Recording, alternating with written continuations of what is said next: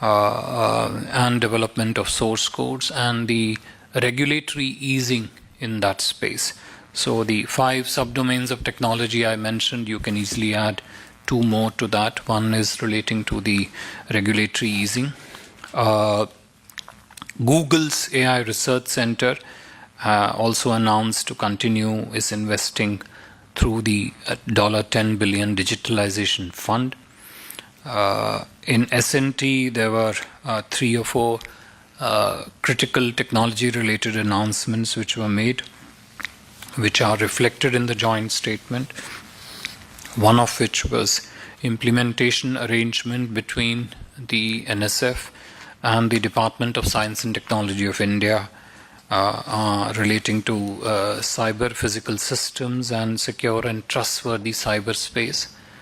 This area is particularly important given the increasing and increasingly complex and increasing number of cyber-related threats that are critical infrastructure in particular faces in both the countries. Signing of an implementation arrangement between NSF and the Ministry of Electronics of India for funding of joint projects and applied areas of research, which would include semiconductors, next generation communication, cyber security, green technologies, intelligent transport system, etc. Technology space then also continues into defense, where one of the landmark announcements done earlier this morning by GE was the signing of an MOU with HAL for production of GE 414 aero engine for the India's light combat aircraft. There was also an announcement on India-US Defense Industrial Cooperation Roadmap, which also has a heavy segment of technology. There are then technology-related announcements in the field of energy. There are good 6-7 of them. So if you put them all together, you will find that very clearly technology, in particular advanced technology, across various domains, whether it is the defense domain, whether it is in the area of space or other domains, it has been one of the most important outcomes, substantive outcomes from the visit and from the discussions between the leaders. Besides the technology-related segment, another area of important outcome has been people-to-people ties. This finds manifestation in a decision by the US side, and both India and US have agreed that US will start the process to open 2 new consulates in India, one in Ahmedabad, one in Bengaluru. India will open its consulate in Seattle and 2 other places which are to be determined later. Defense has been another important area of significant outcomes during this visit. One element of it which I've highlighted is the agreement to produce GE 414 engine. The other elements include India's plan to procure MQ-9B Reaper drones from the US. There have also been some decisions and announcements with regard to placement of defense personnel in each other's facilities to better understand different systems and their operations. We have also announced commencement of negotiations with the US Department of Defense for concluding a security of supply arrangement, as also discussions on the reciprocal defense procurement agreement. Energy, as I mentioned earlier on, is another area where we have seen significant and considerable number of outcomes, and these are all available for you to see in the joint statement. Trade has also been another focus area of priority discussions between the 2 countries, and that also featured in today's discussion. Now, one of the key elements in this has been that out of the 7 WTO disputes between India and the US, there has been a resolution for 6 of the outstanding WTO disputes. There have also been cooperative understandings with regard to upskilling of employees, arrangements between the US Small Business Administration and the Indian Ministry of Micro, Small and Medium Enterprises, announcements of substantial investments by companies like Boeing, 100 million in this case, on infrastructure and programs to train pilots in India, etc. So a fairly important set of announcements. Space, that has been another area which has seen important outcomes being announced today. The one in particular needs mention is the signing by India. Ambassador Sandhu signed it yesterday, is Artemis Accords. India has become signatory to the Artemis Accords, which would essentially open up a new area of partnership between Indian Space Research Organization and NASA and other relevant entities for cooperation in the field of outer space, in particular relating to exploration initiatives on Moon and other outer space objects. The other important segment which I should highlight is India's decision and the US welcome of that decision for us to join the Mineral Security Partnership, which essentially opens up opportunities for India and the US to cooperate in this entire field of critical minerals, which is so important for strategic new industries coming up in the field of electric mobility, energy transition, in particular green transition, etc. So if you were to, if I was to kind of wrap it up in some sense, you will find, expressions of these key elements of day 2 of Prime Minister's visit and also his engagements yesterday reflected in multiple statements by Prime Minister today, including in particular his congressional address. So Prime Minister spoke of in this visit a new chapter of relations. He spoke of new direction and energy. 3, he emphasized on the strong and futuristic partnership. 4, resilient supply chains was an important aspect which he mentioned in his statements. Mutual trust and shared strategic priorities. Friendship between the two leaders, the Leadership Connect, which has been one of the principal drivers of such a rapid and large set of achievements that we have managed to register in the relationship.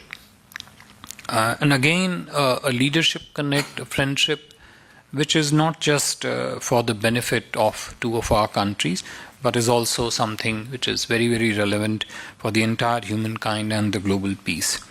The strong strategic partnership, the strong Leadership Connect. President Biden himself mentioned that both India and US have democracy in their DNA.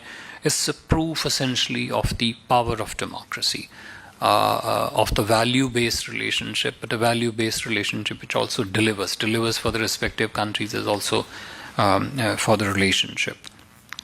And you find expressions of these sentiments in these substantive outcomes which I have listed. So a visit which has been extremely rich on form, but equally, if not more rich on substance. I listed out some of it for you.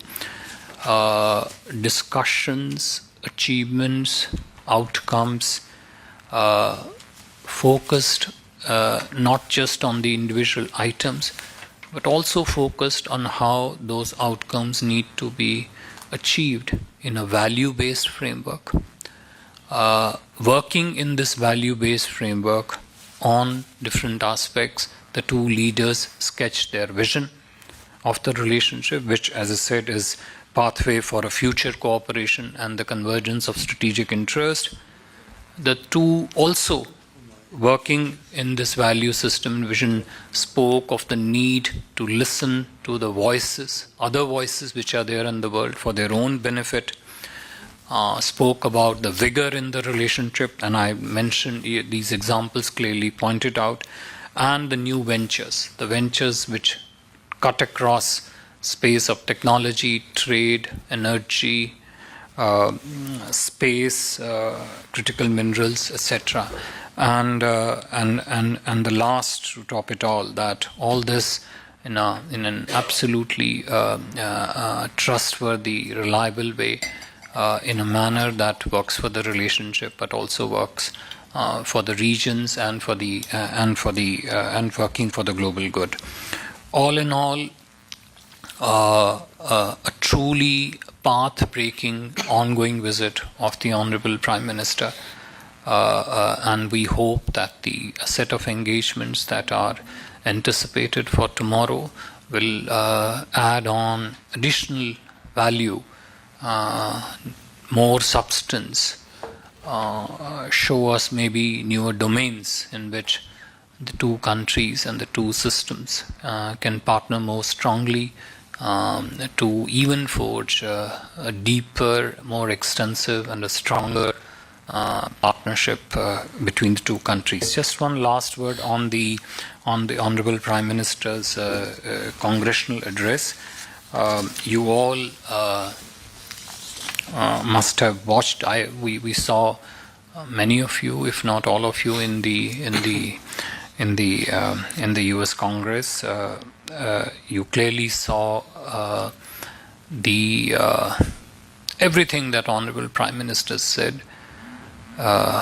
The extent to which, how deeply it resonated with the congressmen and the senators present in the Congress, how the address brought out Honorable Prime Minister's vision of India that is transforming under his leadership in the last 9 years, how he sees important developments in important regions of the world, and his perspective on some of the global challenges such as climate change, challenge of terrorism that we all face, etc.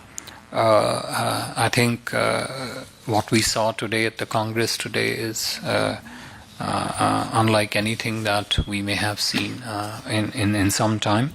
But all in all, a truly special visit, exceptional visit, and which we hope, which we are confident that would build on to this relationship and take it to higher reaches further. I would stop here, and if there are questions, I'll be trying to take them. Thank you. Thank you very much, sir. Before we take the questions, ground rules, please introduce yourself and the organization that you represent. Ayushi, can I start with you? Good evening, Ayush Agarwal from ANI. So I have two questions. My first is, since we know that cross-border terrorism and Pakistan was part of the conversation between the two leaders, was there any sort of discussion or request made by India regarding the extradition of Tabur Rana, the Pakistani terrorist? Second question is, during the bilateral meetings between the two leaders, was there any discussion on having a free trade agreement between the two countries?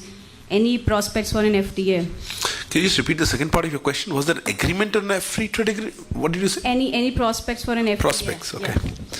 Okay, Siddhant, can we go ahead with you? Hi, sir, Siddhant from Beyond. How much there was a conversation on China and aggressive Chinese actions in the Indo-Pacific and across the world as well, if you can talk about that, sir? Yeah, just 1 second. Okay, China and discussions on that. Yeah, Manish? Manish Chand, India Rights Network. Sir, President Biden in his ceremonial welcome spoke quite a bit about Indo-Pacific, Quad, and later in the Congress speech, Prime Minister spoke about the dark clouds of coercion and in connectivity and all that. Clearly, these were obliquely targeted at China. How much of China wasn't discussed between the two leaders? And any concrete plans for intensifying cooperation in the Indo-Pacific? Thank you.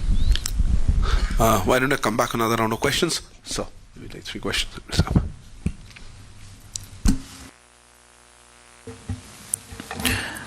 Thank you.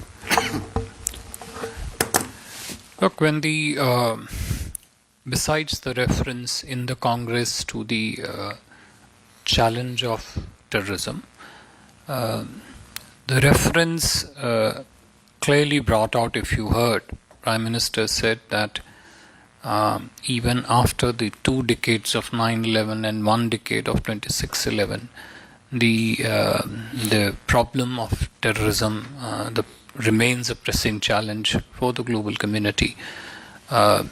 Clearly, what he was highlighting was the need for the international community to recognize that the people who sponsor terrorism, support terrorism, they continue to pose a serious challenge to the safety and security of our societies and have to be very sternly and firmly dealt with.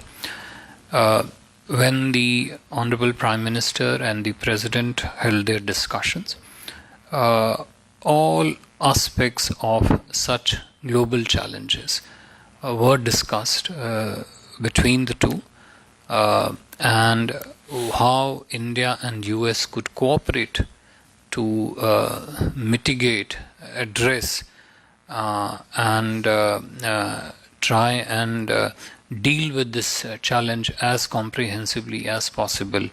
That was also discussed between the two leaders, and going forward it would be our effort to see how some of those discussions can translate into concrete cooperative decision between India and the US.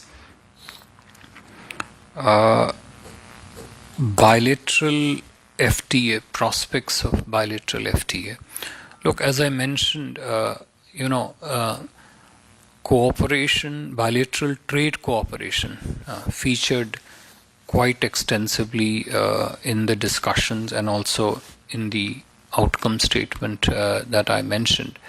Currently, India and US bilateral trade is a little over $190 billion between the two countries, and India, and as Prime Minister said in his press remarks after the discussion, US is India's largest trading partner. That trade takes place in a certain framework between the two countries. Free trade area agreements, by their nature, are very, very extensive and require discussions and negotiations over a scope which is defined between the two countries. So, as such, the prospects, excuse me, the discussions focused more on what measures do we take to expand our trade engagement, both in trade in goods and trade in services. Also, what steps can be taken to ensure that the capital flows between the two economies increase and are made more efficient. 3, Indian side, we did talk about importance of talking on the critical minerals agreement, which at least is a limited domain trade engagement which is possible. So all these things were on the table in terms of discussion, but prospects of FTA, I think, is further down the line for both of us to build on and see how we can progress that. Manish, your question, and Siddhant, your question earlier on China. Look, it's, as I mentioned in my opening remarks, both Honorable Prime Minister and the President focused on the challenges that our strategic interests face all over different parts of the world. Naturally, in this regard, the developments in the Indo-Pacific area have always been an important area of cooperation between India and the US. And that cooperation takes place across multiple domains.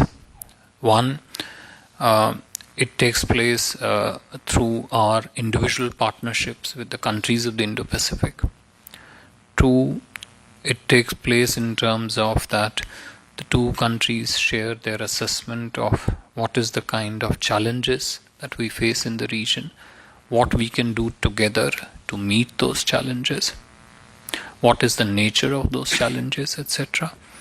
So in their discussion, the Honorable Prime Minister and the President focused on the nature of the challenges that the two countries face in the Indo-Pacific, including strategic challenges, and what India and US need to do across their different parts of the system to ensure that we mitigate those challenges through our cooperation, but at the same time also harness the opportunities that are available in the Indo-Pacific. Plan to, what was this? Intensify. Broadly, the questions were on those, right? Maha? So, Maha Siddiqui from NDTV. So, since India and US have decided to settle 6 of the trade disputes outside WTO, what is the hurdle now in India getting its GSP status back? Because the joint statement still says that relevant portions will be looked through by the US Congress. If there's bipartisan support from the US Congress, what is preventing the US from returning the GSP status to India? Is that directly linked to the WTO issue? Anyway, I will.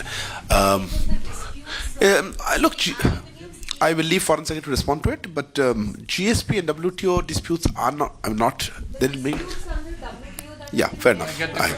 Prashant, flows yours. Prashant Jha from the Hindustan Times. Sir, I'd like you to zoom out if possible and ask you 2 questions around it. The first is technology, which you said was the big takeaway. Now, the bilateral relationship, in a way, on the question of technology has been defined in the past by contestation, where we have felt that tech transfer has not happened, there has been tech denial.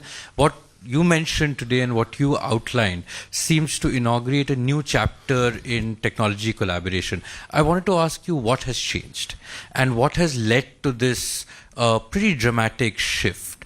The second question, sir, is many of the outcomes that you mentioned are outcomes that will play out in the long term. Some will fructify in the long term. Some will lock our systems in for the long term. So is this a long-term bet now that both countries are making on each other and which will get reflected in our defense, in our tech, and all the domains that you mentioned? I saw one more hand now. Yeah. Please. Sir, Ajay from Doordarshan News. Any assessment about the cumulative investment that we are expecting from US from this very... Sorry, repeat again. What was the question? The cumulative investments from USA after this very important... Cumulative investments? Yeah. Okay. Do remember that these investments are by private companies and they may choose to announce it at a suitable location, but I will... Yeah, absolutely, sir. And also how much time it may take for the GE to be endorsed by the Congress, so to say, and what impact does it have on the Make in India prospects under defense sector, sir? Thank you. So, okay. Look, to part 1 of your 2-part question on the cumulative investments, I think those details are available in the joint statement that you will, if you go across that, you will find that many companies have announced their decisions even before the joint statement was issued, but those decisions have been captured in the joint statement. So whether it is the investment by Micron in the semiconductor space, whether it is the investment by I think Applied Materials, whether Google's decision to move on, You see, some of these, besides the 2-3 that I mentioned, some of these investment may not necessarily may have been announced in a quantified terms straight out, but the decisions to partner between some of these companies or between India and US in some of these areas eventually lead to investment partnerships being built in the private sector, because the nature of partnership in technology is such that at some stage the private sector based industrial ecosystems will begin to link with each other. Without that, it just remains in theory, it doesn't materialize in practice. And that's the time when the individual companies will begin to move in capital and other associated elements of the ecosystem that are required to be in place to make this cooperation happen. Let me come to WTO, GSP, bipartisan support. You observed that that 6 of the WTO, out of the 7 outstanding disputes, 6 of them, as the joint statement says, have been resolved through discussions. 7th one remains under discussion. The resolution of the WTO dispute has happened between the two governments, the USTR on the US side and the Ministry of Commerce on the Indian side. Those are technical discussions based on which the two countries have decided that 6 of the 7 stand resolved. The GSP, on the other hand, is a congressional issue. It is not an issue which is entirely between the two governments. There are elements of it which pertain to tariff fixation and the trade quantum that takes place under those tariff lines, but it's broadly a much larger issue. It's an issue which is an important priority for us, which we have been taking up consistently and very strongly with the relevant stakeholders in the US system, including the US Congress, to ensure that the GSP benefits are restored for the Indian industry, and we believe that the segments of the Indian industry which benefit from the GSP do make important, valuable contributions to both our economies, and we will continue to take this up very regularly and very intensely with the US Congress so that these benefits can be restored. Prashant, I don't think I understood your question in its entirety, but I'll still try to say a few points which hopefully address the structure and the specifics of what's in your mind. First of all, when you said that these technology cooperation decisions, some of it may happen, some of it may not happen, etc. Some of us may lock in, etc. I think I don't want to be presumptive about I am not presumptive about my intent. My intent is to forge strong technology partnership. My Prime Minister's intent is to achieve everything that we decide to agree on. We don't make an assumption that XYZ will happen, ABCD will not happen. So that's the first part of it, just to make it clear that every single decision that is based on the discussions between the two leaders and the two governments is intended to be taken to its logical conclusion, its fullest term. That's the line of effort and also the line of objective. Technology by its very nature, technology cooperation by its very nature interfaces quite intensely with the regulatory system on both sides, both on the Indian side and also on the US side. On the US side, we all are aware the regulatory matrix in which they are dealt with, both of the EAR and ITAR.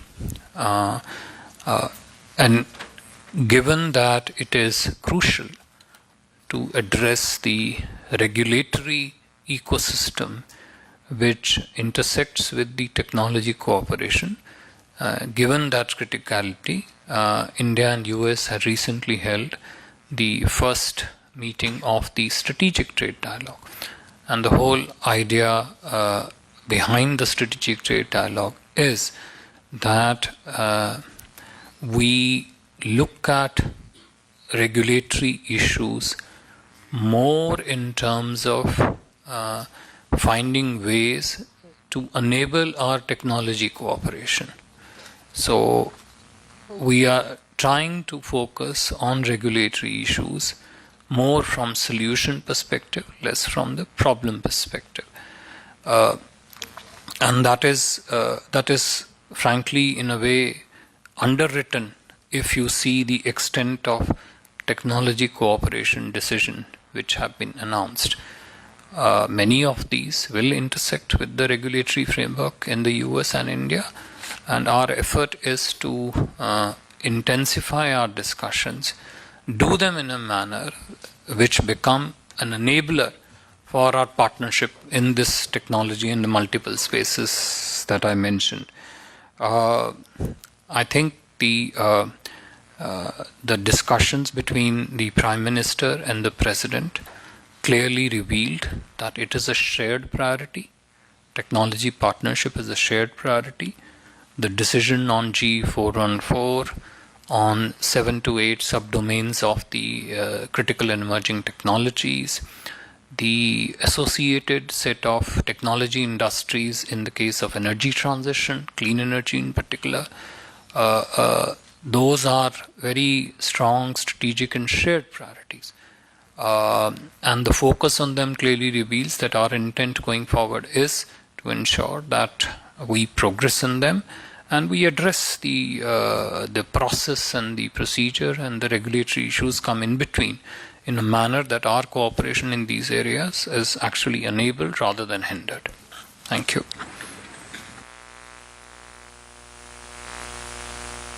What's the long-term bit?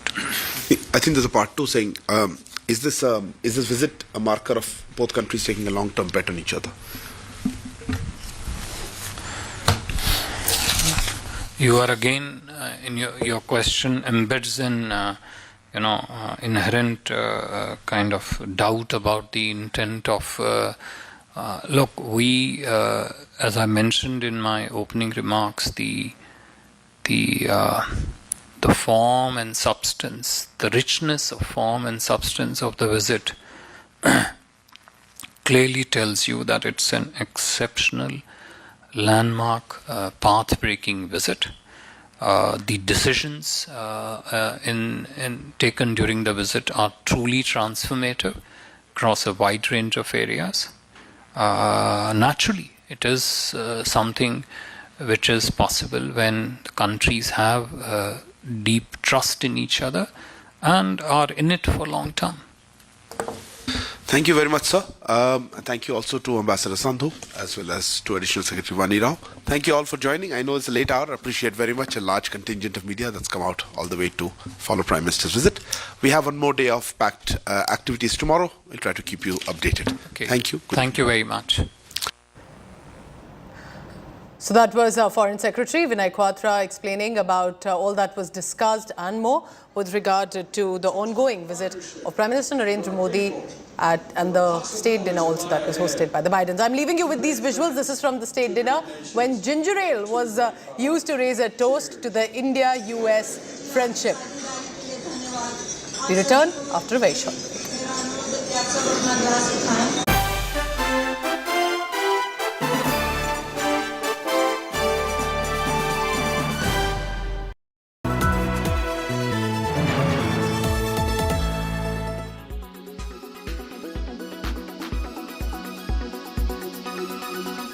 Introducing Apple Vision Pro.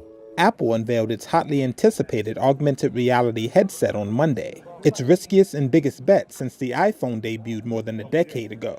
The Vision Pro poses a direct challenge to Meta's line of mixed and virtual reality devices. And with a price tag that will start at $3,499, the Vision Pro will cost more than 3 times Meta's priciest headset when it launches next year. Apple CEO Tim Cook. It's the first Apple product you look through and not at. Vision Pro feels familiar, yet it's entirely new. You can see, hear, and interact with digital content just like it's in your physical space. Apple said that users of the Vision Pro will be able to select content inside the goggles with their eyes, tap their fingers together to click, and gently flick to scroll, while also using a 3-dimensional camera and microphone system to capture videos and pictures that can be viewed in 3D later. In its most striking difference from Meta's headsets, the device also has an exterior display that shows the user's eyes to people in the outside world. So in the same way that Mac introduced us to personal computing and iPhone introduced us to mobile computing, Apple Vision Pro will introduce us to spatial computing. The exterior screen goes dark when a user is fully immersed in a virtual world. When a person approaches a user who is in a full virtual mode, the headset will show both the user and the outside person to each other. For work uses, Apple showed how the headset can be used with a trackpad and keyboard to work like a traditional computer with multiple displays. The Vision Pro has 2 hours of use with an external battery, similar to Meta's top-of-the-line Quest Pro mixed reality device. Besides the headset, Apple also displayed a raft of new products and features, including a 15-inch MacBook Air, a powerful chip called M2 Ultra, and improvements to its iOS software and autocorrect feature. Shares of the iPhone maker rose 2% to hit a record high ahead of the launch, but shares ended slightly lower after the announcement.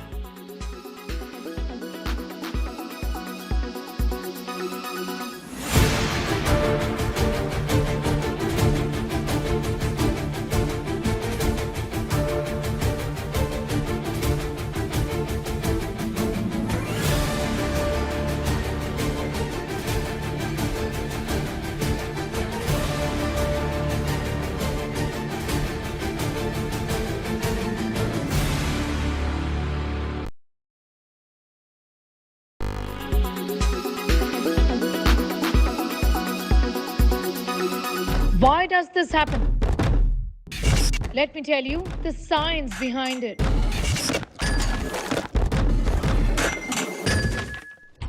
For more informative videos like this, keep watching India Today Newsmo. Kerala's public health, all political parties traveling from different parts. Armed with facts, Looking at political back. she takes the news by its horns. You think the future of these students are not hampered? Fierce, bold, and direct, setting the tone for the biggest stories from every corner and every angle. Expect nothing but the unfiltered truth. News first, niceties later. Watch me, Nabila Jamal, on India Today. Make your media plan smarter with India Today Live TV on your connected devices. Amplify your brand with 100 million smart internet viewers. To advertise, mail us at sales@aajtak.com.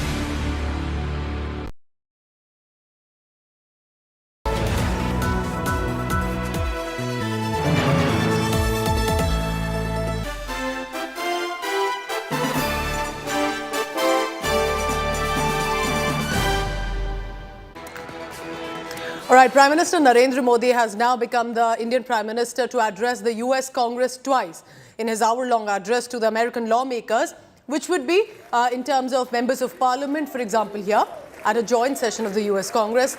Modi said, terrorism is an enemy of humanity. There can be no ifs and buts about dealing with it. He urged the world to overcome all such forces sponsoring and exporting terror, and that in a veiled attack, though not mentioning Pakistan, but it was very all clear to the ones present there. Prime Minister reiterated that the Indo-Pacific region was a shared concern, urged for a shared vision to free the region from domination, and that was a veiled reference to China. He also urged peaceful resolution of disputes for respect of sovereignty and territorial integrity, again referring indirectly to China's border aggressions. But Prime Minister Modi also hailed Indian economic growth, saying it was earlier a 10th largest economy, now currently stands at 5th largest and soon will become the 3rd largest. Amid all of this, as you can see on your screens, there was constantly a grand reception, standing ovations. These lawmakers, American lawmakers, were standing in a queue to take autographs of Prime Minister, even some asking for a selfie with Prime Minister Narendra Modi. And not just that, there were Modi Modi chanting heard in the US Congress.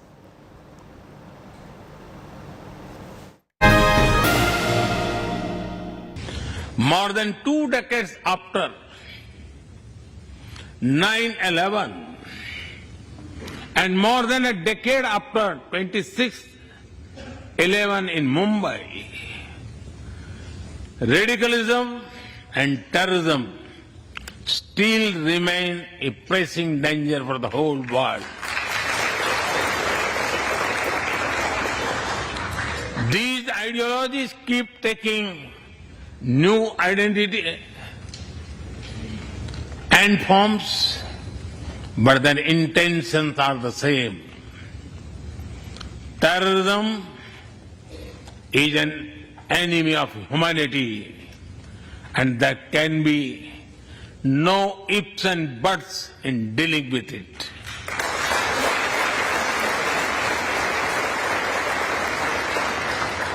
We must overcome all such forces sponsoring and exporting terror.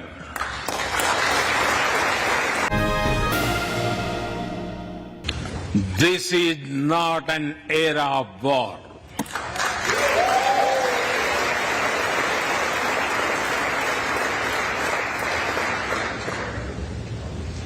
But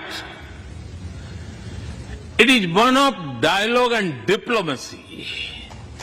And we all must do what we can to stop the bloodshed and human suffering.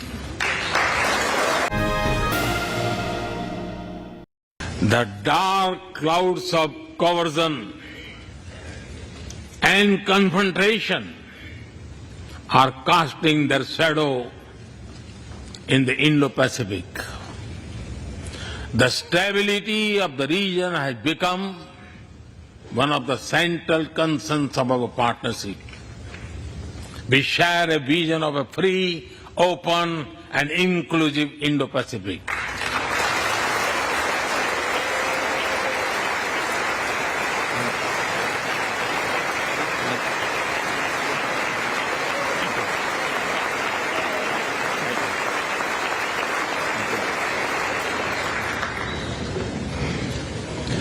Connected by secure seas, defined by international law, free from domination, and anchored in ASEAN centrality.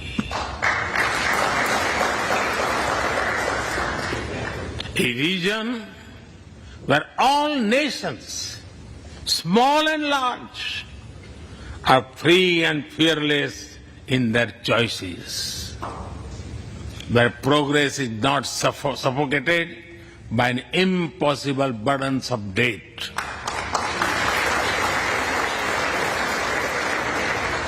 Where connectivity is not leveraged for strategic purposes, where all nations are lifted by the high tide of shared prosperity. Our vision does not seek to contain or exclude, but to build a cooperative region of peace and prosperity. I think more than anything, you talk about the future and the future alliance between the United States and India, how great that's going to be. And it was a very moving speech. It was great to have all the American Indians in the gallery who were so passionate about this man. You get the sense that he is very almost like godlike in his own country, and it was very moving.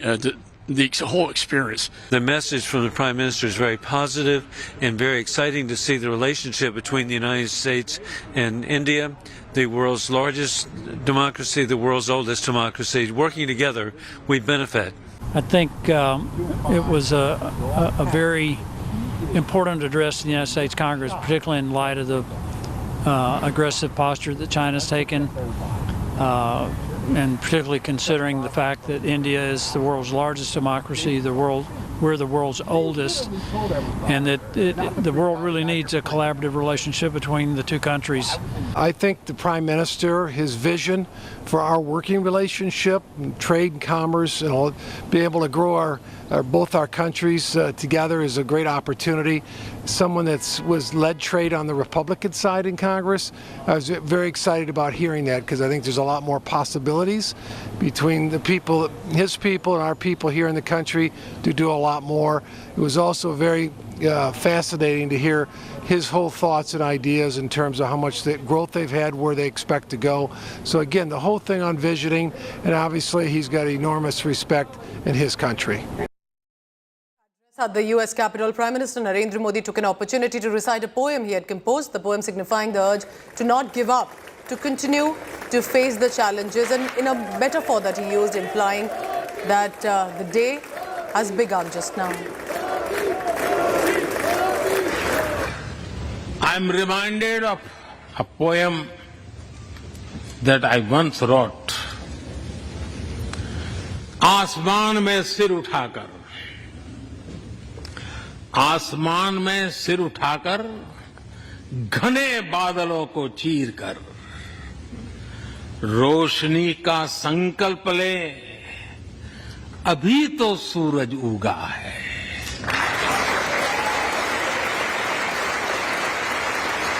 अभी तो सूरज उगा है। दृढ़ निश्चय के साथ चलकर, दृढ़ निश्चय के साथ चलकर, हर मुश्किल को पार कर, घोर अंधेरे को मिटाते, घोर अंधेरे को मिटाने, अभी तो सूरज उगा है।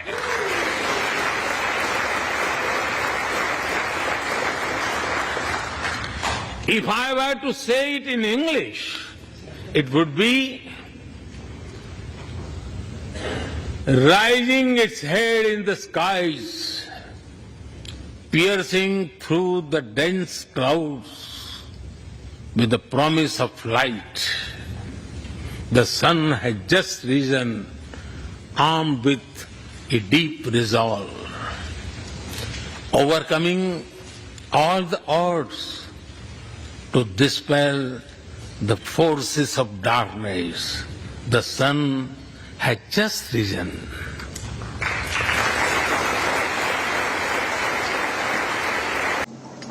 Oh, absolutely. And at that US Congress joint session, we saw some incredible scenes. Many of these US congressmen, senators taking selfies, autographs of the Prime Minister. That's something the Prime Minister was particularly chuffed by. I had somebody in the Prime Minister's office who was keeping track. 79 times there was applause, 15 times there was a standing ovation while the Indian Prime Minister was speaking. Multiple senior politicians came forward asking for autographs and selfies. So that's the kind of response the Prime Minister saw. And while we were in the press gallery, when that speech was going on, I saw a lot of the people who were there quite gobsmacked by the fact that in the visitors' gallery, there were chants of Modi, Modi, which hadn't been heard typically. Typically it doesn't happen, right? So you've got all these people almost as if it's some kind of an arena or a political rally chanting Modi, Modi in the US Congress. And that also gave to the American politicians a sense of the deep popularity that the Prime Minister enjoys to this day. So a lot has happened through the night, and if you're tuning into India Today, our ongoing coverage continues about the state visit, the state dinner, and much more. Thank you for watching. Stay tuned to India Today.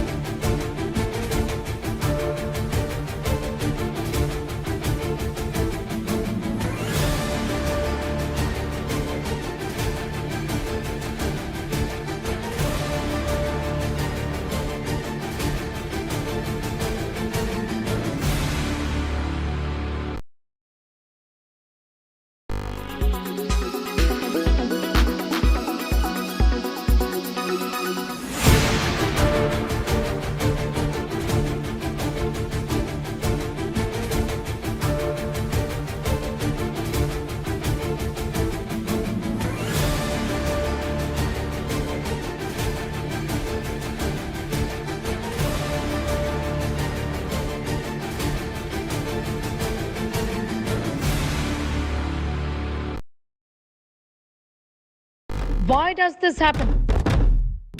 Let me tell you the science behind it.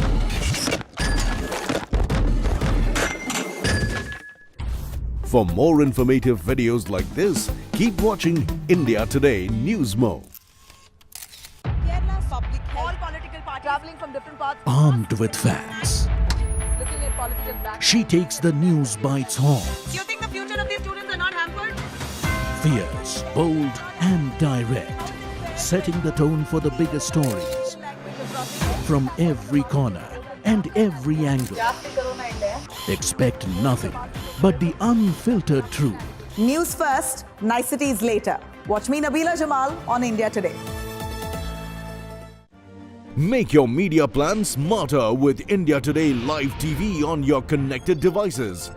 Amplify your brand with 100 million smart internet viewers. To advertise, mail us at sales@aajtak.com.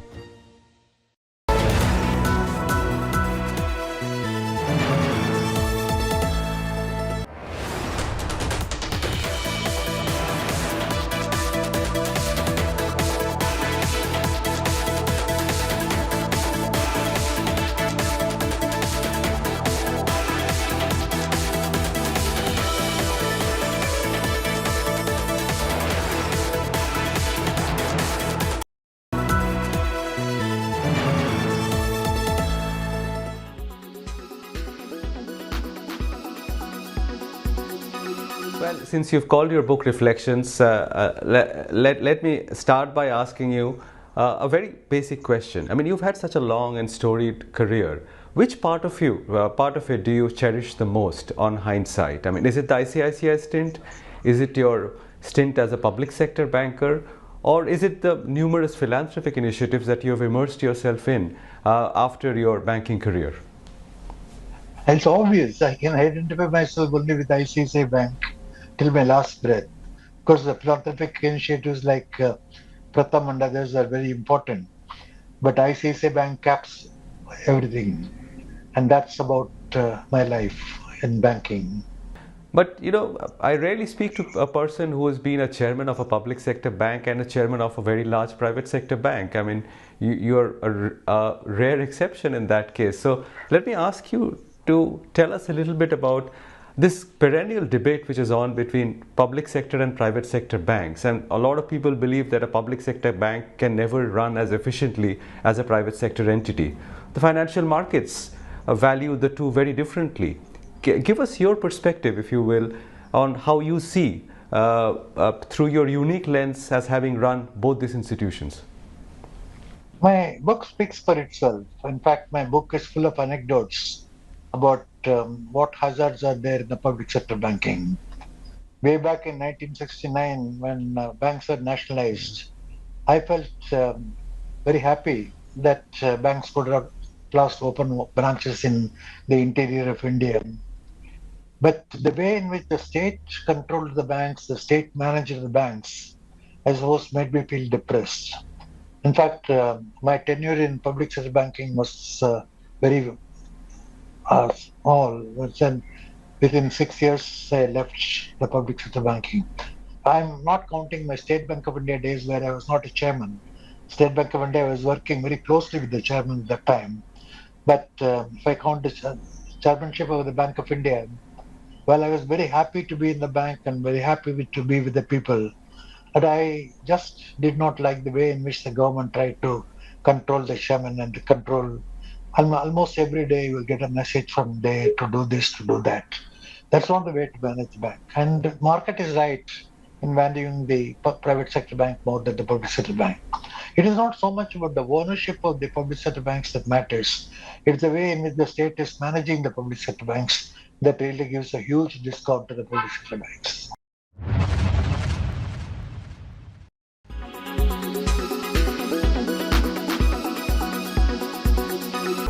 Extra safe Polycab Green Wire.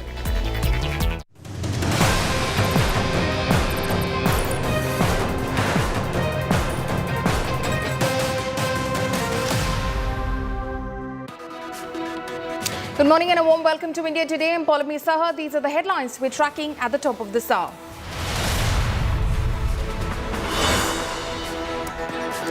Prime Minister Modi shuts down dying democracy debate in his joint address, says no discrimination in India when asked on rights to minorities.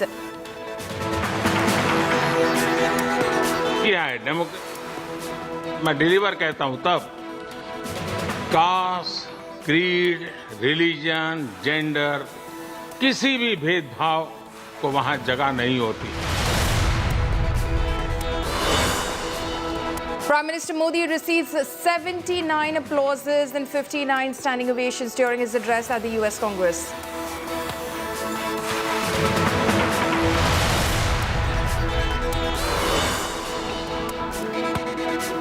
US lawmakers click selfies with Prime Minister Modi, queue up for autographs after Congress speech.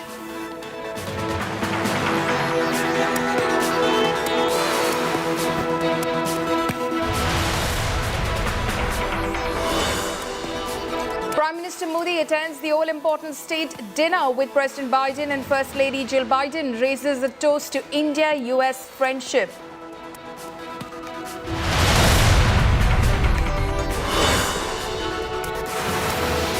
Top business honchos attend state dinner. Business tycoon Ambani, Google boss Sundar Pichai, Microsoft CEO Satya Nadella in attendance.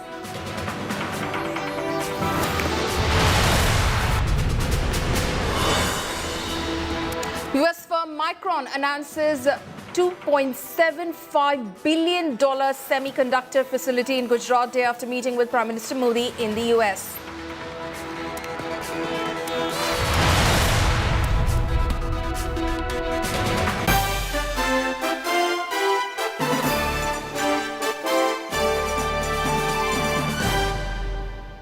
Hello and welcome to the special broadcast from outside the White House, where Prime Minister Narendra Modi and the Bidens took Indo-US bilateral ties to a tantalizing new height with intimacy, bonhomie and hard-nosed business deals. The state banquet for Prime Minister Narendra Modi was a power show of the biggest democracy and the largest democracy. After a hectic day of deals, dosti and diplomacy, the Bidens hosted Prime Minister Modi to a state banquet here at the White House, where the who's who of town were present, from the bigwigs here in the United States of America to the Indian American community and top honchos from India. The First Lady herself overlooked the nuanced detailing of the gala dinner, and Prime Minister Narendra Modi and President Biden raised a toast to the Indo-US friendship and everlasting bond between the two countries. जैसे जैसे समय गुजर रहा है, हमारे लोगों में और एक दूसरे के प्रति समझ और बढ़ रही है, एक दूसरे के नामों का सही उच्चारण कर पाते हैं, एक दूसरे के एक्सेंट को समझ पाते हैं. भारत में बच्चे हैलोवीन पर स्पाइडरमैन बनते हैं और अमेरिका के युवा नाटू नाटू पर डांस करते हैं। मिस्टर प्रेसिडेंट, जब आपने 2014 में मेरे लिए बैंक्वेट रखा था, उस दौरान संयोग से मैं नवरात्रि के 9 दिन के मेरे फास्ट चल रहे थे। मुझे याद है आप बार बार मुझसे पूछ रहे थे कि मैं व्रत के दौरान क्या कुछ भी नहीं खाऊंगा, लेकिन मेरे लिए कुछ भी खाना संभव नहीं था। मैं कुछ खा नहीं रहा था और जिसकी वजह से आप बहुत ही कंसर्न भी थे। उस समय मुझे प्रेम से कुछ खिलाने की आपकी जो इच्छा थी, मुझे लगता है आज वो पूरी हो रही है। हॉस्पिटल हो या होटल्स, यूनिवर्सिटी हो या रिसर्च लैब, गैस स्टेशन हो या लॉजिस्टिक्स, मैनेजमेंट हो या आईटी, हर क्षेत्र में वे अपना योगदान दे रहे हैं। We have never seen this kind of reception of any prime minister or a president of any country in the world. Like, we see the flags of India and America all over the streets of Washington DC. The support and the ovation they got this morning at the White House was exceptionally well. I mean, it was... And you're all headed to the state dinner as well? Absolutely, yes. Okay. I really liked the speech. I thought it was very empowering. It's the first time I attended something, and it was really nice to hear about the India-America friendship, which is growing and strengthening. And it's really important for youth to understand this, because we are the rising face of the nation, and us taking that to our community and making sure that we are involved in these opinions and these connections is very critical, so that we could shape the community that we live in.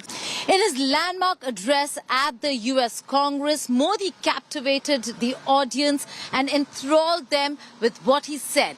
Sold the India story to them amid chants of Modi, Modi, standing ovations, and then later lawmakers queuing up for photographs, autographs and selfies. More than 2 decades after 9/11 and more than a decade after 26/11 in Mumbai, radicalism and terrorism still remain a pressing danger for the whole world. These ideologies keep taking new identity and forms, but their intentions are the same. Terrorism is an enemy of humanity, and there can be no ifs and buts in dealing with it.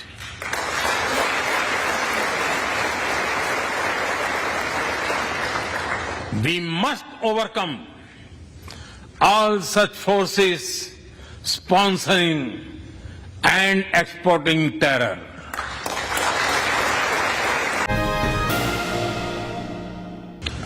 This is not an era of war.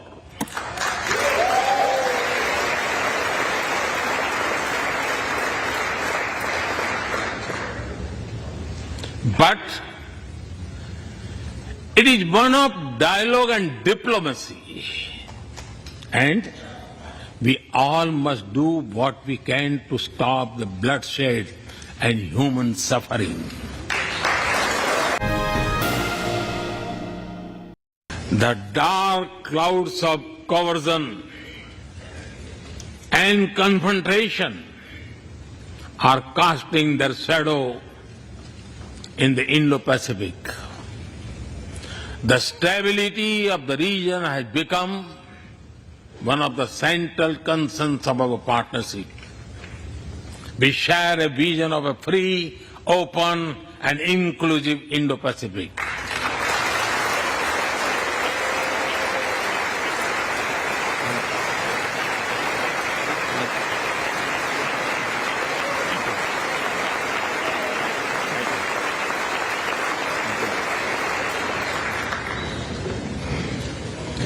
Connected by secure seas, defined by international law, free from domination, and anchored in ASEAN centrality. A region where all nations, small and large, are free and fearless in their choices, where progress is not suffocated by an impossible burdens of debt,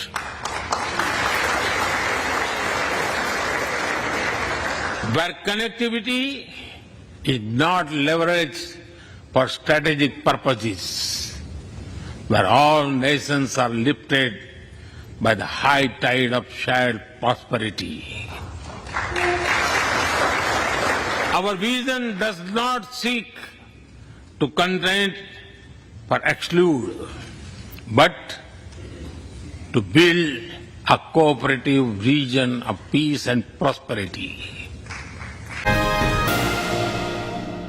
I may be running out of continent soon, so I will stop here.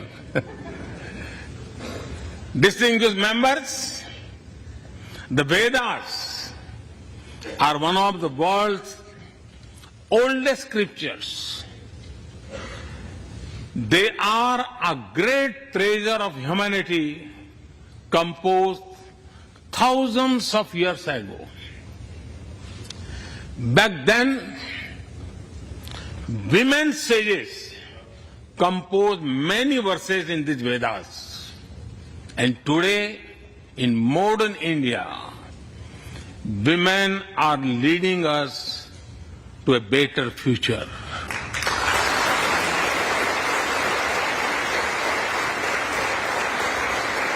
I think more than anything, you talk about the future and the future alliance between the United States and India, how great that's going to be.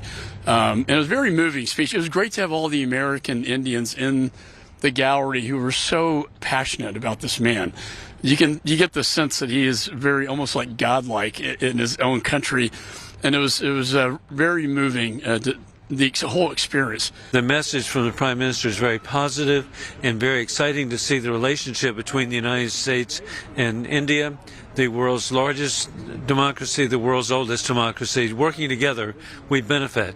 I think it was a very important address to the United States Congress, particularly in light of the aggressive posture that China's taken.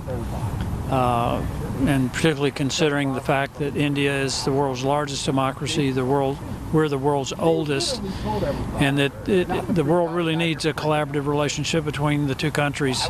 I think the Prime Minister, his vision for our working relationship, trade and commerce, and all, be able to grow both our countries together is a great opportunity.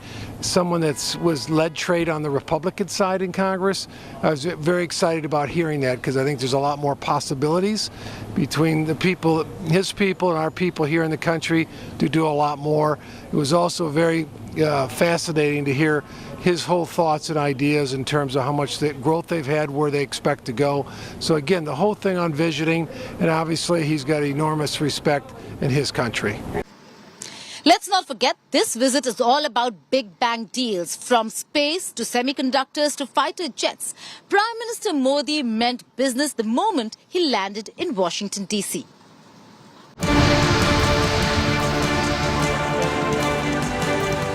The highest trappings of American friendship on full display.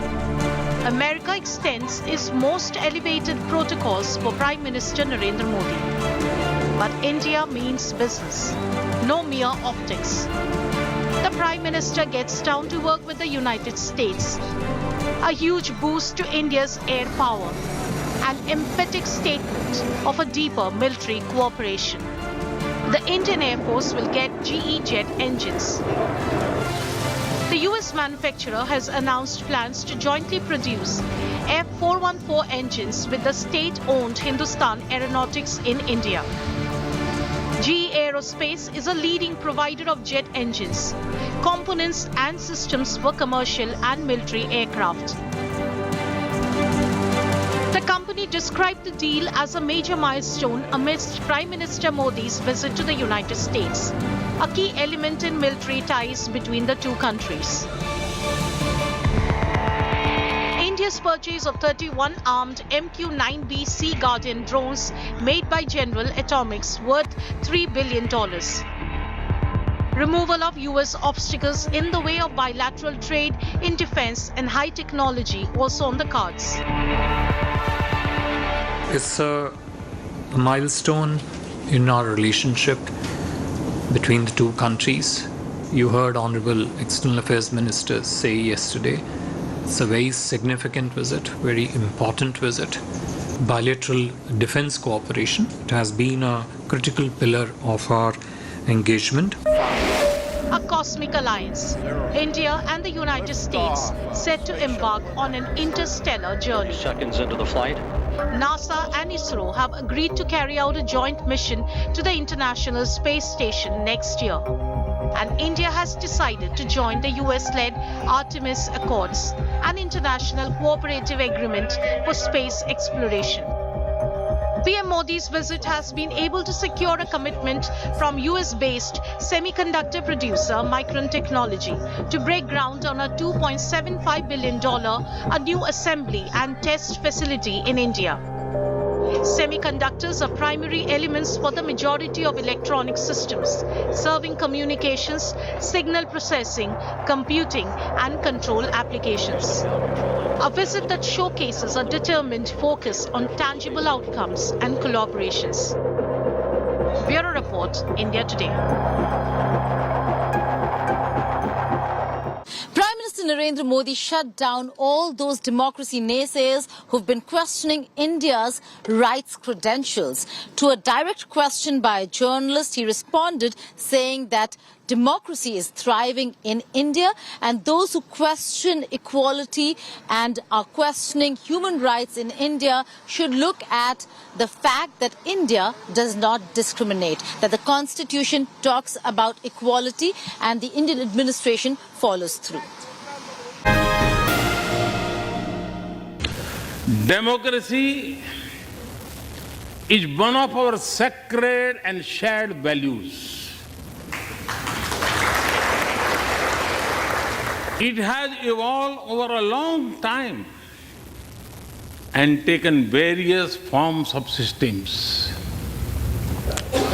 Throughout history, however, one thing has been clear. Democracy is the spirit that supports equality and dignity.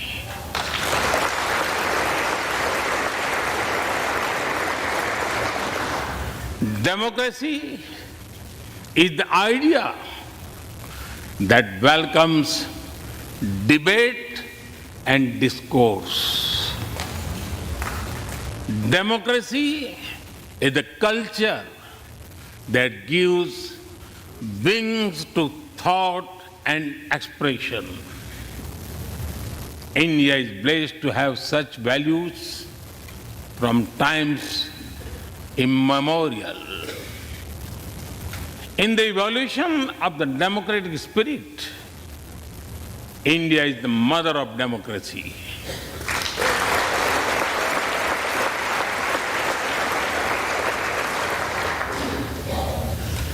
Millennia ago,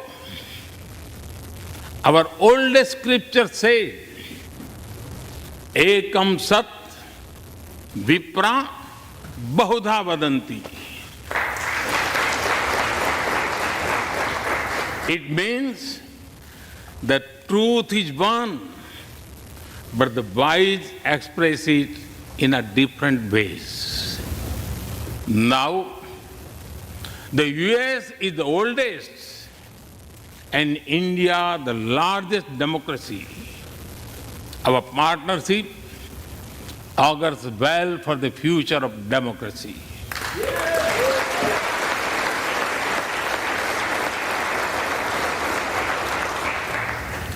Together, we shall give a better future to the world, and a better world to the future. Indians and Americans are both peoples who innovate and create, turn obstacles into opportunities, who find strength in community and family, and who cherish freedom and celebrate the democratic values of universal human rights which face challenges around the world and in each of our countries, but which remain so vital to the success of each of our nations.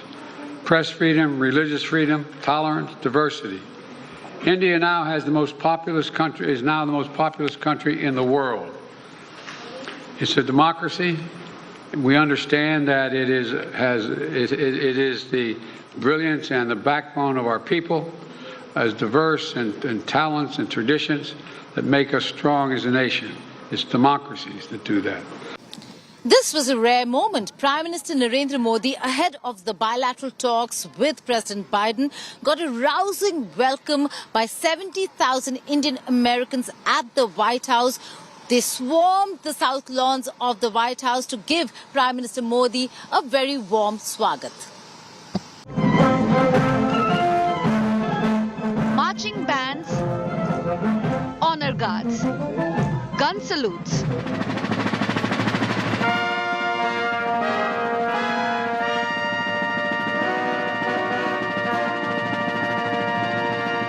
The welcome couldn't have been warmer in rainy weather. The who's who's of the Biden administration on the south lawn of the White House, rolling out the red carpet for Prime Minister Narendra Modi. The United States is honoring and hosting an official visit for the Republic of India. Prime Minister Modi, welcome back to the White House. The world's most powerful address in Washington, D.C., packed with a 7,000-strong crowd of diasporic Indians to witness America's most elevated reception of the Indian Prime Minister. We are so excited and so happy and so proud of our Prime Minister and our country. And all I can say is Bharat Mata Ki Jai. He is such a great leader. He can be role model for the rest of the leaders of the world. The invaluable role of the Indian American community also received a rare acknowledgement. I see an Indian American diaspora that reflects every part of American life and remains the bridge between our nations. In his every word, the host painted a vibrant tapestry of unshakable confidence in the bonds between India and the United States. The shared values between our people and the shared responsibility as global leaders to tackle the great issues of our time together. The decisions we make today are going to determine our future for decades to come. Prime Minister Biden's welcome speech for Prime Minister Modi set the stage for discussions ahead. And the shared responsibility, delving into crucial geopolitical matters, fostering Indo-Pacific collaboration, and reaffirming the shared democratic values of India and the United States. In this century, require that India and the United States work and lead together. Core principles have endured and evolved even as they have faced challenges throughout each of our nation's histories and will fuel our strength, depth, and future. Prime Minister Narendra Modi thanked the hosts. He described his state honor as a resounding testament to the collective significance of all Indians.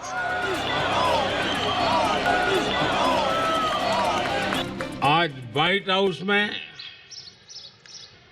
शानदार स्वागत समारोह के एक प्रकार से ये भारत के 140 करोड़ देशवासियों का सम्मान है. Prime Minister Modi appreciated the honor the White House bestowed upon Indian Americans. Indian American समुदाय के लिए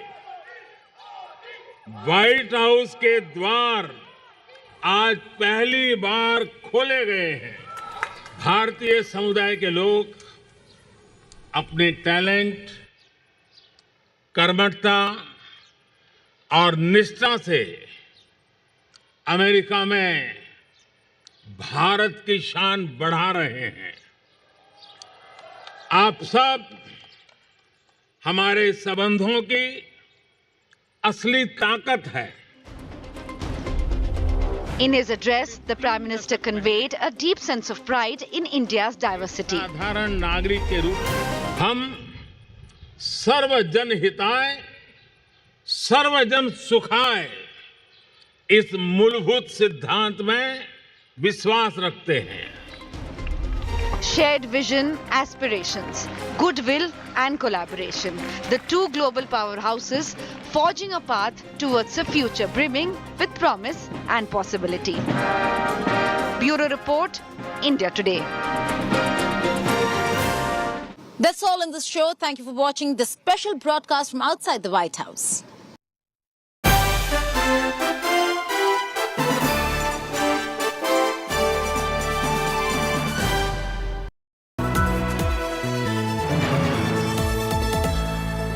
Best colleges of the country. Which one will boost your aspirations? From courses to placements, know them all. India Today Best Colleges Survey 2023. Issue out this Friday, 23rd June. Subscribe now to indiatoday.in/subscribe and get freebies worth 2,700 from your favorite brands.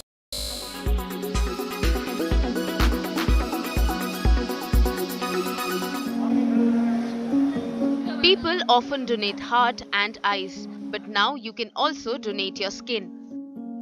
North India's first skin bank is ready in Delhi's Safdarjung Hospital.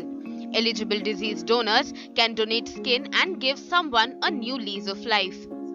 Burn victims can immensely benefit from these skin banks for their graft surgeries. Skin banking में ये खास बात है कि इसमें कोई matching की जरूरत नहीं है। कोई भी पेशेंट स्किन डोनेट कर सकता है। उस मरीज की, उस डिजीज़ की दी हुई स्किन किसी भी दूसरे मरीज में इस्तेमाल हो सकती है। ना कोई ब्लड ग्रुपिंग मैचिंग चाहिए, ना कोई और HLA मैचिंग चाहिए। और जिसमें ये स्किन हमने लगाई है उसको जीवन में कोई स्टेरॉयड और इम्यूनोसप्रेसेंट्स खाने की कोई जरूरत नहीं है। Safdarjung Hospital authorities are also doing everything they can to make people aware about skin donation. With the help of specialized equipment and proven techniques, donated skin is processed and stored in bank before transplantation. इतने सारे wards हैं जो भी नए doctors join करते हैं, junior residents हैं, वो ज्वाइन करते हैं तो उनको सेमिनार्स लेके, उनको इन्फॉर्म करके उनको बताया जाएगा। डेथ फॉर्म है, जब हम लोग उसको साइन करते हैं तो उसमें भी हम सोच सकते हैं कि हम उसमें भी ऐड करा दें कि हम आई डोनेशन के लिए विलिंग हैं और स्किन डोनेशन के लिए विलिंग हैं। As of now, there are 16 skin banks across the country, and here's hoping that this latest center in Delhi opens the doors for many more such skin banks in India. With Neetu Jha, Bureau Report, India Today.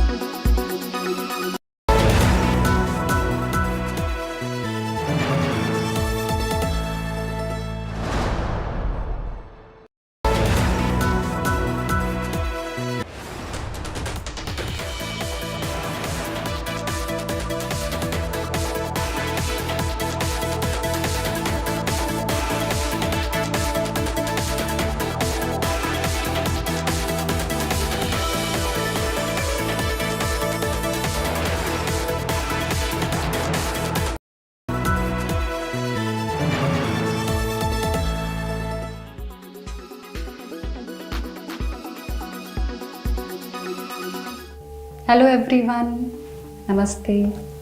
My name is Nitya. I am a yoga teacher with Shri Shri School of Yoga and a faculty with the Art of Living. And today I am going to share certain pranayams and mudra and asanas which are really helpful for us in the summer season.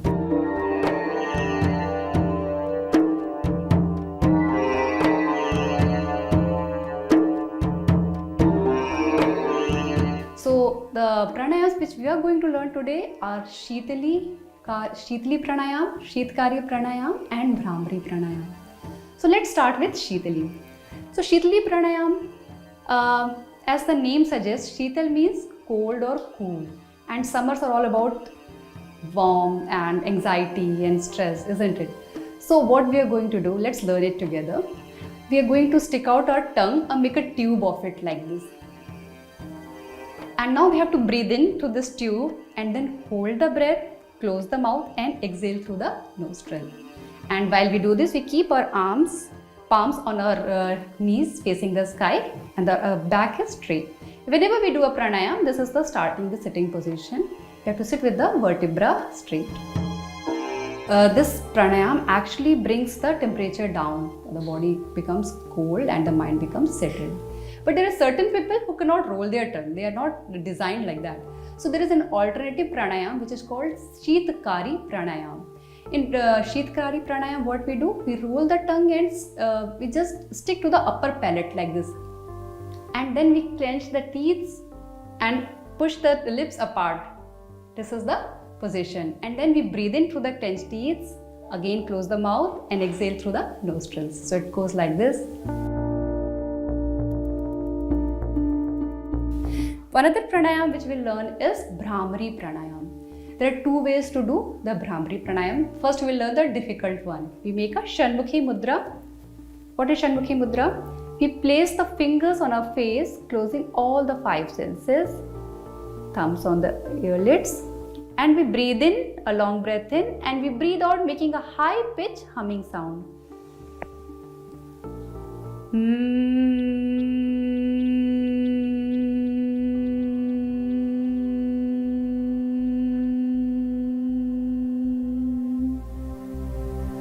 And we can continue, we can repeat it 5 to 6 times or 3 to 4 times as we wish. Really good to induce a peaceful sleep, so advised to be practiced before you go to bed. And there is an easier way to do this. If you find this little confusing, you can simply put the index fingers on the flap of our ears and keep flapping it open and close while we keep making the humming sound.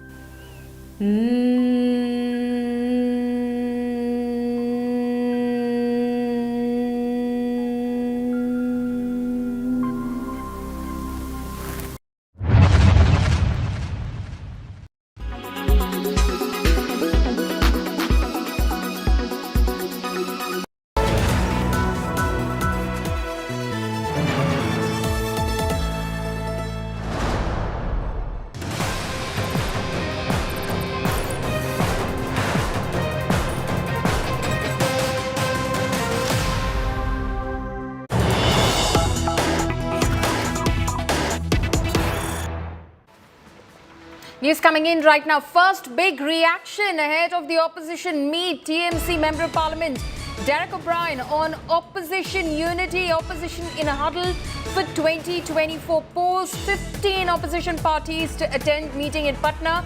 BRS, JDS, BJD and YSRCP skip the meeting. Key opposition meet to start soon in Patna.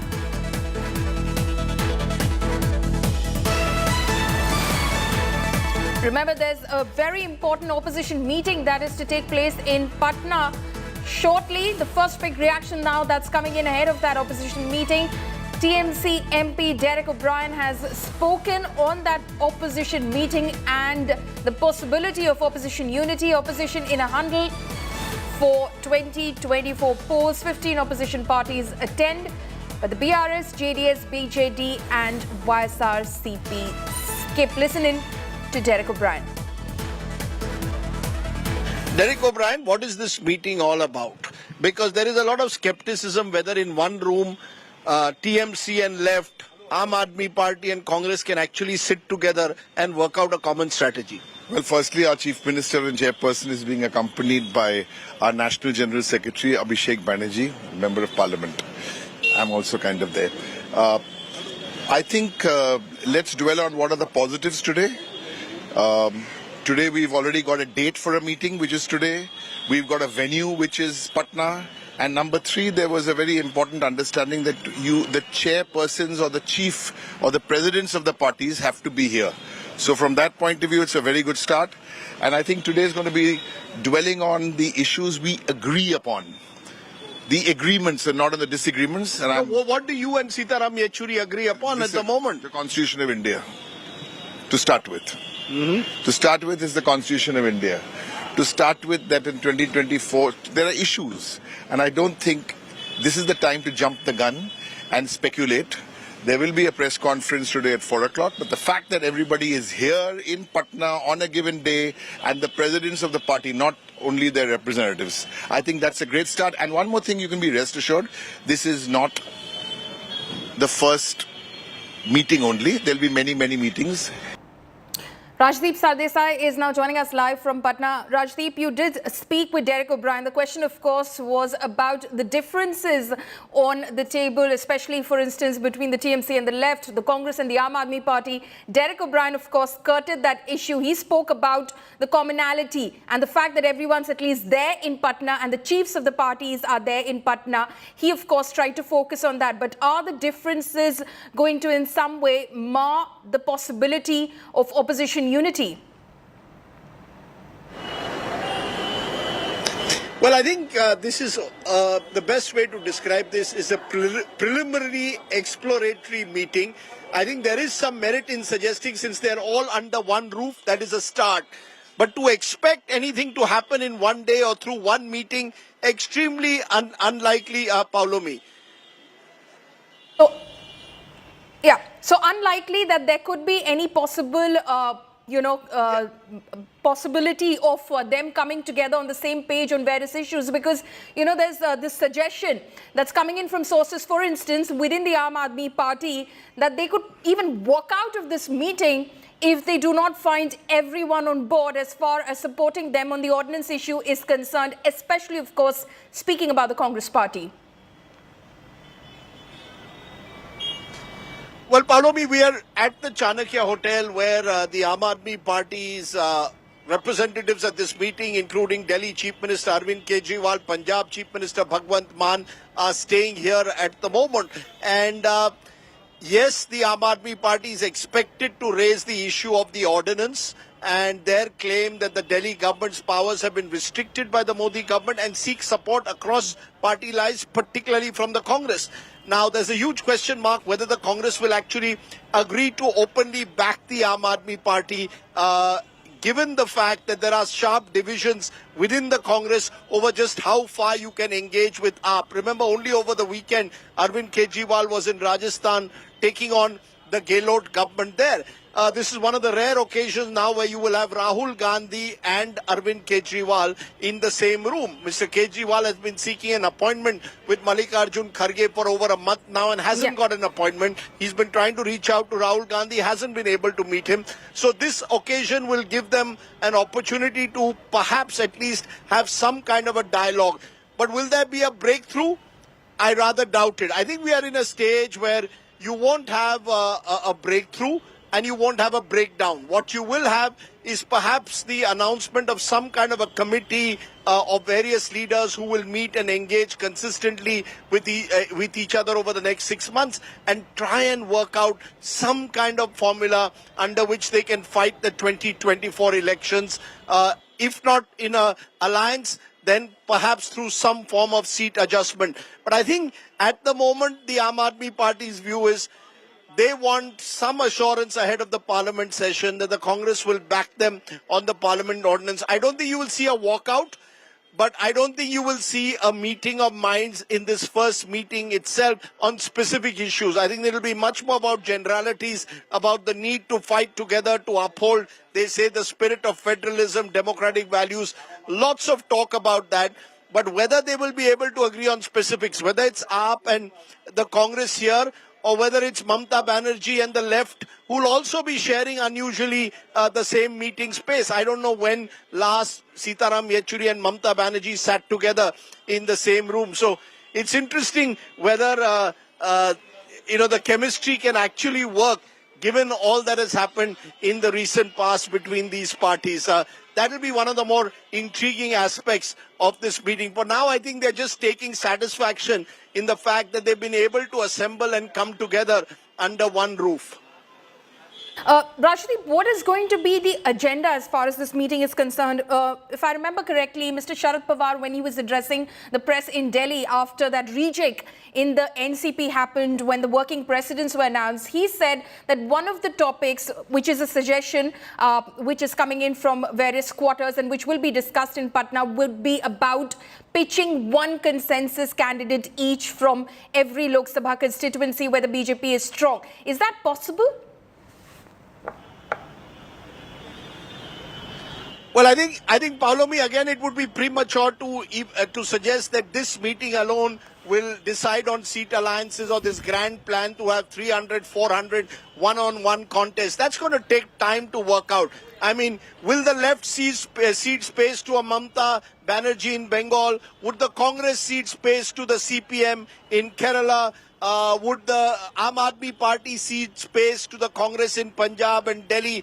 These are all questions that I don't think can be decided in one meeting. So I think the agenda is at least agree to a very broad commitment framework that they will do whatever it takes to come together ahead of 2024.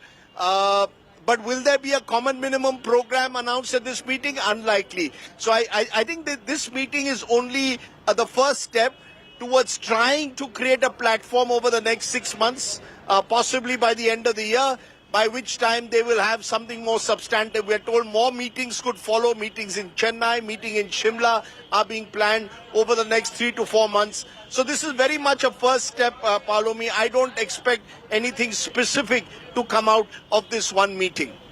Okay, and because Rajdeep, this meeting is happening in Patna itself, and Nitish Kumar, of course, did the rounds. He did meet many of these leaders individually as well. Is Nitish Kumar the anchor who's brought together all of these opposition party chiefs at the same table?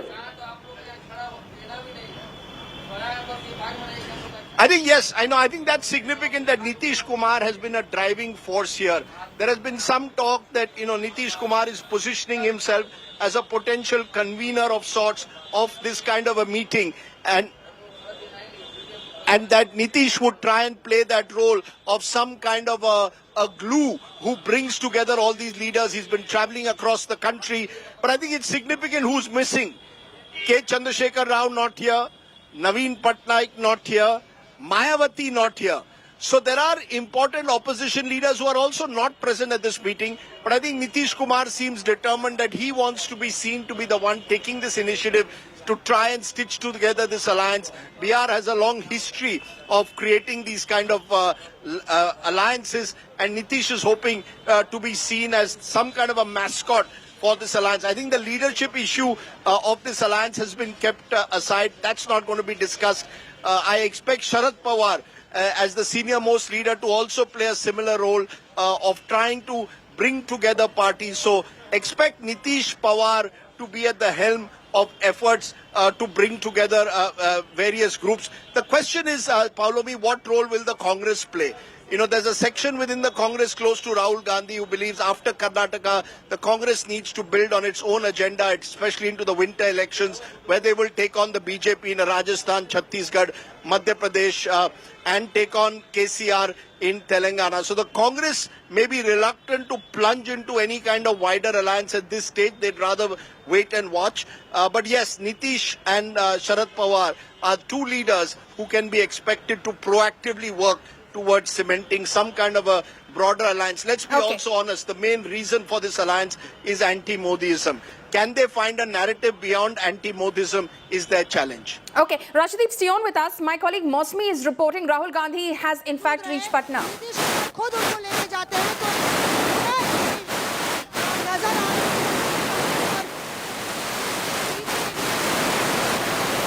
Okay, we seem to have some trouble with Mosmi's audio link. We'll try and fix that. But Mosmi there is reporting as Rahul Gandhi has reached Patna. Mallikarjun Kharge, KC Venugopal. Earlier you saw those images from Patna airport as they landed, received by Nitish Kumar. They've reached Patna for this mega opposition meeting, which is to happen and to begin very shortly. Okay, we'll try and fix that audio line. पर थे और राहुल गांधी पीछे नजर आ रहे थे, तो यहाँ पे कुल मिला के आप देखिए कि राहुल गांधी बड़े तालमेल से, बड़े समन्वय से यहाँ पे खड़गे के साथ कोऑर्डिनेट करते हुए इन दोनों की जोड़ी इस पूरी विपक्षी एकजुटता में कांग्रेस की भूमिका को क्लियरली आउटलाइन कर रही है। पीछे देखिए किस तरह से कार्यकर्ताओं का काफिला है, भीड़ का जमावड़ा है, लगातार नारों के बीच में आपको खड़गे और राहुल गांधी की तस्वीर एक साथ नजर आ जाएगी। शकील जरा नीचे करिए फ्रेम, ये आप बताइए कि राहुल गांधी आए हैं, क्या मायने हैं बिहार कांग्रेस? इसके माने ये हैं कि 2024 में माननीय प्रधानमंत्री जी गए, जिस तरह के जुल्म तशद्दुद और बेकारी बढ़ाई है, बेरोजगारी बढ़ाई है, उसकी शुरुआत बिहार से होगी। बिहार क्रांति की जगह है, इससे ही शुरुआत इसकी होगी। तो इसलिए यह सब लोग मिलकर के इस लड़ाई को हम लोग लड़ रहे हैं। और ऐसी तस्वीर कांग्रेस के ऑफिस में देखने को नहीं मिलती है कि बड़ी मुश्किल से इतने कार्यकर्ता आ गए। क्या बयार बदल रही है? हम तारीख रच रहे हैं और दीवार पे जो लिखी हुई इबारत है वो सब पढ़ रहे हैं। क्या है इबारत? कह रही है प्रधानमंत्री नरेंद्र मोदी को हरा पाएंगे। प्रधानमंत्री गए, कौन बनेंगे प्रधानमंत्री? ये फैसला हम लोग आधे घंटे में कर लेंगे, चिंता मत करें। अच्छा ये बताइए राहुल गांधी की क्या भूमिका है?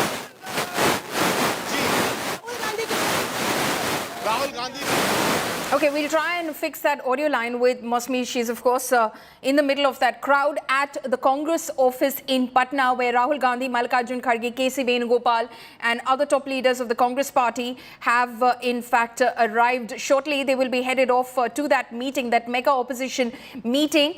And that is, of course, going to be the talk of town as well. You heard Mosmi there speaking to one of the Congress leaders. Let's listen in if we can hear Mosmi.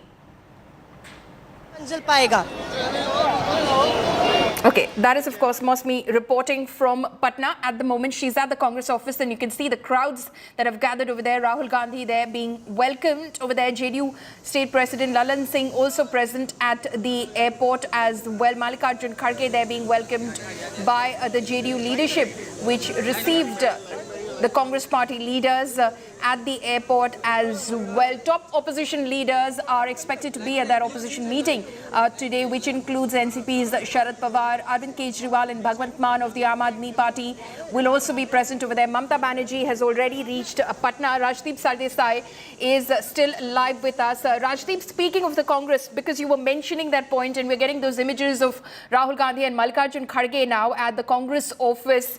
The question still is, what sort of a role will the Congress play as far as this mega opposition alliance is concerned? I think that's the million-dollar question, Paulomi, to which there is no real answer. Post-Karnataka, there is a increasing assertiveness within a section of the Congress that believes that the kind of formula that they adopted in Karnataka, the guarantee schemes being seen as pro-poor, poor Dalit, should be now taken to a wider platform. You're seeing the likes of Ashok Gehlot also becoming more proactive ahead of the Rajasthan elections. In fact, Mr. Venugopal has flown in here from Jaipur, where he had a late meeting with Mr. Gehlot. So the Congress wants to strengthen itself. Now, the Congress strengthening itself, can it come at the cost of potential allies? I think that's the concern. Mamta Banerjee has that concern. Mamta Banerjee says that in Bengal you've had Adhir Chaudhary taking her on ahead of the Panchayat polls, and Arvind Kejriwal's concern is that the Congress doesn't seem to be on board with him when it comes to issues like the ordinance issued by the BJP government. Rahul Gandhi and people close to him believe that the Congress must strengthen itself. Mallikarjun Kharge, we are told, is apparently more accommodating, and there seems to be no clarity at the moment as to how much the Congress is willing to invest in an alliance that would include the likes of Mamta, the likes of Mr. Kejriwal, or will they stick to the more tried and tested UPA? Most of the parties here are part of the UPA, so that would be just a very familiar alliance. How willing is the Congress to have new allies and cede space? Is the Congress willing to contest 2024 only 200-250 seats and leave the remaining 300 seats effectively to other parties? That's the big question, which I don't think will be answered today, but you'll at least get a sense of the level to which the Congress is willing to commit itself to to having a broader alliance ahead of 2024, Paulomi. Right. Rashdeep, stay on with us. Let's listen into some of these leaders as they spoke ahead of their arrival in Patna. हम तो सब मिलके BJP के खिलाफ लड़ना चाहते हैं और एक होकर इस बीजेपी सरकार को निकालने का हमारा सभी एक एजेंडा है। उसके तहत सभी लोग मिलके वो काम करने का है। तो वहाँ जाने के बाद सबकी राय एक अच्छी राय बनेगी और उसके बारे में हम पहले से ही कोशिश कर रहे हैं। राहुल गांधी जी ये तो शुरू किए थे, सबको मिलकर पहले तैयारी किए थे और वो उसी का एक पार्ट है कि ये पटना में फिर से एक बार हम सभी लोग मिल रहे हैं। सभी जो प्रमुख दल है, मैं विपक्षी दल नहीं कहूँगा, जो इस देश के संविधान को और लोकतंत्र को बचाना चाहते हैं और वो चाहते हैं कि लोकतंत्र यहाँ इस देश में रहे। एक डर है कि 2024 के आखिरी चुनाव होगी, उसके बाद इस देश में चुनाव नहीं होगा।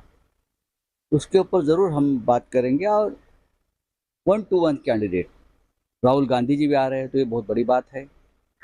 तो चर्चा होगी और मंथन होगा, चिंतन होगा, सब कुछ होगा। And now listen in to how the BJP has reacted to this mega opposition meeting in Patna.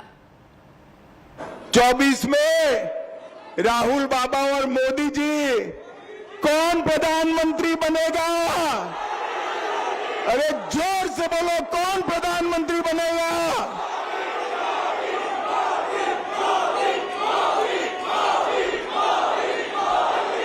Patna में आज विपक्षी शत्रकों का जुटान हो रहा है और इसी पूरे मामले पर बात करने के लिए हमारे साथ पूर्व केंद्रीय मंत्री रविशंकर प्रसाद हैं। क्या लगता है सर, आज काफी लोग आए हैं यहाँ, क्या होने वाला है? ये काफी लोग कौन हैं?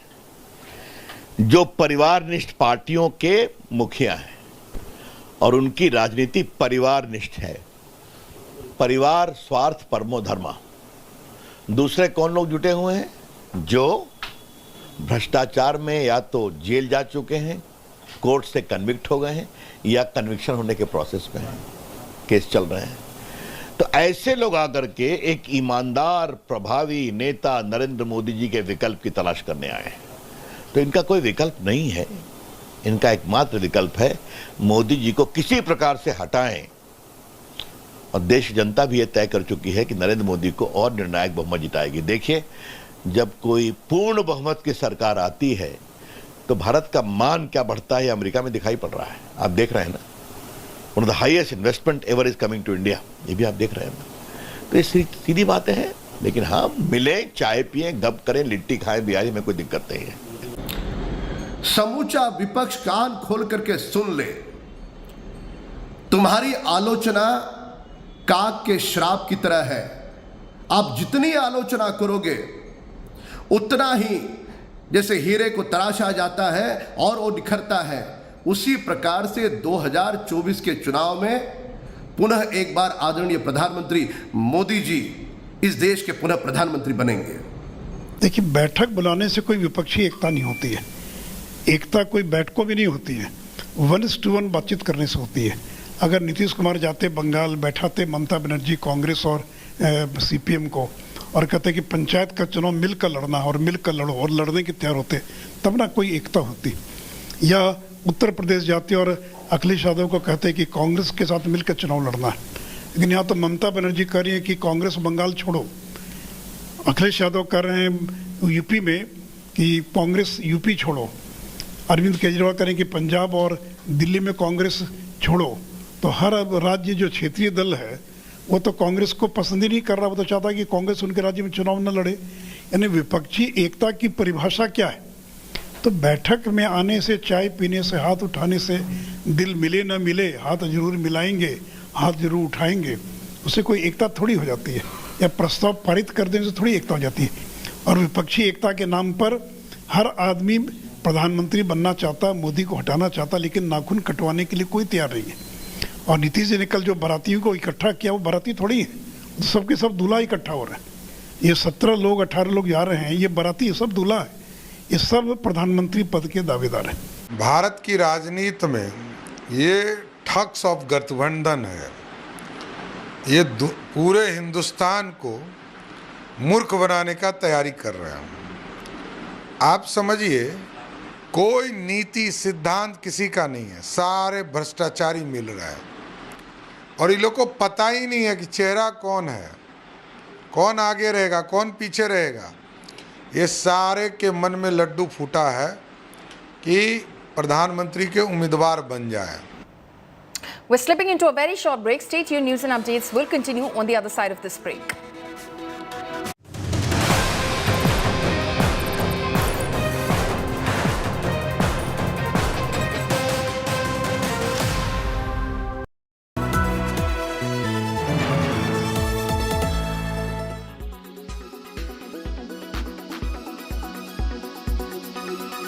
Think about these high airfares across the domestic sector, and what can be done to reduce them?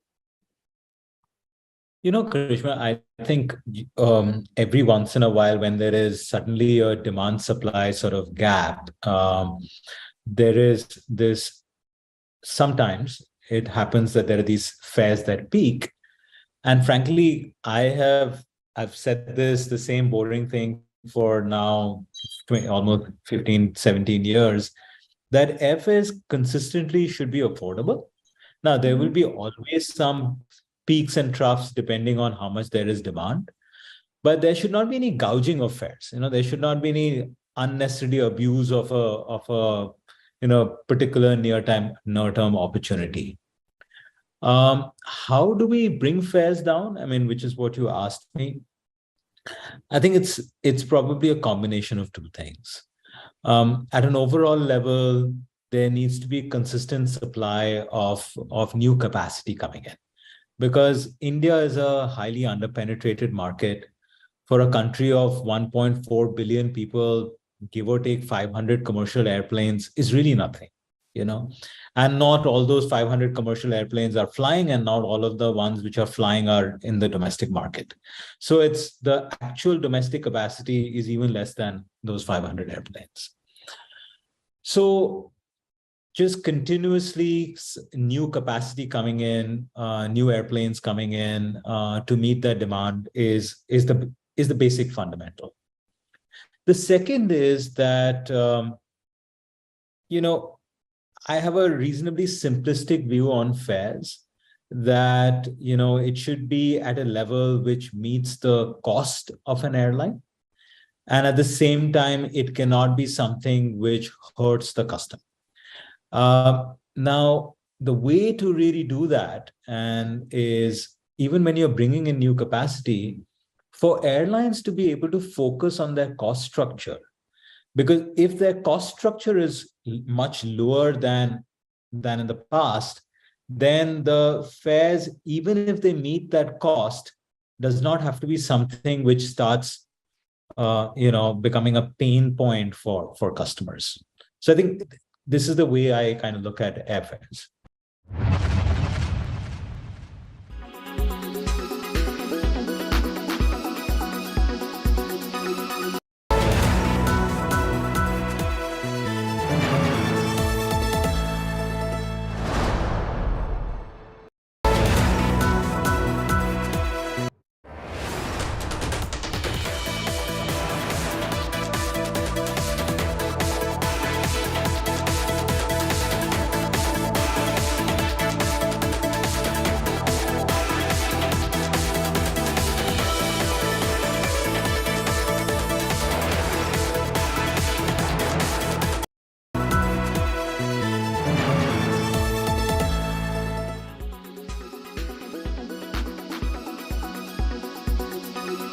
Some experts are now saying that we are in a bull market, and markets have been doing well, and especially in the month of April and May.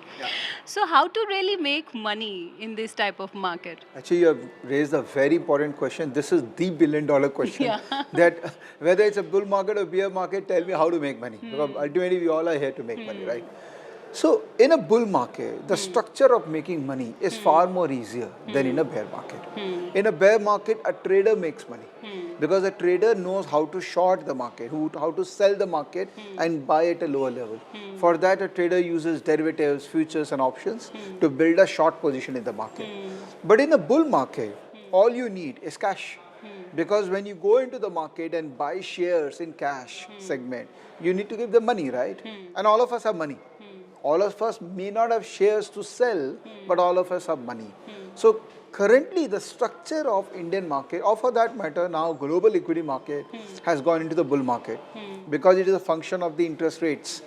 Because interest rates have kind of plateaued now and it is expected that it will go down in coming 1 to 2 years, market is very dynamic.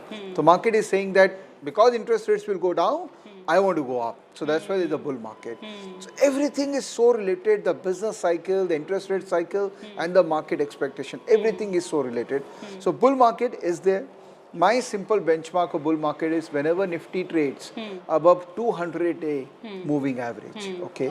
That means the market is positive. Okay? So the 200-day moving average is around say 17,000 odd. Now the market is around 18,200. So it's a bull market.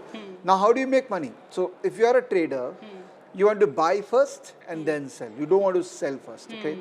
If you are an investor, you keep on building your portfolio by regular SIP. The only savior for retail investor is SIP.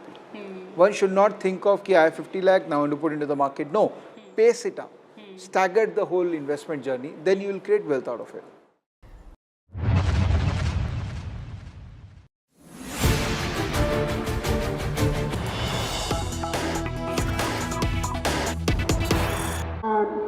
Rahul Gandhi ji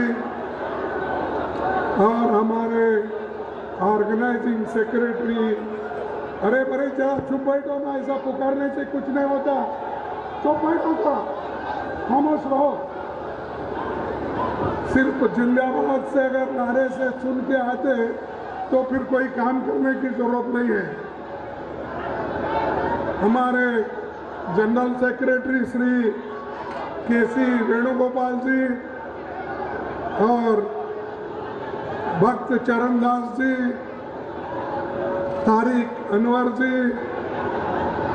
Nasir Hussain जी और अखिलेश प्रसाद सिंह जी जो PCC के अध्यक्ष हैं, और शकील अमल खान जो CLP के leader हैं, नौजवान, उन सभी को और इस मंच पे बैठे हुए सभी सीनियर लीडर्स, कांग्रेस पार्टी के मुखिया, पार्टी के सभी नेतागण, यहाँ पर जमा हुए हमारे युवा मित्र और सभी नेतागण और हमारे माध्यम के मेरे दोस्तों, मैं आपका ज़्यादा वक्त नहीं लेना चाहता हूँ, सिर्फ इतना ही कहना चाहता हूँ, ये जो कांग्रेस ऑफिस है ये बड़ा महत्व देश के इतिहास में रखता है, और इस ऑफिस से ही जो कोई नेता निकला वो देश के आज़ादी के लिए लड़ा, और हमें खुशी है, गर्व है कि बाबू राजेंद्र प्रसाद जी इस देश के प्रथम राष्ट्रपति बने, वो इसी जगह से बने और यहाँ के लड़ाई से बने।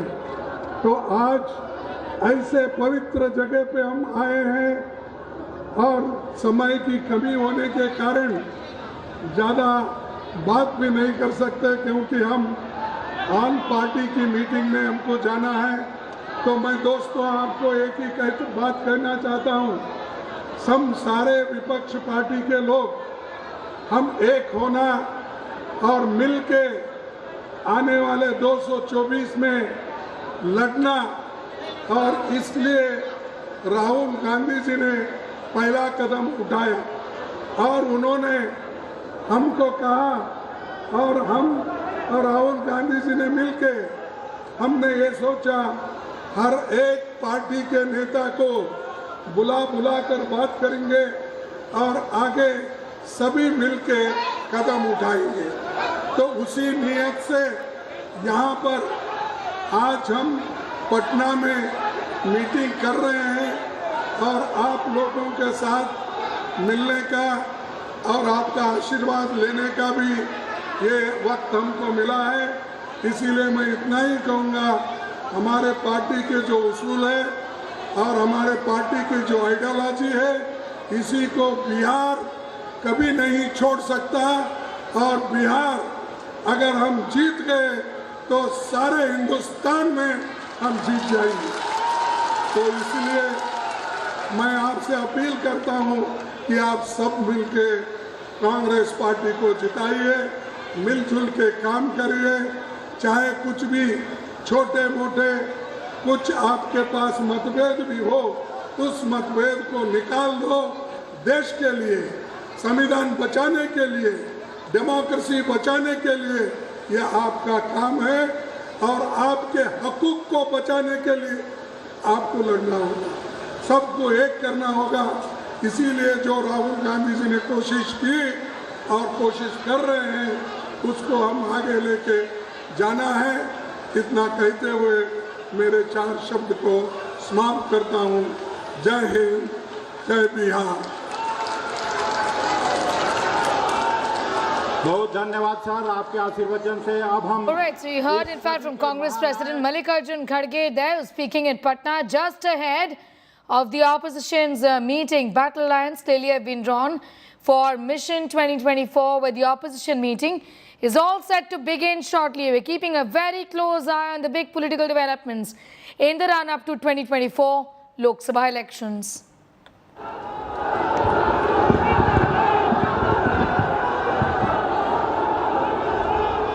मल्लिकार्जुन खड़गे जी, केसी वेणुगोपाल जी, भक्तचरण दास जी, अखिलेश प्रसाद जी, शकील अहमद जी, तारिक अनवर जी, कांग्रेस पार्टी के हमारे प्यारे कार्यकर्ता, भाइयों और बहनों, आप सबका यहाँ बहुत बहुत स्वागत, नमस्कार। आपका मूड कैसा है? मूड अच्छा है?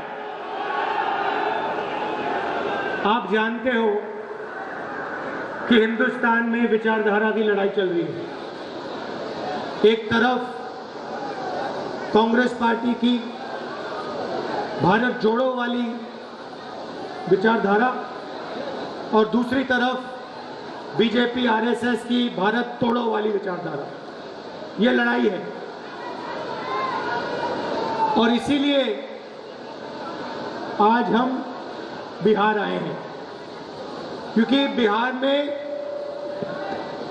कांग्रेस पार्टी का जो डीएनए है वो बिहार में है।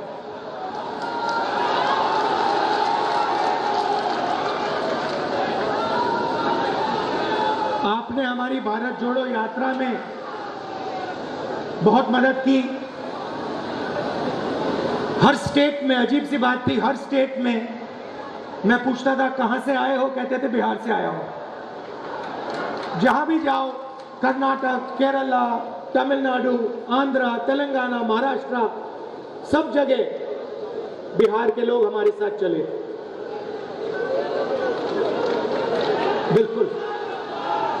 तो आपने यात्रा में हमारी मदद की, क्योंकि आप विचारधारा को मानते हो और विचारधारा को आप गहरी तरह से समझते हो। बीजेपी हिंदुस्तान को तोड़ने का काम कर रही है, नफरत फैलाने का काम कर रही है, हिंसा फैलाने का काम कर रही है। और कांग्रेस पार्टी जोड़ने का काम कर रही है और मोहब्बत फैलाने का काम कर रही है। क्योंकि आप जानते हो, आप बहुत अच्छी तरह जानते हो कि नफरत को नफरत से नहीं काटा जा सकता है। नफरत को सिर्फ मोहब्बत काट सकती है और हम नफरत से लड़ते हैं, इसलिए हम मोहब्बत की बात करते हैं। यहां पे देश के सब ऑपोजिशन की पार्टियां आई हैं, एक साथ मिलकर हम बीजेपी को हराने जा रहे हैं। आपने देखा होगा कर्नाटक में बीजेपी के नेताओं ने बहुत लंबे भाषण किए, हर कोने में घूम लिए, और नतीजा आपको दिख गया कर्नाटक में क्या हुआ। देखा आपने?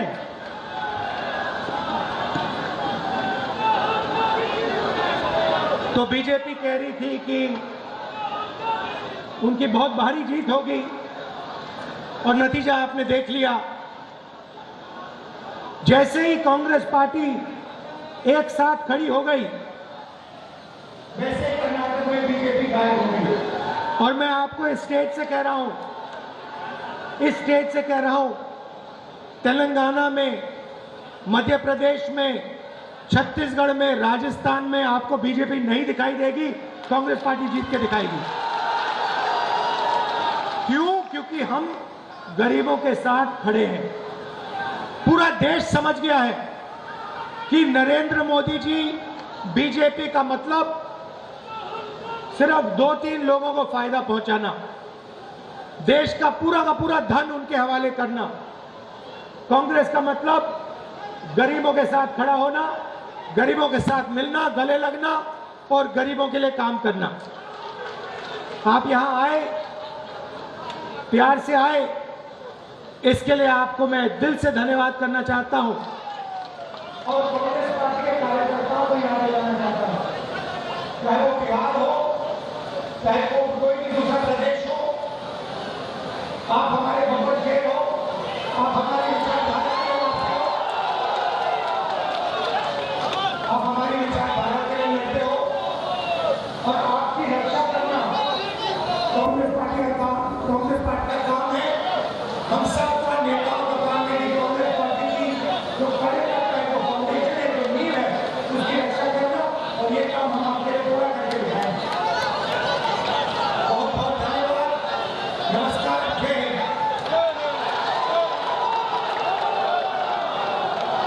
भारत जो यात्रा में मुजफ्फरपुर की आदमी का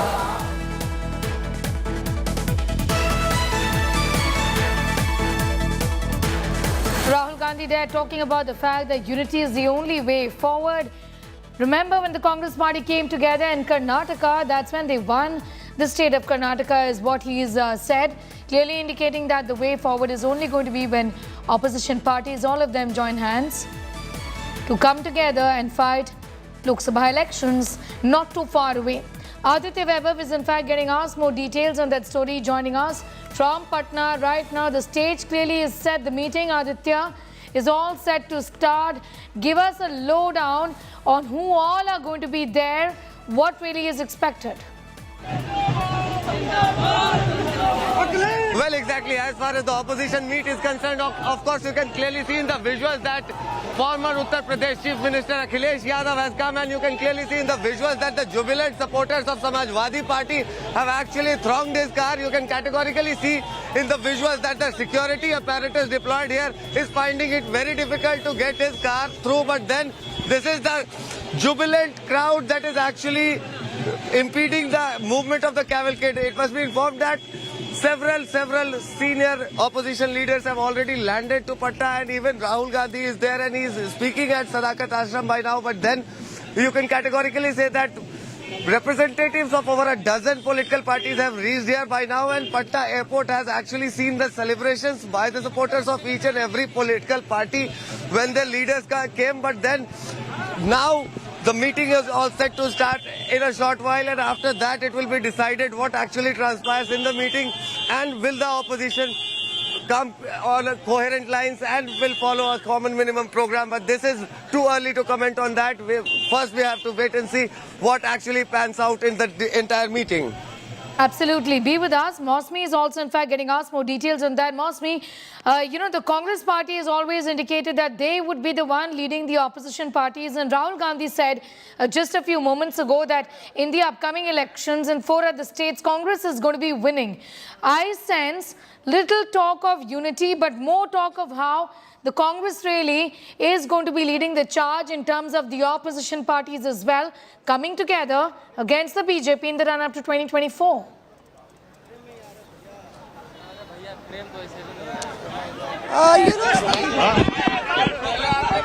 We'll just fix the line with Mosmi in a moment from now. Meanwhile, to tell our viewers that Uddhav Thackeray has also arrived in Patna for that meeting. Let's see if we can hear Mosmi clearly. Again, Mosmi, if you can, in fact, repeat what you were saying about the fact that Congress would be keen on leading this opposition unity.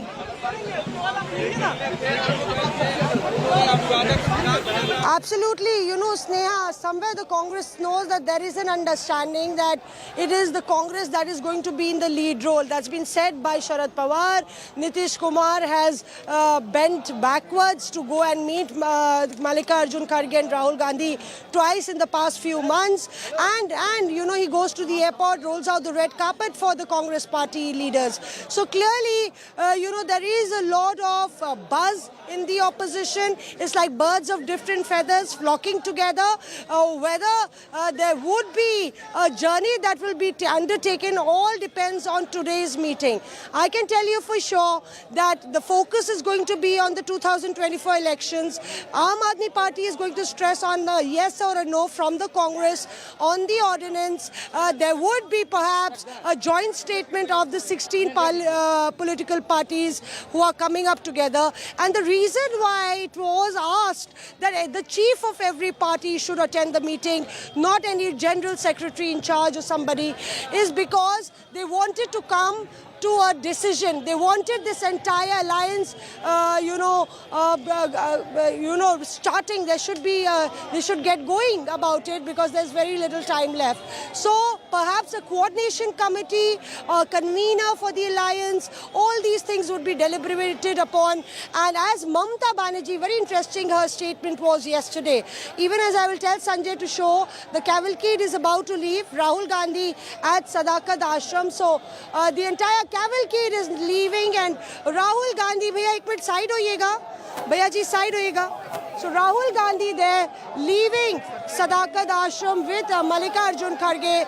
This is when Rahul Gandhi, Sneha has said that the entire opposition is coming together and we will defeat the BJP. So here you are, you will spot Rahul Gandhi right here with Mallikarjun Kharge. Interestingly, they both were sitting in one car. Mallikarjun Kharge, of course, sitting in front, and Rahul Gandhi was sitting right behind him. Come back to you, Mosmi, getting us all those live updates and the pictures from the ground as far as the opposition coming together is concerned. Nityanand Rai, the Bharatiya Janata Party Minister of State for Home, is also now joining us. Shukriya India Today आज तक के साथ जुड़ने के लिए नित्यानंद राय. पूछना चाहूंगी आप कैसे देखते हैं सर इन डेवलपमेंट्स को? ऑपोजिशन साथ आ रही है, उनका ये कहना है कि जुड़ के यूनाइट होके वो बीजेपी सरकार को इस बार 2024 में फाइट देगी. माननीय प्रधानमंत्री नरेंद्र मोदी जी की लोकप्रियता और उनके काम से महागठबंधन और विपक्ष के नेता घबराकर एकजुट होने की कोशिश कर रहे हैं. नेता मंच पे एकजुट होने की कोशिश कर रहे हैं, लेकिन माननीय प्रधानमंत्री नरेंद्र मोदी जी को 2024 में फिर से भारी बहुमत से प्रधानमंत्री बनाने के लिए देश की जनता एकजुट हो चुकी है. एक तरफ मोदी जी के लिए देश की जनता एकजुट है और दूसरी तरफ महागठबंधन के लोग, भ्रष्टाचार में लिप्त लोग, परिवारवाद को बढ़ावा देने वाले लोग, विकास विरोधी लोग, देश में गरीबी बढ़ाने वाले लोग एकजुट हो रहे हैं. जनता देख रही है, उनकी एकजुटता का न कोई मतलब है, उनके पास न कोई नेता है न कोई नीति है. आपको ये नहीं लगता कि अगर ऑपोजिशन साथ आ जाए तो आपको फाइट दे सकती है, बीजेपी को फाइट दे सकती है? 8 साल हो गए हैं बीजेपी सरकार को, एनडीए को सेंटर में, और एंटी इनकम्बेंसी का भी एक फैक्टर रहता ही है. देखिए, वोट जनता देती है, सरकार जनता के मतों से बनती है और जनता नरेंद्र मोदी जी के नेतृत्व में फिर से प्रधानमंत्री बनाने के लिए एकजुट है। सारे नेता एकजुट होकर अगर वोट डाले तो एक विधानसभा तो कोई जीत ही नहीं सकता, एक लोकसभा जीत ही नहीं सकता है। और यहाँ देश की सरकार बनाने के लिए, देश के हित के लिए जनता एकजुट है, इसलिए जनता की एकजुटता और नेता में विश्वास बड़ा महत्व रखता है लोकतंत्र में। तो जनता का विश्वास नरेंद्र मोदी जी पर है। विपक्ष के सारे लोग किसी न किसी रूप में सत्ता में आ चुके हैं, जनता के बीच विश्वास खो चुके हैं। इसलिए जनता जहां विश्वास करेगी उसी को सफलता मिलेगी और जनता के विश्वास मोदी जी पर है। देशवासियों के मन में नरेंद्र मोदी जी हैं और नरेंद्र मोदी जी के मन में देशवासी है। नेताओं की एकजुटता और पार्टियों की एकजुटता, और ऐसी पार्टी जो भ्रष्टाचार है और परिवारवादी है, जनता सब देख रही है। कोई लाभ नहीं है उनके एकजुट होने से। उनको एकजुट होने से कोई लाभ नहीं है, इस बार Nityanand Rai, minister of state for home, has told us. शुक्रिया हमारे साथ जुड़ने के लिए। Staying with this, in fact we'll get you all the details, but for the moment we are shifting focus briefly to Minister Smriti Irani, who is in fact speaking right now. Let's go straight to the दौरे के दौरान diplomatic और strategic कई ऐसे अहम निर्णय लिए गए जो नव भारत के निर्माण में आत्मनिर्भर भारत के संकल्प के साथ हमारे देश में हिंदुस्तानियों को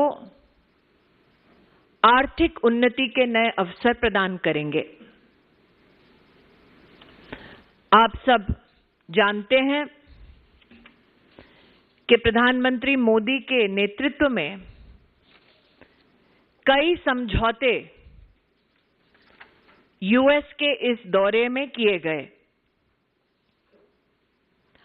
$825 मिलियन के निवेश के साथ हिंदुस्तान में माइक्रोन टेक्नोलॉजी, सेमीकंडक्टर की सुविधा, असेंबली और प्रौद्योगिकी की दृष्टि से फैसिलिटी को भारत में स्थापित करेगी। कुल निवेश मात्र इस एमओयू की वजह से होगा $2.7 बिलियन का। अंतरिक्ष की दृष्टि से एक ऐतिहासिक समझौता इसरो और नासा के बीच, जिसके अंतर्गत मनुष्य को अंतरिक्ष की नई ऊंचाइयों से अवगत कराने का ये कोऑपरेशन, ये समझौता साल 2023 के अंत तक अलंकृत किया जाएगा। आप सब जानते हैं प्रधानमंत्री मोदी जी ने क्वांटम कंप्यूटिंग की दृष्टि से भारत सरकार के सौजन्य से एक विशिष्ट योजना को साकार किया है। उसी पथ पर चलते हुए हिंदुस्तान और अमेरिका का क्वांटम कोऑर्डिनेशन मैकेनिज्म हमारे देश में शैक्षिक संस्थान और हमारे देश के उद्योग को और भी सशक्त करने में अपना योगदान दे पाएंगे। वर्षों से हिंदुस्तान में ये चर्चा रही कि हम जेट इंजन्स के निर्माण में आत्मनिर्भर बने। आत्मनिर्भरता के इसी संकल्प के साथ हम हिंदुस्तानी स्वागत करते हैं जनरल इलेक्ट्रिक और हिंदुस्तान एरोनॉटिक्स लिमिटेड के उस समझौते का जिसकी वजह से अब हिंदुस्तान में GE F414 जेट इंजन्स का निर्माण होगा। पर्यावरण के प्रति भारत की प्रतिबद्धता को पुनः दर्शाते हुए प्रधानमंत्री मोदी के अमेरिका यात्रा के परिणाम स्वरूप हिंदुस्तान और अमेरिका के बीच नई और इमर्जिंग तकनीक जो रिन्यूएबल एनर्जी से संबंध रखता है, इसका एक महत्वपूर्ण प्लेटफॉर्म लॉन्च हो पाया। इंडस एक्स एक ऐसी व्यवस्था, एक ऐसा नेटवर्क जिसमें दोनों देशों की यूनिवर्सिटी, शैक्षिक संस्थान, स्टार्टअप्स, उद्योग, थिंक टैंक्स, रक्षा क्षेत्र में नई प्रौद्योगिकी के संचार के लिए और मात्र चिंतन ही नहीं बल्कि उद्योगों के बीच में समन्वय के माध्यम से प्रोडक्शन पे भी तवज्जो देने वाली इंडेक्स एक्स का लॉन्च दोनों देशों के लिए लाभदायी है। मिनरल सिक्योरिटी पार्टनरशिप में हिंदुस्तान का जुड़ना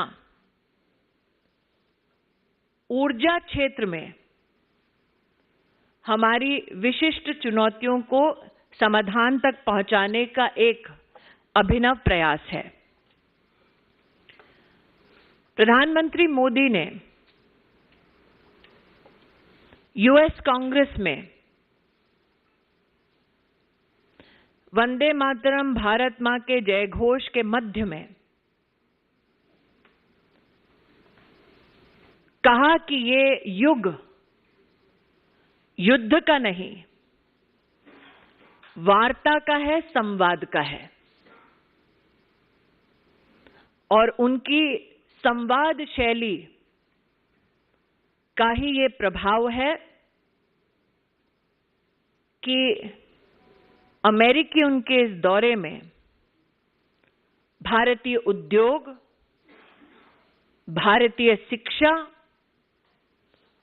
और भारत के आत्मनिर्भरता के संकल्प को नई उड़ान मिली है। भारतीय जनता पार्टी के सभी कार्यकर्ता प्रधानमंत्री मोदी को उनके नेतृत्व के लिए और सफल संवाद के लिए अभिनंदन देते हैं, बधाई देते हैं। I'll now leave the floor open for questions. Pragya.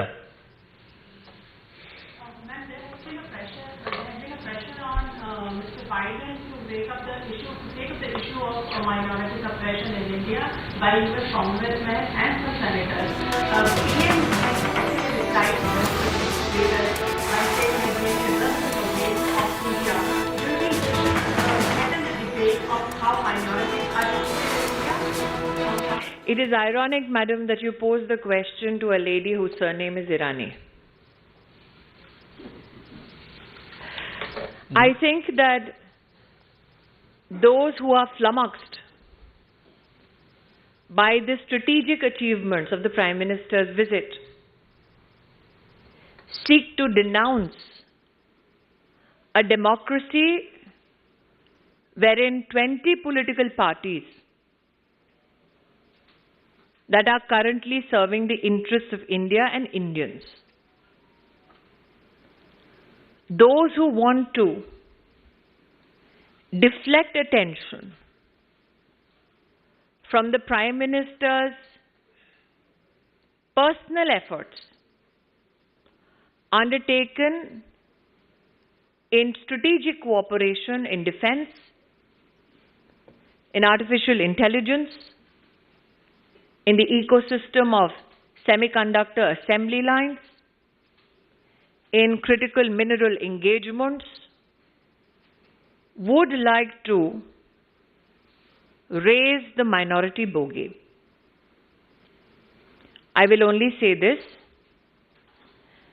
as the general elections come closer, such political gaslighting is expected. What I am grateful for is the Prime Minister's steadfast focus on issues that are critical to Indian economy. Neeraj Pandey. मेरा सवाल है, प्रधानमंत्री Narendra Modi ji US में हैं, दुनिया में सबसे ताकतवर देश में उनका स्वागत हो रहा है और वहाँ के सभी सांसद उनके ऑटोग्राफ ले रहे हैं, लेकिन भारत में पटना में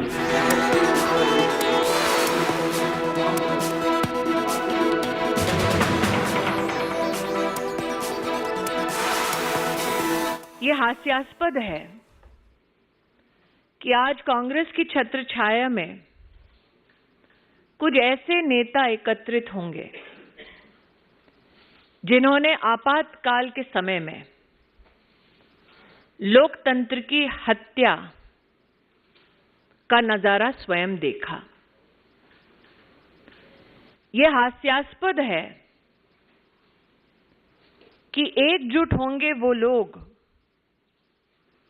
जो राष्ट्र को ये संकेत देना चाहते हैं कि उनकी स्वयं की क्षमता मोदी जी के सामने विफल है।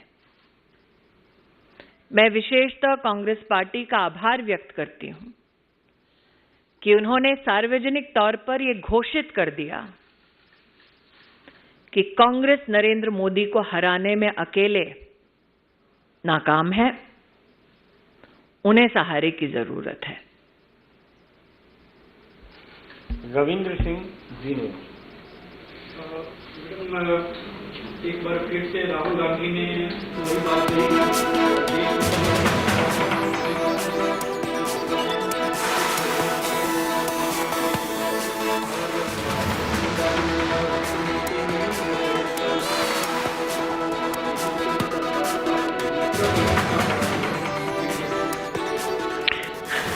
मैं पुनः कहती हूं, क्या 84 के दंगों के माध्यम से गांधी खानदान ने मोहब्बत का इजहार किया था?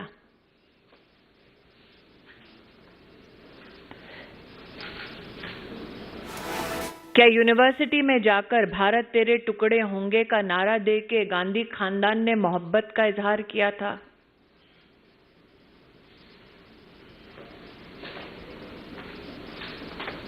क्या देश में आपातकाल लगा के मीसा में निर्दोष हिंदुस्तानियों को जेल में डालकर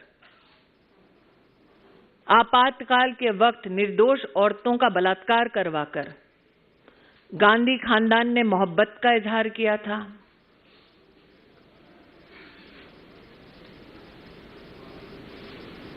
क्या पेड़ गिरना और धरती का कांपना मोहब्बत का इजहार है? रविकांत राय। मोदी जी जो पटना में बैठक हो रही है अपोजिशन की यूनिटी के नाम पर, उसमें ब्लैकमेलिंग भी दिखाई दे रही है। अरविंद केजरीवाल ने कहा है कि अगर ऑर्डिनेंस के मामले पर कांग्रेस पार्टी उनको समर्थन नहीं देती है, वो मीटिंग का बायकॉट करेंगे। तो ये कैसी यूनिटी है? मैं आपका आभार व्यक्त करती हूं कि आपने पॉलिटिकल ब्लैकमेलिंग जो विपक्षी दल ने किया उसके ऊपर हम सबका ध्यान आकृष्ट कर रहे हैं। जनता अपने आप इस बात से सचेत हो रही है कि जो विकास के संकल्प के साथ एकजुट ना हो पाए वो ब्लैकमेल का रास्ता इख्तियार कर रहे हैं। जो विकास का संकल्प लेकर एकजुट ना हो पाए वो आपातकाल की छत्रछाया में एकजुट हो रहे हैं। एक नेता घर से निकलते कह रहा है कि पता नहीं वहां क्या होगा, दूसरा नेता कह रहा है जो होगा देखा जाएगा, तीसरा नेता कह रहा है मेरा नहीं देखोगे तो कुछ नहीं देखा जाएगा। कमलेश मैम, पहली बार ऐसा हो रहा है कि क्षेत्रीय पार्टी के आमंत्रण। Minister Smriti Irani there launching a scathing attack on the opposition parties who've come together and has also, of course, spoken about the Prime Minister's work that is being done in the United States. We'll continue to keep a very close eye on all of those developments. For the moment, it's time for a quick commercial break here.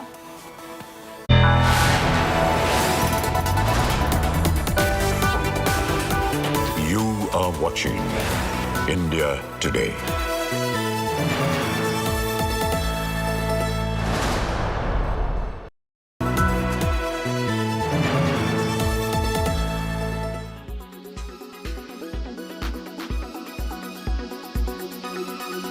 I want to touch upon another aspect which you are regarded very highly about is during your career and through your private sector tenure, you emphasize the need for gender neutrality in hiring and for promotion of executives in banks. And so many of your proteges or ICICI Bank employees went on to become chairpersons of very large banking corporations.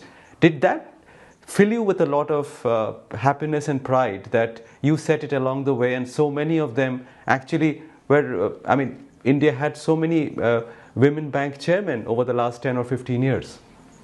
I am very proud and happy about it. But where I quarrel is I did not do anything on that. I just said that, as I was mentioning, I did not differentiate between man and woman in banking. For me, what mattered is talent. What mattered is merit. And if the gender did not come in the way, I removed the firewall between the genders, and that the rest took care of itself.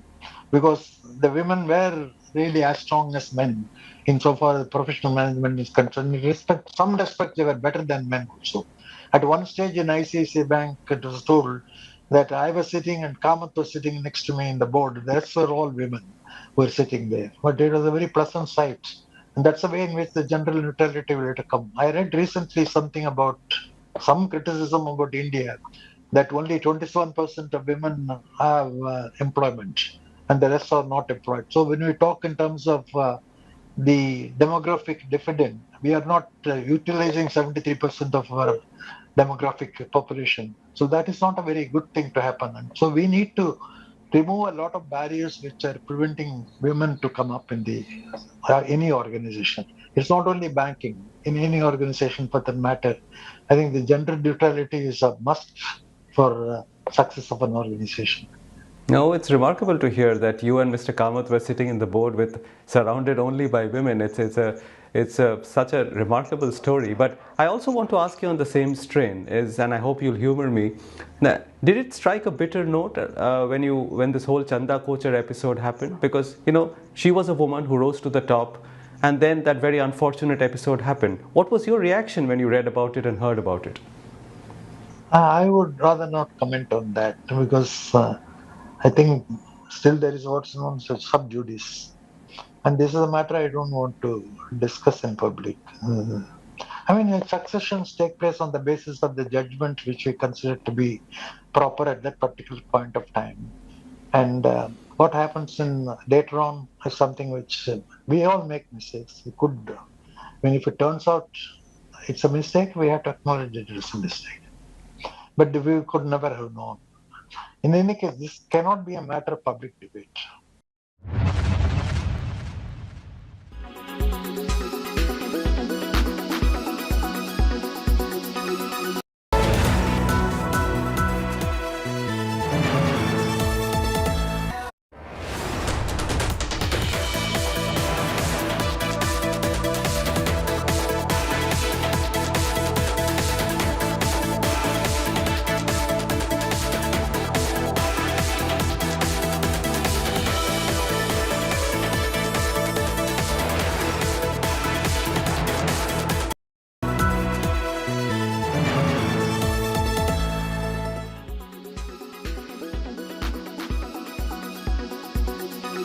Now I'm going to unbox this, but I have to say this, none of this is an endorsement or any sort of promotion. This is purely what I carry in my tech bag as a technology content creator for you.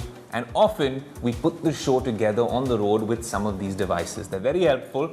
And this particular bag to start with is a travel sort of backpack for tech geeks. You see a lot of creators using this as well. I was bombarded like all of y'all by the advertisements on social media, so I purchased this a few months ago. It's quite nifty because it's got this sleeve that helps you slip it on to a bigger suitcase as well. And then it's got several compartments. The first one is this magnetic compartment, which really helps me over here. And it turns out to be where I keep the second device, which makes everything click, a Samsung Fold. Now the Samsung Fold 4 is, well, a Tech Today favorite. All folds on the show have been quite a favorite. But the reason I say that is because even if you can't carry an iPad or a MacBook, when you unfold this and you pair a good set of headphones with it, well, it gets the job done, especially on short haul flights. So there you go, first item unboxed from this Mokopara backpack. But first, let's get to the meaty part out here. What I like about this is there's enough real estate inside this particular bag. And then when we're on the show, this is one of our secret hacks. It's a portable light. You can get these on Amazon. They're quite reasonable, even online. And the minute you want to use this on a particular show, maybe we're doing a late night shoot or we're doing some really fun stuff, this is a great filler light that we use on the show. And if you slip right in, there's still some place there. And here, once you've unlocked it, is the actual content monster for us on the show, and for a lot of creators and designers, it's the iPad Pro. Now the iPad Air is great as well, but if you want to do a little bit of illustrative work or maybe now use Final Cut Pro, then this seems to be the device that you can use all along with a 120 Hz refresh rate. I think this gets the job done. All right, the minute you open the front compartment, it is a little congested, but let me take things out one at a time. The first thing when you're shooting content is a grip. You can put this on your mobile phone, you can put this on your professional cameras as well, and this comes in handy very, very often, right, to get those stable shots. Now, if you don't get those stable shots with that sort of a grip, then you need to use technology to make your life a whole lot easier. And for that, a nifty trick is this particular product from DJI, the DJI Pocket 2. It's a whole vlogging kit. I could be on it right now. Hi guys, what's up? My name is Ayush Alavadi and today we're shooting for Tech Today and talking about what's in my tech bag.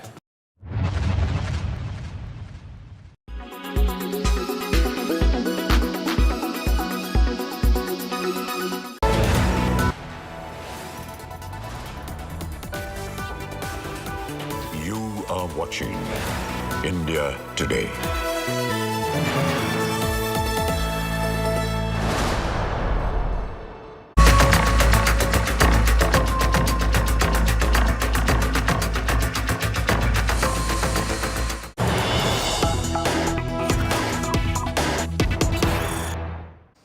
More news coming in. Key opposition meeting to begin any time now. 15 opposition parties are in a huddle in Patna. What words over opposition meeting begins. Rahul Gandhi says BJP is spreading hate, Congress spreading love. Smriti Irani, of course, we heard from the minister, has mocked the key opposition meeting in Patna. Mosme is getting asked more details on that story. We'll be going across to her in a moment from now. Before that, listening to what Rahul Gandhi said a few moments ago in Patna.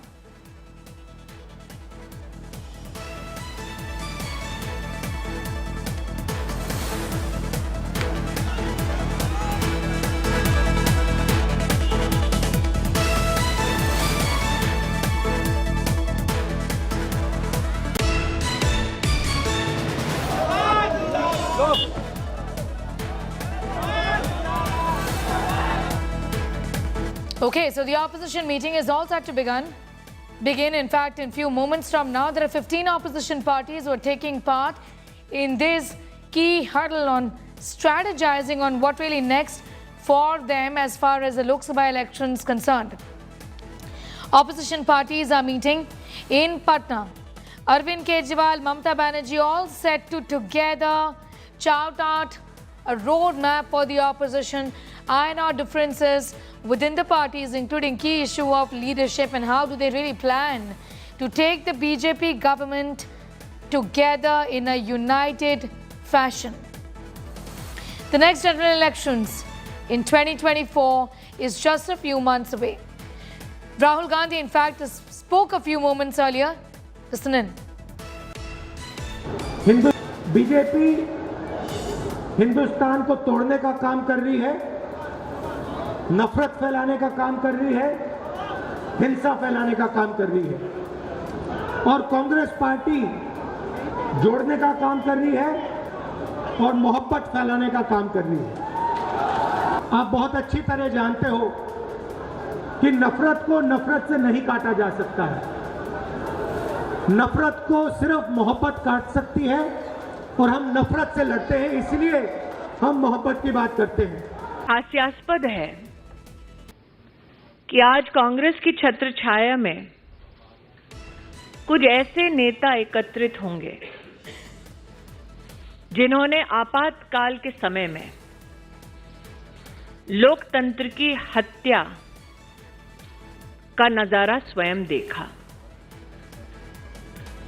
यह हास्यास्पद है कि एकजुट होंगे वो लोग जो राष्ट्र को ये संकेत देना चाहते हैं कि उनकी स्वयं की क्षमता मोदी जी के सामने विफल है। मैं विशेषतः कांग्रेस पार्टी का आभार व्यक्त करती हूं कि उन्होंने सार्वजनिक तौर पर यह घोषित कर दिया कि कांग्रेस नरेंद्र मोदी को हराने में अकेले नाकाम है, उन्हें सहारे की जरूरत है। Mosby, it's a big opposition meeting just ahead of Lok Sabha elections, and the biggest issue always has been in the case of opposition unity. The so-called third front that we've seen in the past as well has got to do with the fact that there has to be one person leading it, or there has to be one party essentially leading it, and that is a difference that needs to be ironed out, isn't it?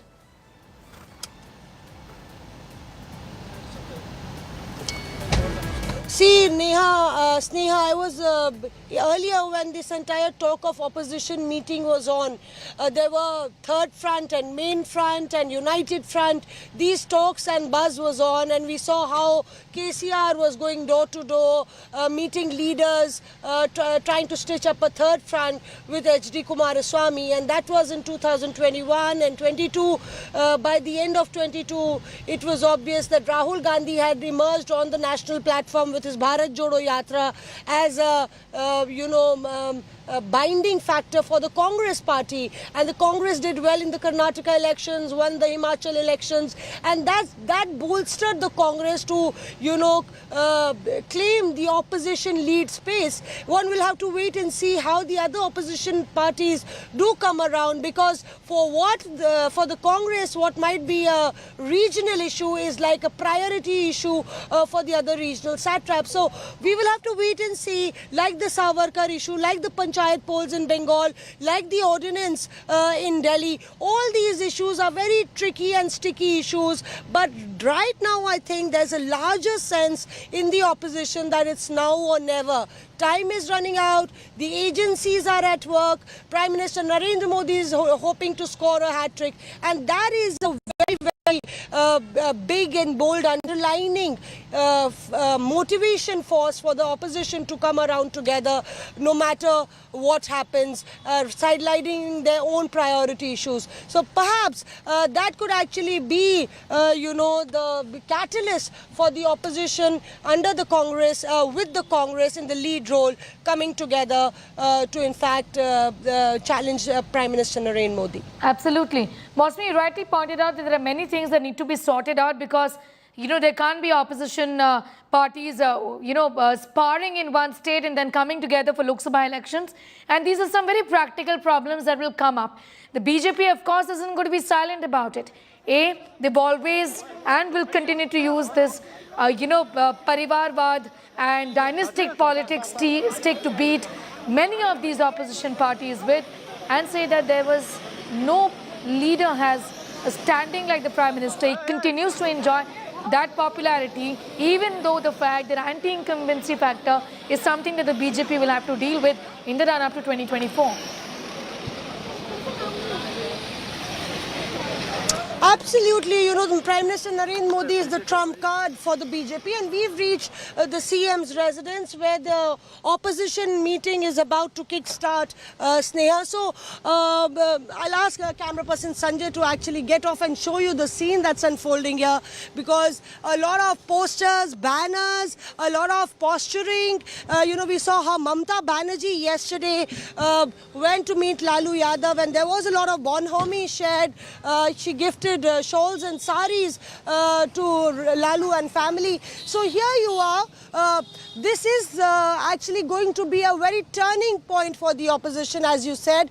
And in the face of it all, you have Prime Minister Narendra Modi, who has a tremendous following, a tremendous track record, but somewhere the Congress feels that it's caught the raw nerve of the BJP, the raw nerve of the Prime Minister, and they started talking about overexposing the Prime Minister in assembly elections, whether it's Karnataka or Himachal, and those were the two elections that were fought in the name of the Prime Minister. The face of the entire campaign for the BJP was Prime Minister Narendra Modi, and the BJP, you know, was very confident of a victory. So the Congress says, we've done it there, we've done it in Karnataka. Rahul Gandhi mentioned Karnataka yet again.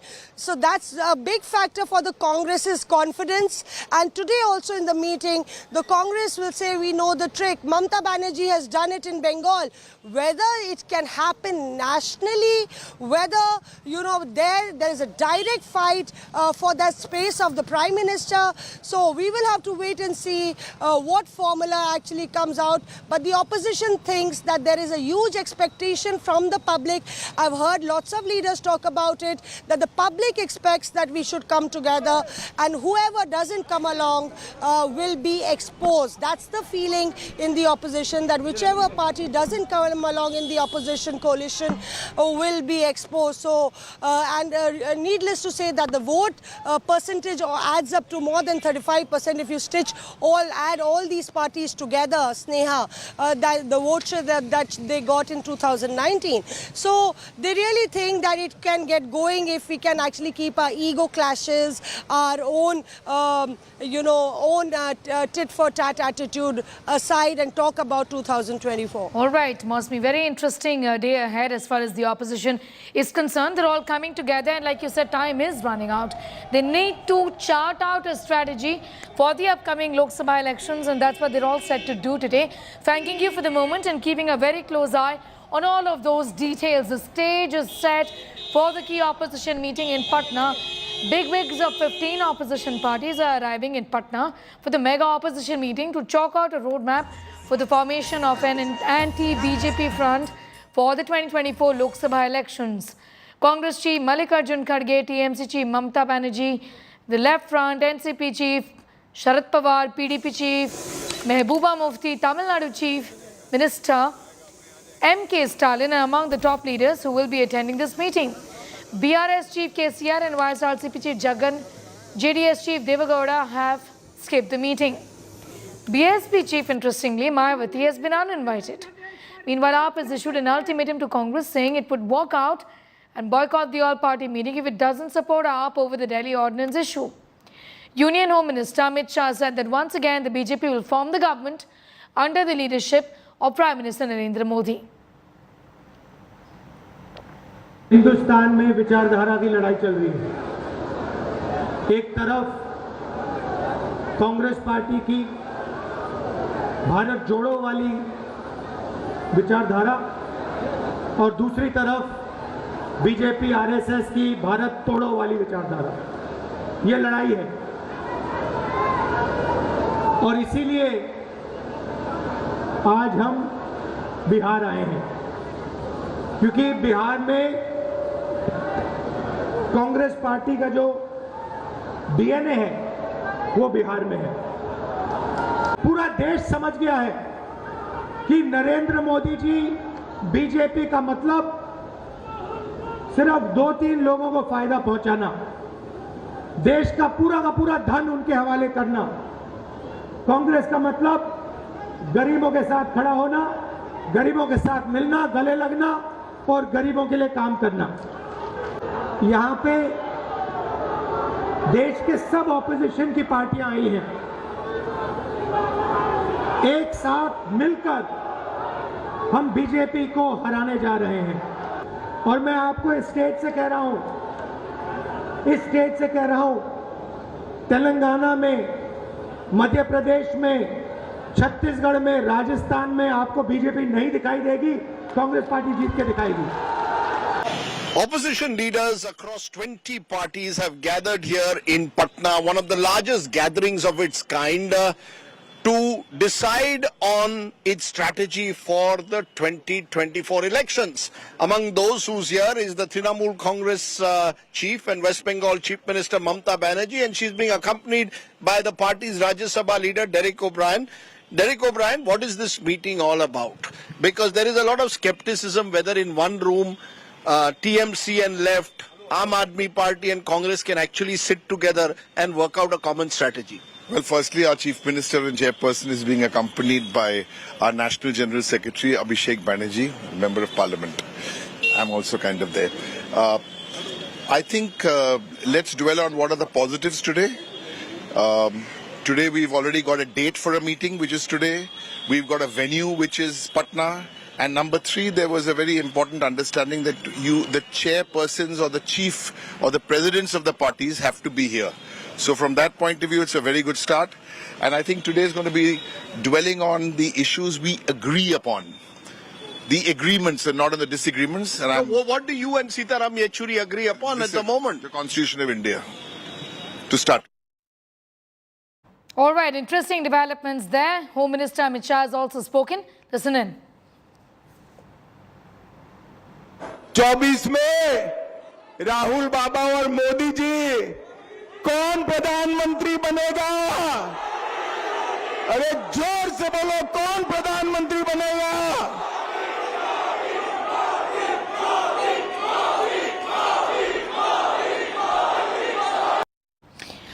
It continues to be a top focus story right here. For the moment, it's time for a quick commercial break. Here, leaving you these pictures of ostensibly opposition unity on a display in Patna today, as 15 opposition parties have come together.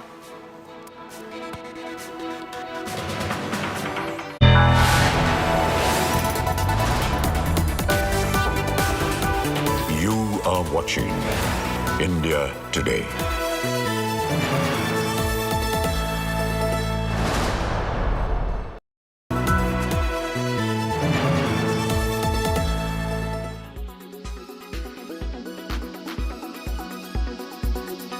Well, since you've called your book Reflections, let me start by asking you a very basic question. I mean, you've had such a long and storied career. Which part of it do you cherish the most on hindsight? I mean, is it the ICICI stint? Is it your stint as a public sector banker? Or is it the numerous philanthropic initiatives that you have immersed yourself in after your banking career? It's obvious. I can identify myself only with ICICI Bank till my last breath. Of course, the philanthropic initiatives like Pratham and others are very important. But ICICI Bank caps everything. And that's about my life in banking. But, you know, I rarely speak to a person who has been a chairman of a public sector bank and a chairman of a very large private sector bank. I mean, you're a rare exception in that case. So let me ask you to tell us a little bit about this perennial debate which is on between public sector and private sector banks. And a lot of people believe that a public sector bank can never run as efficiently as a private sector entity. The financial markets value the two very differently. Give us your perspective, if you will, on how you see through your unique lens as having run both these institutions. My book speaks for itself. In fact, my book is full of anecdotes about what hazards are there in the public sector banking. Way back in 1969, when banks were nationalized, I felt very happy that banks could have last open branches in the interior of India. But the way in which the state controlled the banks, the state managed the banks, I suppose made me feel depressed. In fact, my tenure in public sector banking was very small. within 6 years, I left the public sector banking. I'm not counting my State Bank of India days where I was not a chairman. State Bank of India, I was working very closely with the chairman at that time. But if I count the chairmanship of the Bank of India, well, I was very happy to be in the bank and very happy to be with the people. But I just did not like the way in which the government tried to control the chairman and to control. Almost every day you will get a message from there to do this, to do that.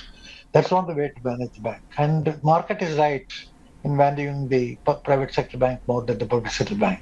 It is not so much about the ownership of the public sector banks that matters. It's the way in which the state is managing the public sector banks that really gives a huge discount to the public sector banks.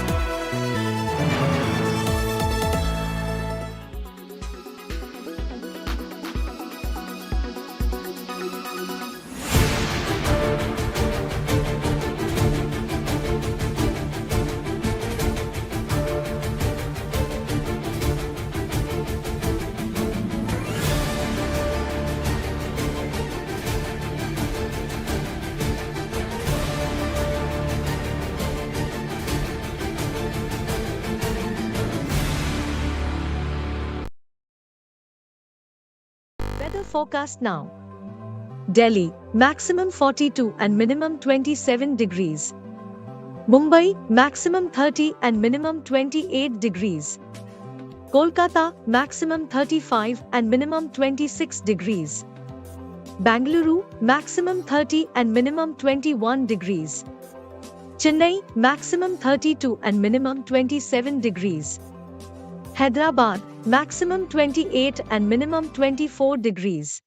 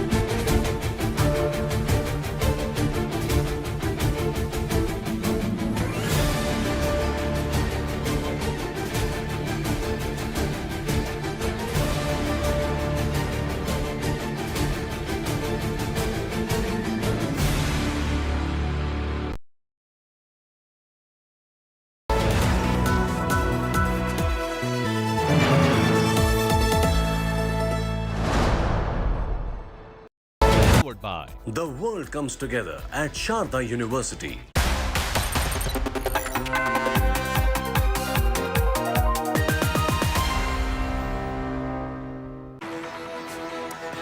Very good afternoon. You're watching India Today. I'm Nabila Jamal. The mega opposition meet that's happening in Patna today. All eyes on it. Will it really be a formidable force to beat the BJP juggernaut? Taking you through the headlines first. Mega opposition meet as it all begins. All the opposition party netas arriving there. In fact, polls to begin any time. At this point, we're looking at 2024 Lok Sabha polls. The agenda here, 15 opposition parties attending that meet, including the Congress, the Aam Aadmi Party, as well as TMC, who are missing BRS, JDS, YSRCP, among a few others. War of words over opposition meeting that erupts. Smriti Irani mocks the key opposition meet in Patna. Rahul hits back, says BJP is spreading hate, Congress is spreading love. BJP Hindustan को तोड़ने का काम कर रही है, नफरत फैलाने का काम कर रही है और कांग्रेस पार्टी जोड़ने का काम कर रही है। मैं विशेषतः कांग्रेस पार्टी का आभार व्यक्त करती हूं कि उन्होंने सार्वजनिक तौर पर यह घोषित कर दिया कि कांग्रेस नरेंद्र मोदी को हराने में अकेले नाकाम है। Prime Minister Modi shuts down dying democracy debate in his joint address, says no discrimination in India when asked on rights to minority communities in this country. हमने सिद्ध किया है डेमोक्रेसी कैन डिलीवर, और जब मैं डिलीवर कहता हूं तब कास्ट, क्रीड, रिलीजन, जेंडर, किसी भी भेदभाव को वहां जगह नहीं होती। US lawmakers click selfies with Prime Minister Modi, queuing up for autographs after that very punching speech. Nearly 13 standing ovations that Prime Minister Modi got post that speech that he gave for the second time right before the United States Congress. Prime Minister Modi attends the all-important state dinner with President Biden and First Lady Jill, raises a toast to India and the United States friendship.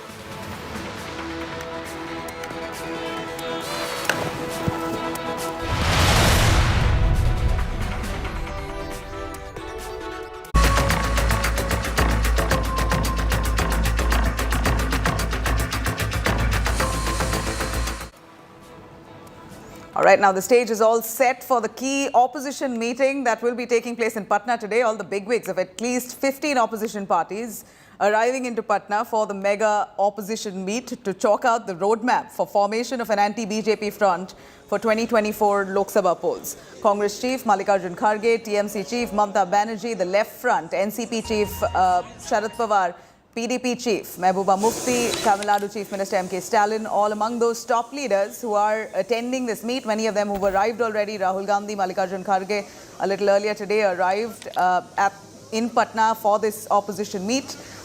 Those who've not been invited or who have refused to take part are BRS Chief KCR, YSRCP Chief Jagan Mohan Reddy, JDS Chief Deve Gowda to skip the meeting. BSP Mayawati, of course, has been right from the start saying that the opposition's ideology do not align and therefore she's out.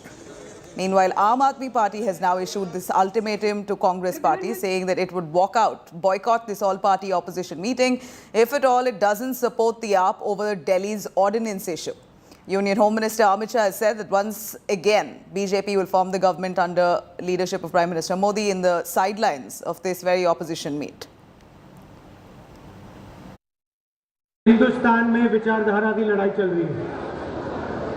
एक तरफ Congress party की भारत जोड़ो वाली विचारधारा और दूसरी तरफ BJP RSS की भारत तोड़ो वाली विचारधारा, ये लड़ाई है। और इसीलिए आज हम बिहार आए हैं, क्योंकि बिहार में कांग्रेस पार्टी का जो डीएनए है वो बिहार में है। पूरा देश समझ गया है कि नरेंद्र मोदी जी बीजेपी का मतलब सिर्फ 2-3 लोगों को फायदा पहुंचाना, देश का पूरा धन उनके हवाले करना। कांग्रेस का मतलब गरीबों के साथ खड़ा होना, गरीबों के साथ मिलना, गले लगना और गरीबों के लिए काम करना। कि बैठक बुलाने से कोई विपक्षी एकता नहीं होती है, एकता कोई बैठकों में नहीं होती है, 1:1 बातचीत करने से होती है। अगर नीतीश कुमार जाते बंगाल, बैठाते ममता बनर्जी कांग्रेस और सीपीएम को और कहते कि पंचायत का चुनाव मिलकर लड़ना और मिलकर लड़ो और लड़ने के तैयार होते, तब ना कोई एकता होती। या उत्तर प्रदेश जाते और अखिलेश यादव को कहते कि कांग्रेस के साथ मिलकर चुनाव लड़ना है, लेकिन यहाँ तो ममता बनर्जी कह रही है कि कांग्रेस बंगाल छोड़ो। अखिलेश यादव कह रहे हैं यूपी में कि कांग्रेस यूपी छोड़ो। अरविंद केजरीवाल करें कि पंजाब और दिल्ली में कांग्रेस छोड़ो, तो हर राज्य जो क्षेत्रीय दल है वो तो कांग्रेस को पसंद ही नहीं कर रहा, वो तो चाहता है कि कांग्रेस उनके राज्य में चुनाव न लड़े। यानी विपक्षी एकता की परिभाषा क्या है? The agenda is not anti anybody. The agenda is pro India. The agenda is pro people. The agenda is pro constitution. The agenda is pro not making a gas cylinder 1200 rupees and keeping it to 500 rupees. All right. Aam Aadmi Party's sensational attack on the Congress over ordinance says we have come to know that an agreement has been reached between Rahul Gandhi and the BJP, that he is standing with the BJP against this illegal ordinance. The rights of the people of Delhi and the Delhi government have been taken away through unconstitutional means through this ordinance. Why is Congress taking so much time to respond? Congress should clarify its stance whether it is standing with the Constitution or with the BJP. This is almost a threat that Aam Aadmi Party has issued to the Congress. One should know that some powers of the Delhi government, the Aam Aadmi Party, have been taken away through an ordinance that the centre had introduced, and they're waiting for approval now in the Rajya Sabha. We believe that while the BJP has managed to get nearly 170 votes on the ordinance in the Rajya Sabha, Aam Aadmi Party is struggling with barely 70, hoping that the Congress will come on board on this. BJP के साथ खड़े हैं, ये उसी बात को एक तरह से पुख्ता करता है, क्योंकि जब इतना क्लियर है कि एक अनकॉन्स्टिट्यूशनल ऑर्डिनेंस पास किया गया है जिसमें दिल्ली के लोगों का अधिकार छीना गया है, दिल्ली की सरकार का अधिकार छीना गया है, उसमें इतना समय क्यों लग रहा है कांग्रेस को? उनको क्लियर करना चाहिए अपना स्टैंड कि वो फेडरलिज्म के साथ खड़ी है या फेडरलिज्म के खिलाफ खड़ी है, कि वो कॉन्स्टिट्यूशन के साथ खड़ी है या बीजेपी के साथ खड़ी है। उनको क्लियर करना चाहिए अपना stand.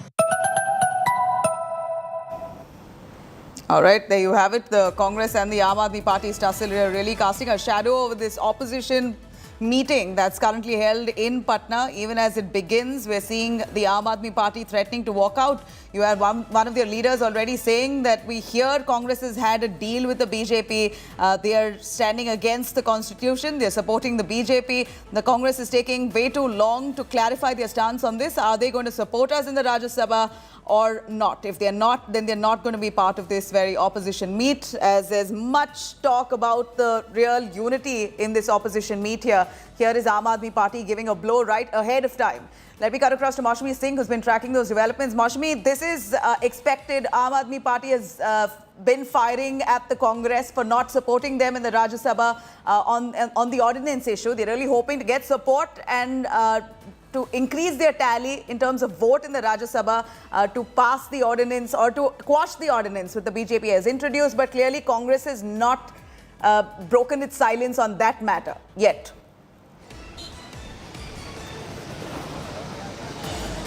So, Nabila, a lot happening over the ordinance. Perhaps Congress, perhaps Aam Aadmi Party clearly indicating that it is either yes or no from the Congress that they will take. Otherwise, this journey cannot go on together, because somewhere in the Aam Aadmi Party there is a sense that if you're going to align together, if the opposition is coming together, then the ordinance issue, which is actually very intrinsic to the welfare of Delhi, why can't Congress act as a big brother, bend over and extend a helping hand to the Aam Aadmi Party? So the Congress, in fact, with a yes or a no, will clearly, clear out its intention and its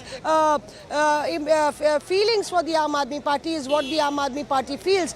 But I think Nitish Kumar and Mamata Banerjee, Sharad Pawar, leaders like these would in fact talk about the larger picture, the bigger picture, and talking about the national issues, because the Congress somewhere feels that yes or no in the meeting, which is going to talk about national affairs, is a part of the pressure politics, pressure tactics of the Aam Aadmi Party. And remember that the Punjab unit and the Delhi unit have been hammer and tongs against opposing the Aam Aadmi Party stand on the ordinance. So it's not going to be easy for the Congress party. But for the greater common good, perhaps we can see that the Congress giving a yes to the Aam Aadmi Party, but that could also wait for a meeting in the Parliament. So we will have to wait and see how the differences are ironed out.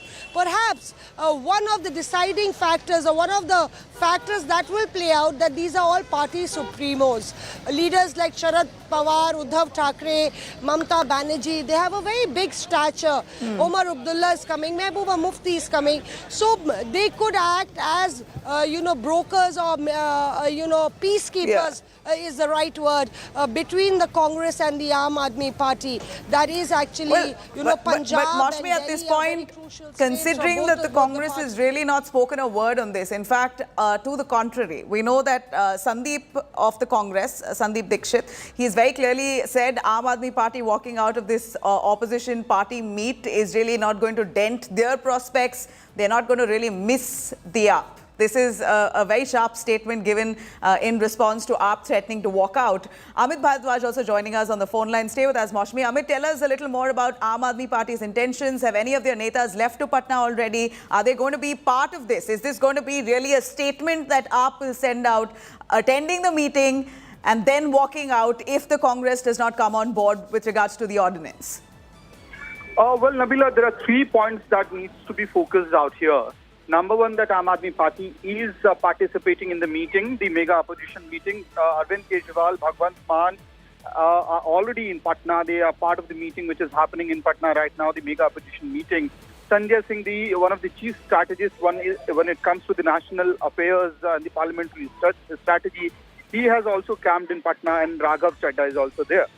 But, this is not limited to the Delhi services ordinance. The entire issue is that it's been more than a month that Arvind Kejriwal, who the party also maintains, Aam Aadmi Party also maintains that it has received a national party status now, and hence the Congress should be also meting out similar kind of, decorum and respect to Aam Aadmi Party when it comes to issues of this sort.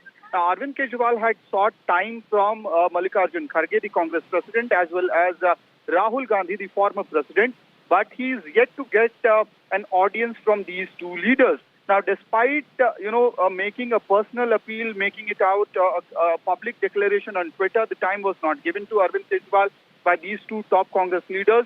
And it has come to the extent that for the first time after making such an appeal, Arvind Kejriwal will be meeting them in this mega opposition meeting. So clearly, Arvind Kejriwal and the Aam Aadmi Party has been making it clear that the Delhi services ordinance is something that needs to be discussed in the meeting. And now you have the leaders of the party as well, such as Priyanka Kakkar, taking pot shots at the Congress, training guns at the Congress, saying that there's an understanding and agreement between the Bharatiya Janata Party and the Congress Party that when this bill, the NCC-SA bill, is introduced in the Parliament, the Congress might stage a walkout. Right. So Amit, I'd like you to stay with us. I'm going to quickly cut across to this very video that the BJP has tweeted in a bid to mock the opposition unity meet today. Let's listen in. भला कौन एक दूसरे को पहचानता नहीं, पर क्या करें, दिल है कि मानता नहीं, फर्क पहचानता ही नहीं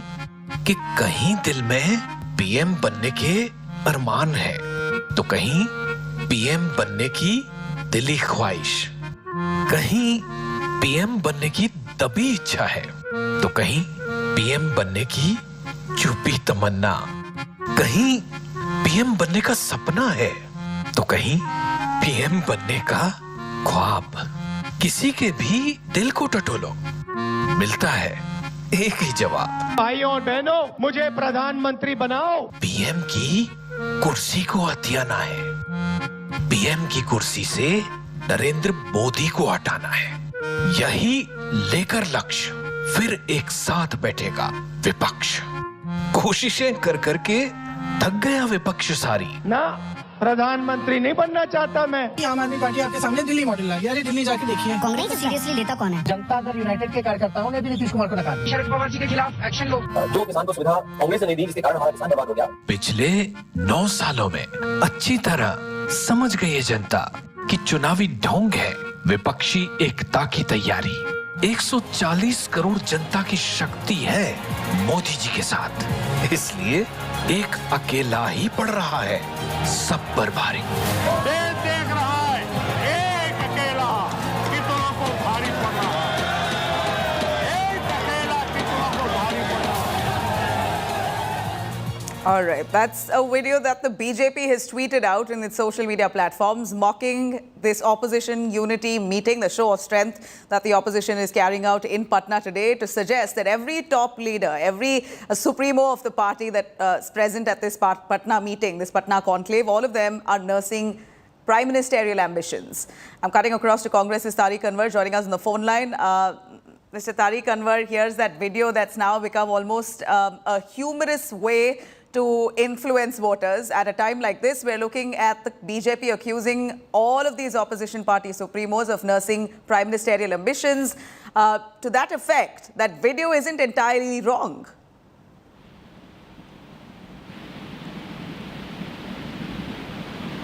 Right, Mr. Anwar, if you can hear me? All right, we seem to have lost his connection. Right, sir. If you can hear me, please go on. All right, we've lost his connection. I'm going to try and patch him back again. But that was the video that we played out for you, what the BJP has put out as a humorous take to this very Patna conclave, to suggest that all of those party supremos, all the opposition parties who have come from far and wide in Patna to display this opposition unity, are all nursing prime ministerial ambitions. This is what the BJP says. Through that video there, also suggesting that Prime Minister Modi is the man who will be leading the BJP for 2024. This is also an indirect way to say that Prime Minister Narendra Modi itself is the face for 2024 for the party. He is one man who's now weighing really heavy for every other opposition party in the country. I'm cutting across to Paulami Saha joining us live from the newsroom for more on that. Paulami, BJP using every way, creative tactics and videos, humorous videos here to come up with an attack of sorts against this opposition unity meeting that's happening in Patna. But what the BJP says in this video is not entirely false. Well, the BJP is mocking the opposition, saying that this has happened in the past as well. Not the first time that opposition parties have tried to forge an alliance in order to take on the juggernaut of the Bharatiya Janata Party, which seems to be rolling from one win to the other, and of course is hoping that it would be a hat-trick for Prime Minister Narendra Modi come 2024. The BJP, of course, says that this is not the first time. They've tried this in the past. They've tried to forge an alliance, but clearly they don't exactly see eye to eye as far as various issues are concerned, and that was just demonstrated just a few moments ago when the Aam Aadmi Party officially, in fact, put out a statement saying that there's been a pact between Rahul Gandhi and the Bharatiya Janata Party over the Delhi ordinances issue, and when that ordinance, in fact, is brought to Parliament, the Congress is going to walk out, is what the Congress has promised the Bharatiya Janata Party. This even before that opposition meeting is officially begun in Patna, which is being attended by Rahul Gandhi and AAP convener Arvind Kejriwal. So while they're in the same room, AAP very strategically issues a statement which basically attacks the Congress party. Now this basically just demonstrates what the BJP is trying to say clearly, because the BJP says that this has happened in the past. They try to come together, they don't stick together. So we've seen it all, we've witnessed it all. This is not going to work for them, and especially when there are so many of them in one room as we speak in Patna who harbor prime ministerial ambitions. Clearly, when they're going to trump one over the other at this point of time, clearly they're not going to be able to forge an alliance which sees consensus on issues, which sees unanimity on issues and decisions that they take. Nitish Kumar has made a move. He's been successful in bringing the chiefs of all of these political parties to one table. But will this mean that there will be some sort of a common minimum program that they'll come up with at the end of this meeting, that they'll agree on some issues at the end of this meeting? No. Most likely you'll see a photo op at the end of it where they basically join hands and raise it. But at the end of the day, if you see what's already happening between AAP and Congress, for instance, while they're in the same room, this just demonstrates what the BJP tries to say through that video. Been there, done that, doesn't work. Well, the BJP says that, but at the same time, it appears the fact that a lot of these heavyweights are currently present in Patna could be giving the jitters for the BJP as well. You know, of course, none would want to admit it, but the fact that we're looking at most of the top opposition parties who are in attendance, except, of course, for the BRS, we're seeing at least most of the other top opposition parties who are very much present as part of this opposition unity. The fact that Mamata Banerjee, Rahul Gandhi and Arvind Kejriwal have come on the same platform, that itself should suggest that maybe they could ruffle feathers. Let me cut across to Maushmi on that. Maushmi, tell us more on the weightage that this very opposition party meet really holds. For the first time, we are seeing the TMC, the Congress, the Aam Aadmi Party coming on the same platform. One would have not imagined that earlier, but today, even if Arvind Kejriwal is threatening to walk out, he's still attending this meeting. Maushmi. Right, Nabila, if you look at the opposition numbers, from the Congress party to DMK, the Trinamool Congress, these are the three parties that have the maximum numbers in the Lok Sabha. And if you add the Samajwadi Party, the BSP, Sharad Pawar's party, they all add, if you all add those numbers, they come to about 35% of the vote share of the polled in the Lok Sabha. But really, can that vote share come Choco and Bloc to the new alliance that's going to be staged is the big question. Can there be a common program? Can there be a common platform, common issues that stretch across from Kashmir to Kanyakumari? Maushmi, just for a moment, stay with us. I'm going to quickly cut across to Congress's Tariq Anwar joining us on the phone line.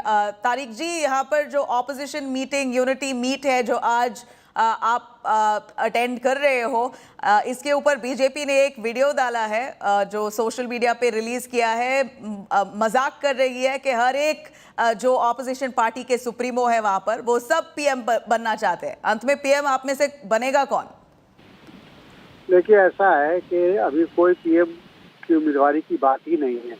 लगातार इसका conduction Nitish ji ने भी किया, राहुल जी ने भी किया और सभी लोगों ने किया कि अभी कोई प्रधानमंत्री का कौन प्रधानमंत्री बनेगा इसकी चर्चा ही नहीं है।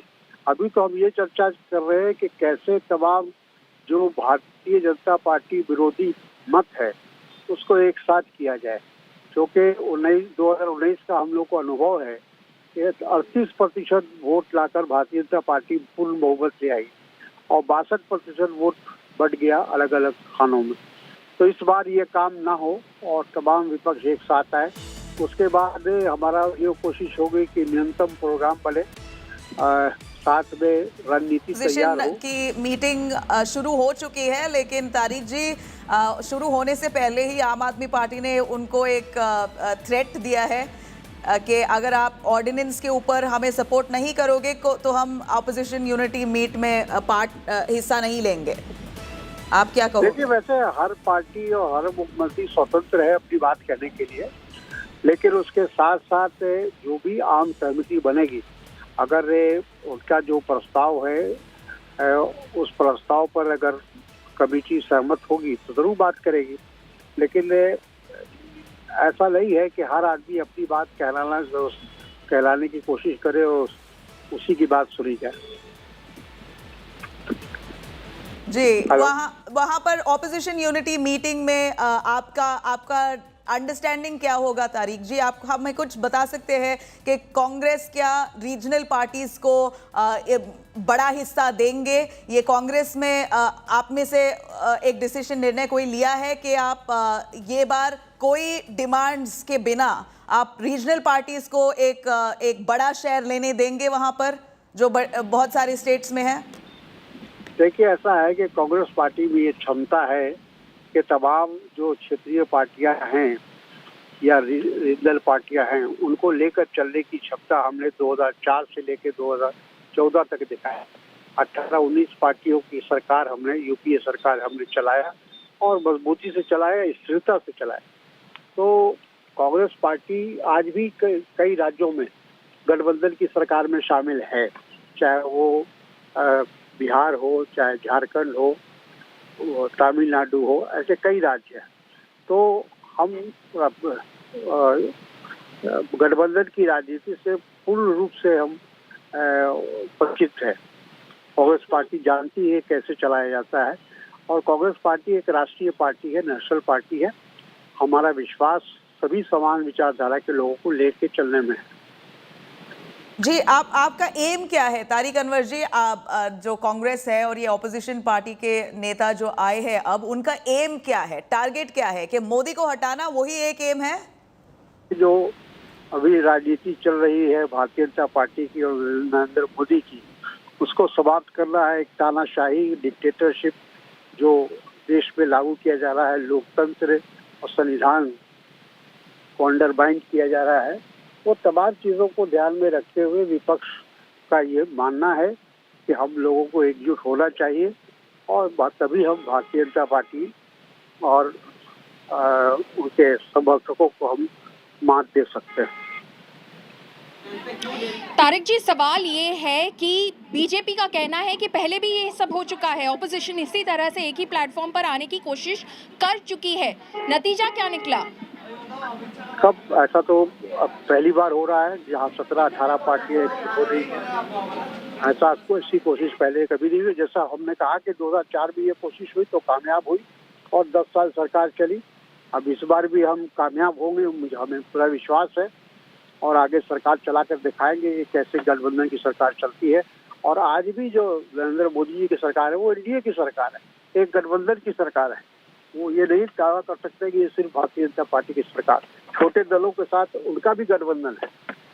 तो अगर दूसरी पार्टी करती है गठबंधन तो वो गलत है और वो करे तो सही है।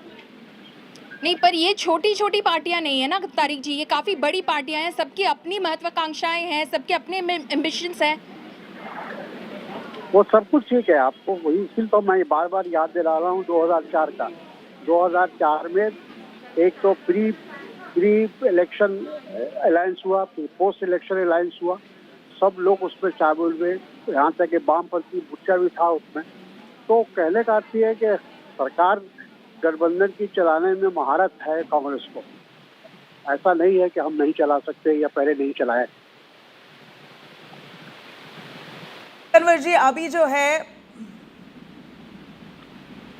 जी तारिक जी, जो अभी ऑर्डिनेंस के बारे में आम आदमी पार्टी कह रही है कि बॉयकॉट कर देगी, कि आपका क्या स्टांस है? आप थोड़ा क्लैरिफाई करोगे कि सपोर्ट करेंगे या नहीं? ये देखिए, ये मामला पूरे एक नेशनल फोरम पर आया है पहली बार। ये जो बैठक होगी उसमें अगर आम पार्टी या केजरीवाल इस समस्या को रखेंगे, अगर उसमें कोई आम सहमति बन जाती है तो उसको मान लिया जाएगा। लेकिन उसमें जाहिर है कि सब लोगों की राय ली जाएगी। जितने भी गठबंधन के साथी आए हैं उन सबसे बातचीत की जाएगी कि इस ऑर्डिनेंस पे क्या करना है। जी, यहाँ पर बीआरएस जो है, वाईएसआरसीपी जो है, बहुत सारे रीजनल पार्टीज ये ऑपोजिशन मीट में हिस्सा नहीं ले रहे हैं, तो यहाँ पर ऑपोजिशन यूनिटी कहाँ हुआ? देखिए, ऐसा नहीं हो कि एक बार कोशिश की जाए और सब लोग इकट्ठे हो जाए। ये तो ऐसा है कि थोड़ा टाइम लगता है सब लोगों को इकट्ठा होने में, और लेकिन हम लोग अभी उसका पूरा कार्यक्रम, पूरी रणनीति तैयार करेंगे और हमें उम्मीद है कि हम लोग इस में कामयाब होंगे, क्योंकि हम लोगों का सबका लक्ष्य एक ही है कि इस देश में जो सांप्रदायिक शक्तियां हैं उनको परास्त किया जाए। Anwar ji, बहुत शुक्रिया for speaking to India today. I'm going to quickly cut across to Aam Aadmi Party, though. Even before the meeting has begun, Priyanka Kakkar of the AAP has already threatened to walk out of that opposition meet if the Congress does not come on the same page to support the AAP to quash the ordinance brought about by the centre, taking away powers of the Aam Aadmi Party. Let's listen in. ये उसी बात को पुख्ता करता है जो सूत्रों के हवाले से रिलायबल सोर्सेज से हमें खबर मिली कि राहुल गांधी जी और बीजेपी के बीच में समझौता हो चुका है, क्योंकि इतना मुश्किल क्या है नहीं तो क्लियर करना। ये एक ऑब्नॉक्शियस ऑर्डिनेंस है। ये बीजेपी को, ये कांग्रेस को ये क्लियर करना चाहिए कि वो देश के संविधान के साथ खड़ी है या बीजेपी के साथ, फेडरलिज्म के साथ खड़ी है या दिल्ली की जनता के खिलाफ। इसमें इतना वक्त नहीं लगना चाहिए, उनको अपना स्टैंड क्लियर करना चाहिए। Cutting across to Amit Shah, the Home Minister has now used this opportunity to mock the opposition meet in Patna. Amit Shah calls the opposition meet a mere photo opportunity. Shah says, and I quote, "A photo session is on in Patna. They want to give a message that they will challenge Modi ji. I want to tell them, no matter what they do, they'll never remain united. Let them face people. Prime Minister Modi will once again become the Prime Minister, getting more than 300 seats."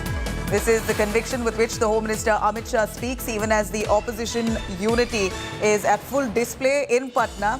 Amit Shah mocking this very meet for the nth time, we believe. Amit Shah says that the opposition party coming together is only a mere photo opportunity.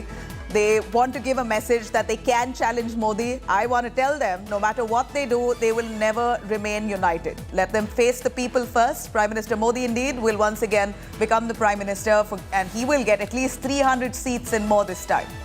This is Amit Shah as he mocks this opposition meeting that's currently underway in Patna with almost all opposition parties, nearly 16 of them, coming in from different parts of India.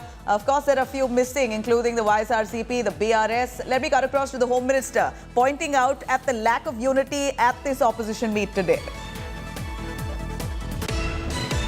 इस बार भी 24 के चुनाव में मोदी जी को फिर से देश का प्रधानमंत्री बनाना है। मेरे साथ दोनों हाथ उठाइए। अंत तक सभी लोग उठाए दोनों हाथ। 24 में 300 से ज्यादा सीटों के विजय के संकल्प की मुट्ठी बींचिए और प्रचंड आवाज से बोलिए, भारत माता की। All right, that's Home Minister Amit Shah there saying no matter what they do, Prime Minister Modi is going to come with 300 seats in 2024. He mocks this opposition party meet as a mere photo op, says that they can never be united. While this comes on the sidelines of the very opposition meet that's currently underway in Patna, India Today. Right on top of that story, we're going to slip into a short break. A lot more on that on the other side. Stay with us.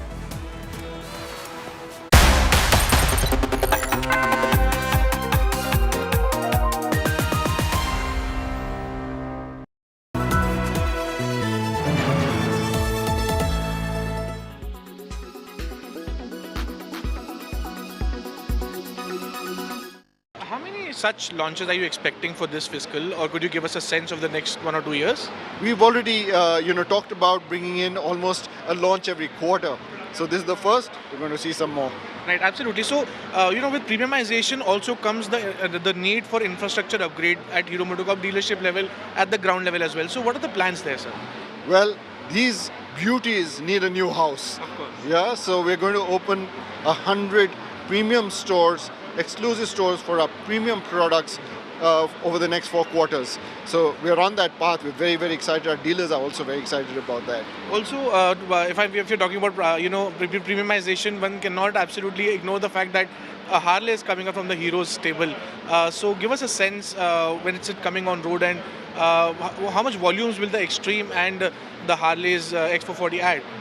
So there's going to be a lot of excitement, I can tell you that. Okay. Today we're talking about the Extreme, All right. and very soon we'll be talking about other stuff as well. Right. So also my last questions, what is the focus and the plan for the entry-level vehicles? Is Hero simultaneously focusing on the entry-level, the 125cc segment as well, along with the 160 plus cc segment? Sure. When you think about Hero at the entry commuter side of the business, we're at about 70-80% market share, and therefore getting a couple of points market share is not, there's not much joy in that. What we are looking at is to grow the category, expand the category, invite more consumers as first-time buyers to come in. And we're doing a lot of work with our dealers to be able to get more customers and expand the two-wheeler category. But as the Chief Growth Officer, are you not concerned, sir, that the sales for rural two-wheelers is almost on a decline constantly, with electric vehicles also coming up into this space? So does that worry you, or the bullish trend will continue for Hero MotoCorp? We recently launched the Super Splendor X-Tech, which is 125cc, and we're seeing across the board success and uptake in rural as well as in urban. We are seeing Splendor as very strong. HF Deluxe continues to be strong. So we definitely see more and more consumers. just remember, we've come out of 2 years of COVID, so this is the time when the economy is coming back. There are lots of positive green shoots that we are seeing, and definitely it augurs well for the two-wheeler industry.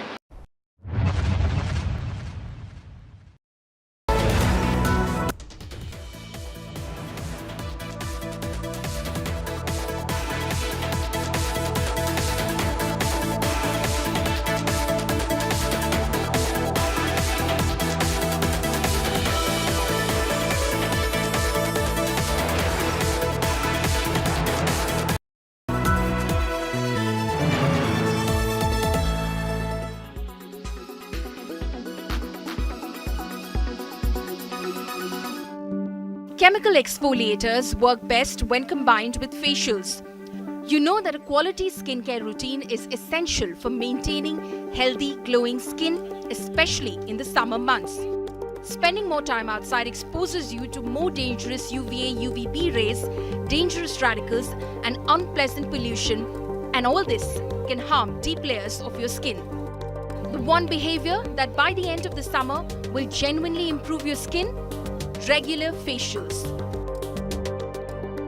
Summer is the perfect time to pamper your skin and give it rejuvenating and refreshing boost. With hot and humid weather out there, it's important to choose facials that not only give you a glowing skin but also soothe and cool it. One of the most go-to facial is hydrofacial. A hydrofacial is one of the most common procedures performed year-round, but it is especially popular during the summer months. Hydrofacial can improve a range of issues including brown spots, fine lines, enlarged pores, dullness, uneven texture, and excess oil or acne. This makes it a good option for patients in a wide age range. Hydrofacials utilize effective serums and infusions to help nourish and protect the skin. These serums contain antioxidants which help reduce damage from free radicals. This is especially important during the summer months when you are faced with more sun exposure. The serums used during a hydrofacial are chosen with each patient's unique skin type, goals and needs in mind. This allows each patient to see the results they're looking for. So I had opted for a hydrofacial, and this is how my skin is looking right now. It's glowing. I feel so rejuvenated and the complete experience was so soothing. So you guys should definitely try this out. With video journalist Abhishek Singh, this is Kshitija Gosavi for India Today.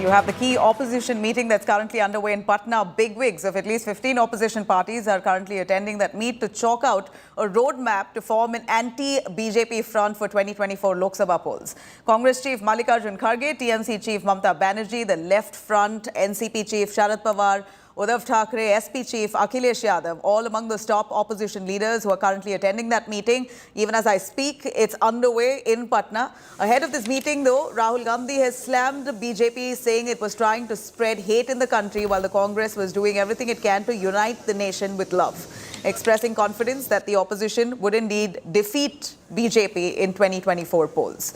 However, here missing are some of the party leaders of the opposition, including that of BRS, K. Chandrasekhar Rao. YSRCP's Jagan Mohan Reddy is not here. JDS's Deve Gowda isn't here. They've skipped the meet. BSP's Mayawati, of course, has said right from the start that the opposition meet does not align with her ideology, so she's out.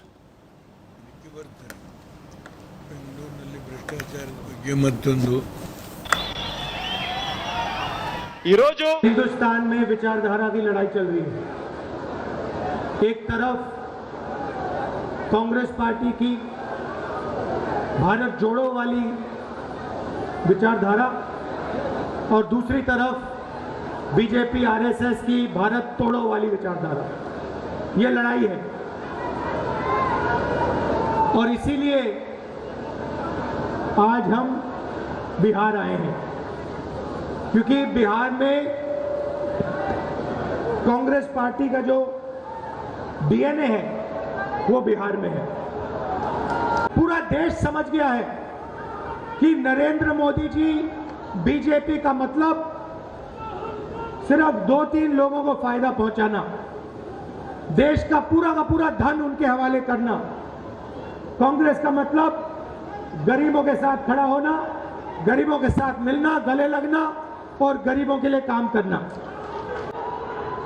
यहां पे देश के सब opposition की पार्टियां आई हैं, एक साथ मिलकर हम बीजेपी को हराने जा रहे हैं। आपने देखा होगा कर्नाटक में बीजेपी के नेताओं ने बहुत लंबे भाषण किए, हर कोने में घूम लिए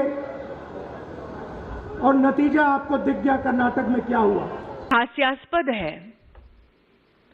कि आज कांग्रेस की छत्र छाया में कुछ ऐसे नेता एकत्रित होंगे जिन्होंने आपातकाल के समय में लोकतंत्र की हत्या का नजारा स्वयं देखा। यह हास्यास्पद है कि एकजुट होंगे वो लोग जो राष्ट्र को ये संकेत देना चाहते हैं कि उनकी स्वयं की क्षमता मोदी जी के सामने विफल है। All right, I'm cutting across to the live visuals coming in of the opposition unity meeting. There you have images of Arvind Kejriwal arriving with Punjab Chief Minister Bhagwant Mann. He's walked straight into this meeting at this point, even amid all the talk and buzz around Aam Aadmi Party, not very happy with the fact that the Congress hasn't yet come on board to support them on the Delhi ordinance issue. We see that the AAP has already sent out a strong message that today's opposition meeting, they are going to be tabling the very issue that's been haunting them for quite a few months now. The ordinance that the centre has passed on the Delhi government, taking away some of their powers, will be of prime focus. They will be reaching out to the Congress. Mallikarjun Kharge is here. We also see Rahul Gandhi in the frame, K.C. Venugopal. They've all arrived at that venue in Patna, this opposition Patna meeting, a unity, a show of unity that they're trying to project here. Maushmi is right there at the spot, joining us on the phone line as well. Maushmi, tell us more. We see all the opposition leaders trickling into this very Patna conclave. It's a big photo op opportunity, surely. Uddhav Thackeray now walking in. Tell us the big leaders who've already arrived and what's the buzz there? What's really on the agenda? We believe that most of the opposition leaders are fully tight-lipped on what's going to roll out in this meeting today.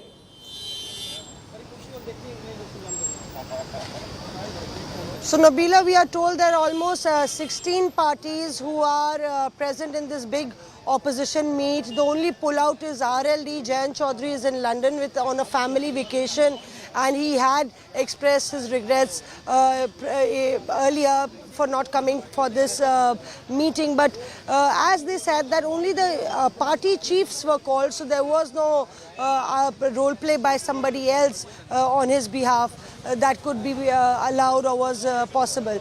So RLD is out, but MK Stalin, chief of the DMK and one of the biggest players in down south and in the national spectrum, if you see the Lok Sabha seats, TMC Mamata Banerjee is here, Rahul Gandhi in Kharge, of course. Now Bhagwant Mann has come in with Arvind Kejriwal. They did go to Patna Sahib yesterday, so a lot of optics playing out there, and they have Raghav Chadha and Sanjay Singh, who is the head of the parliamentary party of the AAP in the parliament. So Sanjay Singh is right there, and the ordinance issue is one of the key focus of the Aam Aadmi Party. You have Sharad Pawar coming in, you have Uddhav Thackeray coming in. Abdullah, who's also arrived. Hemant Soren is the last one to in fact reach. He's just, yeah. Sitaram Yechury, Omar Abdullah, Mallikarjun Kharge, we see really all the top leaders who've arrived at this Patna opposition meeting. Tell us who haven't been invited. We know a few of them have tried to steer clear of this, which is the JDS from Karnataka. Deve Gowda itself has decided to stay away from this opposition unity meet. BRS, the YSRCP. Tell us if they've even been invited in the first place. Have they refused the invitation? What really was that? How did that really work out for this meeting here? Was an invitation sent out in the first place? So Nabila, you know, everybody has been really skeptical about this opposition unity. There are divergent viewpoints, different ideologies, and the most critical fact is that they are at each other's neck in many states. So that was one key issue, you know, focusing on which the invitations were sent out. Yes, BSP was invited, but Mayawati didn't turn up. Perhaps she is waiting and watching.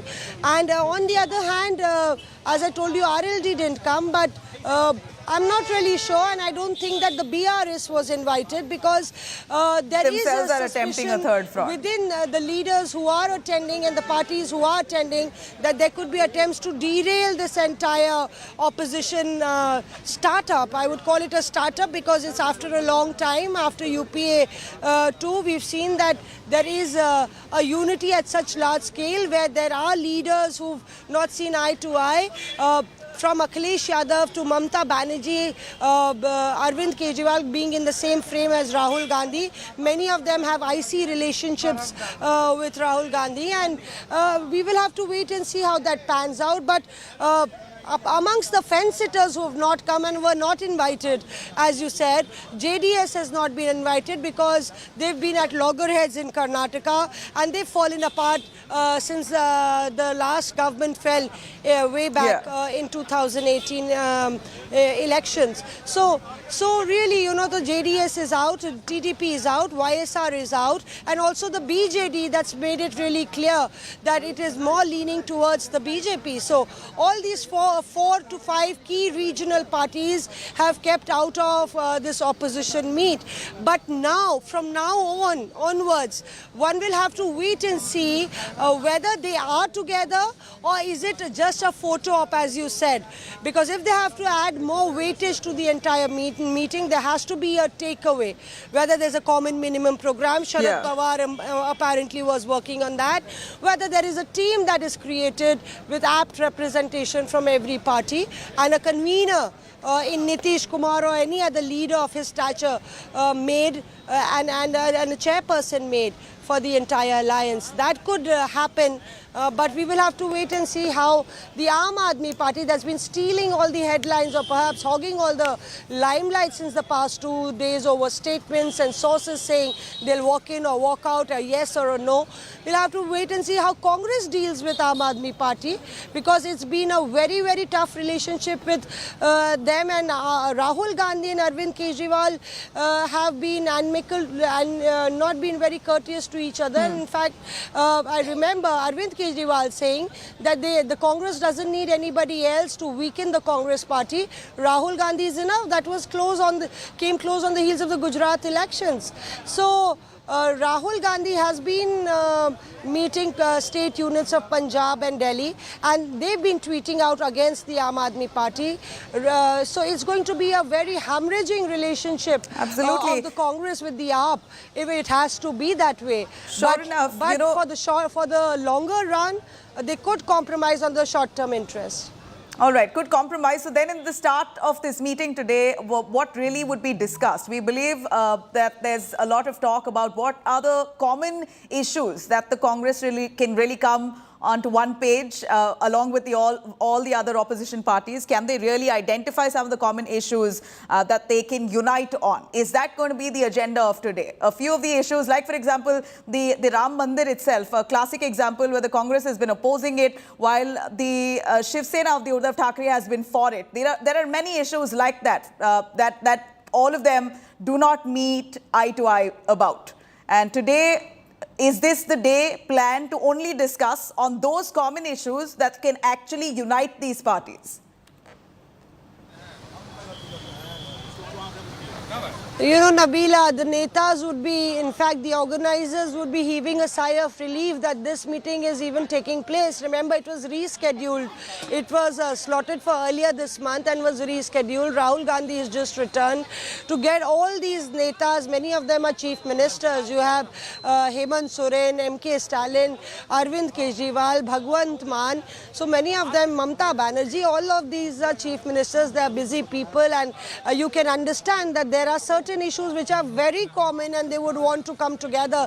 That's the reason that Mamta Banerjee yesterday made a statement which was on the lines of what Nitish Kumar is saying, that we will have to forget everything and come together to defeat the BJP. So that's going to be the most common issue that everybody will agree upon. Whether the other regional issues are shadowed by this larger, greater common good umbrella kind of an issue, we will have to wait and see. Of course, I don't think that in the first meeting there can be a discussion on Savarkar or the Congress's ideology or the opinion on Gita Press and what Obama or PM Modi has been asked in US. But yes, since Aam Aadmi parties insisted they were going to raise the ordinance issue, that could feature. Even caste census, which could be a binding force of the opposition, everybody would like to agree upon. That could be a big common issue, and we could see some takeaway on that issue in this meeting. But I can tell you that there's going to be a joint statement, which is the safest way forward. Not to antagonize anybody, not to talk about regional interests, make a common statement that everybody agrees upon and move ahead. Then let the other netas, the general secretaries of each party get together, let's make a committee and let them do the tough work or the difficult job of salvaging people's feelings and keeping assuaging ego issues. So we will have to wait for another day for that, Nabila.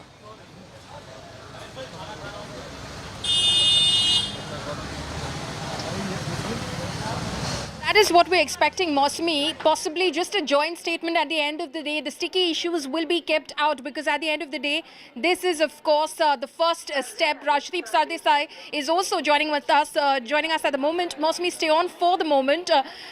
Rajdeep, what do you see coming out of this mega opposition meeting? Because already there seems to be a spanner in the works with the Aam Aadmi Party indicating, virtually saying it out publicly in an official statement, that there is a pact between Rahul Gandhi and the Bharatiya Janata Party as far as the Delhi ordinance issue is concerned. The Congress will walk out, they say, in Parliament when that ordinance is brought forth. Look, I think the fact at the moment is that there is a possible statement of intent that will come out of this meeting, wherein, as was suggested just now, all these ticklish issues, including the ordinance, will be discussed at a later stage in separate fora. The Congress is saying, let's use this fora to plan for the strategy for 2024. Arvind Kejriwal does want assurances from the Congress on the role that the party will play in Parliament. But my sense is that given the role that the likes of Sharad Pawar, Nitish Kumar, Mamta Banerjee, and the amount that Nitish Kumar has invested of his political equity in organizing this meeting, I don't think you will see a breakdown. You won't see a breakthrough. So this meeting will be used to set a platform, a stage for further meetings to take place. Some of them could be smaller meetings, subgroups could be appointed, and individuals could be assigned specific tasks. So this meeting, in a sense, is only setting a platform for future meetings. I don't think that this meeting will actually provide a kind of dramatic breakthrough. And given those ticklish issues raised by Aam Aadmi Party, some by Mamta Banerjee, I don't see a common minimum program emerging just yet, or indeed a common strategy for 2024 emerging just yet. That will take a while, if at all. Okay, Rajdeep, because you've obviously covered politics for so long and you have the understanding as well, help me understand this. What was the AAP's game plan in issuing that public statement, that official statement that said that there seems to be some sort of a milli-bhagat between Rahul Gandhi and the BJP to take down the ordinance, in fact ensure that the ordinance passes through in Parliament when of course it is brought forth over there? Issuing that just before the opposition meeting starts, just when Arvind Kejriwal, Rahul Gandhi, Mallikarjun Kharge are entering that room. Good question, no easy answers, Paulomi, because the Aam Aadmi Party, and I've been speaking to their leaders over the last couple of days, they are saying for them the ordinance that has been brought in by the Delhi government restricting the powers of the Aam Aadmi Party is a matter of life and death, to quote one leader. We need support for this. Now, you might recall the likes of Omar Abdullah have come out and said, where was the Aam Aadmi Party when Article 370 was effectively abrogated, when Kashmir was downsized to a union territory? Why didn't you speak up? So there are lots of issues of mistrust. I think what the Aam Aadmi Party statement shows is the level of mistrust that exists between parties like AAP and the Congress. Remember, not too long ago, Paulomi, the Congress was calling AAP the B team of the BJP. Now, to do it just before the meeting, is it throwing a spanner in the works or setting a Lakshman Rekha in a way for the Congress? I think Arvind Kejriwal will have to recognize that he has very few cards in his hand at the moment. Some of his key members are in jail. The AAP is at the moment struggling in that sense, given what's happened with the Delhi liquor scam. The Congress, on the other hand, is buoyant after its victory in Karnataka. So somewhere, I think the power equations have changed a bit. And Arvind Kejriwal will have to recognize how that plays out, Paulomi. So I think while he may be playing for high stakes, I think the Congress wants to play it much more carefully and doesn't want to commit to any kind of wider alliance with Mr. Kejriwal till what happens in the winter elections later this year. Speaking of the Congress, Rajdeep, we were just earlier speaking to Tariq Anwar, and very interestingly, because we were discussing this earlier about what sort of a role that does the Congress play as far as this Mahagathbandhan is concerned. Tariq Anwar says Congress will be leading this opposition alliance. So the Congress, of course, they're making it absolutely clear that they're not ceding space to any other party or entity to lead this alliance. That is another major question, the whole leadership of the alliance. I think there's a recognition there that the Congress does have to play a central role because, frankly, the Congress has a footprint across far more states than any other party who's there at this meeting. The question is, how much is the Congress also simultaneously willing to, in a way, give up for these parties? For example, in a Bengal or in a Punjab, is the Congress willing in Punjab to cede primacy to AAP and in Bengal to Mamta Banerjee? It may be easier to do it in a way with Mamta for the Congress, but much more difficult to do it in Punjab with AAP. So the Congress, according to me, is the elephant in the room. And within that elephant, the real elephant is Rahul Gandhi. You see, Rahul Gandhi's view is that you have to strengthen the Congress to make it, in a way, the prime challenger to the BJP. Now, in the process of doing that, are you going to also take on some of the very parties that you're sharing a room today with? Mamta Banerjee, for example, thinks that Sitaram Yechuri is some kind of a guide and mentor to Rahul Gandhi, and she cannot really stomach Sitaram Yechuri too much. So she has a problem, a mistrust factor. Arvind Kejriwal and the Congress have mistrust against each other. How do you overcome the trust deficit? That is the big challenge that the likes of Nitish Kumar and Sharad Pawar, far more experienced leaders, really have. And I think they haven't set their ambitions too high, as I said at the outset. They just want this to become the beginning of a dialogue, not the end result. So if we start looking at all of these alliance partners individually, would you say that it is Nitish Kumar and Sharad Pawar who are the ones who are thinking more practically as far as, the give and take aspects of this alliance are concerned? Rajdeep? Absolutely, Paulomi. I think these are the two leaders who've set an example, one in Maharashtra, one in Bihar, of the art of the possible. Nitish has twice left the BJP and returned to the fold, and Sharad Pawar stitched together the Maharashtra Vikas Aghadi in November 2019. So these are more pragmatic politicians, and I think one of the factors missing in this opposition meeting is the absence of pragmatism and the belief that some of these opposition leaders have that they are far more powerful than the ground reality is. So unless there is a match between the ground reality and their ambitions, these political parties will find it very difficult to come together. So my own sense is unless Mr. Pawar or Nitish Kumar are able to pull a rabbit out of a hat, it is not going to happen certainly today, but even in the next few months, you might have the UPA working together, which already exists, but to get new allies like AAP and TMC to get it even into seat adjustment is not going to be easy. Okay, and what about the BJP? While, of course, they are issuing and tweeting videos mocking this meeting that is happening in Patna, calling it a photo op, a photo session. That's what Amit Shah said in Jammu. Is the BJP still worried that the chiefs of all of these parties are currently sitting in one room? You know, I think they should be worried. Look, politics, Paulomi, is as much about arithmetic as it is about chemistry.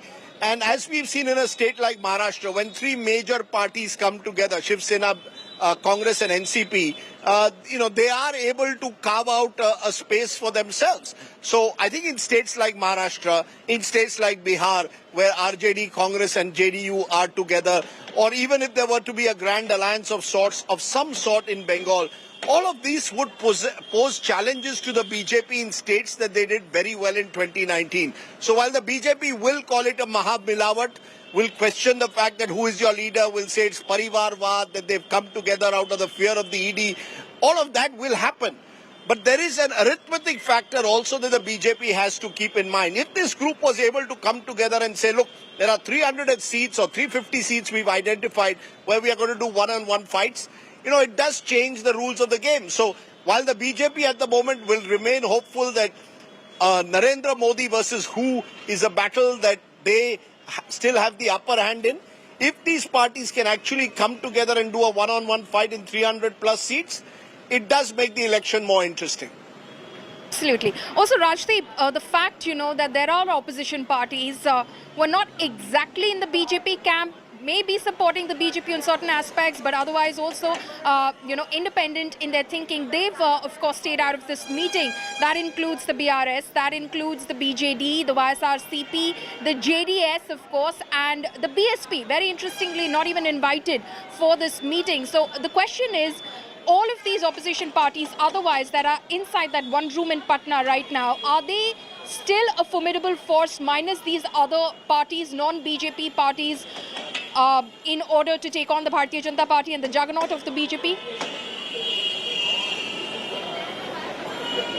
That's a very good question again, because I think, Paulomi, the fact is, while this is an alliance that seems to be building up against the BJP, it's not a perfect alliance. The fact in large states like Telangana, like in Odisha, the BSP factor that these parties are not on board considerably reduces the sort of geographical space of this alliance. I mean, let's assume the BRS in Telangana as party number one wins the election there.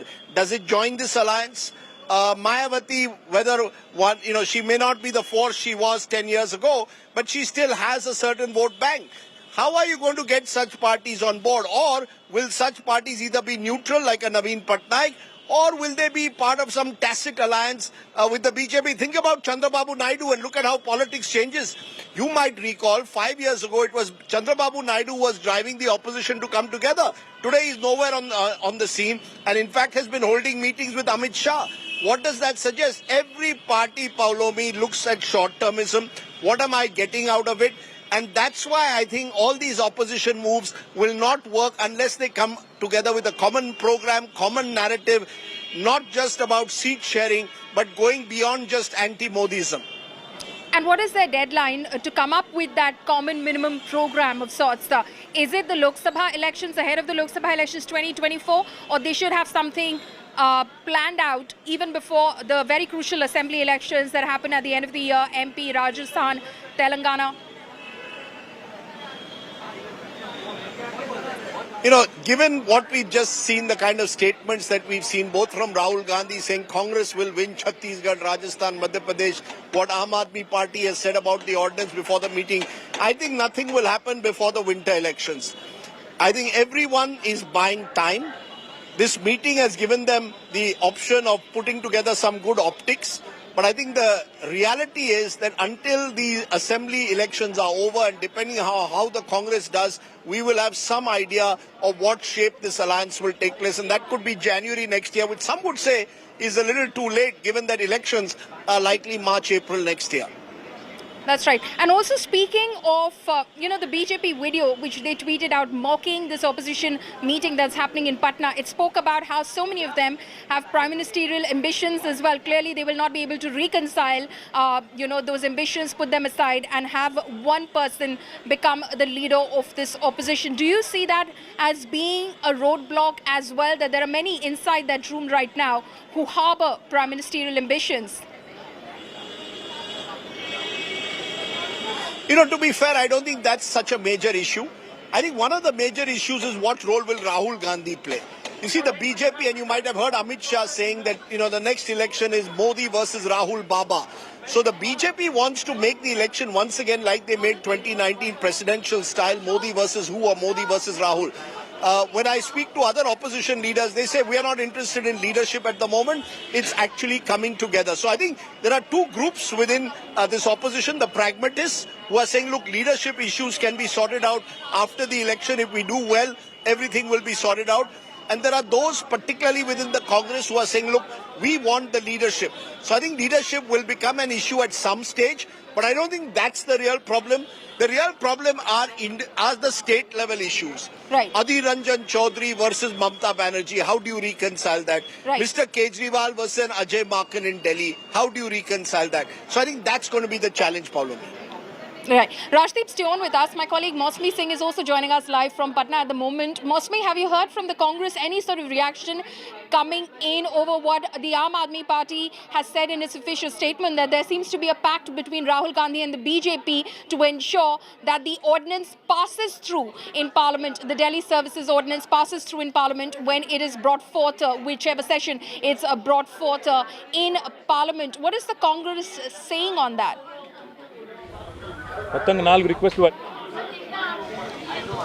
See, Paulomi, it's really clear that even before the meeting had started, days before, we had Arvind Kejriwal giving an interview saying that everybody, all the opposition parties would want that the Congress should make its stand clear. And then you had, yesterday, you had a story coming in that the Congress would walk out, the Aam Aadmi Party would walk out if the Congress didn't give a yes or didn't say a no. They should clear their stand. So pressure tactics from the Aam Aadmi Party are really on. And I am given to understand, yesterday I did have a talk with senior leaders of the Aam Aadmi Party. They are very clear on one line, and that's why the statement indicates that line, that if they don't get an answer in this meeting, Arvind Kejriwal is going to walk out. Whether that's just pressure tactics or he really does walk out, we'll have to wait and see. And senior Congress leaders yesterday I spoke to, they felt that the Aam Aadmi Party was putting the Congress at gunpoint. Sanjay Singh is there. He's the leader of the Aam Aadmi Party in Parliament. There are several meetings that Kharge holds, and without fail, Sanjay Singh attends all the opposition meetings. So what is the tearing hurry for the Aam Aadmi Party to demand a yes or a no from the Congress? But we'll have to see how the other leaders who are there, who have already made their position clear, maybe they can get Congress to climb down from that stand, or maybe they can ask the Aam Aadmi Party to go a little easy on the Congress on that stand. And we've seen that, yes, since yesterday, all the opposition leaders, the stakeholders have been harping on the national issue, that this is about the 2024 elections and not about regional issues. So we will have to wait and see that what role Mamata Pawar or Sharad Pawar, Mamata Banerjee or Sharad Pawar have to play while the discussion on the ordinance is on. Why, Mosmi, is the Congress holding out in fact, extending its support to the Aam Aadmi Party as far as the Delhi Services Ordinance is concerned? Is it because there's pressure from the Delhi and the Punjab units of the Congress Party to not side with Aam Aadmi Party on any issue?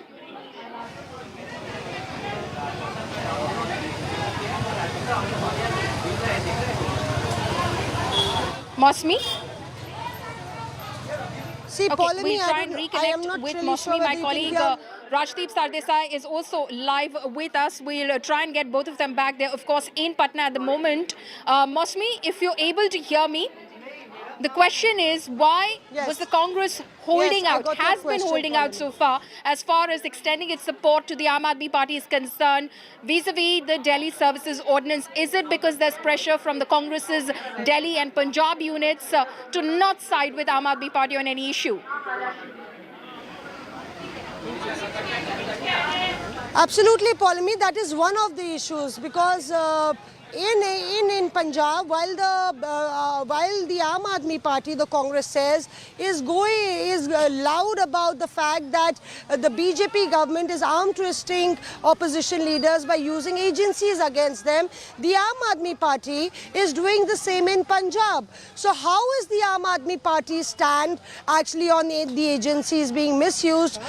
Different when they talk about the national politics, and different in Punjab, because many cases have been slapped against Congress leaders in Punjab. So that's one trust deficit that prevails between the Congress and the AAP. And the Congress has now got that message that whether it's Goa or Gujarat, the Aam Aadmi Party is in fact very similar in ideology, in principles, and in fact has the same kind of vote bank that the Congress has. So the Aam Aadmi Party is in fact a substitute, or the Congress is a substitute of the Aam Aadmi Party if you look at their ideologies and the kind of voter reach they have. And that's why the Congress feels that it's a hemorrhage of a relationship if they're aligned with the Aam Aadmi Party. Okay, Mosmi, stay on with us. Let's listen into some reactions that have been pouring in ahead of this meeting, which is currently underway in Patna. यहाँ पे देश के सब opposition की पार्टियां आई हैं, एक साथ मिलकर हम बीजेपी को हराने जा रहे हैं। आपने देखा होगा कर्नाटक में बीजेपी के नेताओं ने बहुत लंबे भाषण किए, हर कोने में घूम लिए, और नतीजा आपको दिख गया कर्नाटक में क्या हुआ। हास्यास्पद है कि आज कांग्रेस की छत्र छाया में कुछ ऐसे नेता एकत्रित होंगे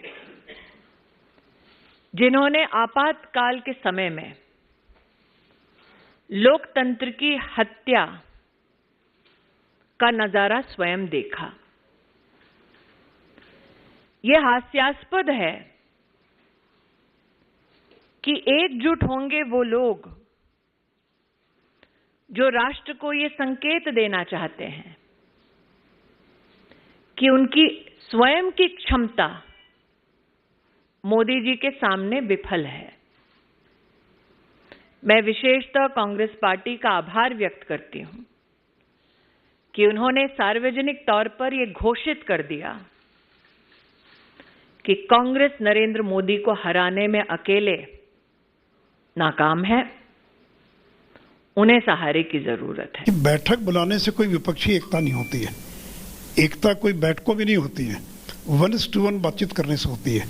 अगर नीतीश कुमार जाते बंगाल, बैठाते ममता बनर्जी कांग्रेस और सीपीएम को और कहते कि पंचायत का चुनाव मिलकर लड़ना और मिलकर लड़ो और लड़ने के तैयार होते, तब ना कोई एकता होती।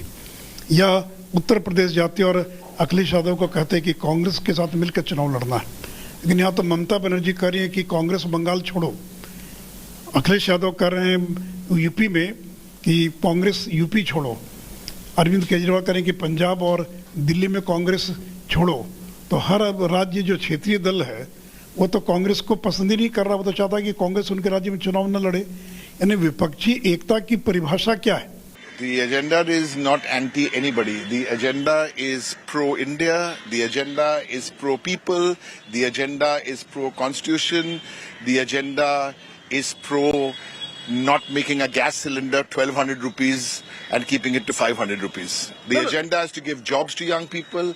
The agenda is you can't be fiddling around with federalism and interfering. There's so much on the agenda, but I don't want to say anything more than this. हम तो सब मिलके बीजेपी के खिलाफ लड़ना चाहते हैं और एक होकर इस बीजेपी सरकार को निकालने का हमारा सभी एक एजेंडा है। उसके तहत सभी लोग मिलके वो काम करने का है। तो वहाँ जाने के बाद सबकी राय एक अच्छी राय बनेगी और उसके बारे में हम पहले से ही कोशिश कर रहे हैं। राहुल गांधी जी ये तो शुरू किए थे, सबको मिलकर पहले तैयारी किए थे और वो उसी का एक पार्ट है कि ये पटना में फिर से एक बार हम सभी लोग मिल रहे हैं। ये काफी लोग कौन हैं जो परिवारनिष्ठ पार्टियों के मुखिया हैं और उनकी राजनीति परिवारनिष्ठ है। परिवार स्वार्थ परमो धर्मा। दूसरे कौन लोग जुटे हुए हैं जो भ्रष्टाचार में या तो जेल जा चुके हैं, कोर्ट से कन्विक्ट हो गए हैं या कन्विक्शन होने के प्रोसेस में हैं, केस चल रहे हैं। तो ऐसे लोग आकर के एक ईमानदार प्रभावी नेता नरेंद्र मोदी जी के विकल्प की तलाश करने आए हैं। तो इनका कोई विकल्प नहीं है। साधारणतः देशासमोरच्या महत्त्वाच्या प्रश्नांची चर्चा करणार एक, त्याच्यानंतर देशाच्या काही राज्यामध्ये जसं मणिपूर किंवा काय, आणि या नात्यानिमित्तानं एक प्रकारचे रस्त्यावर उतरणं आणि कायदा आणि सुव्यवस्थेची परिस्थिती निर्माण करणं हे जे कृत्य होतं आहे त्याला विशेषतः जिथं नॉन बीजेपी राज्य आहेत त्या राज्यात हे जास्त होतं आहे। त्यामुळे याच्या मागं कोण आहे हे स्पष्ट होतं आहे। हे देशाचं दिसून योग्य नाही। या सगळ्या गोष्टीच्या बाबतीत एकत्रित विचार करून पुढची लाईन ठरवावी एवढाच त्याचा विषय आहे। बाकी काय जे अन्य राज्यातले लोक काही मुद्दे उपस्थित करण्याची शक्यता नाकारता येत नाही, पण ते मी आज सांगू शकत नाही। सभी जो प्रमुख दल है, मैं विपक्षी दल नहीं कहूँगा, जो इस देश के संविधान को और लोकतंत्र को बचाना चाहते हैं और वो चाहते हैं कि लोकतंत्र यहाँ इस देश में रहे। एक डर है कि 2024 के आखिरी चुनाव होगी, उसके बाद इस देश में चुनाव नहीं होगा। उसके ऊपर ज़रूर हम बात करेंगे और 1-to-1 कैंडिडेट राहुल गांधी जी भी आ रहे हैं तो ये बहुत बड़ी बात है। तो चर्चा होगी और मंथन होगा, चिंतन होगा, सब कुछ होगा। पटना में एक फोटो सेशन चल रहा है। सारे विपक्ष के नेता एक मंच पर इकट्ठा हो रहे हैं और संदेश देना चाहते हैं कि हम भारतीय जनता पार्टी को, एनडीए को और मोदी जी को चैलेंज करेंगे। मैं सारे विपक्ष के नेताओं को एक कहना चाहता हूं, कितने भी हाथ मिला दो, आपकी एकता कभी संभव नहीं है और हो भी गई तो कितने भी इकट्ठा होकर जनता के सामने आ जाइए। 2024 में 300 से ज्यादा सीटों के साथ नरेंद्र मोदी जी का प्रधानमंत्री बनना तय। All of Rahul Gandhi's international visits are shrouded in mystery. We do not know where he goes. We do not know who he meets. Those people who he meets are all of questionable integrity. Whereas the Prime Minister has gone outside of India. Each time he has gone outside of India, the Prime Minister has brought great respect for the nation and he has made sure that the country tremendously benefits. समूचा विपक्ष कान खोल करके सुन ले। तुम्हारी आलोचना काग के श्राप की तरह है। आप जितनी आलोचना करोगे उतना ही जैसे हीरे को तराशा जाता है और वो निखरता है, उसी प्रकार से 2024 के चुनाव में पुनः एक बार आदरणीय प्रधानमंत्री मोदी जी इस देश के पुनः प्रधानमंत्री बनेंगे। एक तरफ विपक्षी एकजुटता की बैठक आज पटना में होनी है, दूसरी तरफ लगातार नए नए पोस्टर देखने को मिल रहे हैं। इस वक्त आपको बीजेपी कार्यालय के सामने लगा एक पोस्टर दिखा रहे हैं जिसमें राहुल गांधी की तस्वीर है, साथ ही साथ शाहरुख खान जो बॉलीवुड स्टार है उनकी तस्वीर का भी इस्तेमाल किया गया है। और शाहरुख खान जिस अंदाज में बैठे हैं ये उनकी मूवी थी देवदास, जिसके डायलॉग लिखे गए हैं जिसमें शाहरुख खान कहते हैं कि परिवार ने कहा पारो छोड़ दो, पारो ने कहा शराब छोड़ दो, आज तुमने कहा शहर छोड़ दो। और उसी तर्ज पे राहुल गांधी की तस्वीर नीचे नजर आती है जहां लिखा है ममता दीदी ने कहा बंगाल छोड़ दो, केजरीवाल ने कहा दिल्ली और पंजाब छोड़ दो, लालू नीतीश ने कहा बिहार छोड़ दो और अखिलेश ने कहा उत्तर प्रदेश छोड़ दो। स्टालिन का भी जिक्र है और साथ ही साथ ये कह रहे हैं राहुल गांधी कि अब तो तमिलनाडु छेड़ने की भी बात कही जा रही है। मतलब ये कि कांग्रेस का हाल जो इस विपक्षी एकजुटता वाली बैठक में है उसे लेकर पोस्टर के सहारे तंज कसा गया है। All right. Like our correspondent rightly said, the Congress is facing off with many of the very opposition party leaders who are currently present in this opposition unity meet today.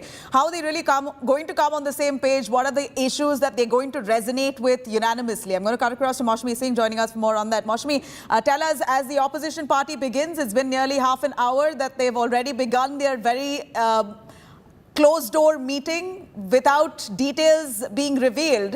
Could you be able to tell us exactly what's on the agenda today? Are there issues? Are there actual issues that they're going to take up to see if they are going to be united in few of those matters, if not all? Prem? You can hear, Nabila, clearly that there are inherent contradictions as far as interests of regional parties clashing with the Congress is concerned. If you look at Uttar Pradesh, there was a freeze of relationships between Akhilesh Yadav and Rahul Gandhi because somewhere the Samajwadi Party felt that there was a big brother attitude of the Congress and always demanded more seats, whereas the vote transfer didn't happen, and the alliance of UP Ki Ladki also didn't succeed. It fell flat. So on the other hand, if you look at Arvind Kejriwal in Punjab and in Delhi, these are the two states that the Aam Aadmi Party has great ambitions in the upcoming Lok Sabha elections. But in 2019, the Congress bagged more vote percentage, share of vote percentage than the Aam Aadmi Party. Almost 22% vote share the Congress got, so, and that was more than the Aam Aadmi Party. So the Congress is saying that we do have a claim in Delhi in the Lok Sabha, and no way we are the chief opposition party in Punjab, no way we are going to give the leeway to the Aam Aadmi Party or give a clean waiver to the Aam Aadmi Party to fight it out alone in Punjab. So that formula needs to be derived where there is actually a proper seat sharing formula, perhaps 15 seats in UP, 6 seats in West Bengal, 4:7 seats in Delhi. That's the ratio that's being discussed and deliberated, but these are all back channel talks. Right now, today is just the warm-up session. That we've come together, let's put up a good show. Absolutely. Today, the warm-up session, seat sharing possibly would happen, the discussions of which would happen in consecutive meetings to come forward. But today is almost a photo op. Like the BJP rightly said, Amit Shah says this is merely photo op.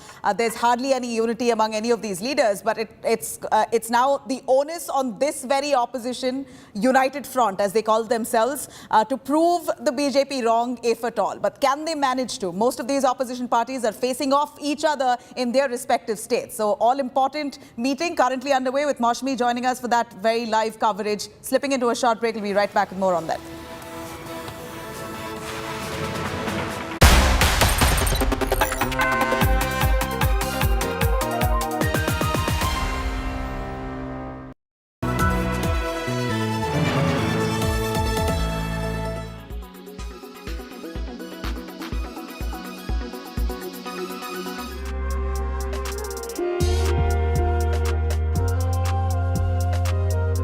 If you travel towards these Western countries, European countries, it's crazy how people they are involved in yoga.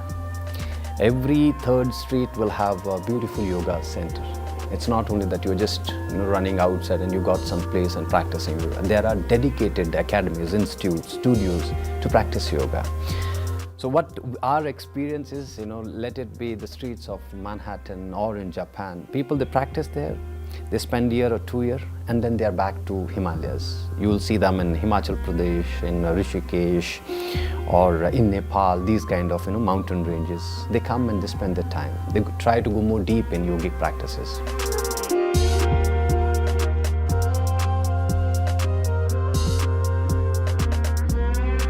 In my early educational days, I was a little boy and I was very lost. I didn't know where to turn, I didn't know what to do, I didn't know who to believe. So I always wondered why I was here. I knew I was here for a specific reason.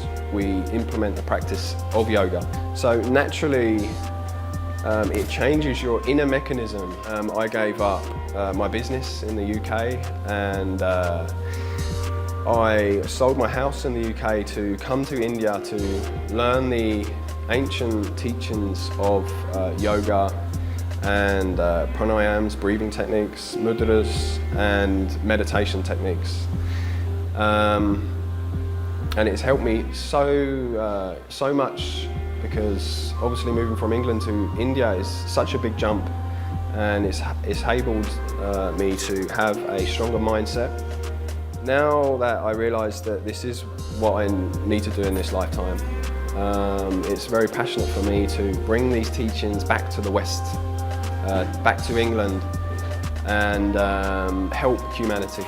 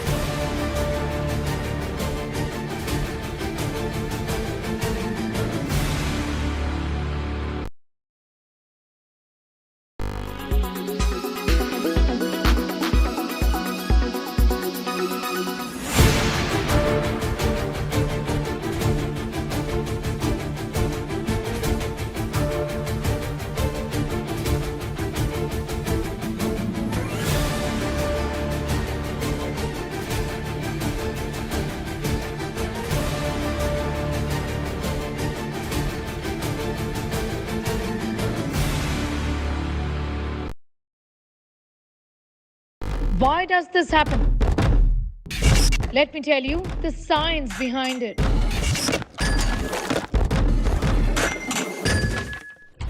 For more informative videos like this, keep watching India Today News Mo.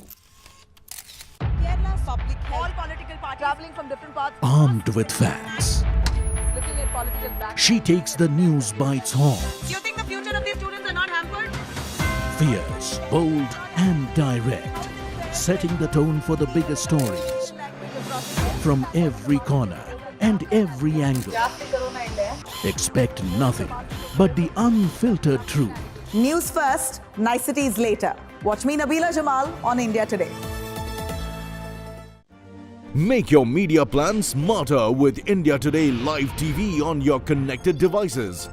Amplify your brand with 100 million smart internet viewers. To advertise, mail us at sales@aajtak.com.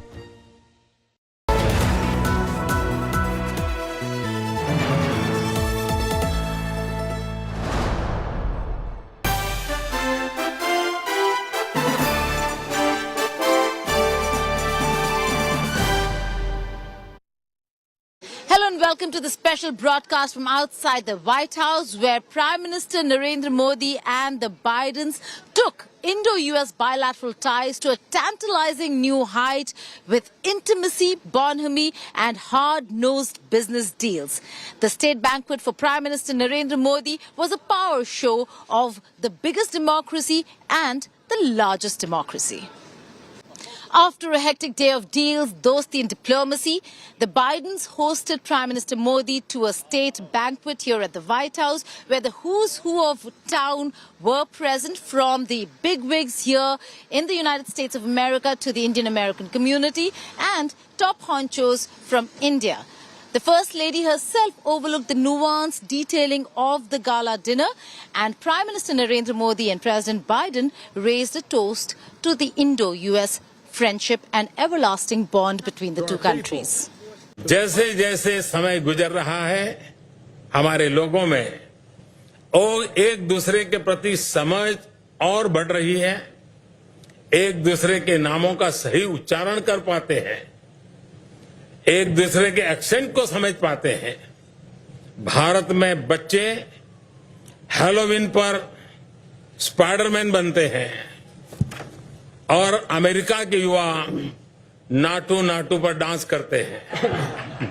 Mister president, जब आपने 2014 में मेरे लिए banquet रखा था, उस दौरान संयोग से मैं नवरात्रि के 9 दिन के मेरे फास्ट चल रहे थे। मुझे याद है आप बार बार मुझसे पूछ रहे थे कि मैं व्रत के दौरान क्या कुछ भी नहीं खाऊंगा, लेकिन मेरे लिए कुछ भी खाना संभव नहीं था। मैं कुछ खा नहीं रहा था और जिसकी वजह से आप बहुत ही कंसर्न भी थे। उस समय मुझे प्रेम से कुछ खिलाने की आपकी जो इच्छा थी, मुझे लगता है आज वो पूरी हो रही है। हॉस्पिटल हो या होटल्स, यूनिवर्सिटी हो या रिसर्च लैब, गैस स्टेशन हो या लॉजिस्टिक्स, मैनेजमेंट हो या आईटी, हर क्षेत्र में वे अपना योगदान दे रहे हैं।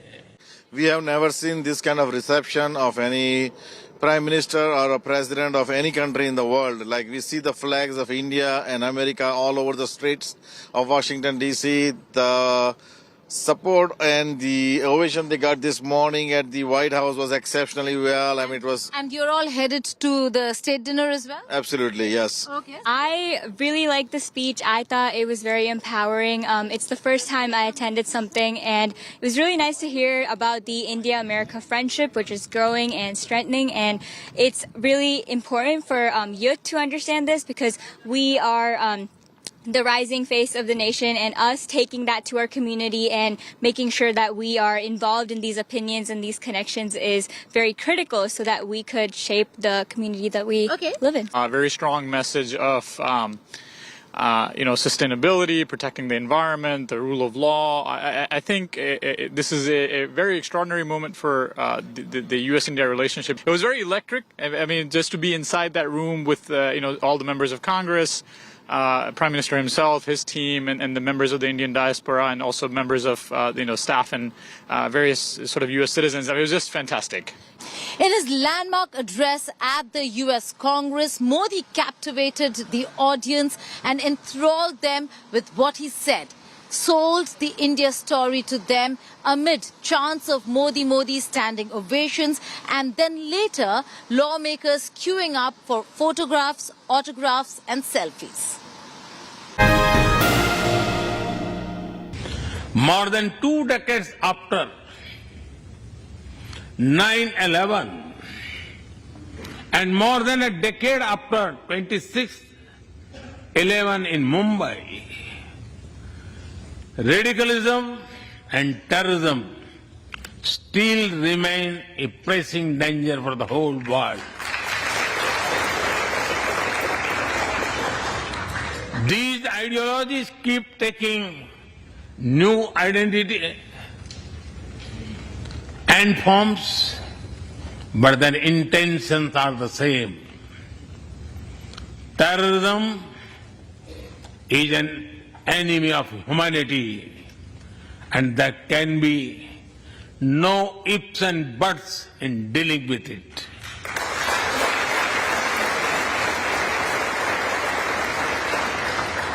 We must overcome all such forces sponsoring and exporting terror.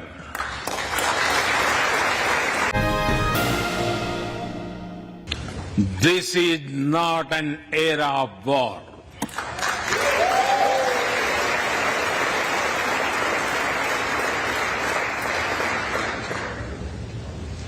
But it is one of dialogue and diplomacy. And we all must do what we can to stop the bloodshed and human suffering.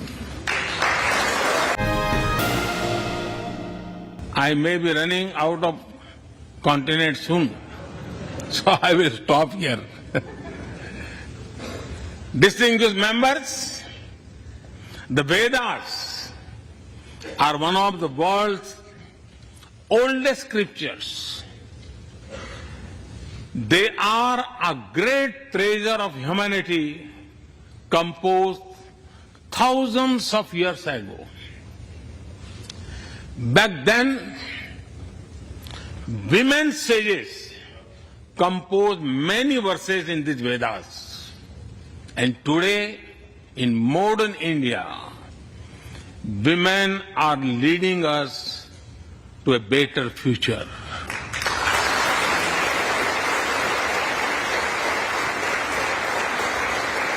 I think more than anything, you talk about the future and the future alliance between the United States and India, how great that's going to be. And it was a very moving speech. It was great to have all the American Indians in the gallery who were so passionate about this man. You get the sense that he is very almost like godlike in his own country, and it was very moving. The whole experience. The message from the Prime Minister is very positive and very exciting to see the relationship between the United States and India, the world's largest democracy, the world's oldest democracy. Working together, we benefit.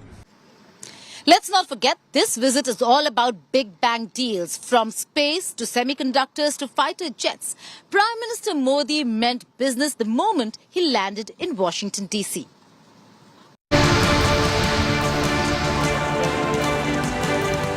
The highest trappings of American friendship on full display.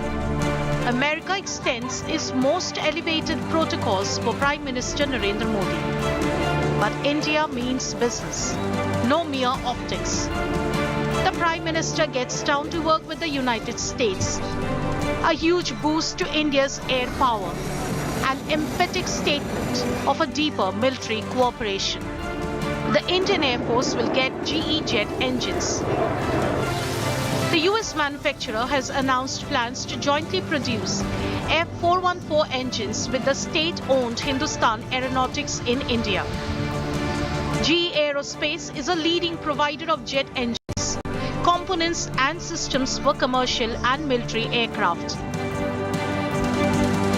The company described the deal as a major milestone amidst Prime Minister Modi's visit to the United States, a key element in military ties between the two countries. India's purchase of 31 armed MQ-9B Sea Guardian drones made by General Atomics worth $3 billion. Removal of US obstacles in the way of bilateral trade in defense and high technology also on the cards. It's a milestone in our relationship between the two countries. You heard Honorable External Affairs Minister say yesterday, it's a very significant visit, very important visit. Bilateral defense cooperation, it has been a critical pillar of our engagement. A cosmic alliance. India and the United States set to embark on an interstellar journey. Seconds into the flight. NASA and ISRO have agreed to carry out a joint mission to the International Space Station next year. And India has decided to join the US-led Artemis Accords, an international cooperative agreement for space exploration. PM Modi's visit has been able to secure a commitment from US-based semiconductor producer Micron Technology to break ground on a $2.75 billion a new assembly and test facility in India. Semiconductors are primary elements for the majority of electronic systems, serving communications, signal processing, computing, and control applications. A visit that showcases a determined focus on tangible outcomes and collaborations. Bureau Report, India Today. Prime Minister Narendra Modi shut down all those democracy naysayers who've been questioning India's rights credentials. To a direct question by a journalist, he responded saying that democracy is thriving in India, and those who question equality and are questioning human rights in India should look at the fact that India does not discriminate, that the Constitution talks about equality and the Indian administration follows through. Democracy is one of our sacred and shared values. It has evolved over a long time and taken various forms of systems. Throughout history, however, one thing has been clear. Democracy is the spirit that supports equality and dignity.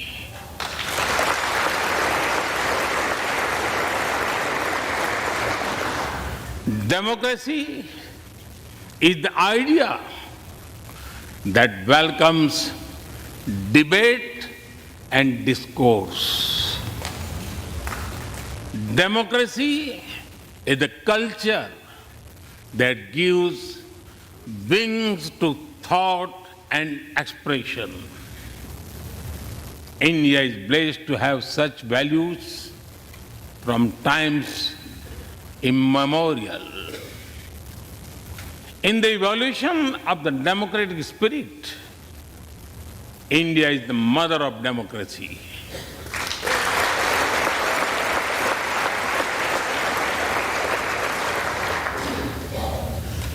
Millennia ago,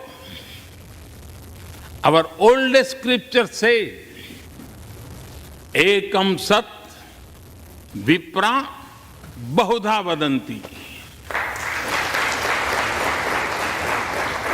It means that truth is one, but the wise express it in a different ways.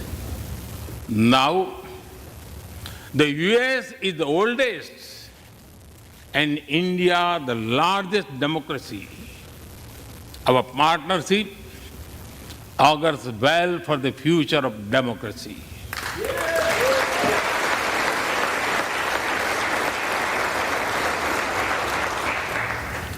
Together, we shall give a better future to the world and a better world to the future.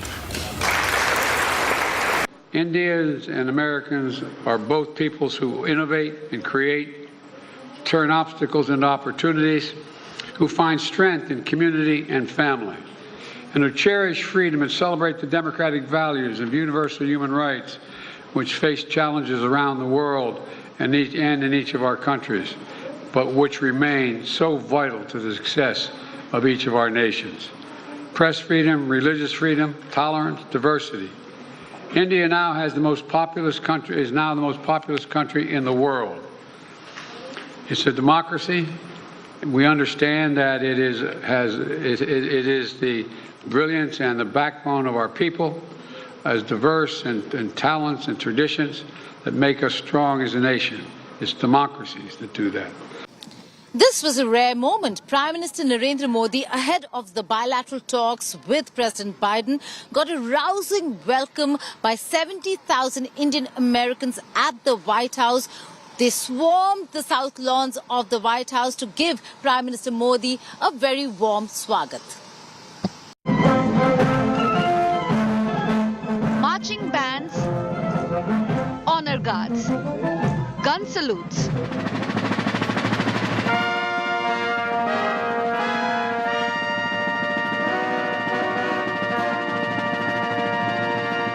The welcome could have been warmer in rainy weather. The who's who's of the Biden administration on the south lawn of the White House, rolling out the red carpet for Prime Minister Narendra Modi. The United States is honoring and hosting an official visit to the Republic of India. Prime Minister Modi, welcome back to the White House. The world's most powerful address in Washington, D.C., packed with a 7,000-strong crowd of diasporic Indians to witness America's most elevated reception of the Indian Prime Minister. We are so excited and so happy and so proud of our Prime Minister and our country. And all I can say is Bharat Mata Ki Jai. He is such a great leader. He can be role model for the rest of the leaders of the world. The invaluable role of the Indian American community also received a rare acknowledgement. I see an Indian American diaspora that reflects every part of American life and remains the bridge between our nations. In his every word, the host painted a vibrant tapestry of unshakable confidence in the bonds between India and the United States. The shared values between our people and the shared responsibility as global leaders to tackle the great issues of our time together. The decisions we make today are going to determine our future for decades to come. Prime Minister Biden's welcome speech for Prime Minister Modi set the stage for discussions ahead. And the shared responsibilities delving into crucial geopolitical matters, fostering Indo-Pacific collaboration, and reaffirming the shared democratic values of India and the United States. In this century, require that India and the United States work and lead together. Core principles have endured and evolved even as they have faced challenges throughout each of our nation's histories and will fuel our strength, depth, and future. Prime Minister Narendra Modi thanked the hosts. He described his state honor as a resounding testament to the collective significance of all Indians.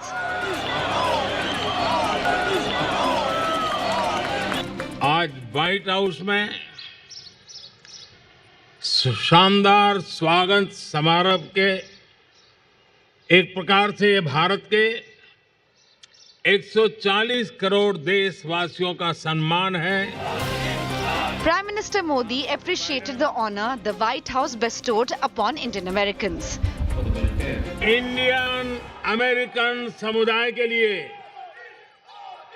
White house के द्वार आज पहली बार खोले गए हैं. भारतीय समुदाय के लोग अपने टैलेंट, कर्मठता और निष्ठा से अमेरिका में भारत की शान बढ़ा रहे हैं. आप सब हमारे संबंधों की असली ताकत है. In his address, the Prime Minister conveyed a deep sense of pride in India's diversity. साधारण नागरिक के रूप हम सर्वजन हिताय, सर्वजन सुखाय इस मूलभूत सिद्धांत में विश्वास रखते हैं. Shared vision, aspirations, goodwill and collaboration. The two global powerhouses forging a path towards a future brimming with promise and possibility. Bureau Report, India Today. It's been a historic visit as far as Prime Minister Modi's tour of the United States is concerned, and there have been several deals and agreements that have been struck during this time. Let's take you through some of those. Most critically, of course, F414 jet engines that are to be made in India as well. That is going to be the biggest talking point. Armed Predator drones for India. That is, of course, something which is extremely important. Indian astronaut in the International Space Station. A huge leap for Indian space exploration. That is, of course, also one of the talking points as far as India and US is concerned. And as far as India and US are concerned, a joint moon and Mars exploration as well is on the cards as far as these two countries are concerned. Also, very significantly, when it comes to business, Micron Tech's $2.75 billion chip plant in Gujarat. That is an investment, a commitment which has been made by Micron Tech, a new Indian mission at Seattle, and also in India, 2 new US consulates in Bengaluru and Ahmedabad. So that is, of course, hopefully going to speeden up the processing of visa applications for the US as far as India is concerned. And also, very significantly, in the US, H-1B visa renewal without leaving for India. So if you want to renew your visa, those norms have been relaxed. You don't have to travel out. You can do so in the US itself. That's all in this show. Thank you for watching this special broadcast from outside the White House.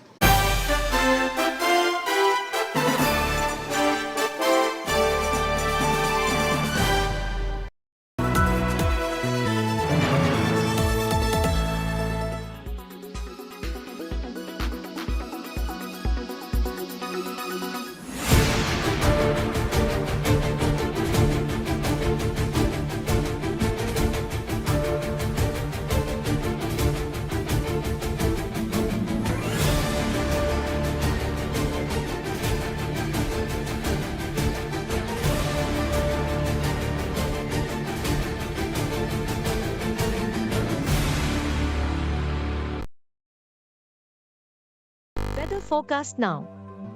Delhi, maximum 42 and minimum 27 degrees. Mumbai, maximum 30 and minimum 28 degrees. Kolkata, maximum 35 and minimum 26 degrees. Bangalore, maximum 30 and minimum 21 degrees. Chennai, maximum 32 and minimum 27 degrees. Hyderabad, maximum 28 and minimum 24 degrees.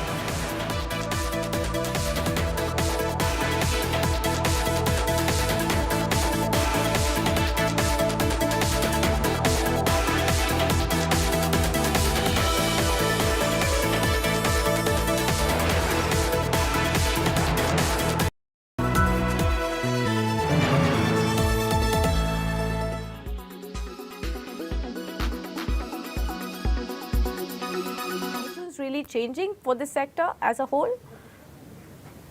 No, I think that's quite true, right?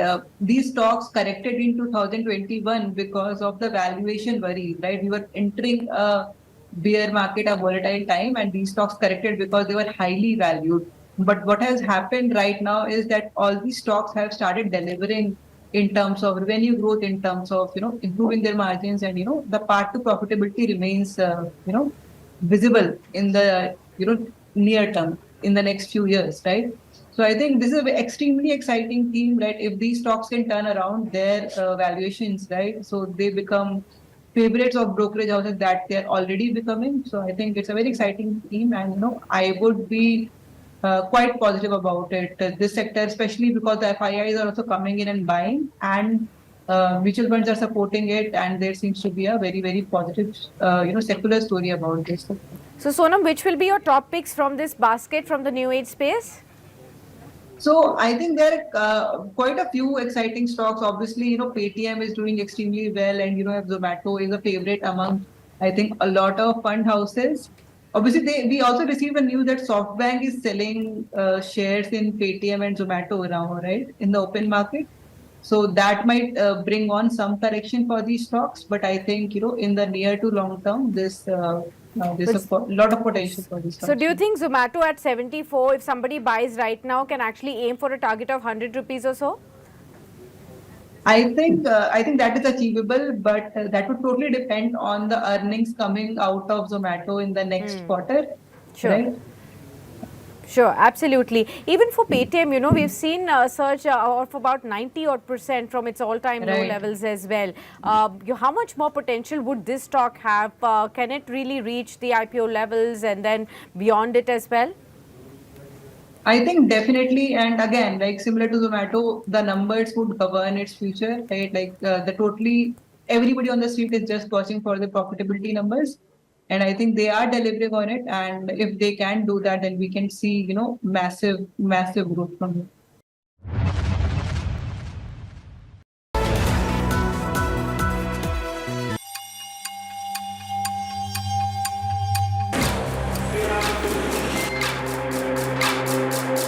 पहलवानी में चोट लगना श्रृंगार है, तो वो श्रृंगार तो सभी को करना पड़ता है। जैसे उठाया गया था तो वो बहुत देखने में भी बहुत गंदा लग रहा था।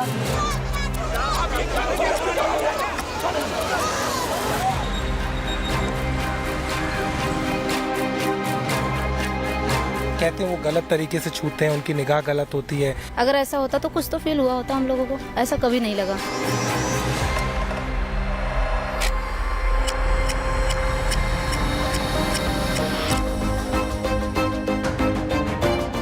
पता नहीं क्या बेइज्जती होगी, कहते सिर्फ माँ बाप के भय है। नेताजी को लोग तो थोड़े बनाए हैं, नेताजी को जनता चुन के भेजी है। ब्रजभूषण का काम पॉलिटिक्स का ही है, वो खिलाड़ी तो है नहीं।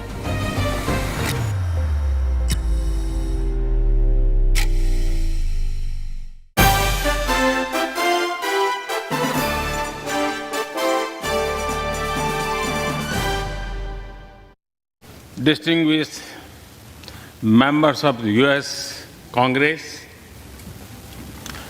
ladies and gentlemen, namaskar.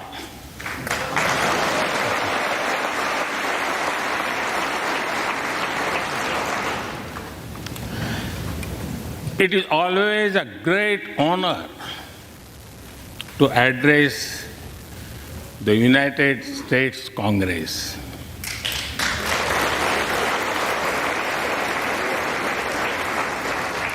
It is an exceptional privilege to do so twice.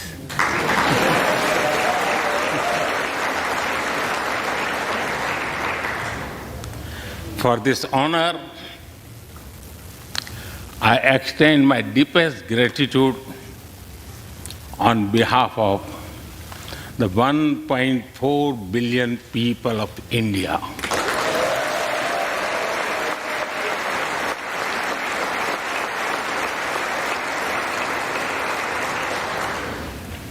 I see that nearly half of you were here in 2016. I feel your warmth as old friends. I can also see the enthusiasm of a new friends in the other half.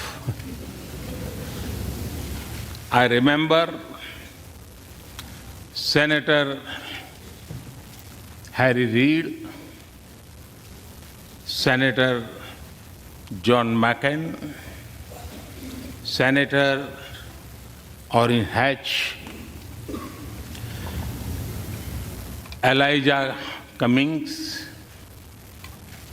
Elsie Hastings, and others who I met here in 2016 and who are sadly no longer with us. Mr. Speaker, standing here 7 Junes ago, that is the June when Hamilton swept all the awards, I said that the hesitations of history were behind us.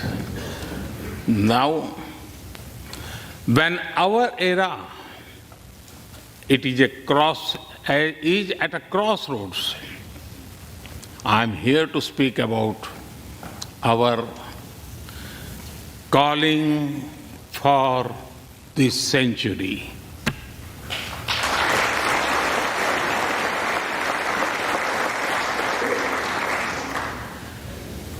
Through the long and widening road that we have traveled, we have met the test of friendship. A lot has changed since I came here 7 summers ago. But a lot has remained the same, like our commitment to deepen the friendship between India and the United States.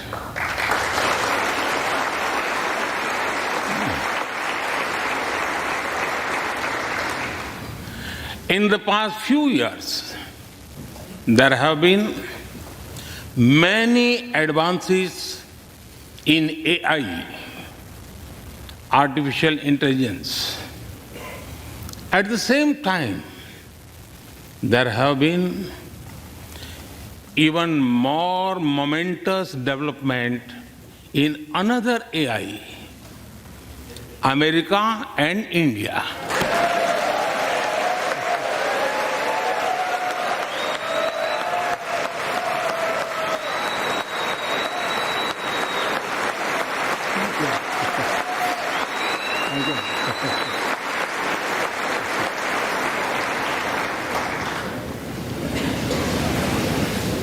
Mr. Speaker and distinguished members, the beauty of democracy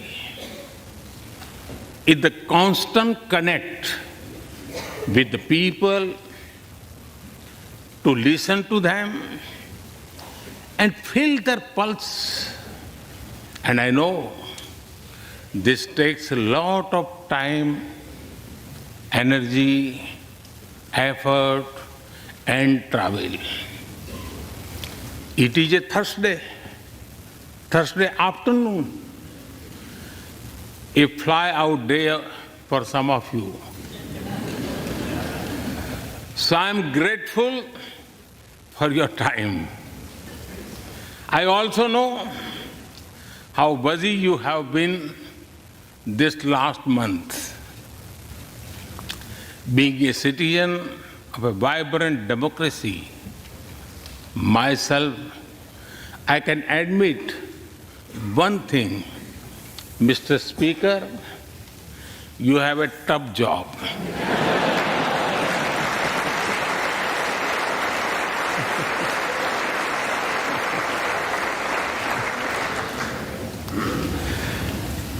I can relate to the battles of patience, persuasion, and policy.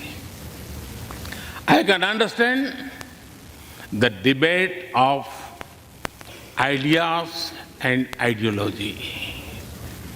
But I am delighted to see you come together today to celebrate the bond between world's two great democracies, India and the United States. Thank you.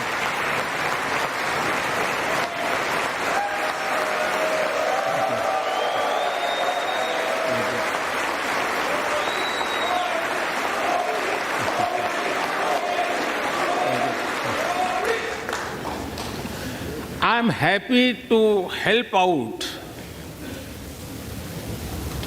I'm happy to help out whenever you need.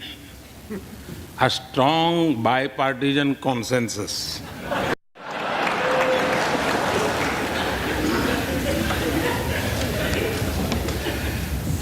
There will be and there must be a contest of ideas at home. But we must also come together as one when we speak for our nation.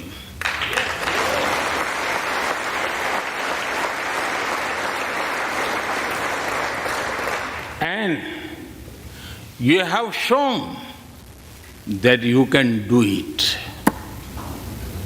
Congratulations.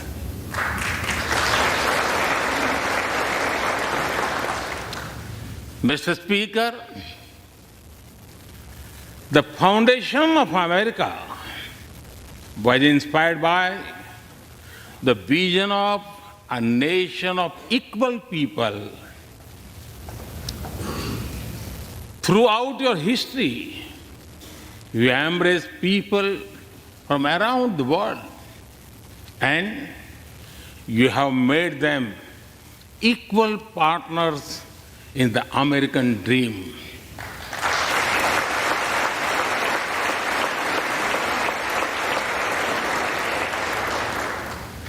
There are millions here who have roots in India.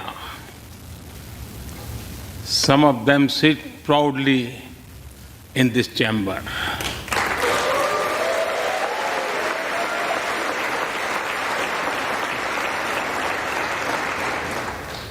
And there is one behind me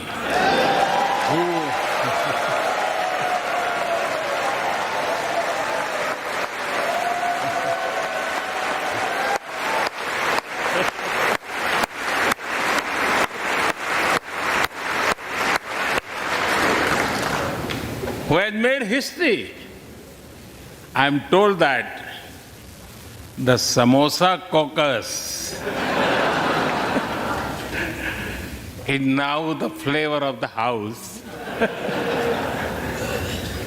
I hope it grows and brings the full diversity of Indian cuisine here.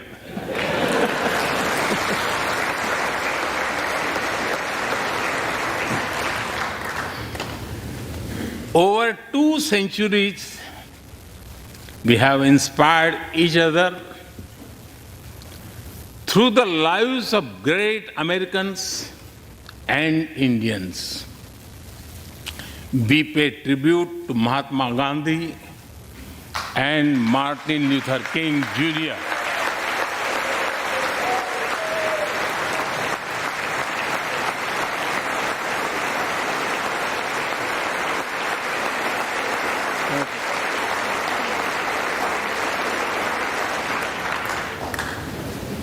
We also remember many others who work for liberty, equality, and justice. Today, I also wish to pay heartfelt tribute to one of them, Congressman John Lewis.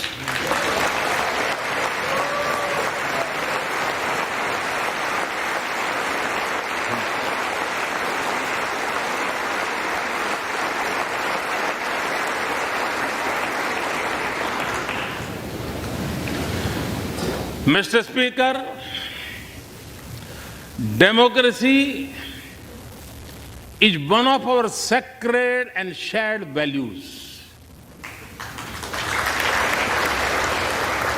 It has evolved over a long time and taken various forms of systems. Throughout history, however, one thing has been clear. Democracy is the spirit that supports equality and dignity.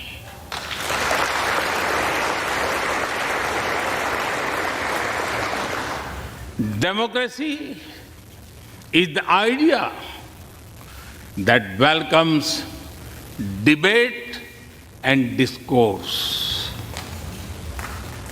Democracy is the culture that gives wings to thought and expression. India is blessed to have such values from times immemorial. In the evolution of the democratic spirit, India is the mother of democracy.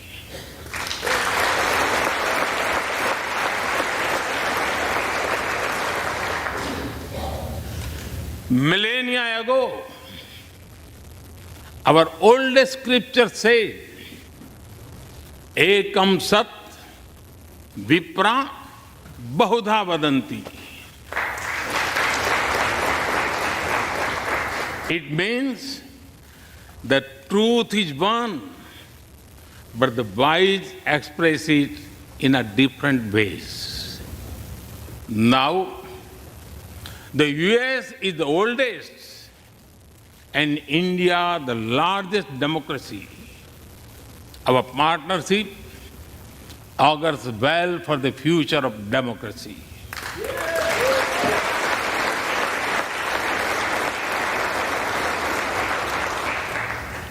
Together, we shall give a better future to the world and a better world to the future.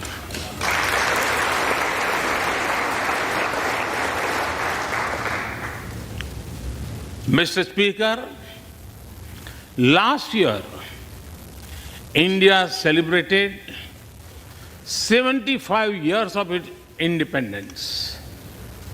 Every milestone is important, but this one was a special. We celebrated a remarkable journey of over 75 years of freedom after 1,000 years of foreign rule in one form or another. This was not just a celebration of democracy, but also of diversity.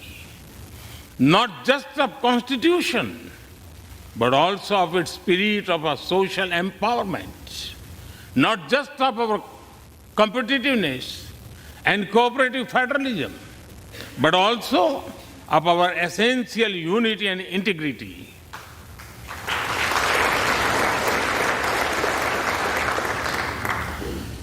We have over 2,500 political parties.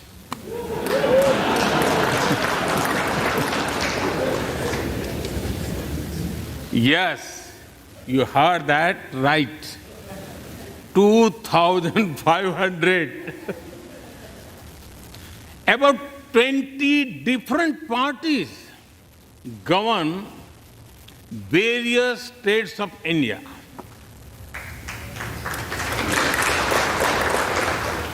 We have 22 official languages and thousands of dialects, and yet we speak in one voice.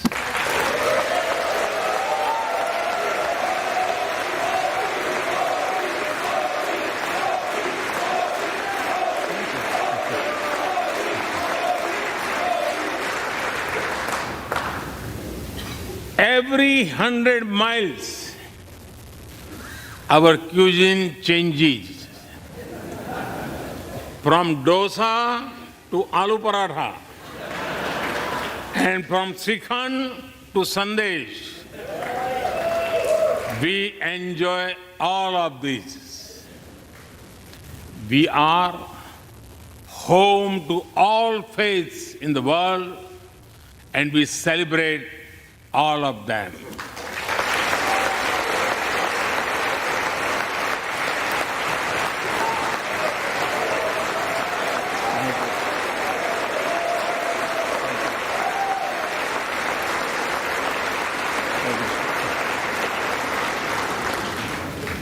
In India, diversity is a natural way of life. Today, the world wants to know more and more about India. I see that curiosity in this house too. We were honored to receive over 100 members of the US Congress in India over the last decade.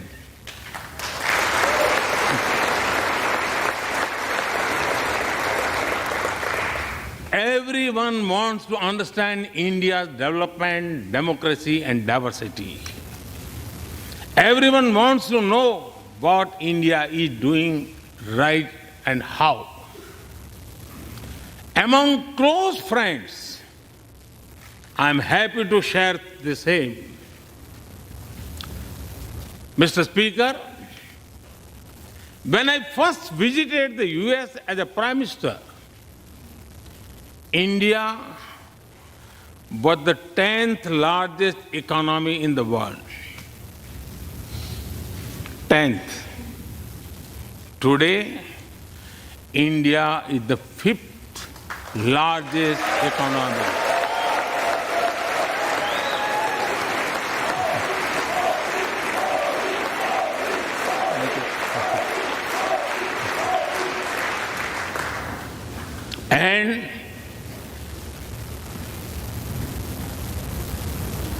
And India will be the 3rd largest economy soon.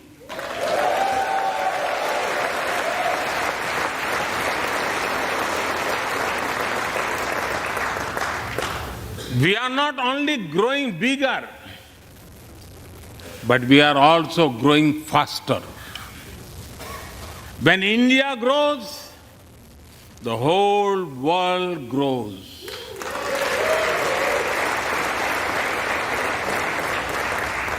After all, we are 1/6 of the world's population. In the last century, when India won its freedom, it inspired many other countries to free themselves from colonial rule.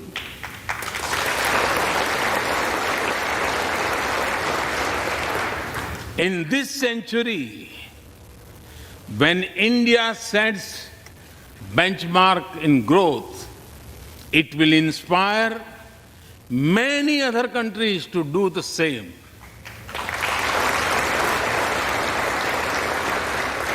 Our vision is सबका साथ, सबका विकास, सबका विश्वास, सबका प्रयास. It means together for everyone's growth, with everyone's trust and everyone's efforts. Let me share with you how this vision is translating into action with speed and scale. We are focusing on infrastructure development. We have given nearly 40 million homes to provide shelter to over 150 million people.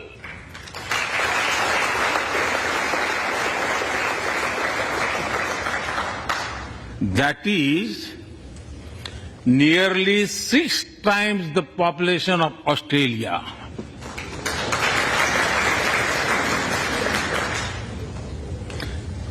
We run a national health insurance program that ensures free medical treatment for about 500 million people.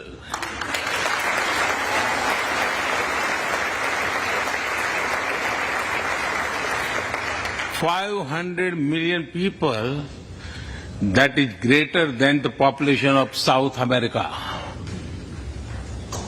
We took banking to the unbanked with the world's largest financial inclusion drive.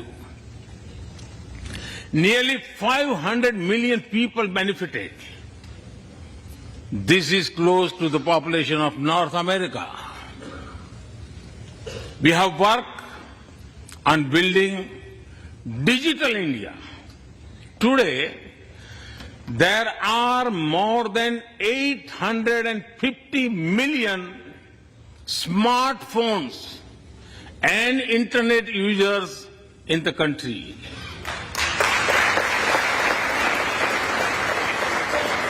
This is more than the population of Europe. We protected our people with 2.2 billion doses of made in India COVID vaccines.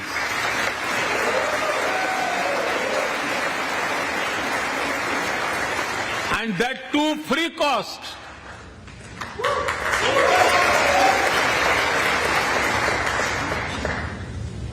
I may be running out of continent soon, so I will stop here. Distinguished members, the Vedas are one of the world's oldest scriptures. They are a great treasure of humanity composed thousands of years ago. Back then, women sages composed many verses in these Vedas.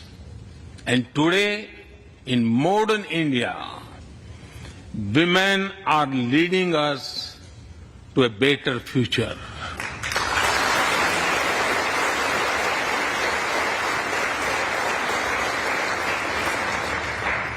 India's vision is not just of development which benefits women.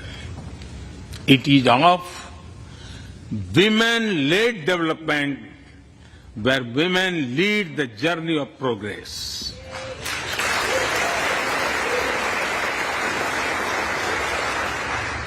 A woman has risen from a humble tribal background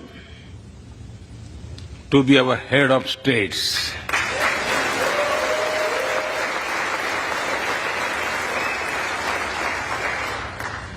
Nearly 1.5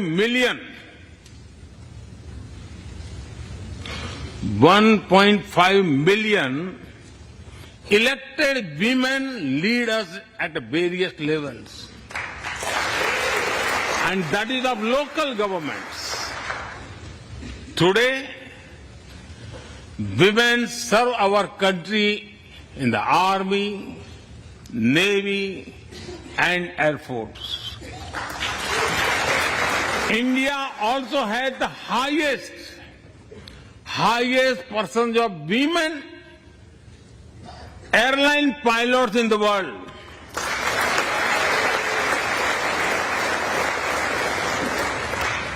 And they have also put us on Mars by leading our Mars mission. I believe that investigating in a girl child lifts up the entire family. Empowering women transforms the nation.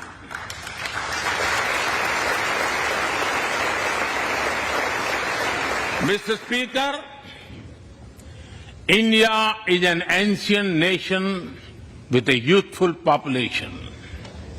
India is known for its traditions, but the younger generation is also making a hub of technology, be it creative reels on Insta or real-time payments.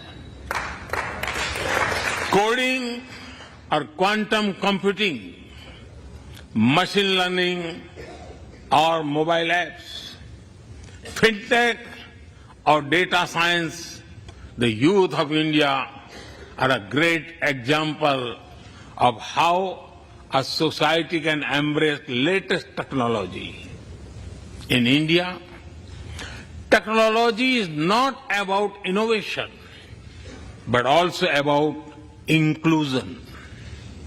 Today, digital performance are empowering the rights and dignity of people while protecting privacy.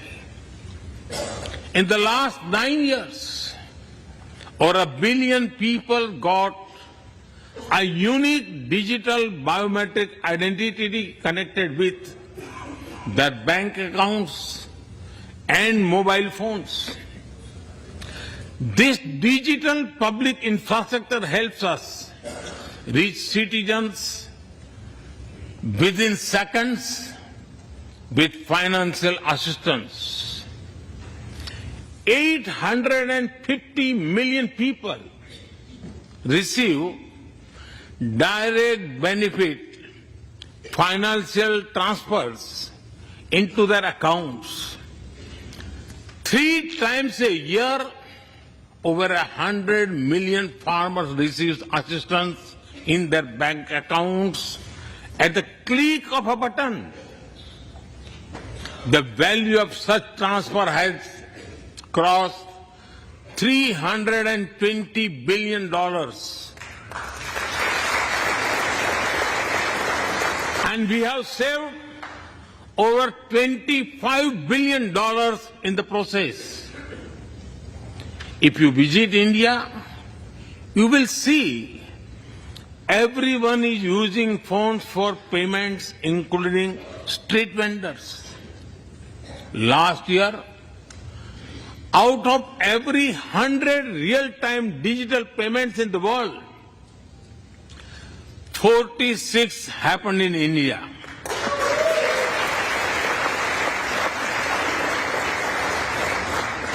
Nearly 400,000 miles of optical fiber cables and cheap data have ushered in a revolution of opportunities. Farmers check weather updates. The elderly get social security payments. Students access scholarships. Doctors deliver telemedicine. Fishermen check fishing grounds, and small businesses get loans with just a tap on their phones. Mr. Speaker, a spirit of democracy, inclusion, and sustainability defines us. It also shapes our outlook to the world. India grows while being responsible about our planet.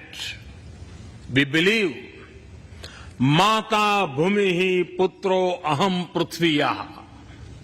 This means the earth is our mother and we are her children. Indian culture deeply respects the environment and our planet.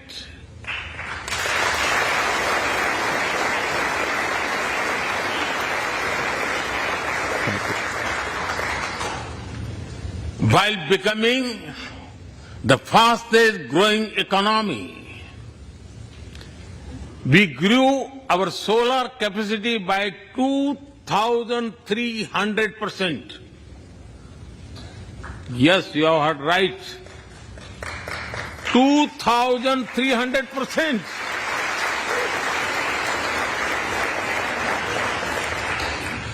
We became the only G20 country to meet its Paris commitment.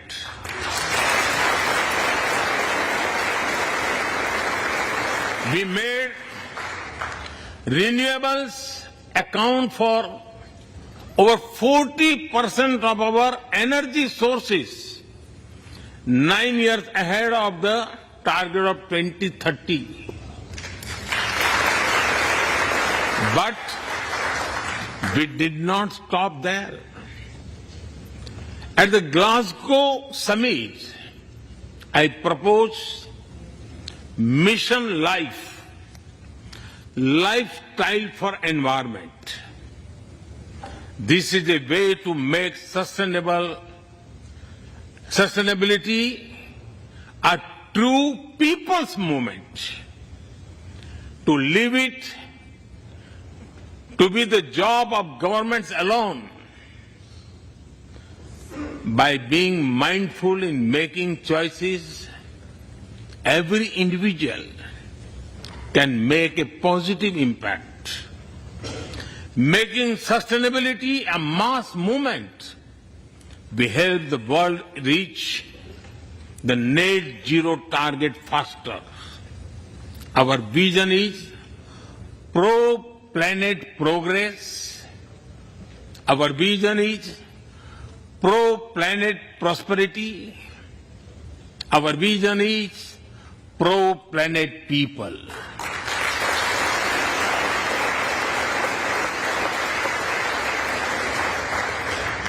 Mr. Speaker, we live by the motto of Vasudhaiv Kutumbakam, or the world is one family.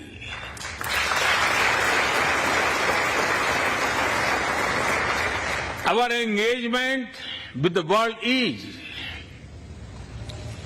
for everyone's benefit. The one sun, one world, one grid seek to join us. All is connecting the world with clean energy.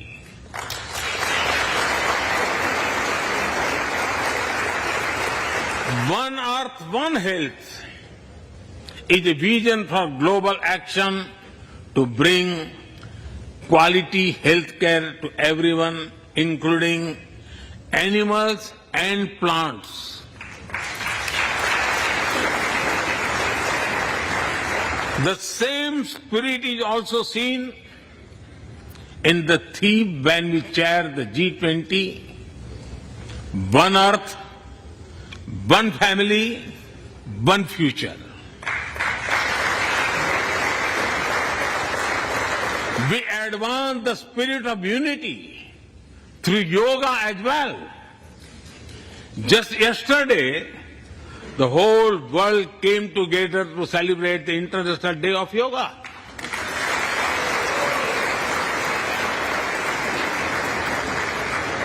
Just last week, all nations joined our proposal at the UN to build a memorial wall to honor the peacekeepers.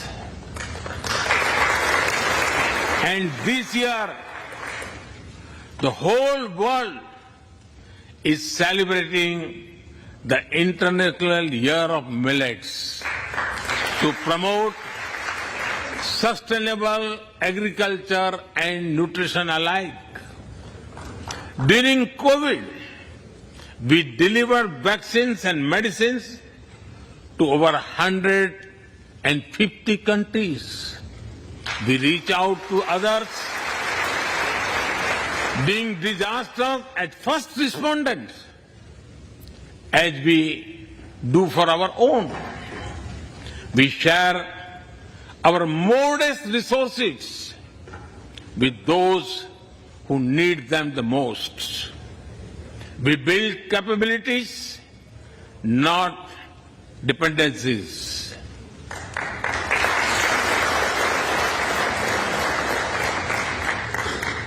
Mr. Speaker, when I speak about India's approach to the world, the United States occupy a special place. I know. Our relations are of great importance to all of you. Every member of this Congress has a deep interest in it. When defense and aerospace in India grow, industries in the state of Washington, Arizona, Georgia, Alabama, South Carolina, and Pennsylvania thrive.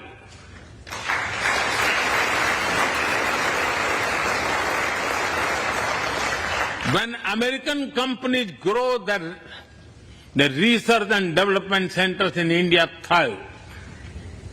When Indians fly more, a single order for aircrafts creates more than 1 million jobs in 44 states in America.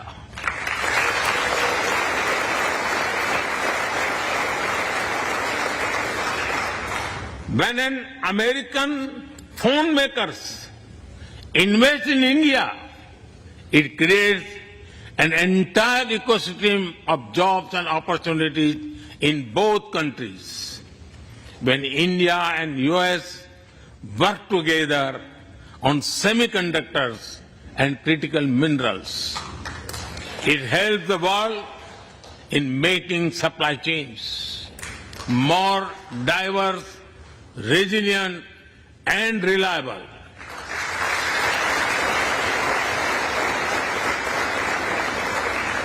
Indeed, Mr. Speaker, we were strangers in defense cooperation at the turn of the century. Now, the United States has become one of our most important defense partners.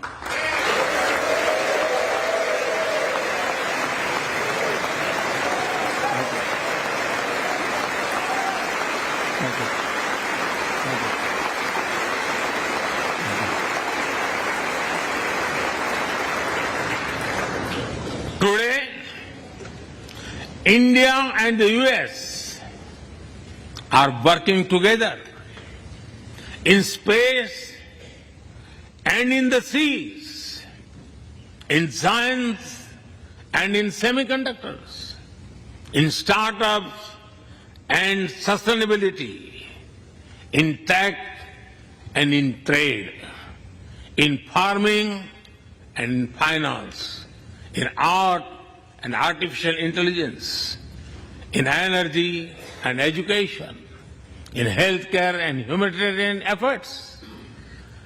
I can go on and go on, but to sum up it, I would say the scope of our cooperation is endless. The potential of our synergies is limitless. And the chemistry in our relations is effortless.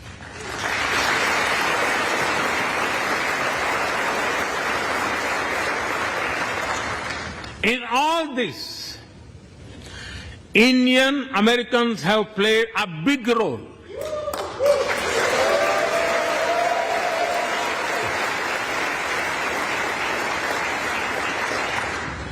They are brilliant in every field, not just in spelling bee.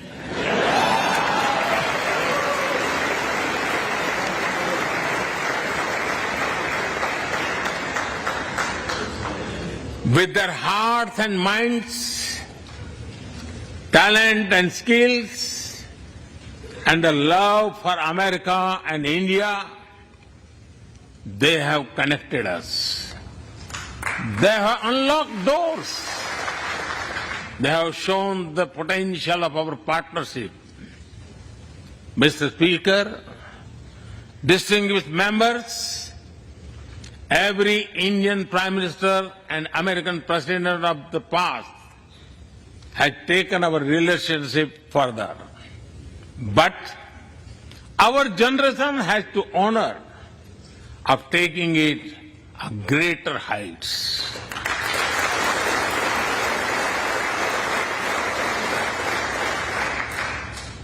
I agree with President Biden that this is a defining partnership of this country. Because it serves a larger purpose. Democracy, demography, and destiny give us the purpose. One consequence of globalization has been to cover over concentration of supply chains. We will work together to diversify, decentralize, and democratize supply chains.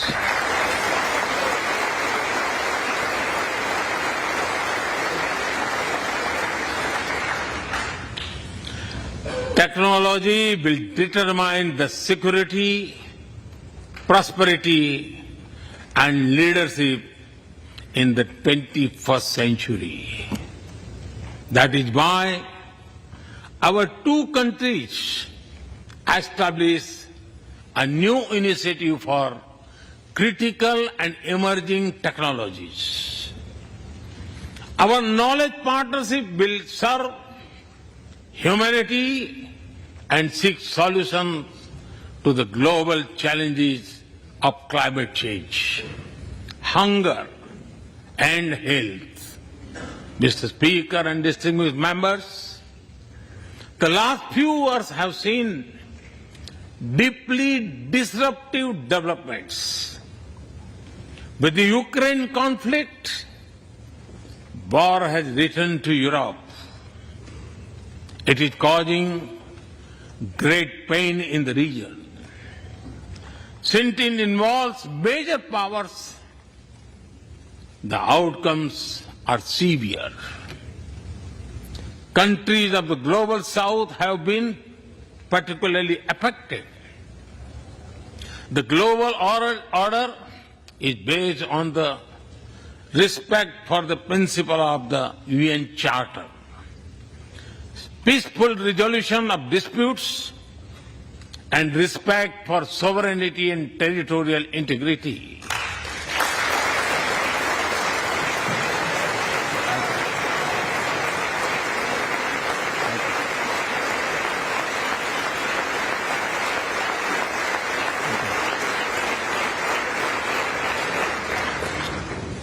As I have said directly and publicly, this is not an era of war.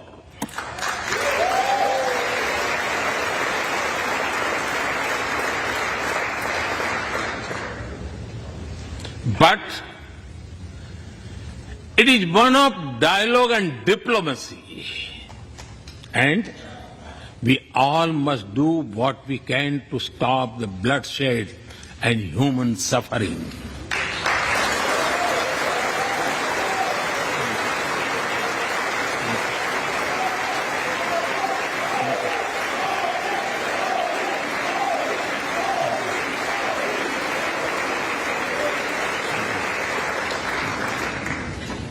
Mr. Speaker, the dark clouds of coercion and confrontation are casting their shadow in the Indo-Pacific. The stability of the region has become one of the central concerns of our partnership. We share a vision of a free, open, and inclusive Indo-Pacific.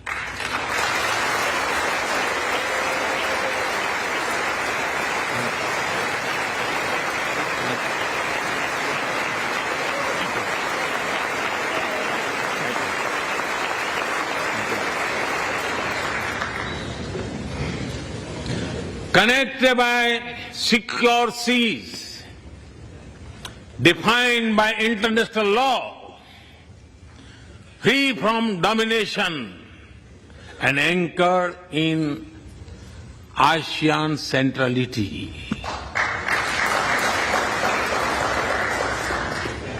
A region where all nations, small and large, are free and fearless in their choices, where progress is not suffocated by an impossible burdens of debt.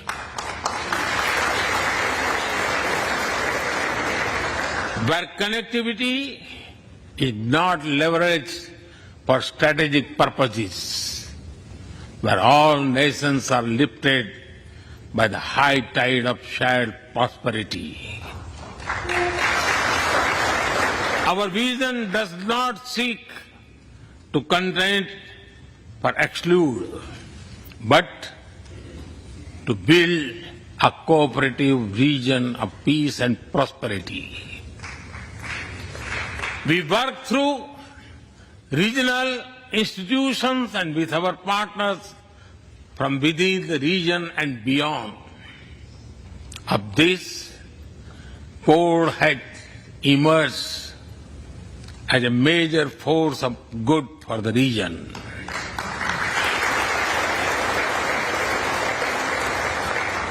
Mr. Speaker, more than 2 decades after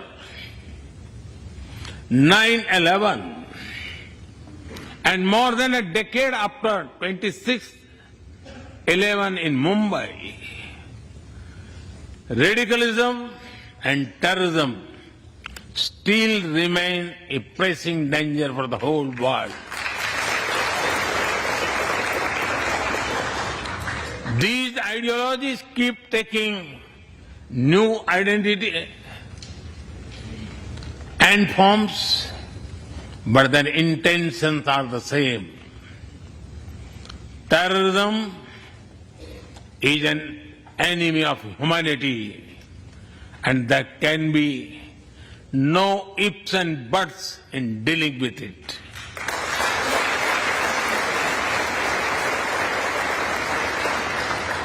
We must overcome all such forces sponsoring and exporting terror.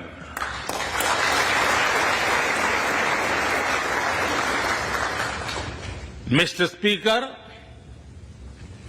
COVID-19's biggest impact was the human loss and suffering it caused. I wish to remember Congressman Ron Wright and the staff members who lost their lives to COVID. As we emerge out of the pandemic, we must give shape to a new world order. Consideration, care, and concern are the need of the hour. Giving a voice to the global South is the way forward. That is why I firmly believe that the African Union be given full membership of G20.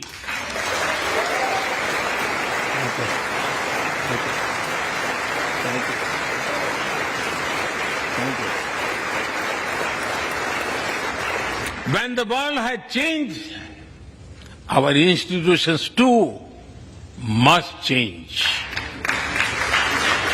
or risk getting replaced by a world of rivalries without rules. In working for a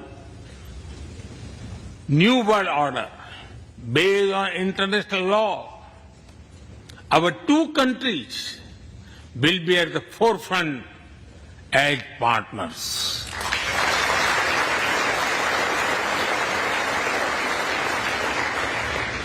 Mr. Speaker and distinguished members, today we stand at a new dawn in our relationship that will not only shape the destiny of our two nations, but also that of the world.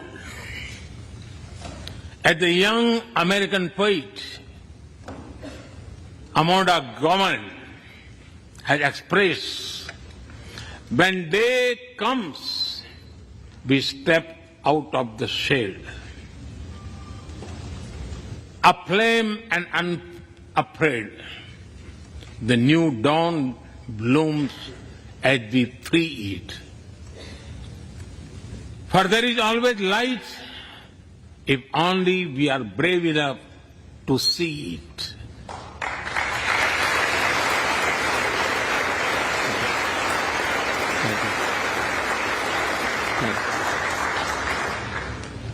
Our trusted partnership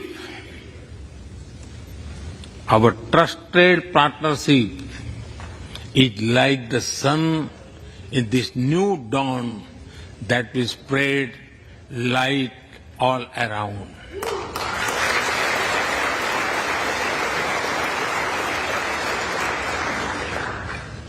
I'm reminded of a poem that I once wrote. आसमान में सिर उठाकर,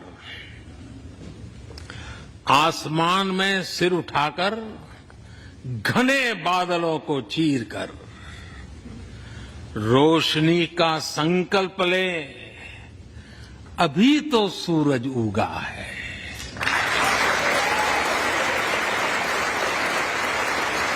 अभी तो सूरज उगा है। दृढ़ निश्चय के साथ चलकर, दृढ़ निश्चय के साथ चलकर, हर मुश्किल को पार कर, घोर अंधेरे को मिटाते, घोर अंधेरे को मिटाने अभी तो सूरज उगा है।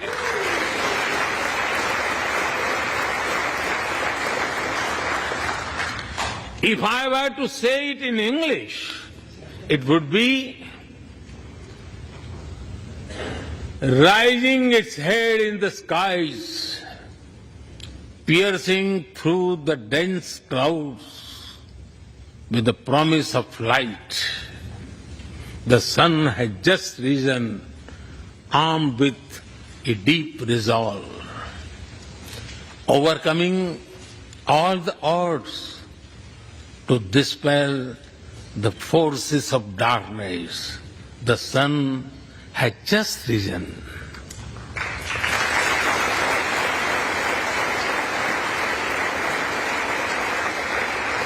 Mr. Speaker and distinguished members,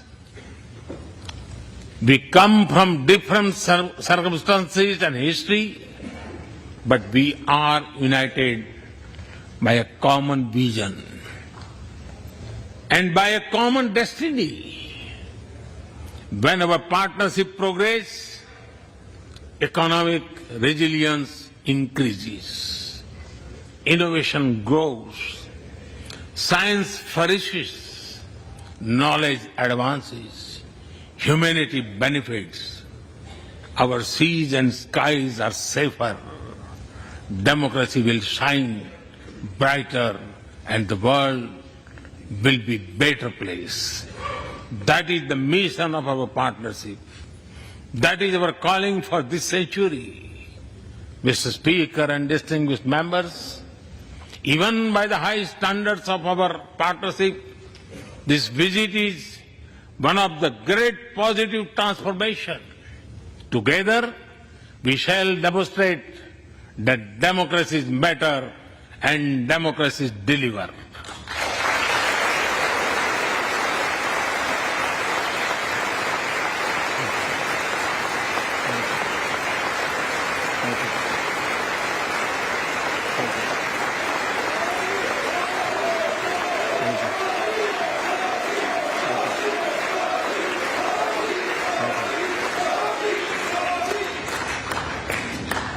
I count on your continued support to the India-US partnership.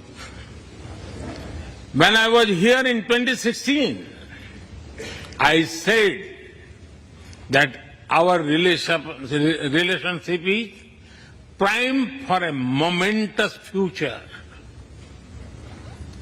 That future is today.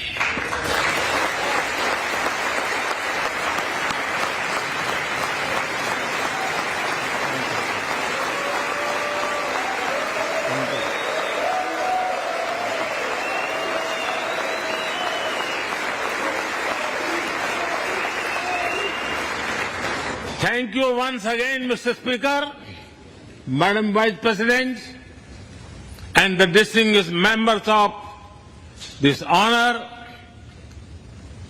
God bless America. Jai Hind. Long live India-US friendship. Thank you.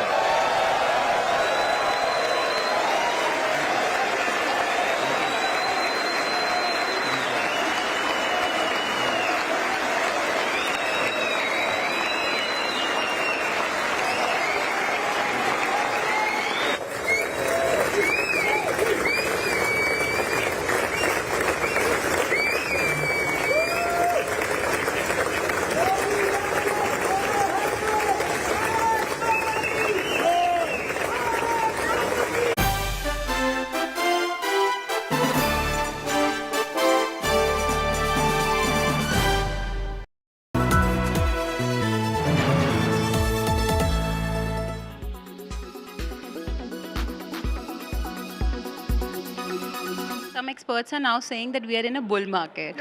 And markets have been doing well, and especially in the month of April and May. So how to really make money in this type of market? Actually, you have raised a very important question. This is the billion-dollar question.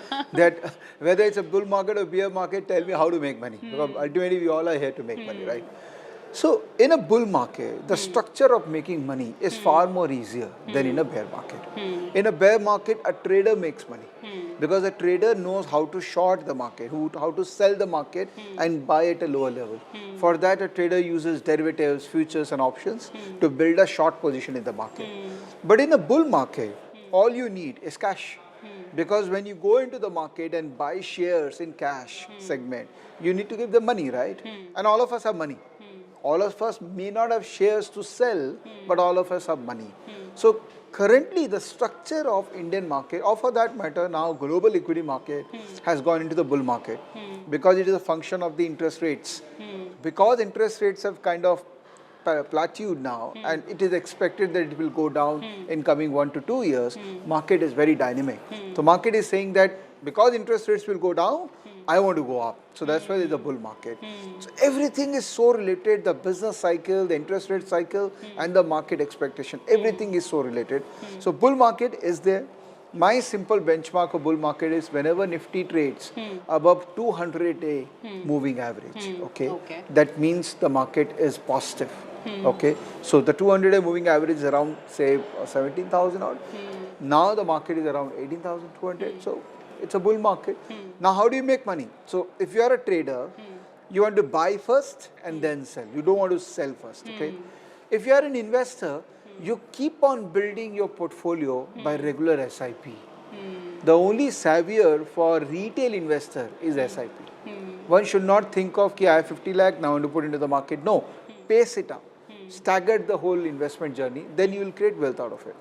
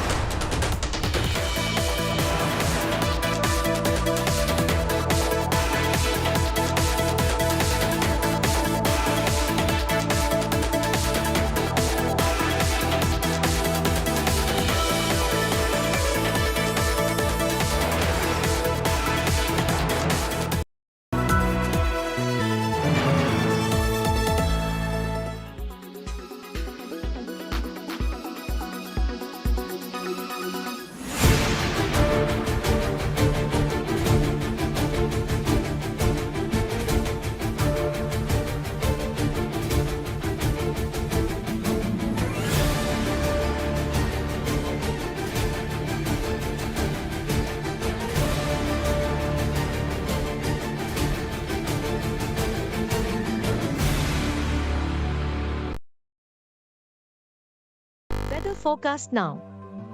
Delhi, maximum 42 and minimum 27 degrees. Mumbai, maximum 30 and minimum 28 degrees. Kolkata, maximum 35 and minimum 26 degrees. Bangalore, maximum 30 and minimum 21 degrees. Chennai, maximum 32 and minimum 27 degrees. Hyderabad, maximum 28 and minimum 24 degrees.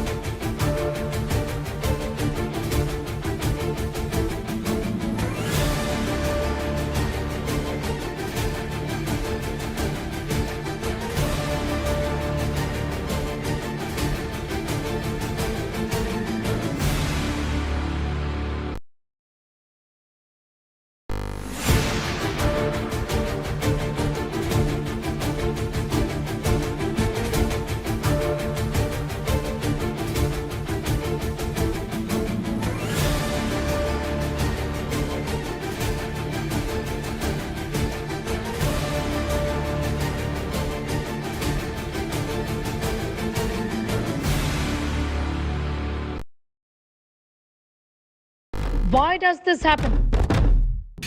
Let me tell you the science behind it.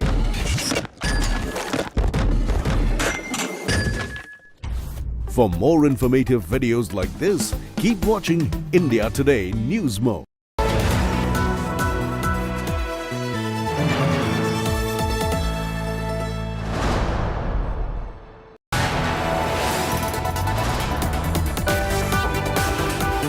You are watching India Today.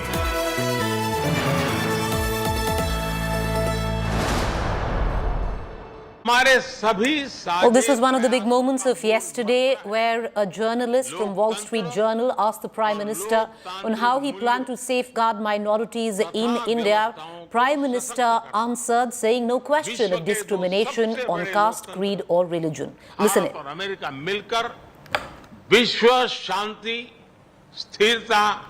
Mr. Prime Minister, India has long prided itself as the world's largest democracy, but there are many human rights groups who say that your government has discriminated against religious minorities and sought to silence its critics. As you stand here in the east room of the White House, where so many world leaders have made commitments to protecting democracy, what steps are you and your government willing to take to improve the rights of Muslims and other minorities in your country and to uphold free speech? हमने सिद्ध किया है democracy can deliver, और जब मैं deliver कहता हूं तब कास्ट, क्रीड, रिलीजन, जेंडर, किसी भी भेदभाव को वहां जगह नहीं होती है। और जब हम लोकतंत्र की बात करते हैं तब अगर ह्यूमन वैल्यूज नहीं है, ह्यूमैनिटी नहीं है, ह्यूमन राइट्स नहीं है, फिर तो वो डेमोक्रेसी है ही नहीं। और इसलिए जब आप डेमोक्रेसी कहते हैं, जब डेमोक्रेसी को स्वीकार करते हैं और जब हम डेमोक्रेसी को लेकर के जीते हैं, तब डिस्क्रिमिनेशन का कोई सवाल ही नहीं उठता है।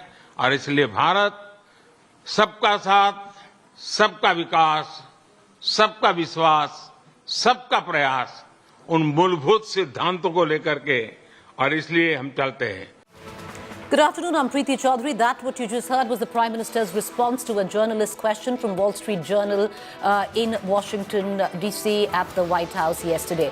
We're going to get you more through the course, but our top focus between 3 to 5 p.m. today is the mega opposition meet which is taking place in Patna. What really will come of it? The fault lines where the opposition stands, will they go deeper or will there be a tacit understanding of sorts? All of that coming up over the course of the next 2 hours. These are the headlines. Mega opposition meet in Patna concludes. 15 political parties attend key meeting. Amit Shah calls opposition meet a photo opportunity. Rahul Gandhi says BJP spreading hate.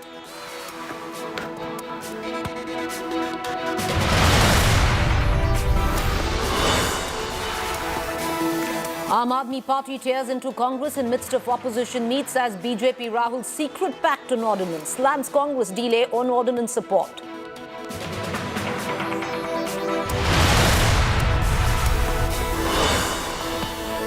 Prime Minister Modi shuts down dying democracy debate in his joint address, says democracy runs in our veins, no question of discrimination on caste, creed or religion.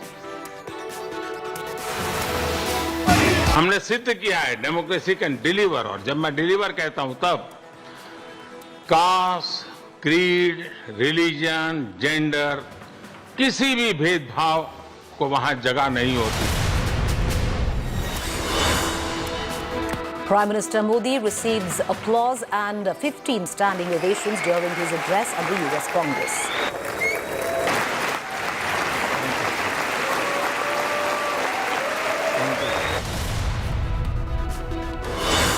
Prime Minister Modi attends the all-important state dinner with President Biden and First Lady Jill Biden. Dr. Jill Biden raises a toast to India-US friendship.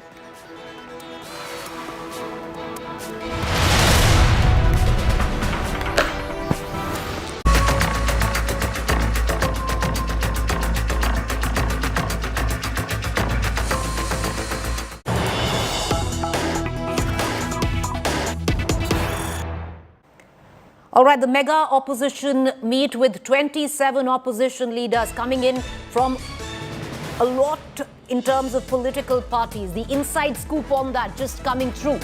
On the mega opposition meet in Patna, what we are given to understand, Mamata Banerjee has objected to Congress's attitude in Bengal. Mamta said BJP will benefit if there is opposition disunity. Sources also suggest that Kejriwal has sought the support of all parties in the opposition meet, and most parties, what we're given to understand, are trying to urge the Congress to support the Aam Aadmi Party when it comes down to the ordinance. On the issue, Uddhav and others have urged the Congress to back ordinance. What we're also given to understand is that Umar Abdullah from the NC has said Kejriwal's stand on Article 370 was unclear, basically supporting the Congress's stand that Arvind Kejriwal and the Aam Aadmi Party cannot have it both ways. If they want support on the ordinance in Delhi, they should have supported the NC when it came down to Article 370 in the Valley.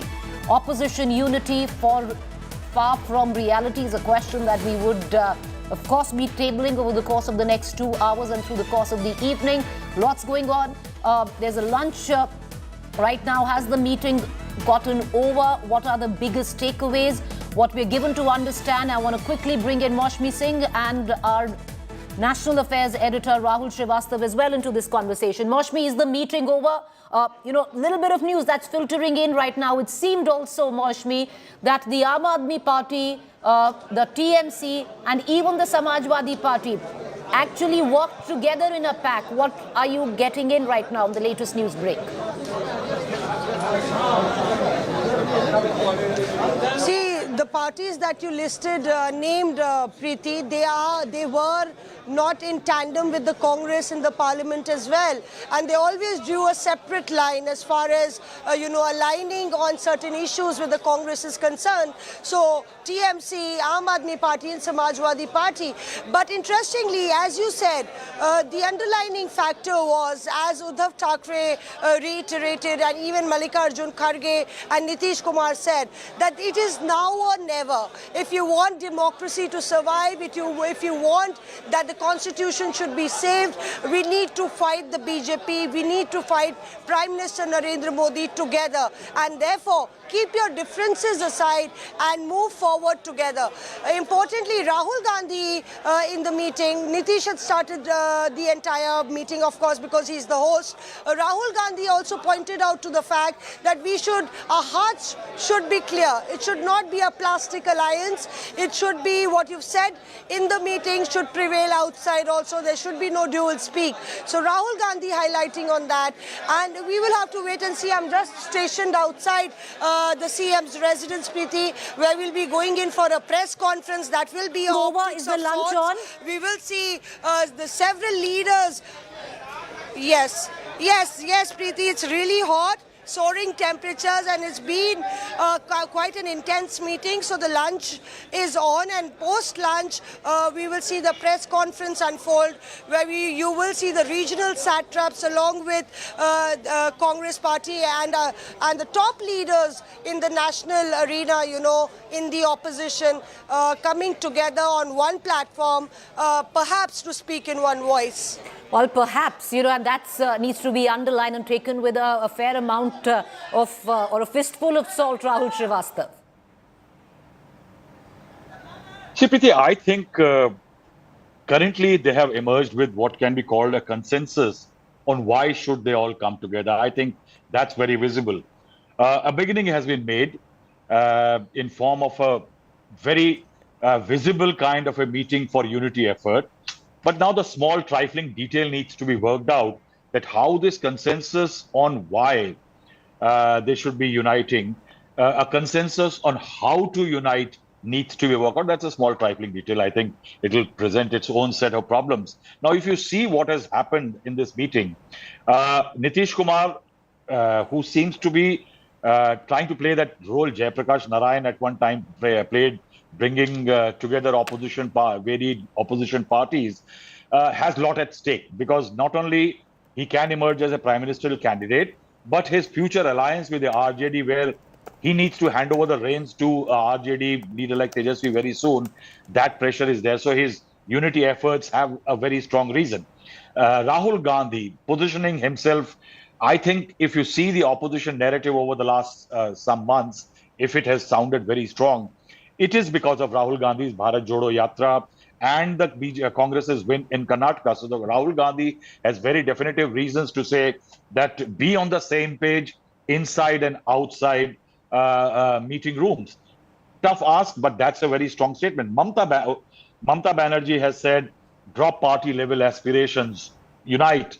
But then there are problems that Mamata Banerjee feels that everybody should make sacrifices everywhere in the country, barring Bengal.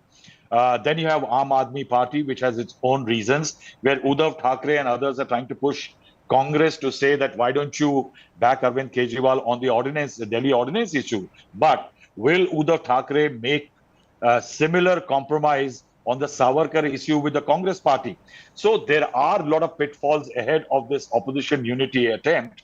And suddenly nobody seems to be talking about the most intelligent thing to do for a unified opposition is to have common candidates. That doesn't even seem to be on the discussion table. I think a lot of work needs to be done from here on by the opposition. You may be sounding united, but you need to be showing united. Otherwise, if there are daily setbacks to the unity attempt, which will be there, like the ordinance definitely, then Arvind Kejriwal doing what he did in Gujarat, in Rajasthan, Madhya Pradesh, and other states. If that happens, then again there will be problems. I think it's a very, very long road ahead and many potholes in it. I think the opposition will have to do something very, very drastic to actually get together. You know, stay on with us, Rahul. I want to cut across back to Maushmi Singh, who's reporting anytime now. We're expecting a press conference at about 2:30 p.m., where at least the basic contours of this opposition unity, will be presented to the press. But Maushmi, one would reckon, and I just want to cut into the latest news break that's going on right now. On the Aam Aadmi Party versus Congress, Sharad Pawar has intervened to give reference of NCP and Uddhav Thackeray and said, we were criticizing each other in the past 25 years, but we set every differences aside. We kept it aside and now we are working together. Uddhav Thackeray also said in the same line, time has come to keep differences aside and come together. It does seem that there is an intervention of sorts which has taken place in this opposition meeting where the Aam Aadmi Party and the Congress is concerned. Because if we've seen, Maushmi, through the course of the day, in terms of the posturing, early this morning we had Aam Aadmi Party who came out and said that they don't trust the Congress. They feel Rahul Gandhi is together where the BJP is concerned. Now, this posturing seems to be coming from an understanding because the Aam Aadmi Party fears that the Congress will stage a walkout when the ordinance is tabled in the Rajya Sabha.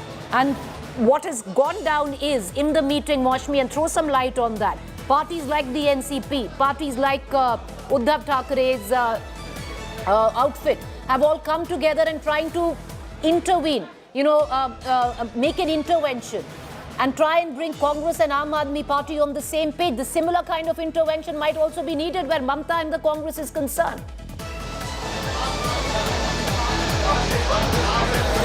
Very true, and that's where the role of the likes of Sharad Pawar and Uddhav Thackeray, MK Stalin really come around, because I was saying it earlier as well that there needs to be a mediation between the Congress and the Aam Aadmi Party. There's a lot of blood lost between them. The Congress feels that the Aam Aadmi Party has stolen its vote share, and compromise in Punjab and Delhi is quite difficult. So, and the state units are dead against the Aam Aadmi Party for the Congress, and even the Aam Aadmi Party, Arvind Kejriwal has been very critical of Rahul Gandhi, calling him unfit to be a PM in 2013, and then even till 2022, it was Arvind Kejriwal who said that I don't need to weaken the Congress party, isn't Rahul Gandhi enough? So that was in the Gujarat elections, very close on the heels of this entire opposition meet this year. So Preeti, there has to be a salvaging of this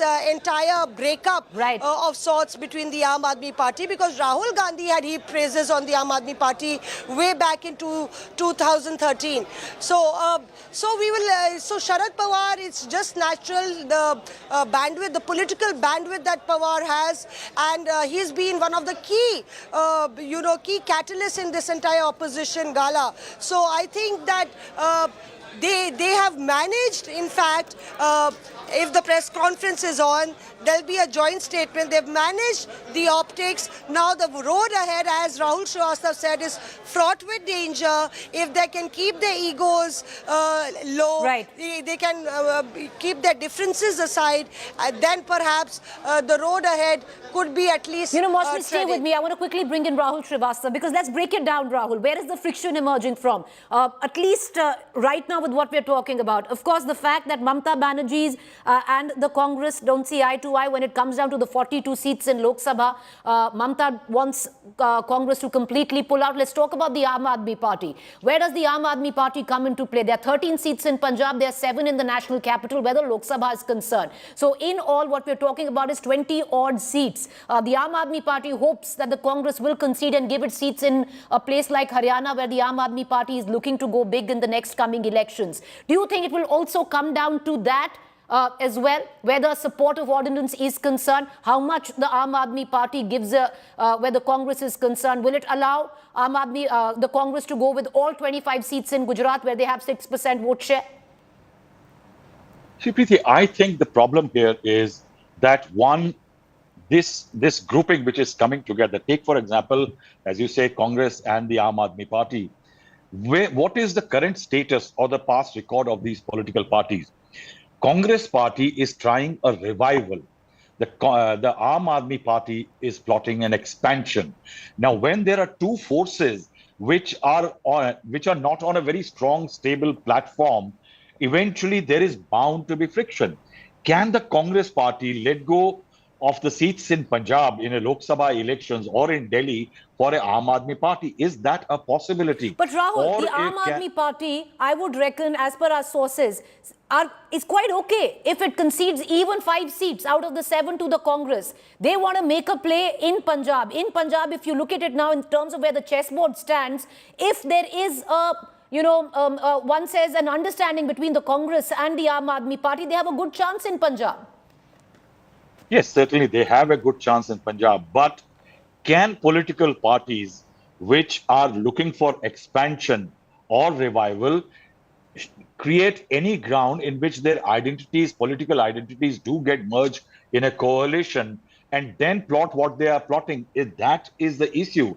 We have seen for a very long time, for example, in states like Uttar Pradesh, where small parties like BSP joined hand with the BJP, and that was always perceived as a dilution as far as the BJP's ideological push was concerned, and eventually it hurt the BJP. And that is why the BJP changed tack. Say, for example, something like in Bengal. In Bengal, the BJP, Congress's problem is that Mamata Banerjee was born out of the Congress. Their vote banks are virtually the same. And in that scenario, if there is any merging of the identities, why has Trinamool Congress walked a different road for so long in Delhi when Narendra Modi has been in power on various issues? It is primarily because they don't want each other's identity to get merged. And that is what will be the problem. Say, for example, if we think Punjab, yes, will the Aam Aadmi Party cede ground? If Aam Aadmi Party wants that somebody should cede ground in Madhya Pradesh, then what's going to happen? Right. I have been talking about this fact that states like Bengal, UP, Kerala, Maharashtra, Bihar, if I put together something close to 20 odd states, there are 150 odd seats where the Congress party will have to back down. Now, can the Congress party, the party which is plotting revival to stay ahead of the pack, make that kind of a sacrifice all over the country? Because Congress has a footprint in every other state. Mamata Banerjee does not have a footprint in Madhya Pradesh.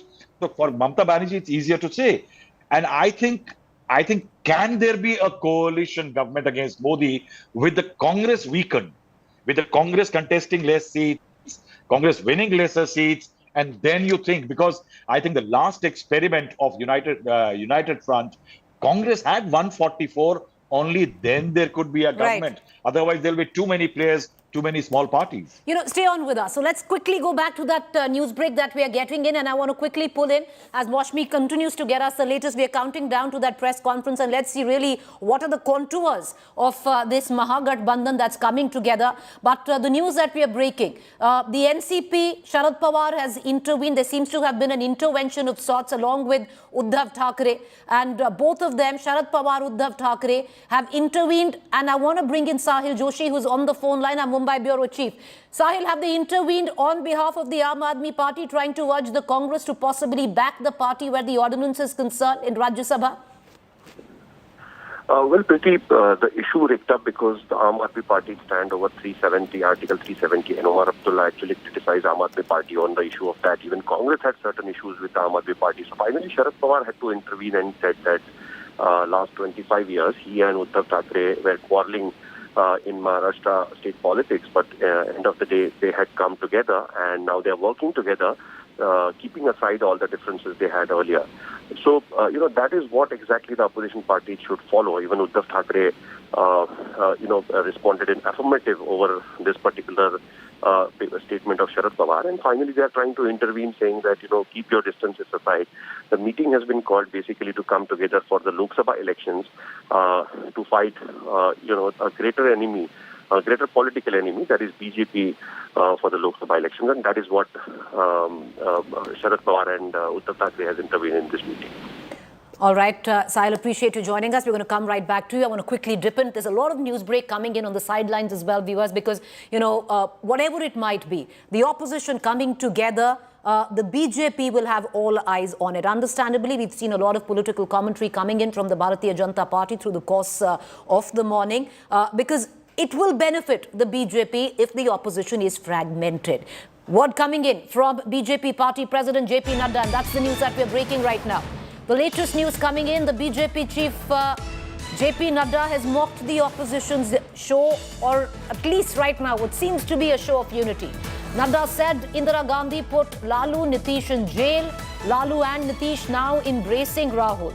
Nadda claims desperation in opposition camp. So what's really happening, viewers, is that JP Nadda is raking up the past, where he's talked about the JP movement as well at a level. Then he's talked about the emergency and saying that it was Indira Gandhi who actually put Nitish and Lalu in jail.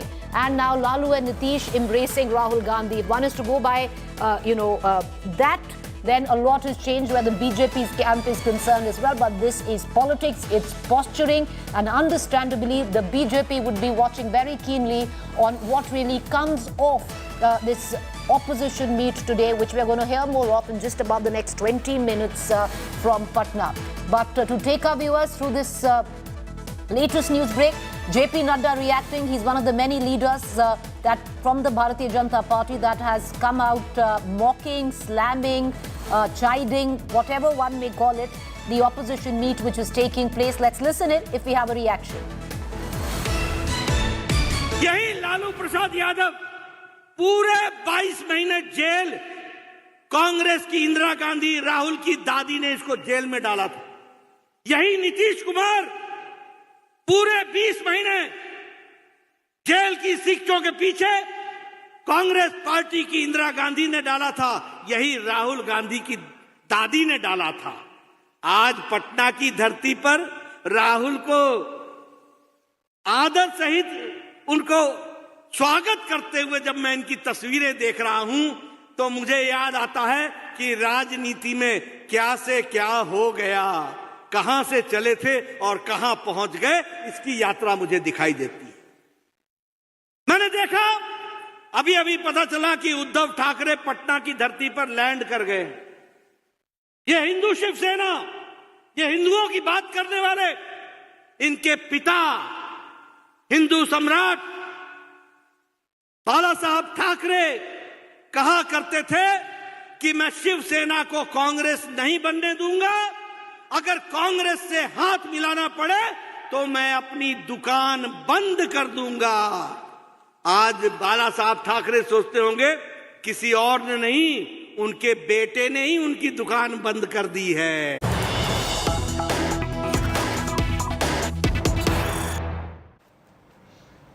More news break coming in. Understandably, there's a lot that has gone down where this political opposition meet is concerned. A lot of it is also posturing, viewers. One must understand.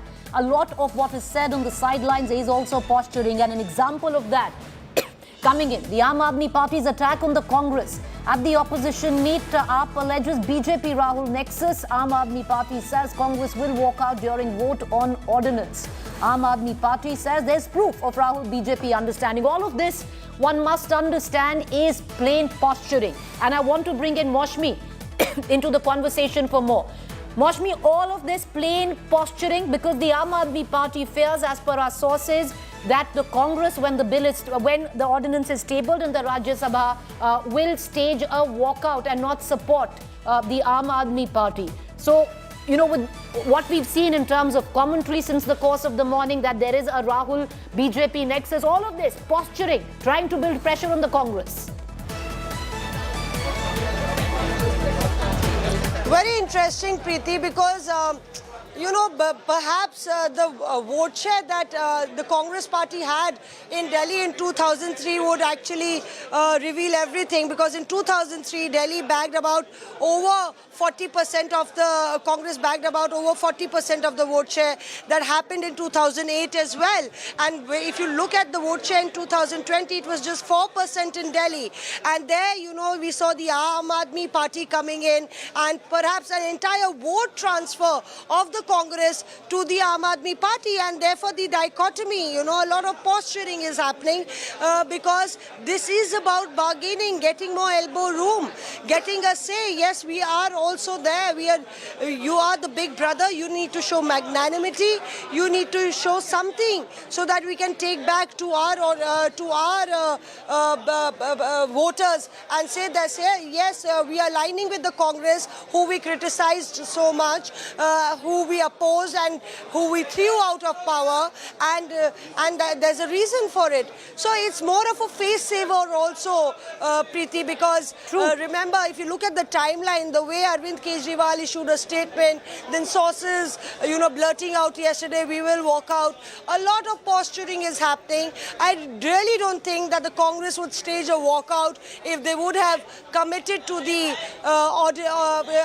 vote against the ordinance. And then you have a lot of peer pressure, pressure from the Pawars and the Mamta Banerjees for a greater common good. So probably the Congress will come by, and the fact is that Rahul Gandhi, I had broken that story earlier, when Rahul Gandhi had met Nitish, Preeti, a month back with Mallikarjun Kharge.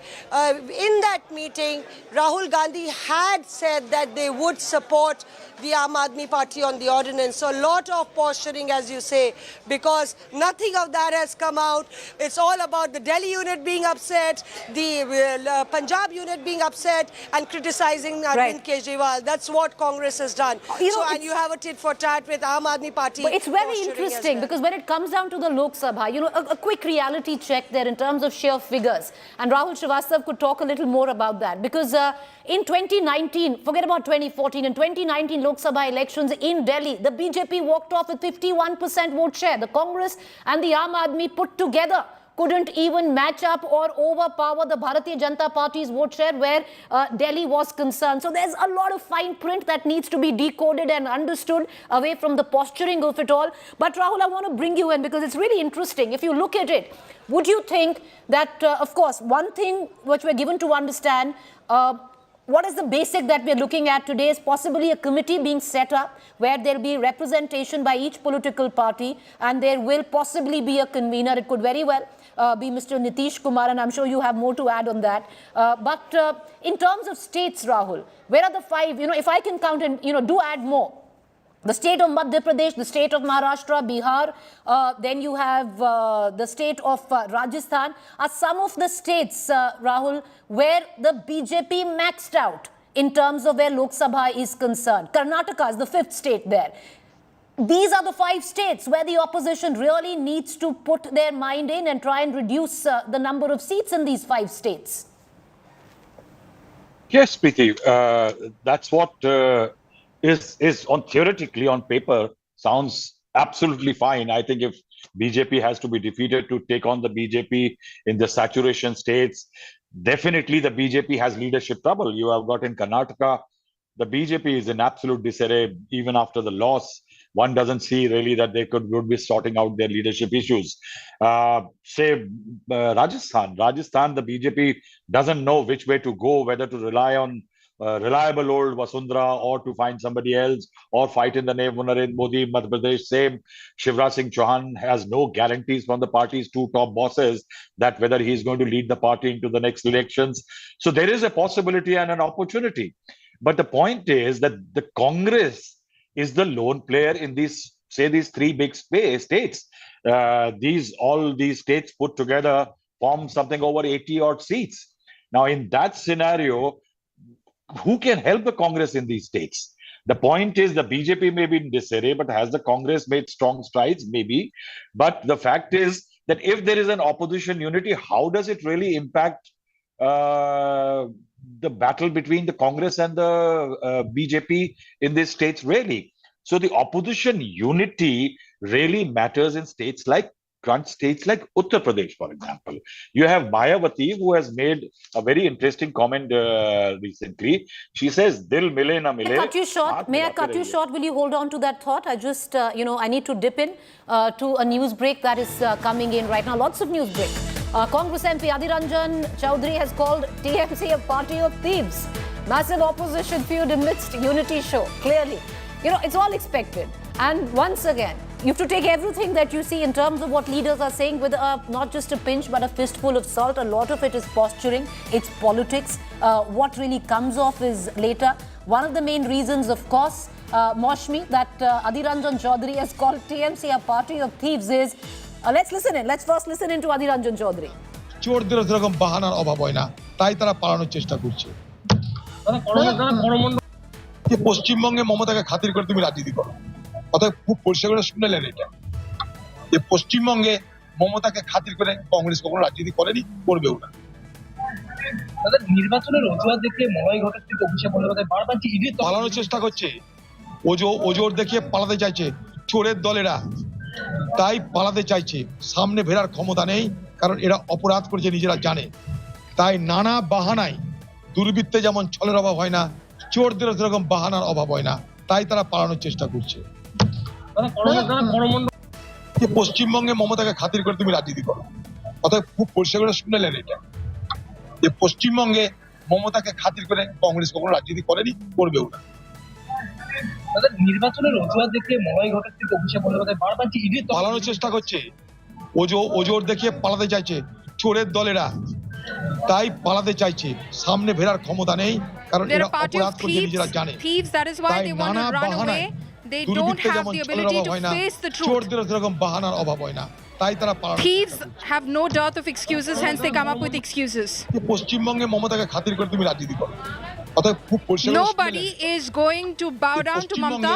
মমতাকে খাতির করে কংগ্রেস কখনো রাজনীতি in West Bengal, Congress won't do that, hasn't done that, won't do that. অজুহাত দেখিয়ে মলয় ঘটক থেকে অভিষেক বন্দ্যোপাধ্যায় বারবার পালানোর চেষ্টা করছে, ওজোর দেখিয়ে পালাতে চাইছে চোরের দলেরা। Abhishek Banerjee is trying to just run away from the investigation. These are thieves. They know that they've committed crime. This is a party of thieves. My colleague Polomi translating what Adhir Ranjan Chaudhary has just said, practically calling the TMC a party of thieves and Mamata Banerjee leading that party of thieves. Polomi, stay with me. You track the TMC very closely, and a lot of it, like I said, is posturing where the party dynamics are concerned. 42 seats in the state of West Bengal in Lok Sabha. Mamata Banerjee doesn't want to give more than 2 or 3 seats. The Congress very clear that they want at least 8 to 9 seats, especially after the TMC has lost the by-polls. Mamata Banerjee and the Congress really don't see eye to eye where West Bengal is concerned. Sources are revealing, Preeti, that Mamata Banerjee has raised in that opposition meeting as well, where she's clearly stated that the way that the Congress seems to behave and conduct itself in West Bengal, that can't go on if we truly want opposition unity and if we want the opposition parties to come together on the same page. But you've seen the sort of stance that Adhir Ranjan Chaudhary, who's of course the party president as far as the Congress unit in Bengal is concerned, continues to maintain. He in fact is one of the biggest nemesis as far as the TMC is concerned in West Bengal. So he continues to, in fact, speak against the TMC. He's done so on a day when Mamata Banerjee, Mallikarjun Kharge, Rahul Gandhi are in the same room. He's speaking in Murshidabad in West Bengal, and he's again accusing the TMC of being a party of thieves. And this is the kind of bitter rivalry that the Congress and the TMC in fact have in the state of West Bengal. The way they are fighting, it's gotten violent as well on the streets of West Bengal in the run-up to the Bengal Panchayat elections on July 8th. So clearly, this is exactly what is plaguing as far as the opposition and its attempt at quote-unquote unity is concerned, be it Mamata Congress in West Bengal or be it Aam Aadmi Party Congress in Delhi or Punjab, Preeti.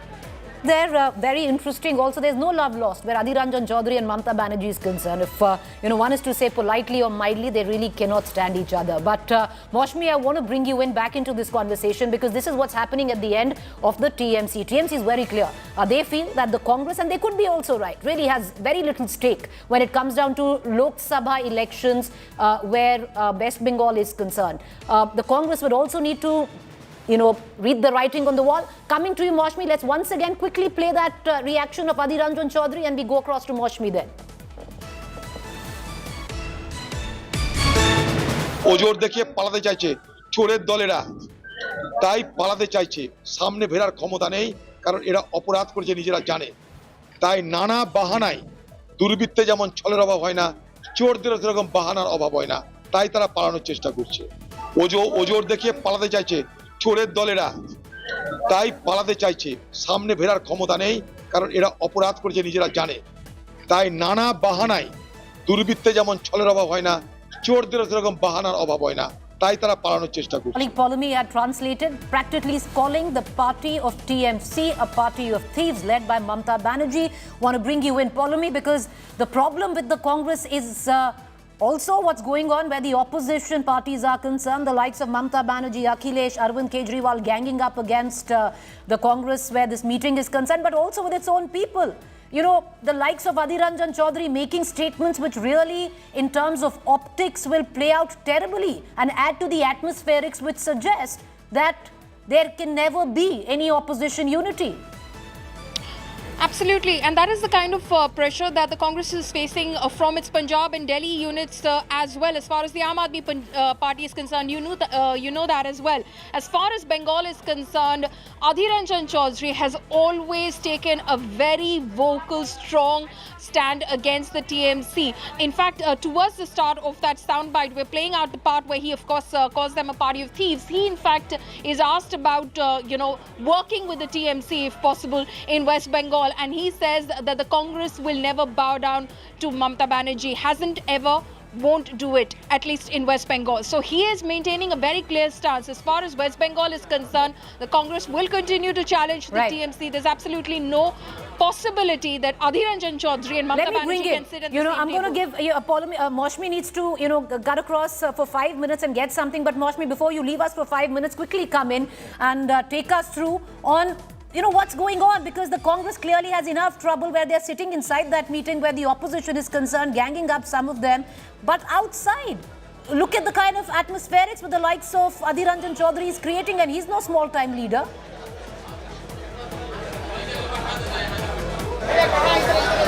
See, Adhir Ranjan Chaudhary is a repeat offender as far as the TMC is concerned, and that's how the TMC looks at it. Much of the icy relationship between TMC and the Congress party, Preeti, is attributed to Adhir Ranjan Chaudhary because Mamata can't stand him, we are told, and she had asked Rahul Gandhi to sack him and perhaps make another chief so that you could work in coordination. But that didn't happen, and still congratulatory messages were exchanged on Twitter. Rahul Gandhi had congratulated Mamata Banerjee over her feat in West Bengal. But Mamata has been very critical of the Congress's repeated troublesome attitude in the state. And on the other hand, the Congress says we cannot surrender to the TMC's whims and fancies. We have our own identity. This is a very tightrope walk. Either sides will have to see the pros and cons, the gains and the losses, balances and walk this tightrope. And that's one reason, you know, that there is a need for people like Sharad Pawar, Uddhav Thackeray, M.K. Stalin to intervene. Because remember, TMC in the parliament in the past few years has taken its own line. Watch me, the news break coming in, and there seems to be a climb down as well where Rahul Gandhi is concerned. We're going to play that news in just a while. What we're given to understand is that in the meeting, what Rahul Gandhi said was that they are willing to be flexible in seat distribution. We are ready to be flexible to save the country, is what seemingly Rahul Gandhi suggested. We're going to cut across to Sahil Joshi in just a short while when we play that latest news break coming in. You know, Rahul, I want to, Srivastav, I want to bring you in where Rahul Gandhi, what we're given to understand, and seemingly there's a realization, Rahul, where the Congress is concerned, that they cannot go into this meeting as an all-consuming big brother. They have to go as equal partners and take it from there. Yes, the basic idea for the opposition coming together is that there is no big brother. It is a coalition of the equals, be it a small party or the big party. And once they are actually able to achieve that, I think everything else will be very easy. But if you look at the map of India, the BJP contested in 2009 433 seats, in 2014 428, and in out of the 543, and 2019 it was 437. The Congress contested 440 out of the 543 in 2009, 464 in 2014, which was the highest since 1996. And 2019 it contested 423 seats. Now, in a large number of states, the Congress did not win a single seat. Now, if we are saying that, say, out of the 30-odd states and union territories, the Congress does not have a chance of winning seats in 15 states, will the Congress be ready to stand aside and let others play? Now, in that scenario, say, for example, in UP, they have 1 seat. And actually, will they be standing back for, say, the Congress stand down for Samajwadi Party? Can there be an alliance without the effective alliance, because without the BSP? Now, these are the questions which are, I think, the tougher questions to ask. Because one, this is the electoral arrangement. The second is a visible arrangement. You have to, like today, they were talking about some 20-odd parties. You had some 15 and 16. That visible element has to be there. So in which we may call Adhir Ranjan Chaudhary a black sheep as far as the Congress is concerned, because he continues to take part. But it could well be strategy that on a day when your identities seem to be merging, you have one leader speaking in a different voice. Coming together is a very difficult issue. Say, for example, Sharad Pawar is today the unifier. He's telling Aam Aadmi Party to do something, Congress Party to help the Aam Aadmi Party. But just a little while back, we had Mr. Sharad Pawar breaking ranks on the Adani issue. So how do you bring together, how do you visibly keep that template? Stay with us, Rahul, once again. You know, apologies, I know I'm interrupting our reporters and you, but lots of information coming in. You have Asaduddin Owaisi from the AIMIM. Listen in. हम सबसे आगे रहेंगे. नीतीश कुमार ख्वाब देख रहे हैं कि मैं प्रधानमंत्री बन जाऊंगा. दूसरे लोग सब अपने अपने ख्वाबों को देख रहे हैं. हम लोग अपनी अपनी बात कर रहे हैं. आपने तो किया ना. आप जब गुजरात के वक्त आप रेलवे मंत्री थे, गुजरात जलता रहा, आप बीजेपी के साथ थे. फिर आप मुख्यमंत्री बन गए नीतीश कुमार साहब. फिर महागठबंधन बना, फिर मुख्यमंत्री बने, फिर आप चले गए, फिर आप वापिस आए. दिल्ली के मुख्यमंत्री तो 370 में बीजेपी को ओपन सपोर्ट करे. आज रो रहे हैं पूरे देश में कि बीजेपी ने ऑर्डिनेंस जारी करके मेरे इख्तियारात छीन लिए. आप तो 370 का सपोर्ट करे थे. आप बात करते हैं कम्युनल सेकुलरिज्म की, और वहां पर शिवसेना के साथ आप अलायंस करके मुख्यमंत्री बनाते हैं उनको, उद्धव ठाकरे को, और शिवसेना वहां पर है. ममता बनर्जी है जो कहती है कि मेरा गोत्रा सबसे बड़ा है. आप कम्युनलिज्म से मुकाबला करेंगे इस तरह से? अभी नहीं, हमको इसलिए नहीं बुलाए क्योंकि हम सच्चाई को बयान करते हैं. और वहां पर ये जितने भी लोग हैं, जितने भी नेता वहां पर हैं, ये तीन चीजों को नहीं चाहते कि इंक्लूडिंग बीजेपी, कि मुस्लिम, दलित और आदिवासियों का पॉलिटिकल एम्पावरमेंट हो। ये चाहे ये वो लोग हो या बीजेपी, कभी नहीं चाहेंगे लोग कि मुसलमान, दलित और आदिवासियों का पॉलिटिकल एम्पावरमेंट हो। सर, उनका विजन कैसा देखते हैं? मगर ये जो अपोजिशन पार्टी से, आप भी अपोजिशन पार्टी है, आप चीफ है, तो मतलब आप कैसे देखते हैं? इनका विजन कैसे देखते हैं? क्या विजन है बोलिए आप, मेरे को नहीं मालूम। सिंपल देखे हैं, बीजेपी से लड़ना है, उनको हराना है, इसीलिए तो ऐसा हो जाए, ये विजन है, ये विजन है आपका, ये विजन है आपका। आप ये विजन को लेकर जाएंगे देश के सामने, जाके लेके जाइए, मालूम होता आप लेकर जाइए। अगर आप जो कह रहे हैं उनका वो विजन है, इसको विजन बोलेंगे आप। आपका विजन क्या है, आपका एजेंडा क्या है, कैसा होगा ये? Do you think that this opposition party meeting, so-called in Patna, is going to be a failure? I don't know. You see, we don't want Mr. Narendra Modi to again become the Prime Minister of this great country of ours in 2024. And for that, we definitely will be using our whatever efforts which are there. But this particular meeting which is being held today in Patna, what is the track record of all these political leaders who have assembled over there? Isn't it right that because of Congress, BJP came back into power twice? Isn't it right to say that Mr. Nitish Kumar was the railway minister when Godhra happened, and he continued to be with BJP when the Gujarat genocide and program happened? He became chief minister because of alliance with BJP. He left BJP, formed Mahagathbandhan, became the chief minister, again left them, joined BJP, now again he has left them. Thirdly, Shiv Sena. Has Shiv Sena become a secular party? That Shiv Sena where Mr. Uddhav Thackeray as the chief minister stood up in the Maharashtra assembly and said that, yes, we are proud of demolishing Babri Masjid.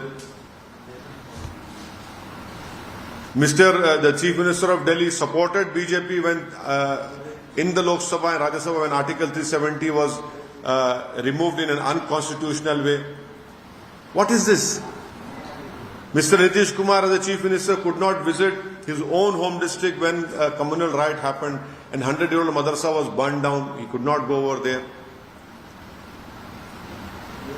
So we don't know. They are doing it. Let us see what happens in the future. I can only say, I am reminded of this Urdu शेर that इब्तिदा इश्क के आगे देखिए होता है क्या, और दूसरा क्या है कि हुनूस दिल्ली दूरस्त। सर, कौन लगता है आइडियल पीएम? देखिए आप जो है ना, नरेंद्र मोदी जो चाहते हैं वो पूछ रहे हैं आप। नरेंद्र मोदी ये चाहते हैं कि चेहरे सामने आ जाए और मैं सबको देख लूंगा। हम ये कह रहे हैं कि चेहरे नहीं, 540 लोकसभा की सीटों पर नरेंद्र मोदी से मुकाबला होना चाहिए। आप जिस दिन चेहरों को लेकर आएंगे, ये चेहरा है, ये चेहरा है, ये चेहरा है, भाई ये चेहरों को लेकर आएंगे, बीजेपी को फायदा हो जाएगा। चेहरा होना चाहिए बेरोजगारी का, चेहरा होना चाहिए मॉब लिंचिंग का, चेहरा होना चाहिए इन्फ्लेशन का, चेहरा होना चाहिए जीडीपी का जो गिर रहा है, महंगाई जो बढ़ रही है, ये चेहरे होने चाहिए, ये मुद्दे होने चाहिए। Thank you sir. Asauddin Owaisi, and what he will play into in terms of where the opposition is concerned is now the opposition together trying to paint an image where Asauddin Owaisi and the AIMIM is concerned as a team B of the BJP. He was not invited where the opposition meet is concerned, understandably, especially where Bihar is concerned.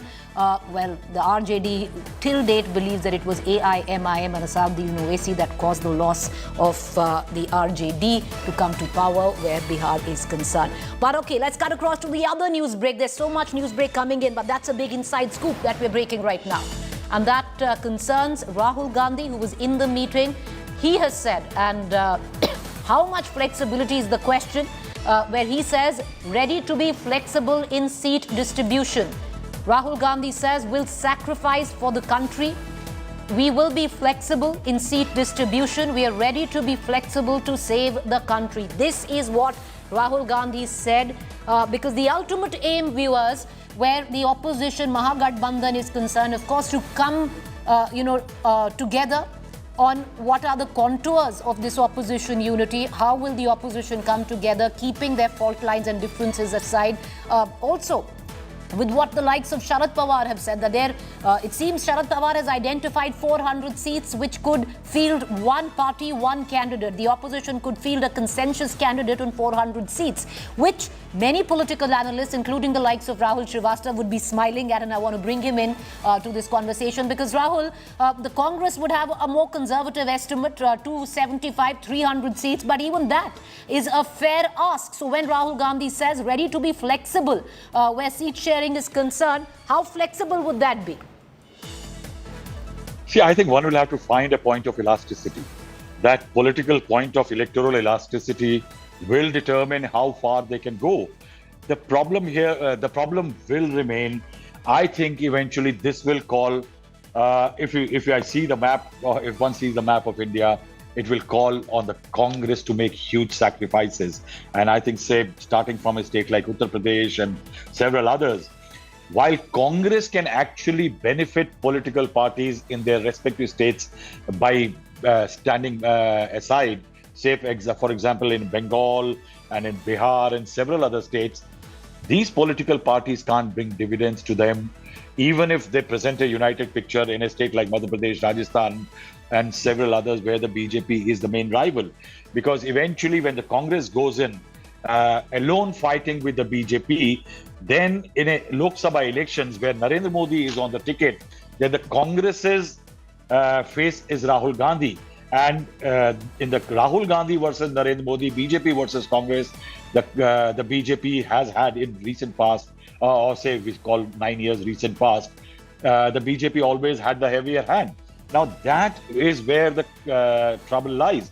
That also, if the Congress makes too many sacrifices everywhere, and the transfer of votes from those political parties does not really happen, because it is not a natural phenomena. Say, for example, in a state like Kerala, what is the left, which is right now one of the good allies of the Congress party, going to do? And that's where the Congress did the best last time. It had the best harvest that last elections. Now, these are the problems, I think, which one will have to check. I think the Congress is a very buoyant political force right now. I think if you look at it, Rahul Gandhi, since the Bharat Jodo Yatra, has been passing the public eyeball test. Now, Rahul Gandhi may in the meeting say, present a very flexible picture that he is ready, the party is ready to make sacrifices to save the nation. But how far will the Congress be demanded to be making sacrifices? I think that, and what does it get from the unity effort? I think that is a very difficult proposition. All right, Rahul, we're going to come right back. Rahul Srivastava, Polumi Saha, as well as our battery of reporters getting us the latest from Patna. We're expecting a press conference. It was to take place at 3:30. It's going to follow a lunch where the Mahagathbandhan meeting is concerned. What's come of it? We're going to cut across to Moshmi, Rajdeep Sardesai on the other side of this quick break. To stay with us.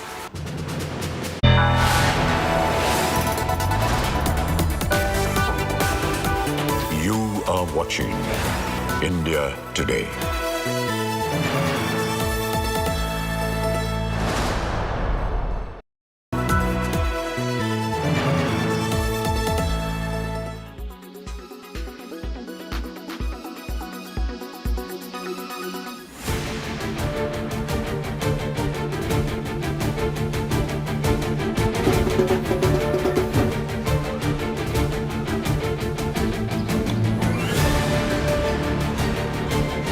Day one of Prime Minister Narendra Modi in Washington, D.C. was all about Desh Bhakti, delectable delicacies, with the Bidens and Desi diaspora dhamaka.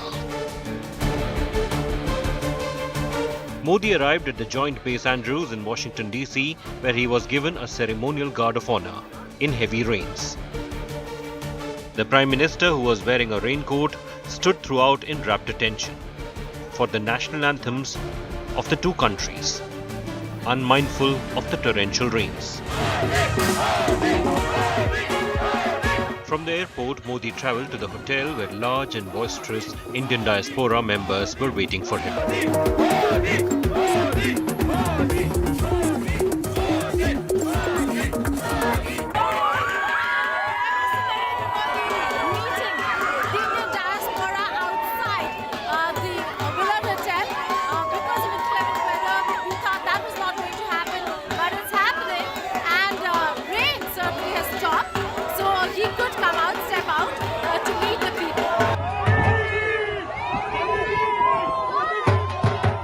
The Indian American community staged cultural programs including Garba and folk dance outside the hotel in Washington, D.C., where Modi is staying.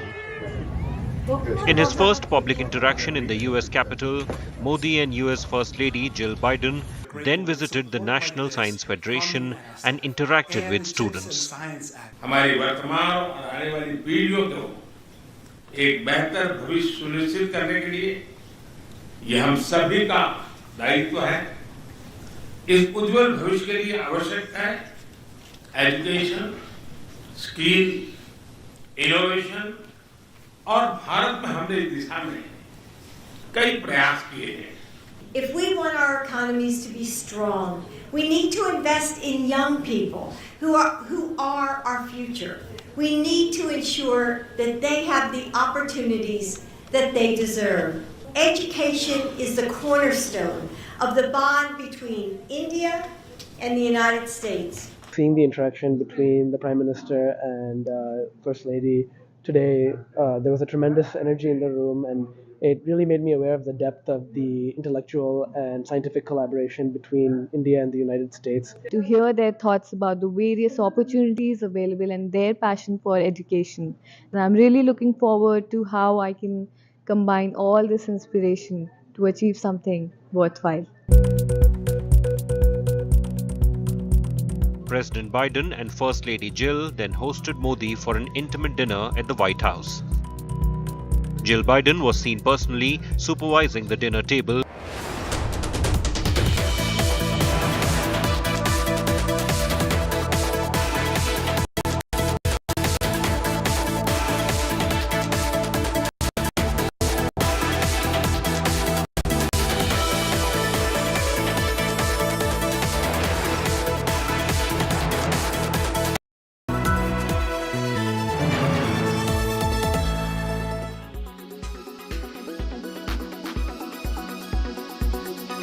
Well, since you've called your book Reflections, let me start by asking you a very basic question. I mean, you've had such a long and storied career. Which part of it do you cherish the most on hindsight? I mean, is it the ICICI stint? Is it your stint as a public sector banker? Or is it the numerous philanthropic initiatives that you have immersed yourself in after your banking career? It's obvious. I can identify myself only with ICICI Bank till my last breath. Of course, the philanthropic initiatives like Pratham and others are very important. But ICICI Bank caps everything. And that's about my life in banking. But, you know, I rarely speak to a person who has been a chairman of a public sector bank and a chairman of a very large private sector bank. I mean, you're a rare exception in that case. So let me ask you to tell us a little bit about this perennial debate which is on between public sector and private sector banks. And a lot of people believe that a public sector bank can never run as efficiently as a private sector entity. The financial markets value the two very differently. Give us your perspective, if you will, on how you see through your unique lens as having run both these institutions.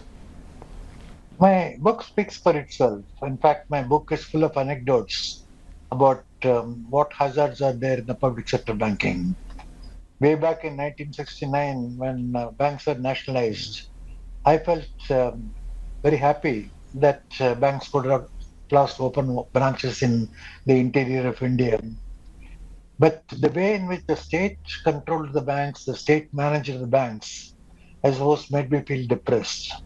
In fact, my tenure in public sector banking was very small. Within 6 years, I left the public sector banking. I'm not counting my State Bank of India days where I was not a chairman. State Bank of India, I was working very closely with the chairman at that time. But if I count the chairmanship of the Bank of India, well, I was very happy to be in the bank and very happy to be with the people. But I just did not like the way in which the government tried to control the chairman and to control almost every day you will get a message from there to do this, to do that. That's not the way to manage the bank. And the market is right in valuing the private sector bank more than the public sector bank. It is not so much about the ownership of the public sector banks that matters. It's the way in which the state is managing the public sector banks that really gives a huge discount to the public sector banks.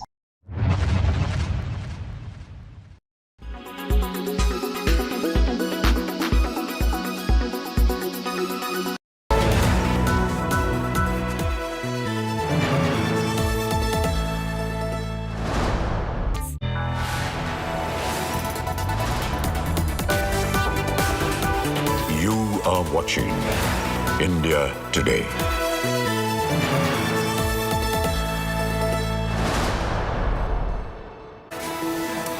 Good evening. You're with us on all that is coming in where the mega opposition meet is in Patna is concerned. We're expecting a press conference in just a short while, but lots of news that is filtering in on what really transpired, who pitched against whom, where the political parties were concerned, who took a step back, all of that coming in over the course of the next 45 minutes. Let me take you through the headlines. Mega opposition Gathbandhan in Patna concludes. 15 political parties attend. Amit Shah calls opposition meet a photo opportunity. Rahul says BJP spreading hate. Aam Aadmi Party tears into Congress in midst of opposition meet, says BJP Rahul secret pact on ordinance. Cracks appear in opposition unity. Mamta objects to Congress's dharna politics in Bengal. Congress calls TMC a party of thieves.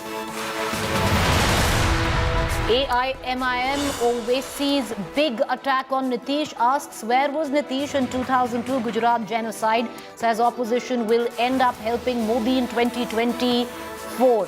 AIMIM and Asauddin Owaisi was not invited to the opposition meet. Prime Minister Modi shuts down when he was asked a question on democracy, says democracy runs in our veins.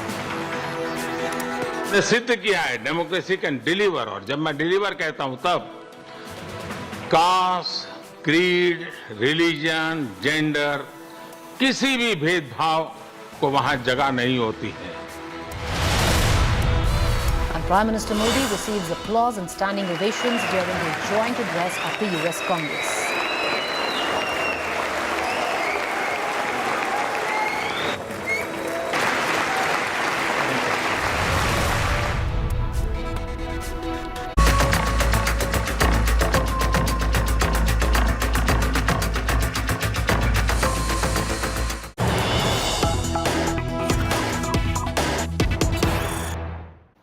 All right, big news break coming in from the opposition meet in Patna. What has been decided now, that's a big one. There will be another opposition unity meet in Shimla soon. Patna opposition meet will end in a stalemate. Nothing has really come out of that as expected. No convener picked yet. Another meet in Shimla, no consensus. Opposition parties fighting amongst themselves. All right, so that is what has come out of the opposition meet in Patna. That's the news that we are breaking. There's been a stalemate in Patna is what we are given to understand. There will be another opposition meeting in Shimla, which is governed by Congress. Congress has won Himachal Pradesh this year. And you have the latest now that we are given to understand that there will be another opposition meet in Shimla, primarily because there was no consensus which was achieved in this opposition meeting. No convener picked as well is what we have been given to understand. I want to cut across right now immediately to Rahul Srivastav as we are being joined by Rajdeep Sardesai in just about a minute. But Rahul Srivastav, you know, this was understood. Because this is the first time that at least all parties are on board. There's another meeting now, what we are given to understand. Of course, this is all source-based information. We're still awaiting the press conference. That there wasn't any consensus that was reached, even when it comes down to who will be the convener of the Mahagathbandhan. Preeti, it is not a complete washout, one will say. I think there was a great amount of agreement as far as getting united is concerned. I think to create that chorus that we should united was a very important element. That has been achieved. Mr. Mallikarjun Kharge, the Congress president, proposed that there should be a follow-up meeting very soon. And we can confirm that, yes, the next meeting will be in Shimla, the capital of Himachal. Now, that's a very interesting development, because when Nitish Kumar met Mamta Banerjee last in Kolkata, there was a proposal by the Congress on the discussion table that the meeting should be held in a Congress-ruled state. Mamta Banerjee did not want that. Mamta Banerjee did want it in a Congress-ruled state, that because the signal will be that Congress is spearheading the movement. But at that time when it was ruled, Mamta Banerjee had said that why not in JP's land, Bihar? But now if there is agreement to hold the meeting in Shimla, means somewhere Congress is being more accommodated. Congress is being accommodated more by parties like the. Well, okay. Stay with us, Rahul. I'm going to quickly cut across to Rajdeep Sardesai, who's right now in Patna, consulting editor, as well as Maushmi, who's joining us. But Rajdeep, who's just about getting mic'd up in Patna, where the Mahagathbandhan meeting has just concluded with a lunch. But Rajdeep, what's the biggest takeaway? Are we expecting another meeting in Shimla soon? Any consensus which has been reached at all? Well, the press conference that these leaders are supposed to have hasn't taken place yet. They obviously are having a rather long lunch. But the sense one got from someone who's there at the meeting is that there hasn't been too much of acrimony. I think the aim was to look for the low-hanging fruit in this meeting to try and ensure that at least there is some minimal, if not consensus, but at least talking points, which can then become a platform for all these parties to continue talking to each other rather than at each other. Remember, there was much talk before the meeting that Arvind Kejriwal would walk out if the Congress didn't sort of openly endorse his stand on the ordinance that the BJP government has brought. Well, there's been no walkout of Mr. Kejriwal. There was much talk that Mamta Banerjee could perhaps read the riot act to the left. From what we gather, that also hasn't happened. Basically, the likes of Sharad Pawar and Nitish Kumar, whom I call the pragmatists within this group, are trying to convince all the parties that let's discuss the tough issues later. Let's first talk about why we believe we need to come together. So basically talking about issues like misuse of central agencies, the dictatorial attitude they claim of the central government. These are the common themes that these parties are trying to at least evolve some kind of a basic agreement on. So while there may be no major breakthrough, there is clearly no breakdown. And the fact that they are agreeing to talk again, we don't know whether it will be Shimla, but there will be another meeting. Chennai is another venue which has also been mentioned. Mamta apparently has said, I'm happy to hold such a meeting in Kolkata as well. Clearly suggests that there is a desire to continue the dialogue, which may suit the Congress. The Congress, remember, is the elephant in the room, because how much will they concede to these smaller parties is the big question mark. And the Congress may ideally want to wait till the winter elections are done before widening the alliance and conceding more. So I think all sides will buy time for now, but the dialogue will continue. There is no breakdown at this meeting. There may be no major breakthrough either. So no breakdown, but no breakthrough either. It's status quo, but the fact that, Rajdeep, there will now be definitely a second meeting. But how is it that even the convener has not been picked where the Mahagathbandhan is concerned? And importantly, Rajdeep, if the Congress is of the opinion that they're going to wait out for the winter elections to take place, then Lok Sabha is practically done and called then. Because how are you even going to contemplate a one-seat, one-party candidate? Well, you know, there is some talk of setting up a committee of some of the senior leaders, Nitish Kumar, Sharad Pawar, Mallikarjun Kharge, Mamta Banerjee. Whether that will be, whether there will be a convener of that, whether, what will be the exact role of the committee of these senior leaders is unclear.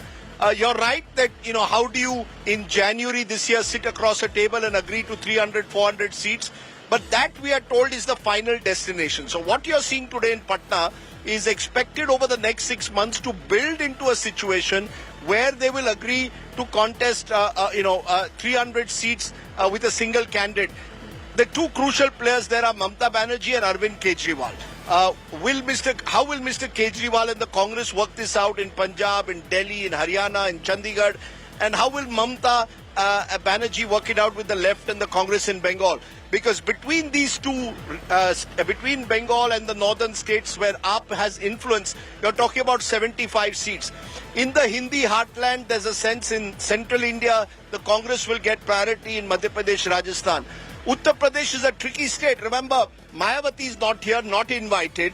KCR not invited. Naveen Patnaik not invited. Jagan Reddy not invited. Chandrababu Naidu, who was an architect of a similar alliance 5 years ago, not there. In fact, talking, we are told, to the BJP at the moment. So it's significant that a number of other opposition players are keeping their options open. So what you're seeing is, I think, significant, but not significant enough just yet. One quick question before we let you go. The press conference is about to start. Rajiv, one quick question before we let you go. Go ahead. Because there are camps within camps. Mamata, Arvind Kejriwal, Akhilesh seemingly have ganged up there. But having said that, who's playing the interlocutors? Is it Mr. Sharad Pawar? Is it Mr. Uddhav Thackeray? No, I think the two leaders who, as I said, lead what I call the pragmatist group here are, or three of them, I would say, Nitish, Lalu and Sharad Pawar. Lalu Prasad has had an important role in convincing the likes of Rahul Gandhi that they have to be there in meetings like this. Sharad Pawar says, look, I've managed to do it in Maharashtra. If I could do it in Maharashtra, why can't you do it nationally? So I think these are two leaders. Meanwhile, I'm being called and told I'll be left out of the presser if I don't Go ahead. away. We're going to let Rajdeep. I must go and see Go what ahead, they have to say at Rajdeep. the Go press ahead. We're going to get you right after the press conference. Moshmi is also there, who's joining us. Moshmi, that press conference finally taking place is what we have been given to believe. But what are your sources telling you, Moshmi? Rajdeep gave us a sense that, there are no big takeaways, but for the opposition on the ground which it actually came to meet on, this could be a good thing. So no breakthrough, but no breakdown. Round 2 now possibly in Shimla. Right, Preeti. Importantly, our sources do tell us, confirm that the next meeting is slotted for Shimla. It's going to be a 2-day meeting as of now. That could change. But yes, between Raipur and Shimla, these two places were mooted earlier by Rahul Gandhi. And now, perhaps, the other opposition parties are ready to take the red carpet welcome from the Congress party. So a lot happening in the parleys and in this meeting of the opposition. And we will have to, I'm in that press conference room. You can see the mics. Sanjay, just show the podium. You can see the dais. On the dais, about a dozen mics. So almost 16 parties participating and a dozen mics being put there. We'll have to wait and see.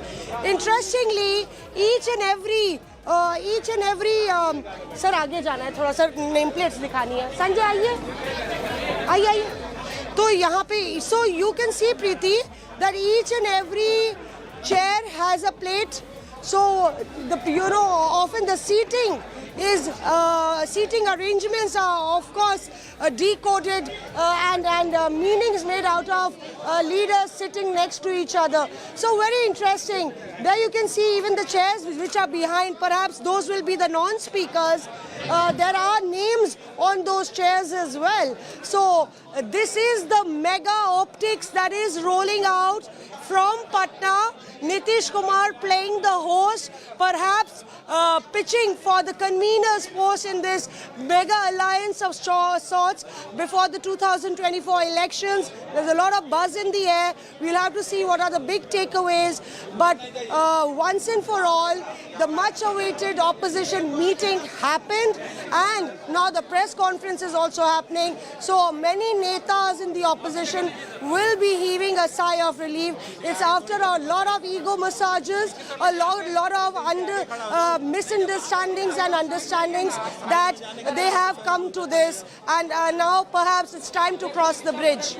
Well, you know, one thing you're bang on, Moshmi, I'd like to really see what the seating arrangement is, because these are not second in line of political parties. These are the top bosses. They are party leaders. And how will that, and who actually put the name tags on those chairs, and was it vetted, not vetted? You and I both know what really goes down behind the scenes on an event, something, like this. But what are we expecting, Moshmi? Nitish Kumar would have thought that he would have been, the chosen consensus candidate where convener was concerned. How is it that he wasn't appointed convener?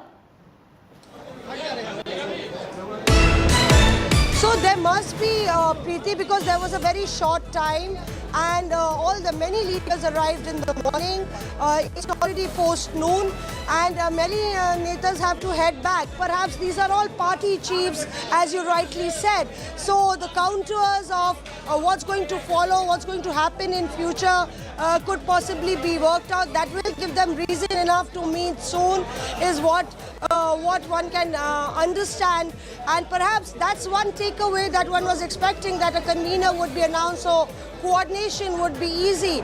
But credit has to be given to Nitish Kumar on this one, because it's not easy. I've seen UPA meetings, I've seen Sonia Gandhi holding meetings with various netas, and there have been a lot of miscoordinations earlier. So this time round, the optics, all the big chiefs are here, and perhaps they would be coming in. There you can see that Pawan Khera and Gurdeep Sappal, who's attached to the president's office, Congress president's office, sitting in that right extreme corner. So perhaps they would be discussing that it's our turn next and how we would be working the invitees out and ensuring their presence, because they have to agree on the fact that regional disparities, there can be regional issues that cannot be around. In fact, weaken this alliance, which is for a bigger purpose, and that is about defeating Prime Minister Narendra Modi. So perhaps, I could say that this is an icebreaker of sorts, the entire mega opposition meet. Moshmi, as they called it, just stay with me. I'm coming right back. Give us a minute. Also, if you keep your camera focused, because I understand there's a signal issue, so your image is getting a little fragmented. Just keep it focused. Coming right back in a minute. I want to pull in Rahul Srivastava, our national affairs editor, into this conversation. Rahul, is it at least, would the opposition parties today go back with a sense of purpose? Has there been a takeaway? Because as Rajdeep says, there's been no breakdown, but there's been no breakthrough. For the opposition party, and from where it's come from, I would think that's a good thing. Yes, Smriti, I've been saying that the idea that all of them got together is it creating a visible template? There is in this meeting, there was unanimity for unity. That's another template in terms of why they are coming together. They have to beat Narendra Modi. Rahul Gandhi, Congress leader, saying that the party would be ready to make sacrifices, another plus.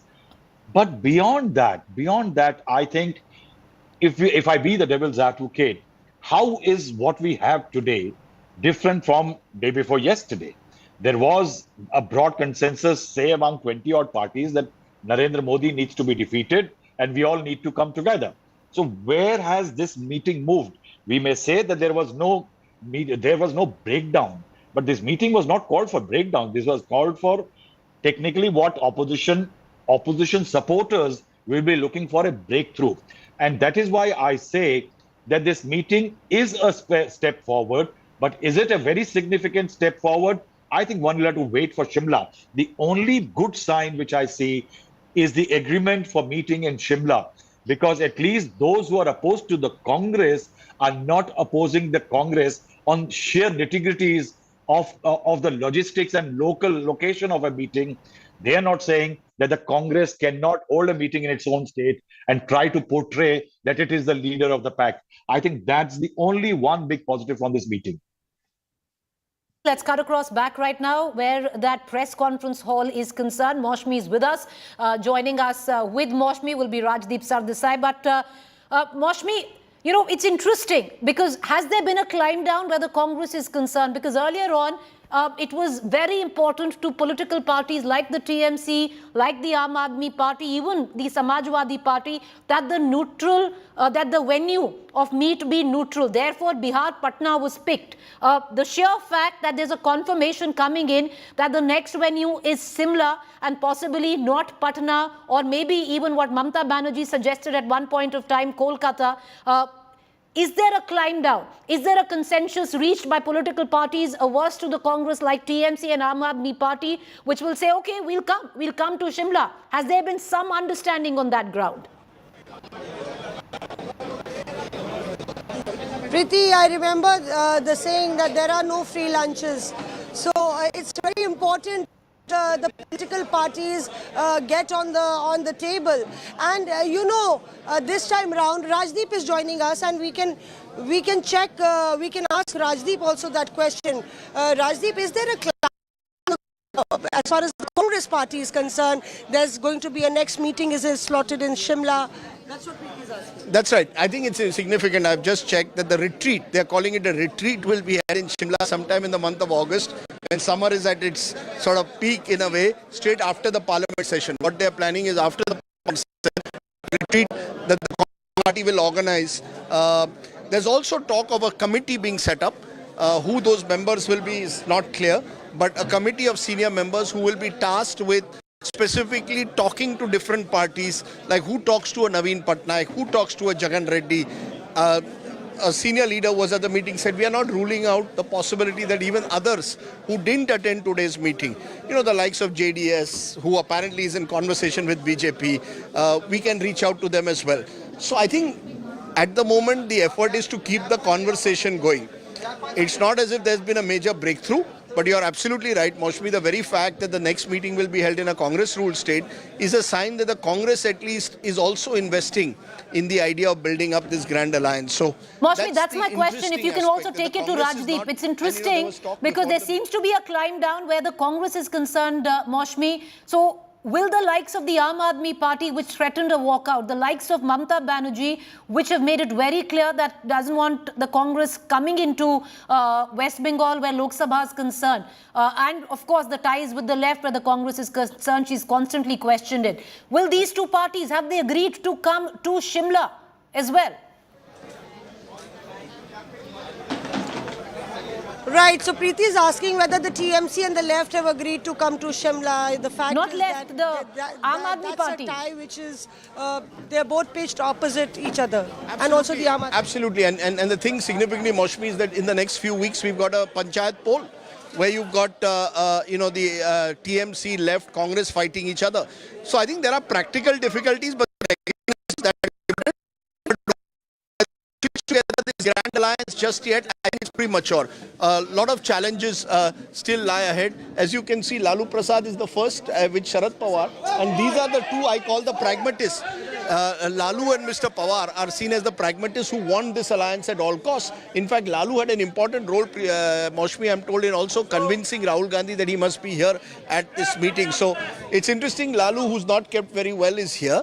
And I think he and Sharad Pawar... seated right in the center. That's right. And he and Sharad Pawar are from two states where, seemingly impossible alliances have been crafted once again. And there, Mr. Raja is giving a victory sign. Not yet. It's too early, right? He's giving a thumbs up sign. Look, Mr. Raja and the left have very little at stake. So I don't think his victory sign is going to make any difference. But the very fact that all these leaders are coming together in Patna in the manner that they have, I think will be seen by them as a positive. But Delhi Durast, let's be very honest, there's a long way to go for this alliance to fructify into something major. There's a long way to go, and the fact that Lalu and Mamata share a very great rapport. We saw it yesterday when she went and met him. And right there, she just walks in. This is the closest that I think you'll see Mamata and Sitaram Yechuri, virtually 10 feet from each other.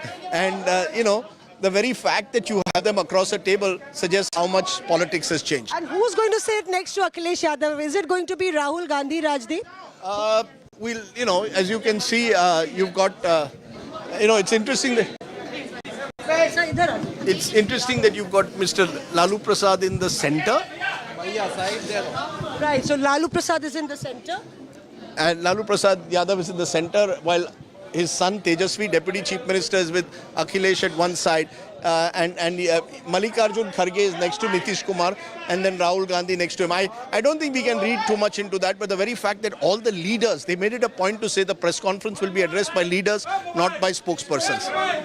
Importantly, and here you can see that the chair next to Akhilesh Yadav, Preeti, is still empty. There's nobody sitting right there. Mallikarjun Kharge right there in the center, along with Nitish Kumar and Lalu Yadav. And very interesting, Uddhav Thackeray is right there. Mehbooba Mufti also seated. And we are waiting, I think somebody has to come between Akhilesh Yadav. My bet is it's going to be Arvind Kejriwal, Maushmi. Go on, your question.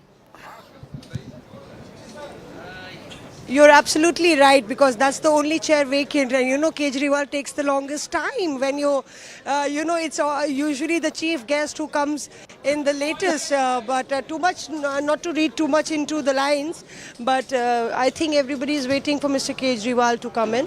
Is it Mr. because Yechuri is talking to Nitish is there Kumar. still Rahul Gandhi is curiously looking on, yes? No, Maushmi, the question is the absence of Arvind Kejriwal.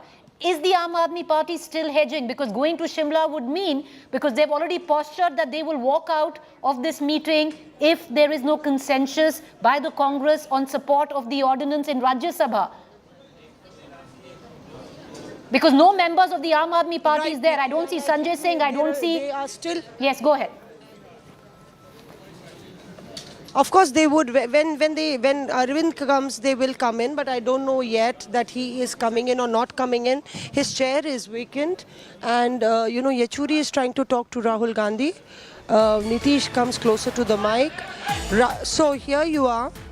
Arvind Kejriwal, as you rightly said, is not yet here. Rahul Gandhi looks back, speaking to KC Venugopal. D. Raja is trying to say something. Akhilesh Yadav and Rahul Gandhi are sitting next to each other with one chair vacant, and that's for Arvind Kejriwal. Very interesting. And Akhilesh Yadav and Tejasvi also murmur something. Kharge and Rahul murmur something. Nitish Kumar is still looking up. I think they're still waiting. The officers have been told to check, and I see that some from Rahul's office also get up and check. Is Nitish Kumar checking the audio? Is he going to start without Kejriwal? Is Kejriwal has actually... So here Nitish Kumar starts. Let's hear the press conference and then we'll try and find out what's happened. और सब लोगों ने काफ़ी देर तक अपनी बात इन्होंने रखी और अनेक पार्टियां थी। जैसे आप समझ लीजिए कि यहाँ पर तो मौजूद ही हैं माननीय राहुल गांधी जी भी और मल्लिकार्जुन खड़गे जी भी, और इनके अलावा और लोग भी आए थे। और फिर जो यहाँ पर दूसरी ममता बनर्जी जी यहाँ पर मौजूद ही हैं, ये रही। शरद पवार जी यहाँ पर मौजूद हैं, ये भी। और मीटिंग में अरविंद केजरीवाल भी रहे, सब लोग मीटिंग में रहे, और उनके साथ आए हुए थे भगवंत मान पंजाब के मुख्यमंत्री, वो सब भी रहे। और फिर वो श्रीमती महबूबा मुफ्ती जी जो जम्मू कश्मीर की मुख्यमंत्री रही हैं, वो भी रहीं। और श्री उमर अब्दुल्ला जम्मू कश्मीर के और पूर्व मुख्यमंत्री रहे हैं, वो भी रहे। और फिर उद्धव जी ठाकरे माननीय पूर्व मुख्यमंत्री महाराष्ट्र, वो मौजूद रहे। और बाकी जो सब लोग हैं, सीपीआई वाले श्री डी राजा जी, सीपीएम वाले श्री सीताराम येचुरी जी, और माले के श्री दीपांकर भट्टाचार्य जी, ये सब और अनेक लोग यहाँ पर इस मीटिंग में मौजूद रहे। और इसके अलावे हेमंत सोरेन जी जो झारखंड के मुख्यमंत्री, और तमिलनाडु के मुख्यमंत्री MK स्टालिन जी, और DMK के और भी उनके साथ आए थे DR बालू जी, और ये अखिलेश यादव पूर्व मुख्यमंत्री यहाँ मौजूद ही हैं उत्तर प्रदेश के। और इसके अलावे अन्य लोग सब मौजूद रहे यहाँ, उनके साथ और लोग भी आए हुए थे। और हम लोग तो दो यहाँ के तो थे ही, और हाँ, अन्य CPM, CPI, माले सब लोग का तो नाम बता ही दिए हैं। ये सब लोग रहे और सब अनेक पार्टियों के लोग रहे, सब लोगों की बात आई और काफ़ी अच्छी मुलाकात हुई है और एक साथ चलने की सहमति हुई है। और उसके बाद अगली मीटिंग कुछ ही दिनों के बाद सब पार्टियों की एक और की जाएगी, ताकि उसमें आगे का जो कुछ भी होता है, जो एक साथ तो चुनाव लड़ने के बारे में आज एक सहमति हो ही गई है और सब तरह का सहमति हुआ है, लेकिन एक मीटिंग इसके बाद होगी और वो यही करेंगे, मल्लिकार्जुन खड़गे जी करेंगे। उसके बारे में इन्होंने बता दिया है डेट और वो बताएंगे। अभी हम लोगों ने ही कहा कि जल्दी करना है, तो ये लोग अगले महीने जल्दी से जल्दी करेंगे, एक मीटिंग हो जाएगा। तो वो तो एकदम समझिए कि वो अंतिम रूप ले लेगा, कौन कहाँ लड़ेंगे, क्या है, सब चीज़ के बारे में सब हो जाएगा। तो सहमति थी, ये हो गया है और बहुत अच्छे ढंग से, और सब लोगों ने माना है कि हम लोग मिल कर के चलेंगे और देश के हित में है। अभी जो भी शासन में है वो देश के हित में काम नहीं कर रहे हैं और सारे इतिहास को बदल रहे हैं, आज़ादी की लड़ाई को भी भुलवा देंगे। तो एक एक चीज़ जो काम हो रहा है उस सबको लेकर के सबकी चिंता है, इसलिए सब लोग एकजुट रहेंगे। तो आज बहुत अच्छे ढंग से बातचीत हो गई है और हर चीज़ के बारे में, कोई भी किसी राज्य के बारे में भी, वहाँ की सरकार के बारे में कोई एक चुनौती आती है तो सब लोग एक साथ कहे कि नहीं साहब सब लोग रहेंगे। तो ये सब बात हो गई है। तो इसलिए हम तो सब लोगों का अभिनंदन करते हैं, सब लोगों को धन्यवाद देते हैं। चूँकि हम लोगों ने बैठक बुलाई इसलिए हम शुरुआती तौर पर कह दिए, आप बाकी कहेंगे, अब बाकी सब आप पूछिए, सब लोग ही खुद भी कहेंगे। तो हम तो कहेंगे कि जरा सा राहुल गांधी जी से कि थोड़ा आप भी बोल दीजिए और सब लोग से बोलिए थोड़ा। हाँ, आप ही बोलिए ना, अच्छा रहेगा, आप ही बोलिए ना।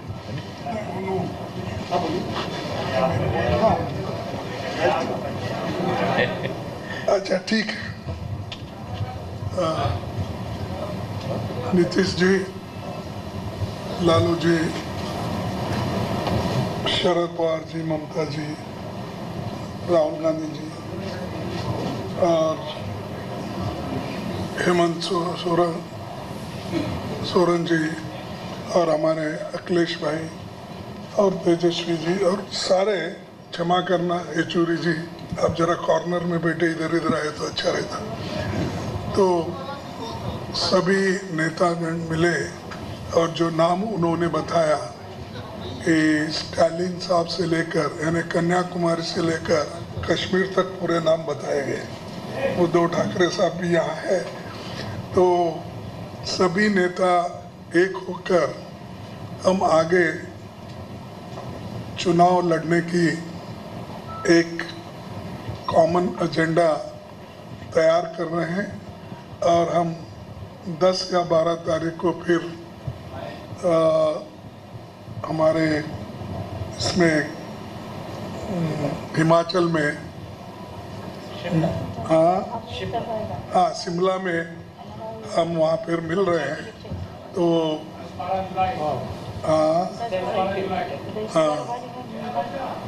हाँ 12 जुलाई बोलते ना, तो खैर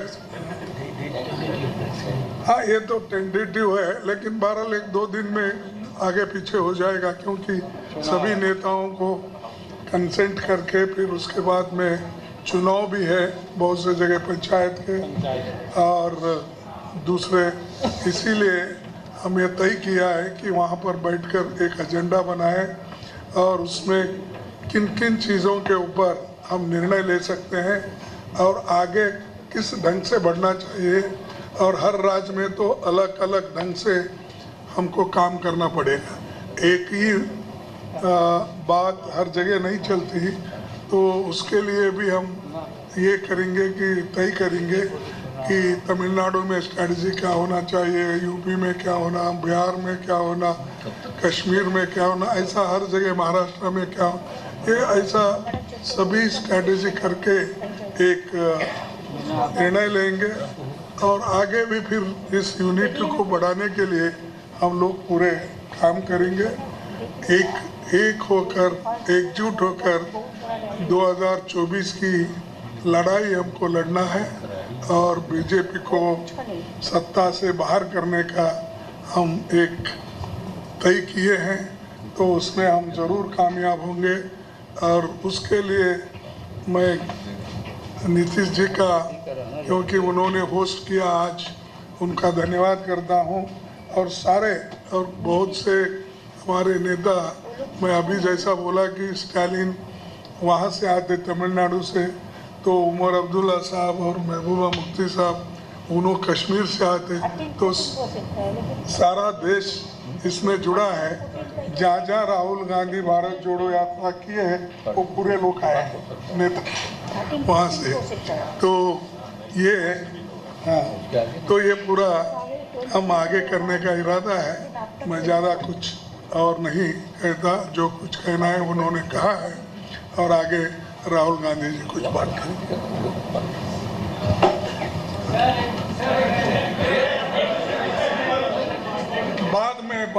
बाद में पूछिएगा, सब बोल देंगे, इसके बाद बोल बाद में सब समर्थ है उत्तर देने को।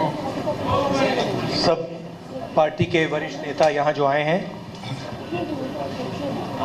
उन सबका स्वागत, आप सबका स्वागत। नीतीश जी ने आज लंच में हमें बिहार की मतलब सब डिशेस खिला दी, लिट्टी चोखा, उनका स्पेशल गुलाब जामुन, तो उसके लिए बहुत बहुत धन्यवाद।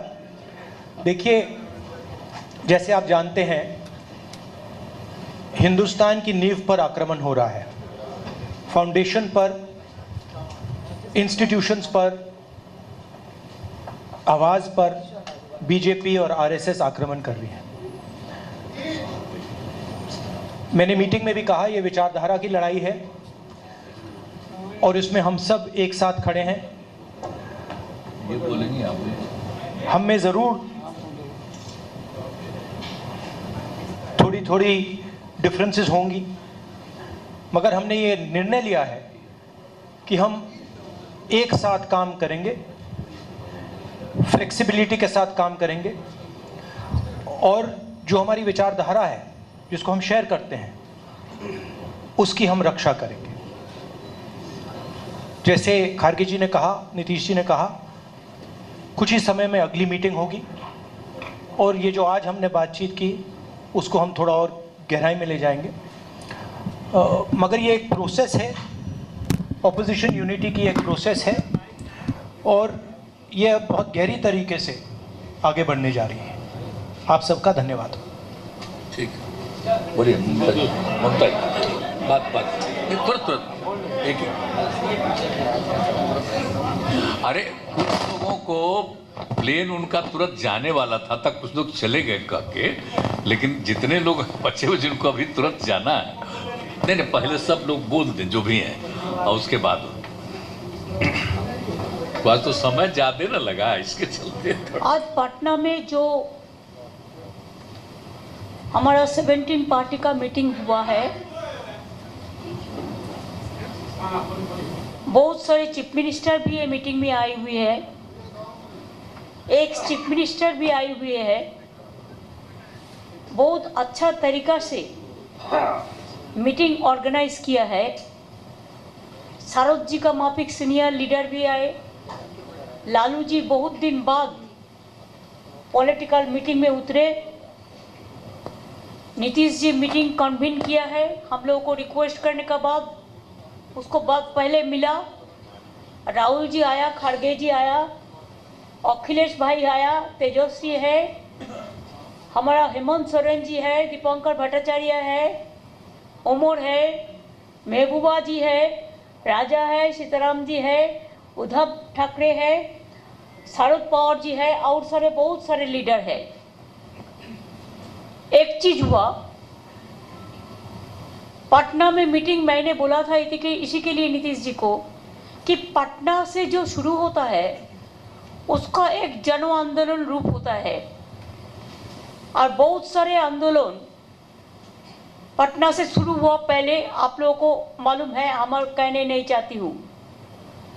इसी के लिए मैं कहा था, दिल्ली में हम लोग बहुत सारे मीटिंग किया लेकिन कोई फ्रूटफुल रिजल्ट नहीं निकाला। अब पटना से शुरू करो। पटना से शुरुआत हुआ है, मीटिंग अच्छा हुआ है। 3 चीज नजदीक में है जो रिजॉल्व हुआ है। नंबर 1, वी आर यूनाइटेड, हम लोग एक है। दूसरी बात है, वी विल फाइट यूनाइटेडली, ये दूसरी बात है, हम लोग एक साथ में लड़ेंगे। तीसरी बात ये हुआ है कि हमारा लड़ाई, हमको अपोजिशन मत बोलो, हम लोग भी देश का सिटीजन है, हम लोग भी पैट्रियोटिक है, हम भी देशप्रेमिक है, हम भी भारत माता कहते हैं। मणिपुर जलने से हमारा भी आग जलते हैं। ऐसे हम लोगों ने हेतु तैयार किया कि बीजेपी का तानाशाही जो गवर्नमेंट, जो डिक्टेटरशिप चला रहा है, जो एट्रोसिटीज चला रहा है, एट्रोसिटीज टेरिबल, क्या नहीं किया। हम लोग जो इलेक्टेड गवर्नमेंट है, हम लोग को उधर में पूरा राजभवन को ऑल्टरनेटिव गवर्नमेंट बना दिया। हमारा स्टेट का मालूम नहीं है, फाउंडेशन डे है, उन्होंने फाउंडेशन डे कर दिया, हम लोग को कंसल्ट भी नहीं करके। जो मर्जी करते हैं, जो अगर कोई कुछ बोलते हैं तो उसको खिलाफ में ईडी लगा देता है, सीबीआई लगा देता है। मीडिया को तो पूरा कंट्रोल किया है। और क्या चालाकी करते हैं, छुपे रुस्तम का माफी, बहुत सारे लॉयर को कोर्ट में भेजकर कोई ना कोई केस कर कर हम लोग को खिलाफ में कोई ना कोई सीबीआई होता है, नहीं तो ईडी होता है, नहीं तो पंचायत भी सीबीआई में होगा। ऐसा होता है जो नहीं होना चाहिए। लेकिन बेरोजगारी के बारे में चिंता नहीं करते हैं, आम जनता के लिए चिंता नहीं करते हैं, इकोनॉमी इज टोटली डिस्ट्रॉयड, इसका बारे में चिंता नहीं करते हैं, महिला को इज्जत लुटता है, चिंता नहीं करते हैं, दलितों को खिलाफ में है, चिंता नहीं करते हैं, 100 दिन का रुपया नहीं देता है, गांव का रास्ता का रुपया नहीं देता है, आवास योजना का रुपया नहीं देता है, यूनिवर्सिटी में मर्जी का माफिक बीसी रिक्रूट करते हैं, क्या नहीं किया है। इसके लिए जितना भी तानाशाही बीजेपी गवर्नमेंट कानून ले आएंगे, जो काला कानून, हम लोगों ने एक साथ में मिलके वो काला कानून का खिलाफ में हम लोग लड़ाई करेंगे।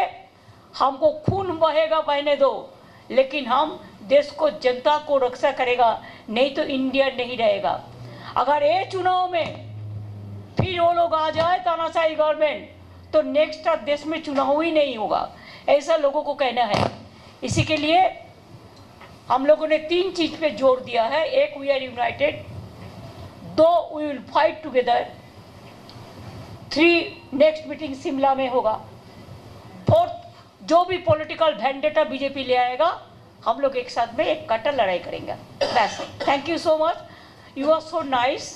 आप लोगों ने हम लोगों को कोई डिस्टर्बेंस नहीं किया और आप लोगों ने पूरा मदद दिया। मैं तो इधर में बहुत इंटरनेशनल प्रेस भी है और लोकल प्रेस भी है, रीजनल प्रेस भी है, हॉट स्टेट का प्रेस भी है कि आज का मीटिंग बहुत महत्वपूर्ण मीटिंग है। I think the history started from here. BJP wants the history should be change and we want history should be saved from Bihar. Thank you. आदरणीय शरद पवार जी। नहीं, कई हमारे साथियों ने इस मीटिंग में क्या हुआ और किस पर ध्यान दे दिया, ये तो बात आप उनको बताइए। आज देश में दिन ब दिन एक समस्या हम देख रहे हैं। जहाँ नॉन कांग्रेस गवर्नमेंट है, वहाँ भारतीय जनता पार्टी हो, RSS हो,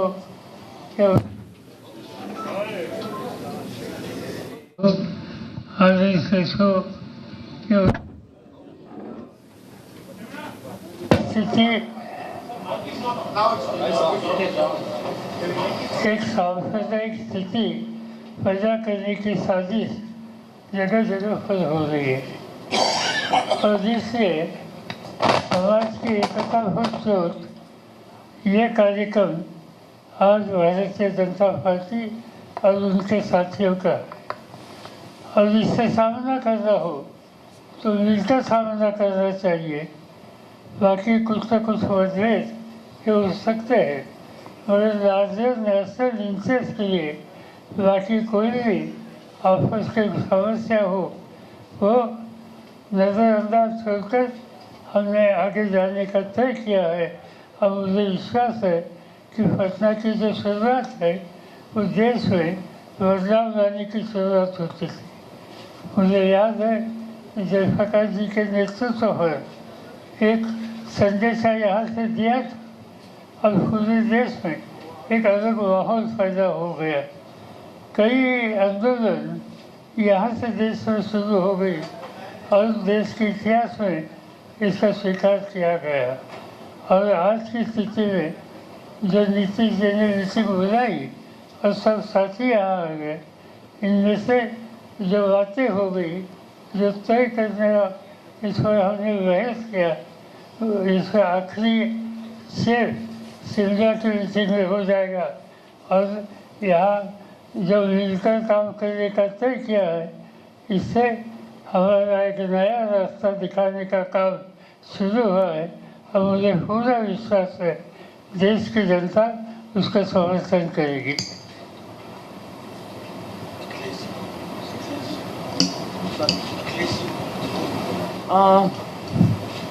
सबसे पहले तो आज हम सब लोगों का यहाँ जमा होना मेरे ख्याल में नीतीश कुमार जी के लिए सबसे बड़ी कामयाबी है।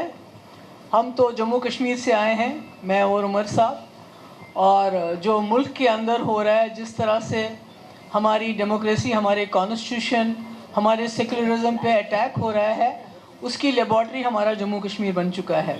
शुरुआत हमारे जम्मू कश्मीर से हुई और अब पूरे मुल्क में वही हो रहा है जो हमारे साथ हुआ। मगर हम इस आइडिया ऑफ इंडिया जो है जिस गांधी के मुल्क, जिस जवाहरलाल नेहरू के मुल्क के साथ हमने हाथ मिलाया है जम्मू कश्मीर में, वो आइडिया ऑफ इंडिया है, वो जहाँ गंगा जमुना तहजीब है। तो आज जब हम देख रहे हैं कि जिस तरह मुल्क के अंदर लोगों के साथ जो व्यवहार किया जा रहा है, ख़ासकर जो माइनॉरिटीज़ है, जिस तरह डेमोक्रेसी को अंडरमाइन किया जा रहा है, तो उसके लिए हम सब इकट्ठे हो गए और हमारे पास तो ज़्यादा ताकत नहीं है। जम्मू कश्मीर में 5-6 सीटें हैं, पर हम समझते हैं कि आइडिया ऑफ इंडिया का जितना सपोर्टरी और वोटरी जम्मू कश्मीर है शायद कोई ऐसा नहीं होगा। तो हमारी कोशिश यही रहेगी कि हम गांधी के मुल्क को गोडसे का मुल्क बनने नहीं देंगे। Thank you so much.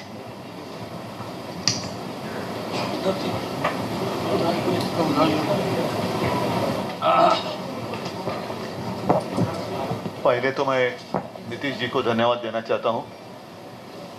आप देख रहे हो कि पूरे देश के प्रमुख नेता, पार्टी के प्रमुख नेता यहाँ आए हुए हैं।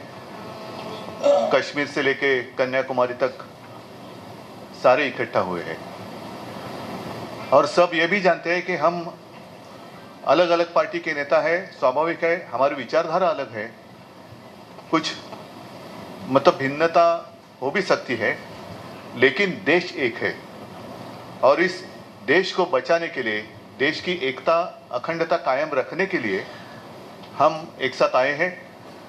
और इसके आगे जब भी जो भी हमारे देश के प्रजातंत्र पर आघात करेगा उसका हम सब मिलकर विरोध करेंगे।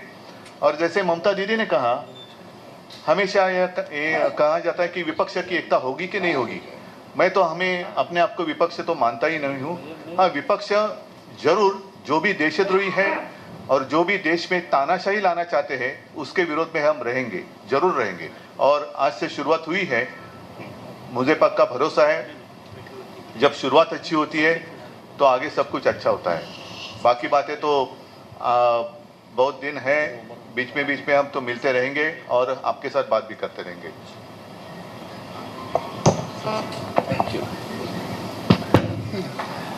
Friends.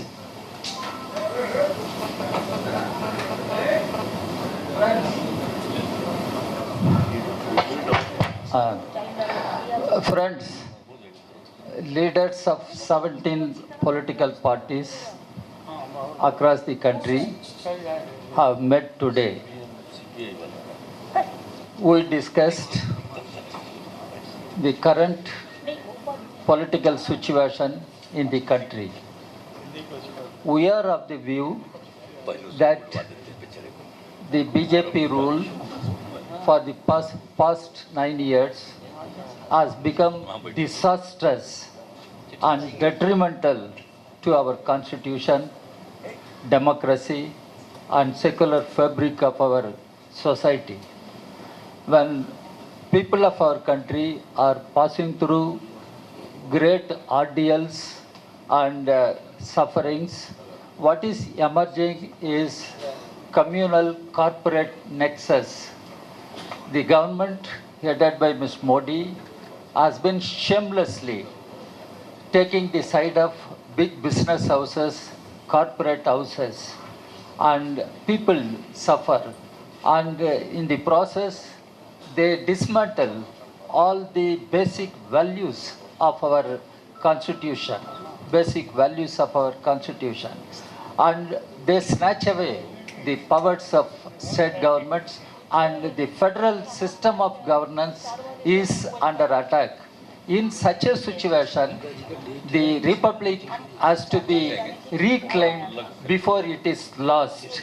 And in order to save the republic, reclaim the republic, we have all agreed and we are of the strong view that BJP has to be defeated in the forthcoming elections. BJP will have to be removed from power in the 2024 Lok Sabha elections. That is the only way to save the nation, save the constitution, save the democracy, save the secular fabric of our society. This is what we have all agreed, and we will work together, and we will move together, we will fight together. Omar Abdullah साहब.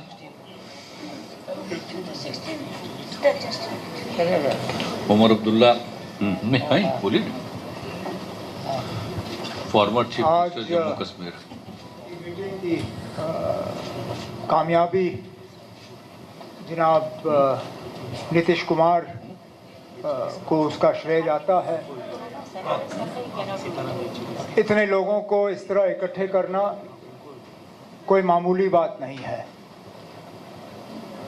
और मैं जानता हूं कि आप में से कईयों के लिए खबर ये नहीं होगी कि हम कितने पार्टियों के नुमाइंदे यहाँ बैठे हैं.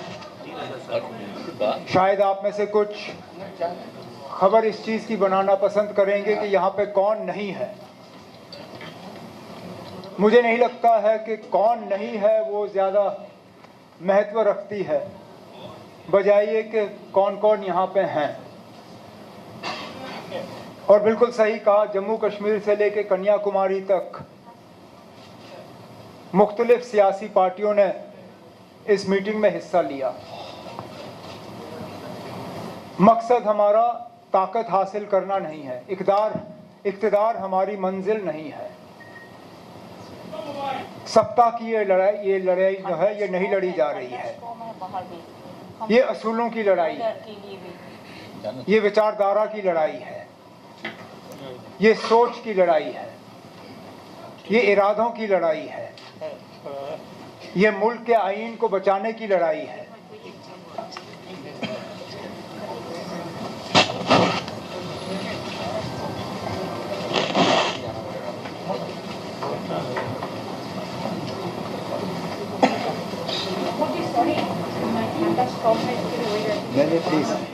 Some of the leaders are leaving. There's no Arvind Kejriwal there. Mamta Banerjee leaving. She's just said her byes.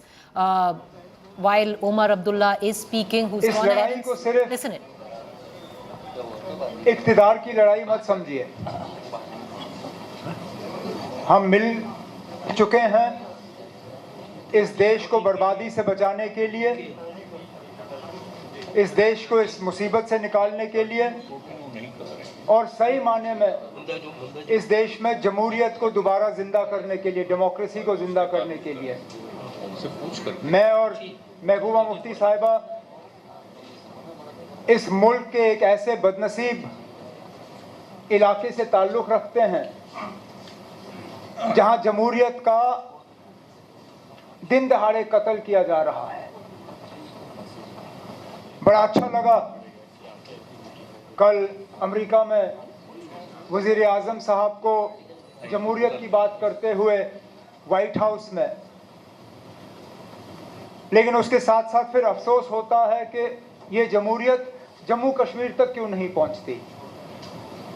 आखिरकार क्या वजह है कि 5 साल हो गए जम्मू कश्मीर में प्रेसिडेंट्स रूल के होते हुए।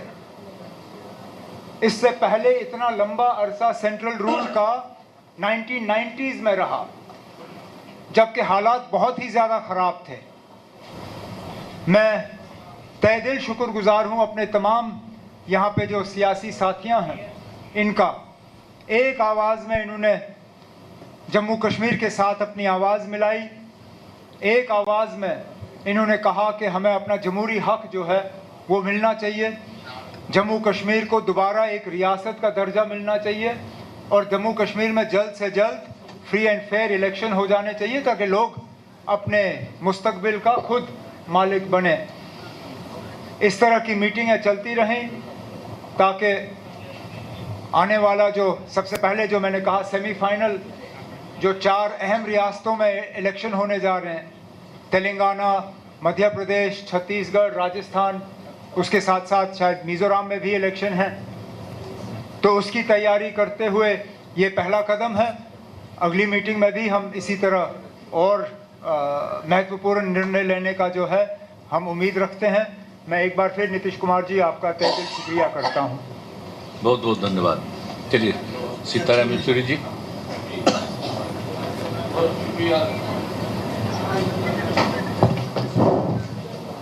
शुक्रिया नीतीश जी।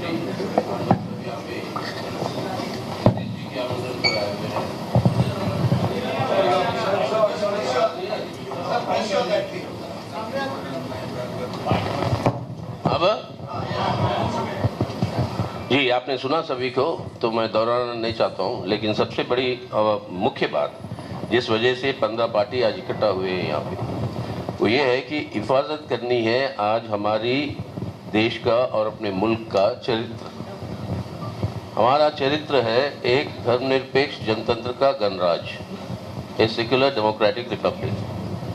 आज इस गणराज को इनका रूप बदलना चाहते हैं, इसकी चरित्र बदलना चाहते हैं भाजपा की ये सरकार के चलते हुए कि ये एक फासीवादी हिंदुत्व राष्ट्र के रूप में इसको जो है बदलने की पूरी कोशिश है। जो हम समझते हैं कि हमारी पूरी इतिहास राष्ट्रीय आंदोलन की, हमारी आज़ादी की, सबको मिटाकर इस तरीके की व्यवस्था ले आना चाहते हैं जिसके चलते हुए पूरे संविधान के स्तंभों के ऊपर हमला हो रहा है। आपको धर्मनिरपेक्षता के ऊपर, जनतंत्र के ऊपर, आर्थिक स्वाभिमान के ऊपर, सामाजिक न्याय के ऊपर और फेडरलिज्म संघवाद के ऊपर, इसको बचाना है। और इसको बचाव के लिए हम सब इकट्ठा हुए हैं। आने वाले दिनों में राजनीतिक कार्यक्रम होंगे, सामूहिक तरीके से हम चलाएंगे।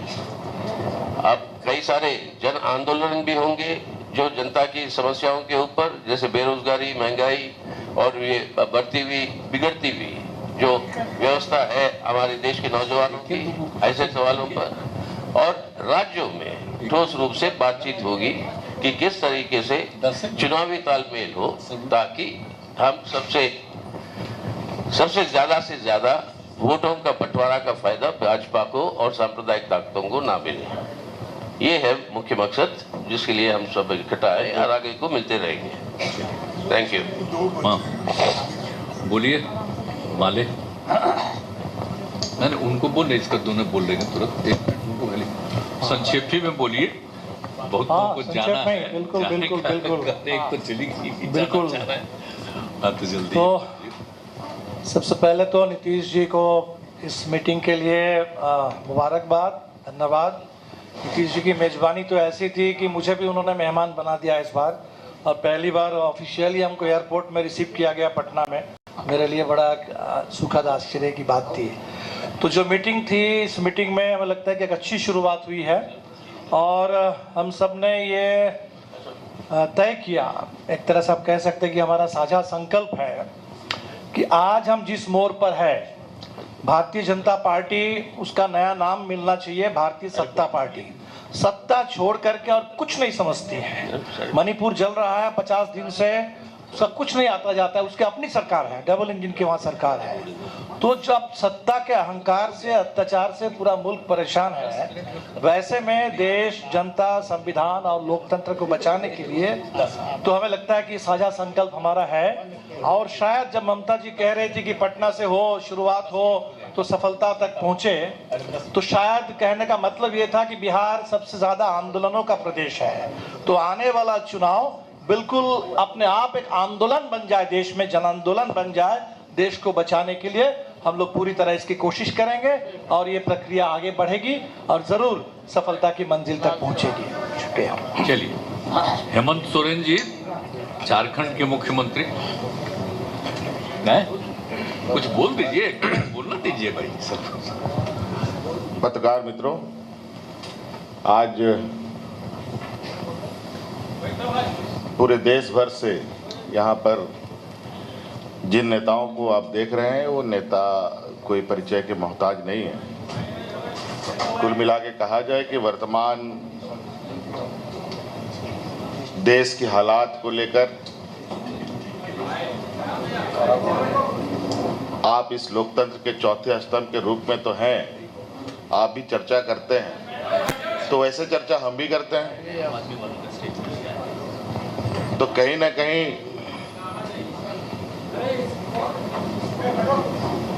आज इस लोकतंत्र में कुछ चीजों पर बहुत तेजी से प्रहार दिखाई दे रहा है।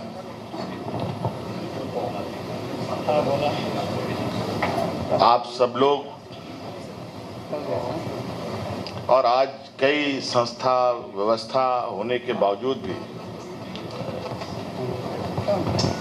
आज आम लोगों के अंदर, किसान, मजदूर, पढ़े लिखे, बेरोजगार नौजवानों के अंदर क्या मनस्थिति बन रही है वो आपको पता है।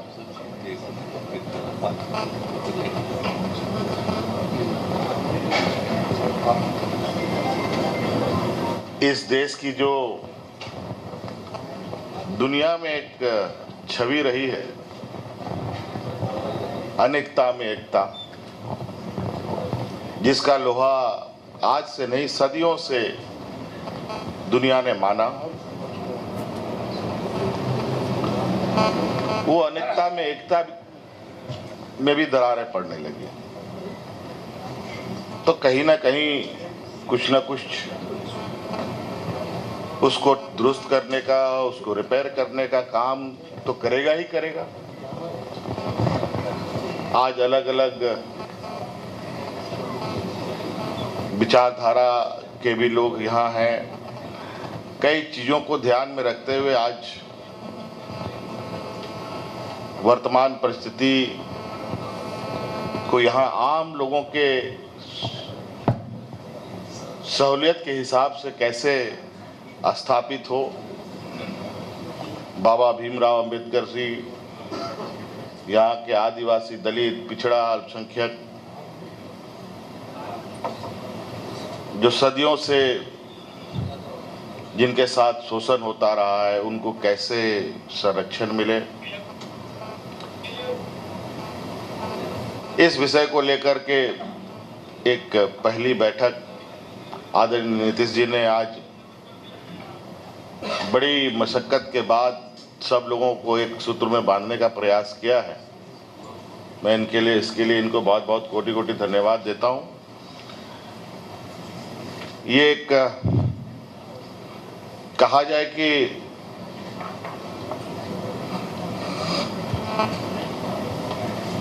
ये एक पहली झलक है। ये एक जो नई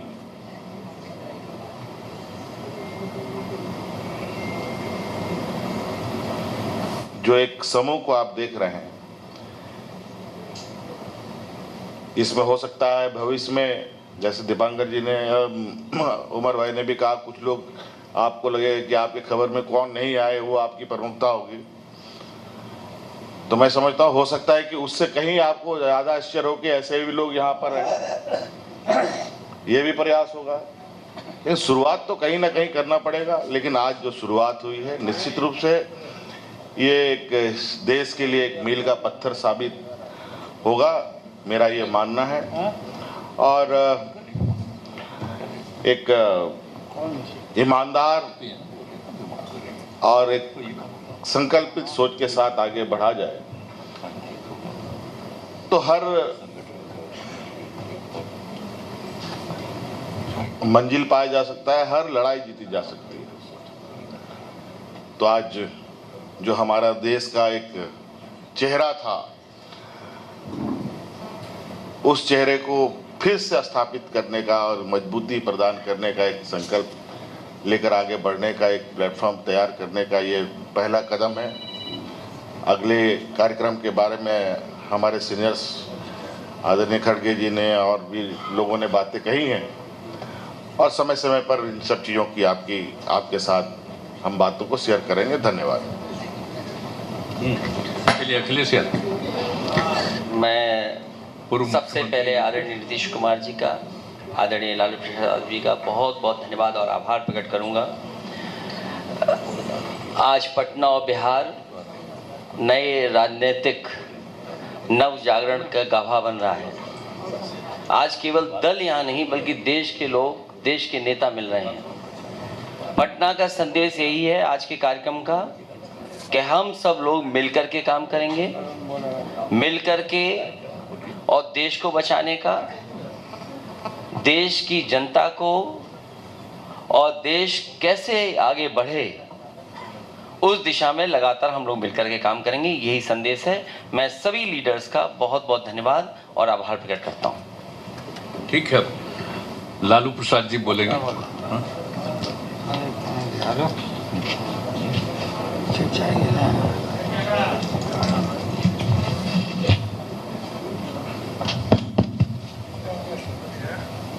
सभी साथीगण,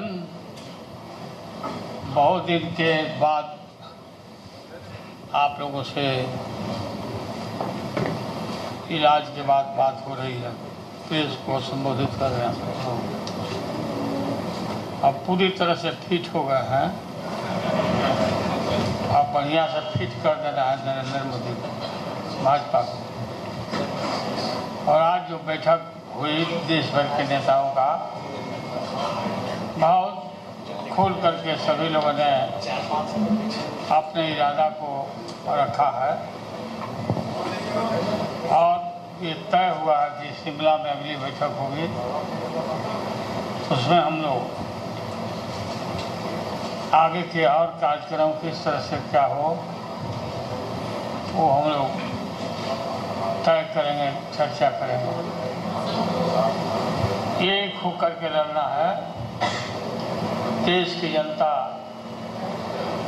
बोलते थे कि भाई वोट है आप लोगों का, लेकिन आप लोग मिलते नहीं, एकजुट आप लोग नहीं होते हैं, वोट बढ़ जाता है और भाजपा आरएसएस जीत जाता है। अब ये नरेंद्र मोदी देश के नेता नहीं है, प्रदेश में घूम करके चंदन का लकड़ी बांट रहे हैं, अमेरिका में जाके। जो अमेरिका, यूरोपीय देश नरेंद्र मोदी को, अमित शाह को मना कर दिया था, उस समय जो गुजरात में घटना घटी थी, और यूरोपीय लोगों को भी मना कर दिया था कि कोई मत जाना, भारत में मत जाना कोई आदमी, कोई टूरिस्ट नहीं जाना। बाद में पता नहीं कैसे ये भूल गए और ये जाने लगे। देश टूट के कगार पर खड़ा है। हम तो भिंडी खरीदने नहीं जाते हैं, भिंडी सब्जी मालूम हुआ कि 60 रुपया किलो हो गया भिंडी। आप पत्रकार लोग खरीदते होंगे, आपको आटा दाल का चावल का भाव मालूम होगा कि क्या हालत है। बेरोजगारी से हताशा बढ़ा है और कोई इस देश में हिंदू मुस्लिम का नारा दे करके लड़ाई लड़के हनुमान जी का नाम लेके चुनाव में जय हनुमान जी करके ये लोग चुनाव लड़ता है। इस बार कर्नाटक में हनुमान जी महावीर जी नाराज हो गए, ऐसा मारे हैं गद्दा पीठ पर कि राहुल गांधी की पार्टी जीत गई। काफ़ी इनका पार्टी जीता। हनुमान जी अब हम लोग के साथ हो गए और हम लोग इकट्ठा सब कोल ढील नल नील सबको हम लोग जमा कर रहे हैं उनके फौज को, और इनको इस बात तक तय है गए ये लोग। बहुत बुरा हाल होने वाला है भाजपा का, नरेंद्र मोदी का। बताइए एकाएक फिर 2000 रुपया का नोट पता नहीं काहे बंद कर दिया भाई। 2000 का ये छोटा छोटा नोट जो है सो यही लोग रखे हुए था और इसको अब निकाल रहा है, या जो इसके लोग 1000 का खत्म करके 2000। हाँ 1000 खत्म करके 2000 शुरू किया, फिर 2000 किया। पता नहीं कौन फेल करता है। तो हम लोग इकट्ठे हैं पूरा मजबूती के साथ। राहुल गांधी जी आए हैं। राहुल गांधी अच्छा काम इन दिनों में किए। भारत दर्शन देश भर में पैदल दर्शन कराए लोगों को, घूमे, और लोकसभा में भी जो अच्छा काम किया अदानी के मामले में। जो घूम रहे तो शुरुआत है ना अपना ही बढ़ा दी। हाँ तो घूमने लगे तो फिर ये बढ़ा लिए हैं। थोड़ा छोटा कर अब ज़्यादा नीचे मत ले जाइए। पता नहीं कि नरेंद्र मोदी का है, पूरा नहीं सिलवाता है, इसलिए नीतीश जी का भी राय है कि अब और छोटा छोटा करना चाहिए। बात तो हम लोग का सलाह माने नहीं, ब्याह नहीं किया, शादी कर लेना चाहिए था। और अभी भी समय गया बीता नहीं है, शादी करिए और हम लोग बराती चलें और शादी करिए, बात मानिए। आपकी मम्मी हमको बोलते कह दिया तो हो जाएगा। हाँ तो एकदम पक्का करना पड़ेगा। मम्मी आपकी बोलती थी कि आप हमारा बात नहीं मानता, शादी करवाइए आप। अच्छा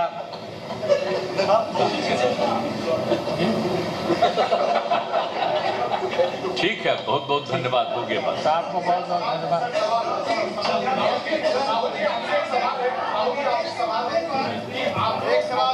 देखिए धन्यवाद।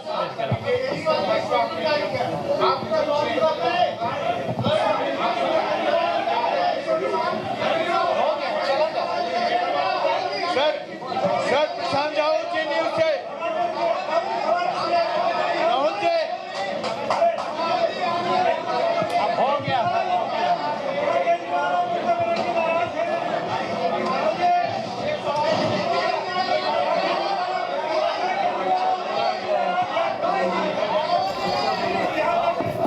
All right, let's take you through the big news break that's just coming in. So, two leaders missing in action, one controversial, one not so controversial. M.K. Stalin is not there. He had a flight to catch. But a larger picture where the absence of Arvind Kejriwal is concerned, what we're given to understand is that what really transpired behind closed doors in that meeting. Arvind Kejriwal had a one-on-one with Rahul Gandhi in front of other leaders as well. What really went down is that all right, so that's the latest news break that's coming in, the inside scoop that we are breaking right now for our viewers. A discussion on the ordinance did take place between Rahul Gandhi and Arvind Kejriwal, in which the party president of the Congress, Kharge, supported Rahul Gandhi. However, the active player in that discussion was Rahul Gandhi, who did not commit.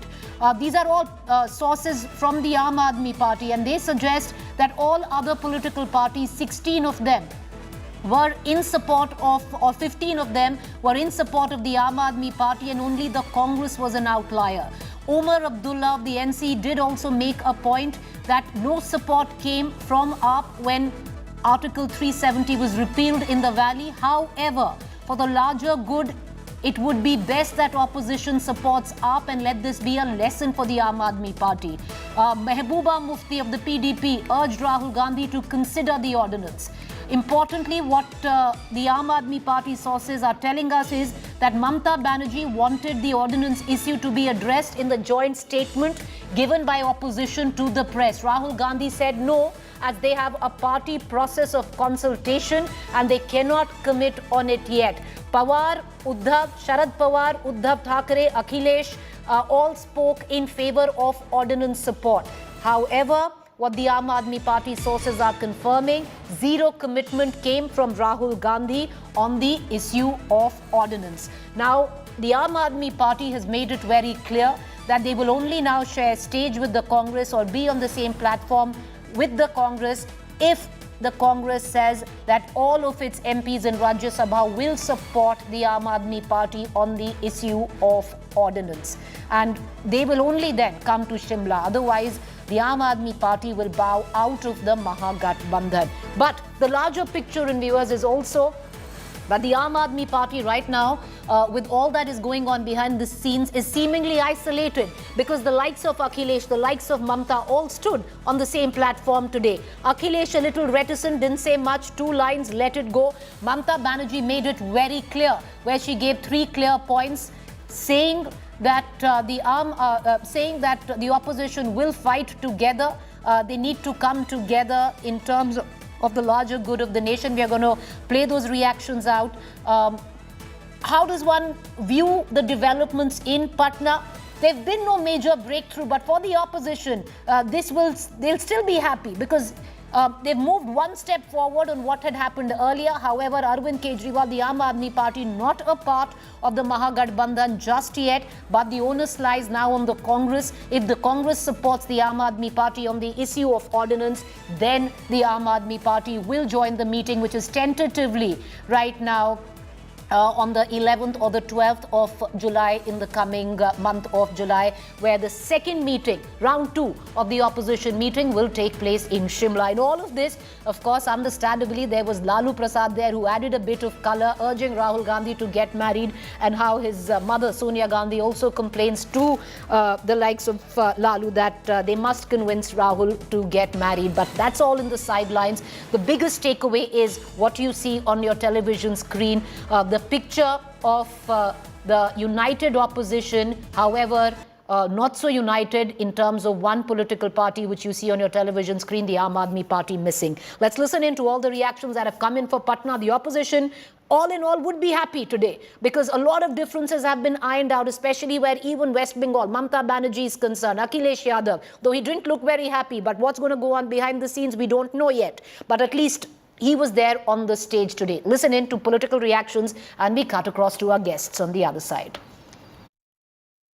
काफी अच्छी मुलाकात हुई है और एक साथ चलने की सहमति हुई है, और उसके बाद अगली मीटिंग कुछ ही दिनों के बाद सब पार्टियों की एक और की जाएगी, ताकि उसमें आगे का जो कुछ भी होता है, जो एक साथ तो चुनाव लड़ने के बारे में आज एक सहमति हो ही गई है और सब तरह का सहमति हुआ है, लेकिन एक मीटिंग इसके बाद होगी। 3 चीज नजदीक में है जो रिजॉल्व हुआ है। नंबर 1, वी आर यूनाइटेड, हम लोग एक है। दूसरी बात है, वी विल फाइट यूनाइटेडली, ये दूसरी बात है, हम लोग एक साथ में लड़ेंगे। तीसरी बात ये हुआ है कि हमारा लड़ाई, हमको अपोजिशन मत बोलो, हम लोग भी देश का सिटीजन है, हम लोग भी पैट्रियोटिक है, हम भी देशप्रेमिक है, हम भी भारत माता कहते हैं। मणिपुर जलने से हमारा भी आग जलते हैं। बीजेपी गवर्नमेंट कानून ले आएंगे, जो काला कानून, हम लोगों ने एक साथ में मिलके वो काला कानून का खिलाफ में हम लोग लड़ाई करेंगे। हमको खून बहेगा बहने दो, लेकिन हम देश को, जनता को रक्षा करेगा, नहीं तो इंडिया नहीं रहेगा। अगर ये चुनाव में फिर वो लोग आ जाए तानाशाही गवर्नमेंट, तो नेक्स्ट देश में चुनाव ही नहीं होगा। सभी नेता एक होकर हम आगे चुनाव लड़ने की एक कॉमन एजेंडा तैयार कर रहे हैं और हम 10 या 12 तारीख को फिर हमारे इसमें हिमाचल में शिमला में हम वहाँ फिर मिल रहे हैं।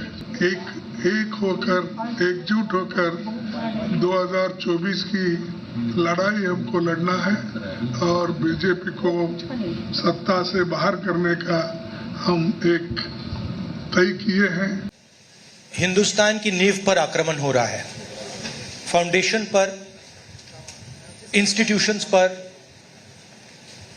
आवाज पर बीजेपी और आरएसएस आक्रमण कर रही है। थोड़ी थोड़ी डिफरेंसेस होंगी, मगर हमने ये निर्णय लिया है कि हम एक साथ काम करेंगे, फ्लेक्सिबिलिटी के साथ काम करेंगे और जो हमारी विचारधारा है, जिसको हम शेयर करते हैं, उसकी हम रक्षा करेंगे। Let's cut across right now. Lots of reactions coming in, especially from the Bharatiya Janata Party. My colleague Shashi Bhushan with Sushil Modi. Over to you, Shashi. बिल्कुल, देखिए हमारे साथ बीजेपी के सांसद सुशील कुमार मोदी जी हैं और सबसे पहली प्रतिक्रिया लेते हैं सुशील जी से। सर, जो बैठक है वो खत्म हो गई, घंटों तक मशक्कत हुई, नतीजा क्या निकलता दिख रहा है कि अब बीजेपी की परेशानी वाकई बढ़ने वाली है? देखिए, नतीजा तो यही है कि टाइम फिक्स हो गई बैठक। खोदा पहाड़ निकली चुईया वो भी मरी हुई। क्या निष्कर्ष निकला? शिमला में मिलेंगे, डेट भी संभावित डेट, केवल इतना ही निष्कर्ष निकला। और देखिए, जो सबसे लोग उम्मीद लगाए बैठे थे, खास करके उनके समर्थक, कि प्रधानमंत्री का उम्मीदवार तय होगा, नाम तय होगा। नीतीश कुमार के लोग उम्मीद लगाए बैठे थे कि नीतीश कुमार को कन्वीनर घोषित किया जाएगा। क्या हुआ कन्वीनर का? क्या हुआ प्रधानमंत्री पद के उम्मीदवार का? क्या हुआ मैनिफेस्टो कमेटी क्यों नहीं बनी? कोई किसी को कन्वीनर तक नहीं बनाया। कोऑर्डिनेशन की कोई कमेटी नहीं बैठी, कोई बनी। 1:1 लड़ने की कोई रणनीति नहीं बनी। केवल गुड्डी गुड्डी बात बोल देने से तो कुछ होता नहीं है। आखिर बंगाल के अंदर है और दिल्ली के अंदर क्या हुआ? आखिर अरविंद केजरीवाल क्यों छोड़कर चले गए प्रेस कॉन्फ्रेंस? अरविंद केजरीवाल क्यों नहीं रहे प्रेस कॉन्फ्रेंस? दो मुख्यमंत्री अनुपस्थित थे। All right, let's cut across immediately. I think we've lost that link there with my colleague Shashi. Cutting across to Rajdeep Sardesai, who's joining us for more, and we cut across to our guests after that. Rajdeep, net, what do you make? No Aam Aadmi Party, very clear. Congress needs to commit on ordinance where Rajya Sabha is concerned. Only then will they come in on the same platform, even if Shimla is concerned. What are your biggest takeaways of what went down today? You know, Preeti, can there ever be an opposition meeting without some last-minute twist? And the last-minute twist was provided in a way by that AAP statement which came at the end of the meeting and I believe has caught some of the participants in the meeting by surprise, including Nitish Kumar and Rahul Gandhi, who were being shown the AAP statement even as the press conference was going on. So Arvind Kejriwal attended the meeting, didn't walk out of the meeting, but chose to boycott the press conference, thereby sending a signal that all is not well. Yes, The opposition parties, 17 of them were there sitting across a table. Yes, they come from Kashmir to Kanyakumari, but already the first dent in the manner of the statement the AAP has made. So clearly AAP raising the stakes, Preeti. So that's one big takeaway, that clearly the Aam Aadmi Party is not on board at the moment, is pushing the Congress in particular. But I think significantly the fact that the Congress itself has invested enough to actually say that we will host the next meeting in Shimla is another major takeaway. It shows that the Congress is keener than one would have expected in trying to build some kind of a coalition. And I thought it was interesting to see Mamata Banerjee and Sitaram Yechuri barely 5 feet away from each other. I haven't seen them as close to each other in a long time. She even acknowledged Mr. Yechuri. So you never know. In politics, anything is possible. The same Mamata Banerjee will be tomorrow in Bengal campaigning for the Panchayat polls where the left is her opponent. So I think there are a lot of contradictions in this alliance. And the challenge really is, how are you going to paper over these contradictions ahead of the Lok Sabha polls? Delhi Dur Ast is the biggest takeaway. You know, Rajdeep, when you talk about, yes, Arvind Kejriwal missing from it, that entire chapter of the ordinance continues to play out before the second meeting takes place in Shimla. But having said that, in terms of the statements given by Mamata Banerjee, she seemed very positive because she began her statement saying that we will all fight together, we will come together for India. On the other hand, Samajwadi Party, Akhilesh Yadav, a little tepid, seemed bored.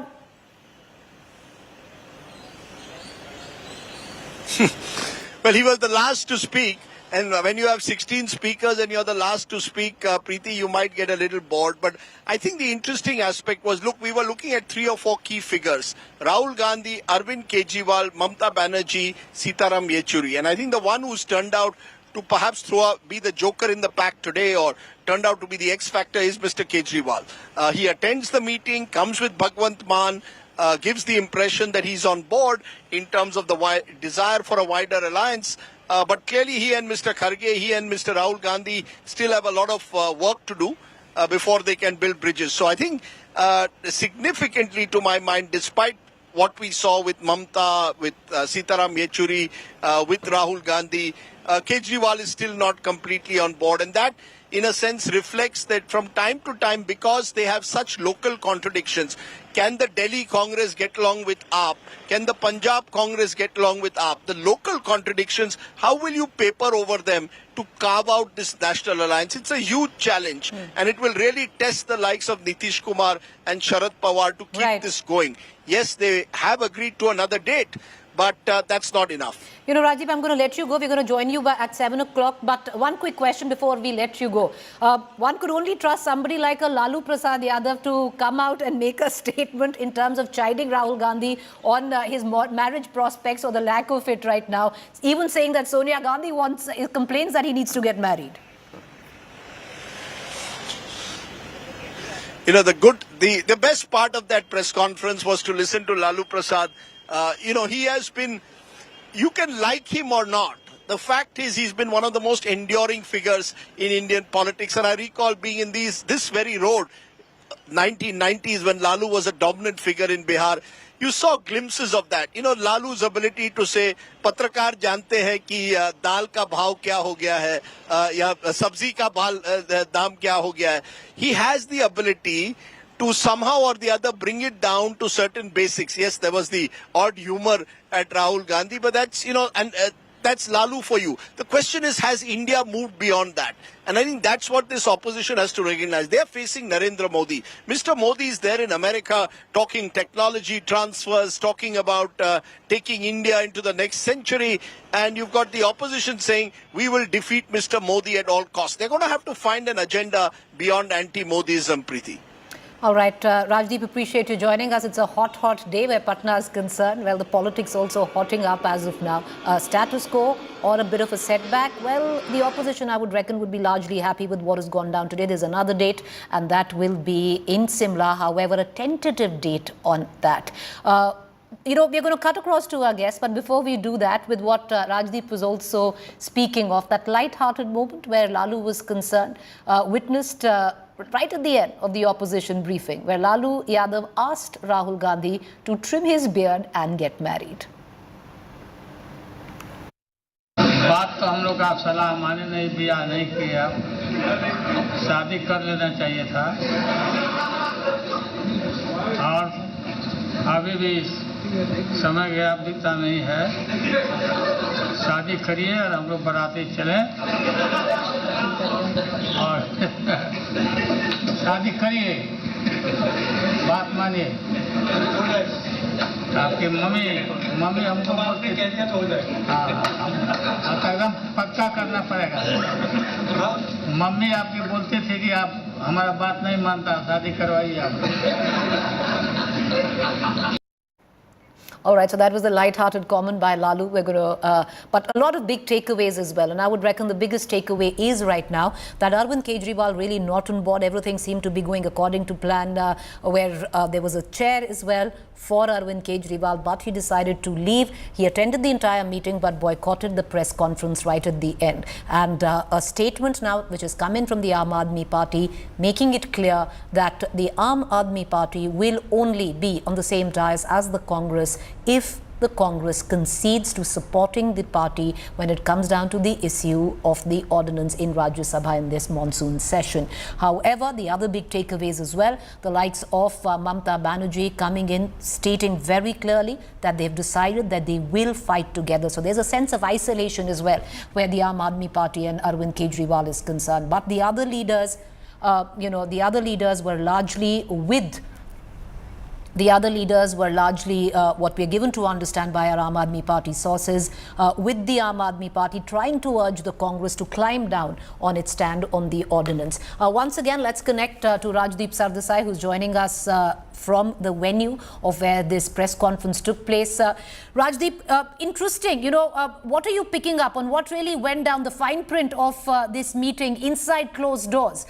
Given to understand that a lot of political parties actually tried to play mediator, urging the Congress to climb down on the ordinance. Mamata Banerjee, for one, wanted the ordinance to be a part of the press note which would go out later. However, Rahul Gandhi refused, saying that the party is still consulting and they have a process to follow.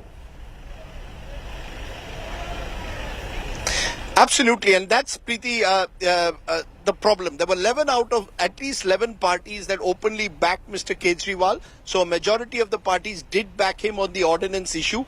But Mr. Kejriwal's biggest problem lies with the Congress party at the moment. The Congress party post-Karnataka, Preeti, appears to believe that they have the momentum, that they can take this momentum into Chhattisgarh, Madhya Pradesh, even Rajasthan. And therefore, they would like to call the shots. Now, Mr. Kejriwal, on the other hand, is facing an existential crisis with the ordinance, with some of his key aides being imprisoned. So he wants the Congress to support him in his hour of need. And I don't think the Congress is willing to do that just yet. And I think that really is one of the many friction points that is the immediate friction point, but could end up being one of many such friction points in the months ahead. Because, as I said, there are a lot of regional tangles. Let's take a look at the Panchayat polls. The polls are on 9th of July. They are planning a meeting in a resort in Shimla later next month. How will Mamata Banerjee, Odhir Chaudhary of the Congress and Sitaram Yechuri play out these Panchayat polls in Bengal? So as long as local issues get entangled with this idea of a national platform, you will see what happened with the AAP happening to other parties. The fine print clearly shows that there is no consensus on issues like backing the ordinance. The Congress, I maintain, remains the elephant in the room. Right. But, Rajdeep, going ahead from here, at least with what we saw on the stage there, do you see a certain sense of isolation also for the Aam Aadmi Party now? Because when it comes down, the Aam Aadmi Party will also need to massively climb down on the winter elections in states that it wants to make political forays in, even if it hopes to get that support where the ordinance is in question. Well, I think the Aam Aadmi Party is ready to do that. I think at the moment, you see, look at how things have changed, Preeti. In 2022, AAP had the momentum post-Punjab. That took them into Gujarat, where they took on the Congress in a way and wanted to replace the Congress as the main opposition party. The Congress accused AAP of being the B team of the BJP. A year later, or 6 months later, in the middle of 2023, it's the Congress which has the momentum post-Karnataka, and it's the AAP which needs the Congress more now. So that's how politics plays out. But unless that's the problem for this alliance, or this so-called alliance that's building up. How can they keep aside their local differences to stitch together a wider coalition? Are they only looking at short-termism, or do they really have a long-term agenda and narrative? And if they don't have one, then I don't know how long this alliance can last. Right. Rajdeep, do you see that meeting, which is going to be now tentatively in Shimla, because what was made clear that it's a tentative date? Do you see that take place at all? You know, when we began this broadcast, in the middle, it seemed to suggest, okay, there's no breakdown, there's no breakthrough, which is a good thing where this motley crew type of an alliance is concerned. But do you see anything different from that now in terms of what has transpired in the last 45 minutes? I think it has. I think the AAP has clearly set a marker, and that in a way does put pressure on the remaining allies to try and sort it out before the next meeting in Shimla. I do believe that meeting will take place. Parliament is next month. So, you know, when the ordinance comes out in Parliament, that will be a big test. I don't think the Congress will back out from supporting the AAP on the ordinance. That's the sense I get talking to a number of the leaders, that Mallikarjun Kharge, who's the leader of the party in the Rajya Sabha, is more than open to backing the AAP in the Rajya Sabha, but he doesn't want any preconditions. He's saying, we have come here to stitch together 2024 alliance. Let's not bring local issues as preconditions. Arvind Kejriwal is saying, look, if I don't have the trust, to win my trust, you need to take these steps now. So I think it's a question of sequencing. I do believe that by the time Shimla happens, there will be an attempt made to sort it out. The likes of Mr. Pawar and Nitish Kumar will play that role. But it's a hard grind. This is a marathon, Preeti. This is not going to be a one-day match that overnight suddenly you will have a grand alliance being stitched. That's not happening. At least, all right, Rajiv, we'll see you at the top of 7. You know, if it is a marathon, which definitely it seems like, starting out on a rather hot note, the temperature soaring where Patna is concerned, but maybe Shimla will be colder climes. Having said that, Maushmi is joining us. Maushmi, give us a minute. Let's quickly cut across to Arshdeep Singh Khadial, who's been waiting for a while. Arshdeep, apologies for keeping you waiting, but the ball where Arvind Kejriwal and the Aam Aadmi Party is concerned is in the Congress's court. Support the ordinance in Rajya Sabha, and you're talking about at least 20 seats, 13 plus 7, and you could fight it together with the Aam Aadmi Party where Delhi and Punjab are concerned. Thank you. Kindly allow me a minute and a half uninterrupted. As far as the topic of Delhi ordinance is concerned, the matter for us, congressmen, is equivalent to being sub judice because our High Command is deliberating upon that. However, if the Aam Aadmi Party spokesperson is here on the debate, I would like to ask a question to them.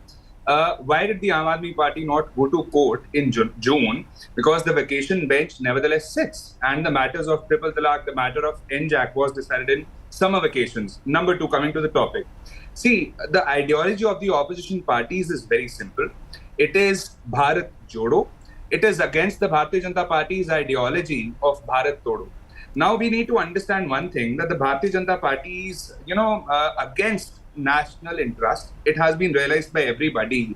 And thanks to the Bharatiya Janata Party's suppression politics, vendetta politics, they have united the entire country against them. They have united all the political parties against themselves.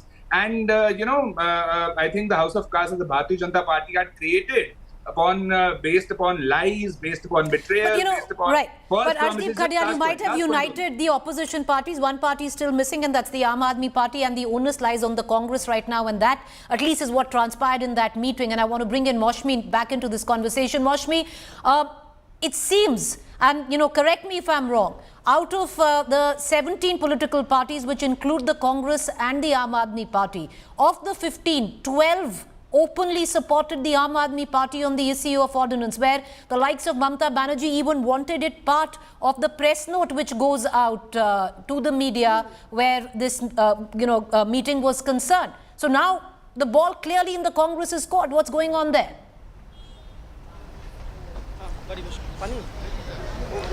Absolutely, Preeti, and here you know that I had this inkling. I had said yesterday as well that the Congress feels that the Aam Aadmi Party is holding it to gunpoint and asking for a yes or a no. And these pressure tactics don't work if you're talking about building trust and building a relationship for the upcoming polls, as far as the alliances are concerned.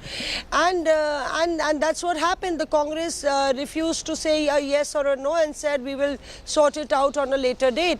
But my sources tell me that the Congress in principle has agreed to in fact vote against the ordinance and support the Aam Aadmi Party. But it's just the commitment.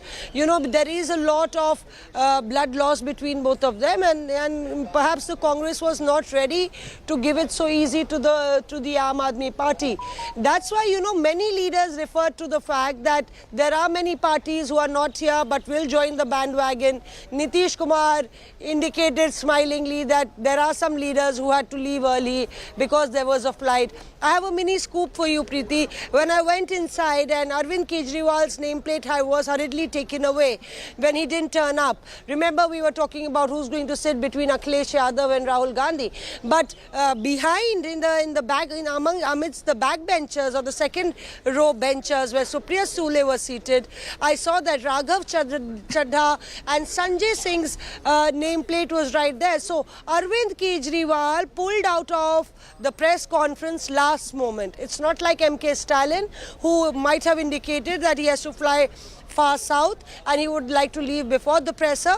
But Arvind Kejriwal perhaps was expected in the press conference and didn't turn up. Now perhaps there would be a lot of off-camera and back-channel talks over what has transpired and why did Arvind leave in a huff. But that actually indicates, you've made a start, but there are a lot of maneuvers, lots of positionings and lots of bargaining and lots of bending backwards that needs to be done not only by the regional satraps but also by the Congress party, and that's the reason the next meeting is not slotted very far away. Right, true. There's not much time. Maushmi, thank you for joining us. We're going to come back to you on the top of 7. There are reporters getting you the latest, the inside scoops, the back-end deals on what's really going on, who's missing, who walked off in a huff.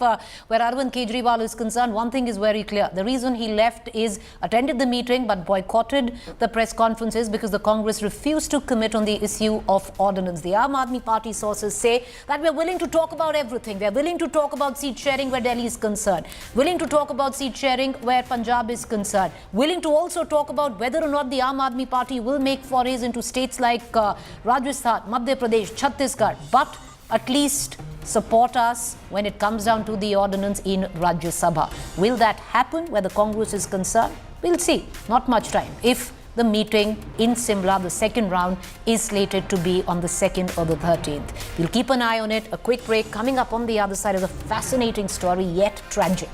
After 4 days of intense search and rescue operations, the 5-member crew on board the submersible Titan have been reported assumed dead.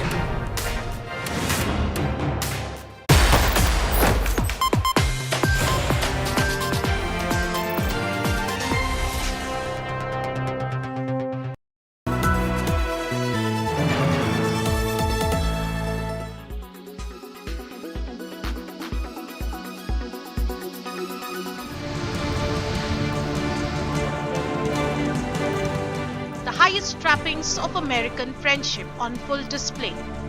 America extends its most elevated protocols for Prime Minister Narendra Modi. But India means business, no mere optics. The Prime Minister gets down to work with the United States. A huge boost to India's air power, an emphatic statement of a deeper military cooperation. The Indian Air Force will get GE jet engines. The US manufacturer has announced plans to jointly produce F414 engines with the state-owned Hindustan Aeronautics in India. GE Aerospace is a leading provider of jet engines, components and systems for commercial and military aircraft. The company described the deal as a major milestone amidst Prime Minister Modi's visit to the United States, a key element in military ties between the two countries.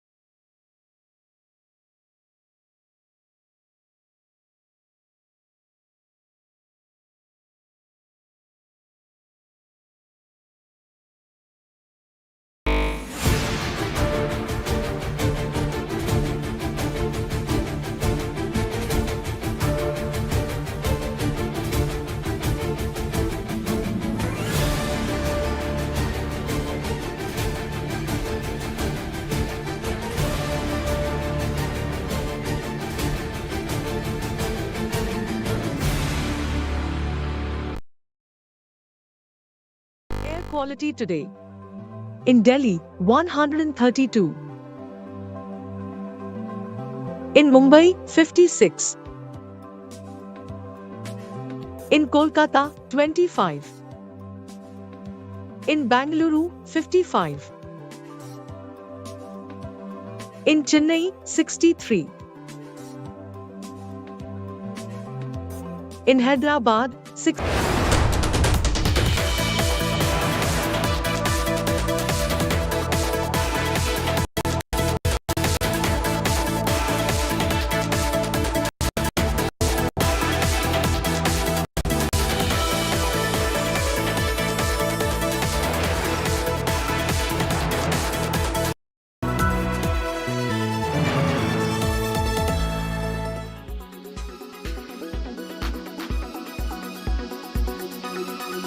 I want to touch upon another aspect which you are regarded very highly about is during your career and through your private sector tenure, you emphasize the need for gender neutrality in hiring and for promotion of executives in banks. And so many of your proteges or ICICI Bank employees went on to become chairpersons of very large banking corporations.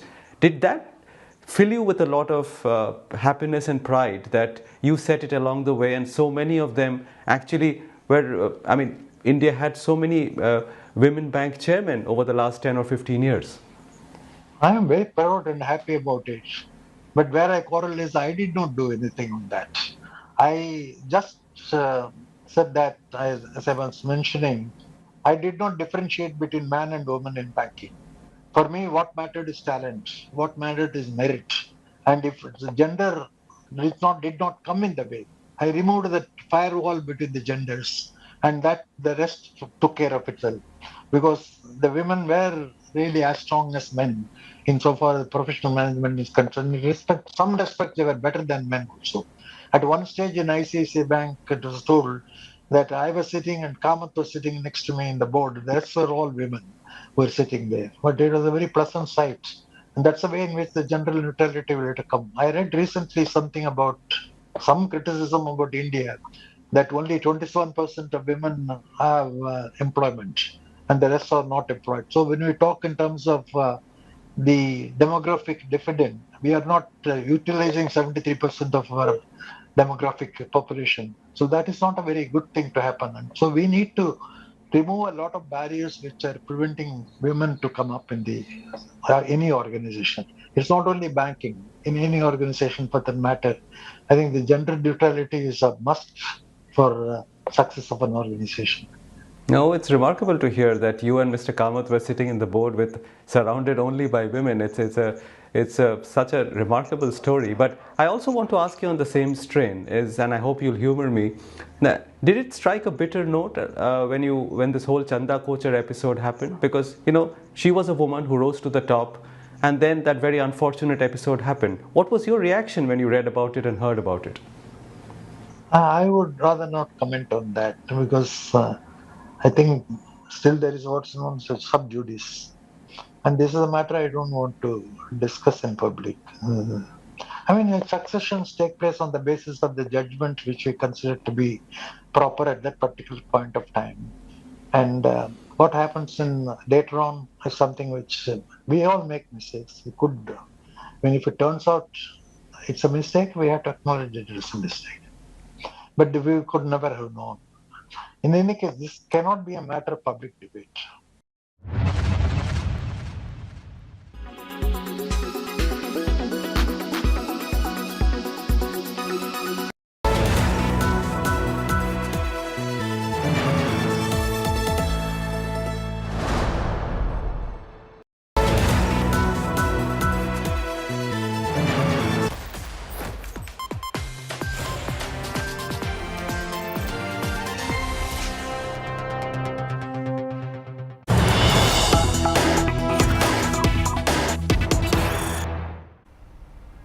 Welcome back. Let's cut across right now to Union Minister Smriti Irani speaking. कभी कल्पना नहीं की होगी कि जिस ममता बंदोपाध्याय के हाथ कांग्रेस के कार्यकर्ताओं के खून से सने हैं, वही हाथ एक दिन राहुल जी के सर पर दिखाई देगा। ये कल्पना तो तमिलनाडु की जनता ने भी नहीं की होगी कि जिस डीएमके पार्टी को 1990 के दशक में कांग्रेस के शीर्ष नेतृत्व ने स्वर्गीय राजीव गांधी जी की हत्या में सहयोग देने का आरोप लगाया, एक दिन उसी डीएमके के साथ गांधी खानदान के नेतृत्व में रिश्ते कांग्रेस पार्टी के और मधुर होंगे। राष्ट्र ने देखा ममता जी ने लालू जी के चरण स्पर्श किए, लेकिन लालू जी ना जनता भूली ना निश्चित आप कि कैसे ममता बंदोपाध्याय जी ने आपके खिलाफ आपके दावों की पोल खोलते हुए एक श्वेत पत्र जारी किया था। राष्ट्र ये भी नहीं भूलेगा कि विपक्ष के नेता शरद पवार जी ने सोनिया जी के नेतृत्व पर किस प्रकार की टिप्पणी की थी। मैं विशेष आभार व्यक्त करती हूं कि ममता जी ने अपने उचित भाव तब प्रस्तुत किए जब उन्होंने कहा कि अगर राहुल गांधी विपक्ष के लीडर बन गए तो नरेंद्र मोदी को पुनः 2024 में प्रधानमंत्री बनने से कोई नहीं रोक सकता। स्वार्थ का ये गठबंधन जिसके निशाने पर है हिंदुस्तान, ये राजनीतिक दल जब भी इकट्ठे आए, भ्रष्टाचार लाए, परिवारवाद लाए और राष्ट्र की आर्थिक प्रगति को संकुचित करने का अपने संग आरोप लेते आए।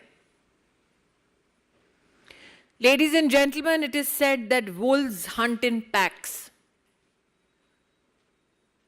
A political pack met in Patna.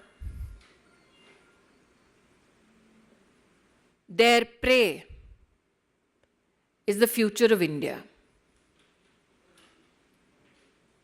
It is ironical that Trinamool Congress party members today witnessed bonhomie between Mamata Bandyopadhyay and that Communist Party, the leadership of which was particularly known for dragging Mamata Bandyopadhyay by her hair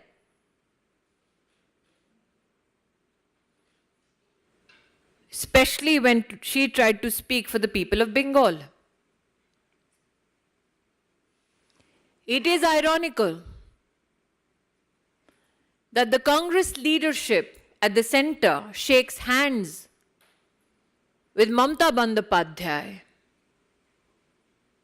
the TMC leadership whose hands are sullied by the blood of Congress workers in the state of West Bengal. That it is known in the late 90s, the Congress leadership had accused the DMK leadership of contributing to circumstances that led to the assassination of Shri Rajiv Gandhi. Begs the question, at what cost will the Gandhi family do its politics? While the nation was recently witness to Mamata Bandyopadhyay ji pay reverence to Lalu ji, I'm sure neither the nation nor Lalu ji has forgotten how Mamata Bandyopadhyay presented a white paper describing in detail the incapacities of Lalu ji as a minister in the center.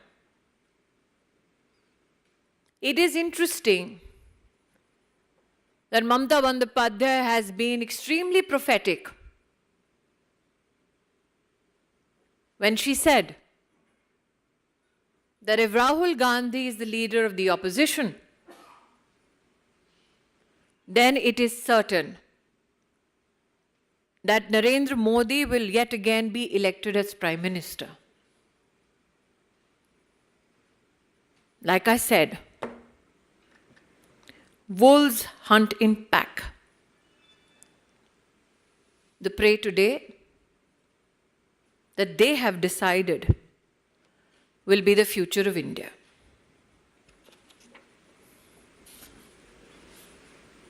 I'll leave the floor open for questions, please. Asif ANI. Smriti ji, विपक्ष का बैठक था, अरविंद केजरीवाल गए थे, लेकिन अध्यादेश को लेकर के वो कह रहे कांग्रेस साथ नहीं देती तो हम आगे से किसी भी बैठक में नहीं आएंगे।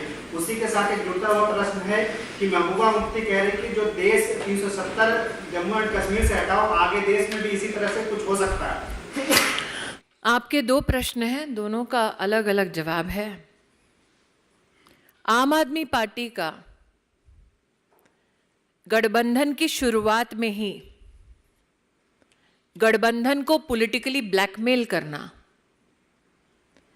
इस बात का संकेत है कि इस अनहोली अलायंस के साथ क्या पॉलिटिकल अनहोनी होने वाली है।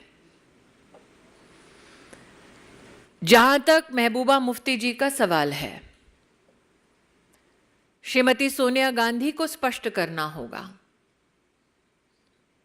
कि क्या श्रीमती सोनिया गांधी और उनका परिवार पुनः भारत का विभाजन चाहता है। यतीन्द्र टीवी 18। मेरा एक सवाल है, जब प्रेस कॉन्फ्रेंस हो रही थी और सीताराम येचुरी का नंबर आया तो ममता बनर्जी उनके बोलने की वजह से नाराज दिखाई दी और उनके बोलने से पहले वो पीसी छोड़कर चली गई। दूसरा सवाल एक है कि लालू प्रसाद यादव ने राहुल गांधी के ऊपर बोला कि अब उनको Press conference by BJP Minister Smriti Irani taking on what was the Mahagathbandhan meet in Patna. With that, I'm going to go into a quick break. To stay with us right on the top of 6 p.m, my colleague Akshuta with the top story of Prime Minister Modi becoming the first Indian Prime Minister to address the joint meeting of the US Congress twice. That's coming up next. Stay with us.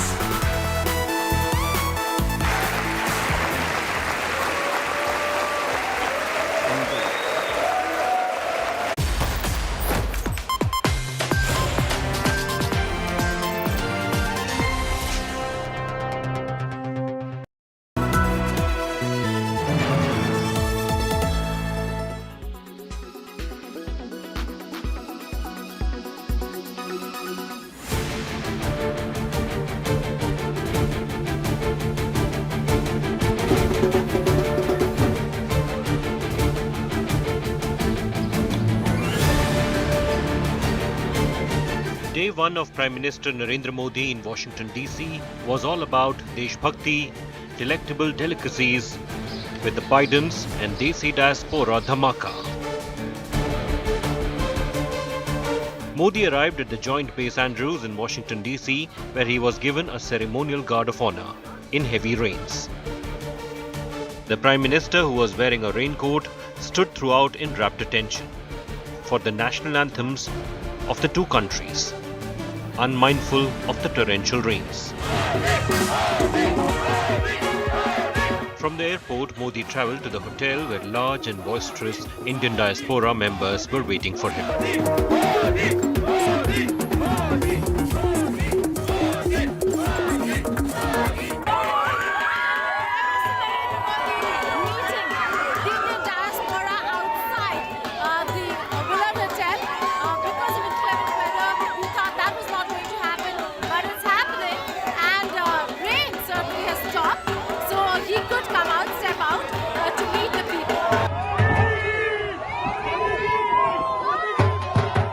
The Indian American community staged cultural programs including Garba and folk dance outside the hotel in Washington DC, where Modi is staying.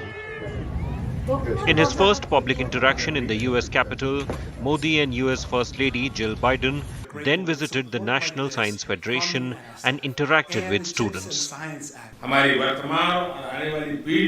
by Voltas Pure Air 6-stage adjustable AC. Ajio Big Bold Sale.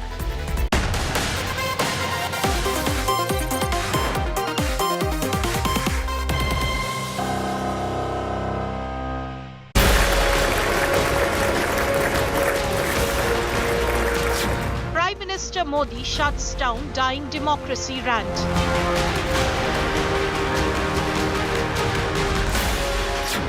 Sharpest pushback against propaganda. Asked on Minority Report, Modi's fiery reply. What steps are you and your government willing to take to improve the rights of Muslims and other minorities in your country and to uphold free speech?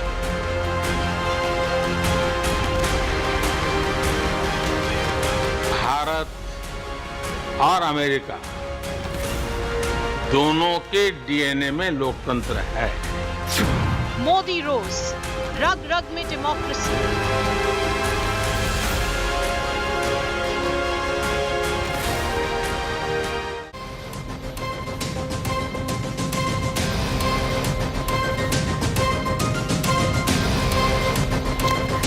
Hello and good evening. You're watching 6 p.m. Prime here on India Today. I'm Akshuta Nandagopal, and over the next 1 hour, we're focusing on all the big highlights, all the big takeaways from the Prime Minister's visit to America so far. The big headline-grabbing moment was, of course, his address at the US Congress, as well as his response to a media question about minority rights, human rights being snatched in India and that entire narrative. We'll get you all the reactions coming in on that and also keep a focus on what you can expect over the next few hours, the final leg of the Prime Minister's America visit. First, as always, let's begin with the headlines.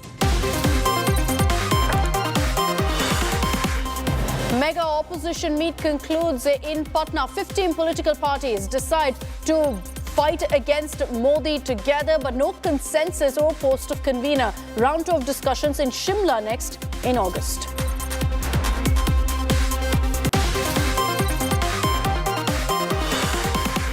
AAP fumes at Congress over ordinance war, says it should decide whether it's with the BJP or against it. Kejriwal skips the joint opposition press briefing.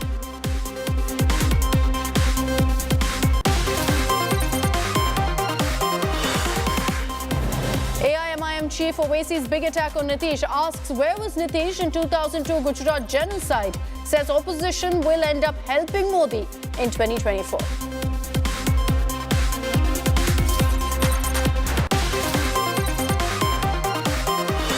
BJP hits out at opposition Gathbandhan meet in Patna. Smriti Irani calls it a selfish alliance, says India's future is opposition's target.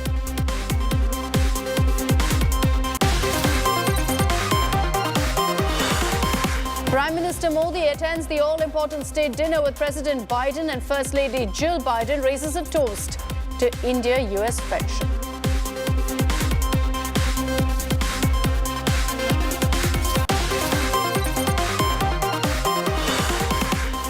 And after a 5-day intensive hunt in the Atlantic Ocean, all 5 civilians on board Ocean Gate's Titanic submersible declared dead.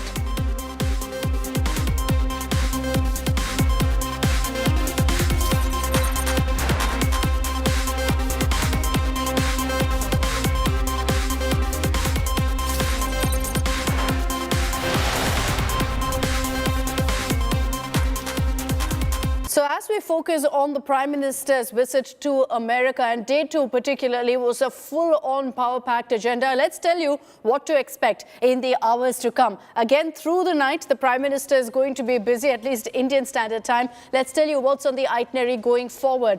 Well, at about 10 p.m. this evening, you can expect that there will be India-US high-tech handshake event. Now, this is where tech companies will be coming together. This event will happen at the White House. That will be followed by a luncheon, a State Department luncheon, where representatives, all the officials who've been part of the Indian contingent will also be a part of that particular lunch. Now, after that, there will be a series of business meetings also that will take place. Remember, we've already seen some business huddles peppered along the Prime Minister's schedule in the last few days. You can expect more of that between 2:45 to 3:45 in the morning. And then the big one, the community event at the Ronald Reagan Center, which will kick off at 4 a.m. Indian Standard Time. The Prime Minister is expected to be there somewhere between 4:30 to 5 in the morning, and he's going to be addressing the Indian diaspora. Hours later, Prime Minister Narendra Modi will be leaving from America after what has been deemed as a hugely successful tour and a successful visit. At 9:40 a.m. tomorrow morning, he will be departing from America, not coming back home just yet. He's going to be heading to Cairo in Egypt. But what's happened so far as the Prime Minister's America visit is concerned? In the last 24 hours, there have been crucial takeaways and developments that have happened. In case you've missed them, let's get you some of the most eye-catching moments. Prime Minister Narendra Modi's almost an hour-long address to the joint session of US Congress clearly left a lasting impression. Congressmen filled the hall. In fact, there were chants of Modi, Modi, with 15 standing ovations and 79 applauses. The chants came from the galleries filled with Indian Americans.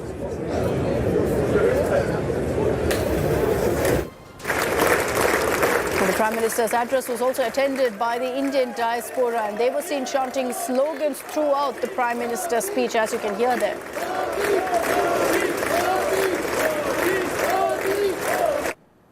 It wasn't just, however, the Indian diaspora that was supremely excited. Prime Minister Modi was seen signing autographs for some of the members of US Congress. The senators were queuing up to get a signed copy of the Prime Minister's speech.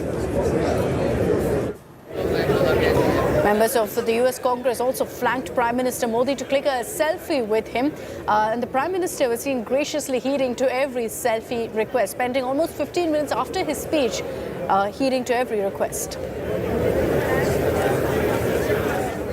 The iconic Empire State Building in New York was in fact lit up in the tricolour during the Prime Minister's visit. And the Empire State Building was shining bright in the colours of the Indian national flag.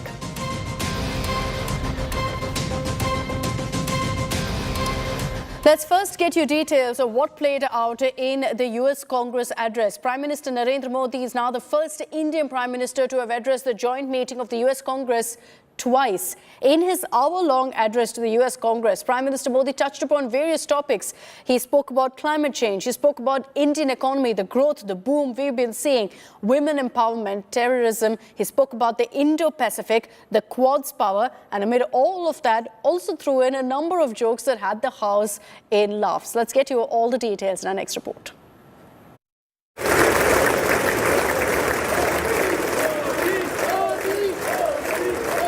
Prime Minister Narendra Modi's historic second address to the US Congress. The Prime Minister walked into loud cheer and applause as lawmakers welcomed him.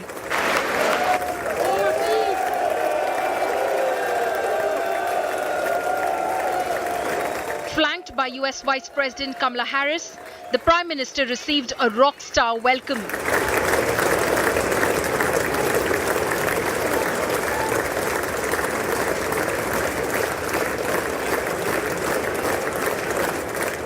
Lawmakers stood up and applauded as he walked up to the podium to deliver his address.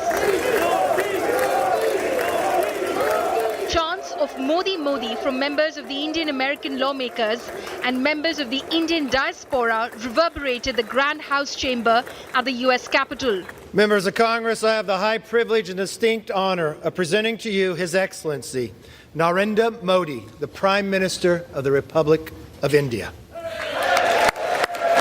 In a scathing attack on Pakistan, Prime Minister reiterated that there can be no double standards in dealing with terror. He called on the world to act against state sponsors of terror. More than 2 decades after 9/11 and more than a decade after 26/11 in Mumbai, radicalism and terrorism still remain a pressing danger for the whole world. We must overcome all such forces sponsoring and exporting terror. Prime Minister Modi also referred to China amid its aggressive military maneuvering in the strategically vital Indo-Pacific region. The dark clouds of coercion and confrontation are casting their shadow in the Indo-Pacific. The stability of the region has become one of the central concerns of our partnership. We share a vision of a free, open, and inclusive Indo-Pacific.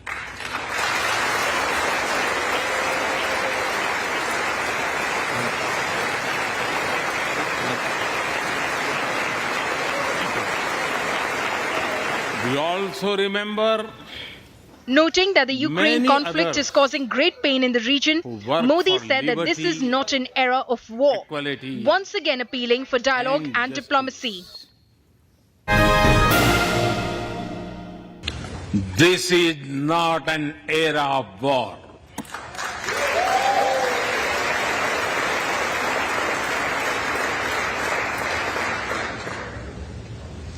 But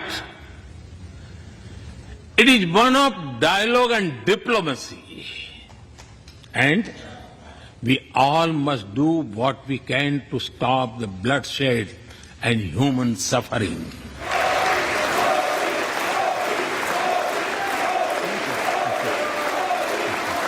Modi paid rich tribute to the Indian American community's success and cited Vice President Kamala Harris as a glowing example. There are millions here who have roots in India. Some of them sit proudly in this chamber.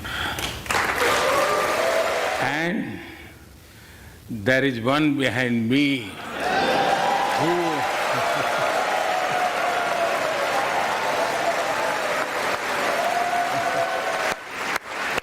Prime Minister Modi also hailed woman power and said that they will lead the world towards a better future.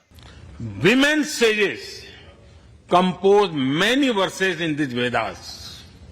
And today, in modern India, women are leading us to a better future.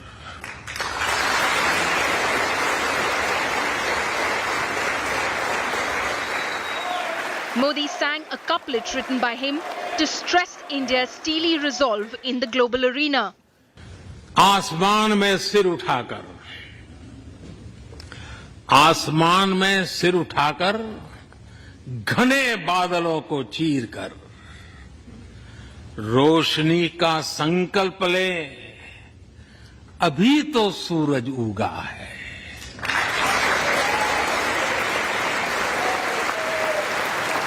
Modi received 15 standing ovations and 79 applauses during his hour-long speech.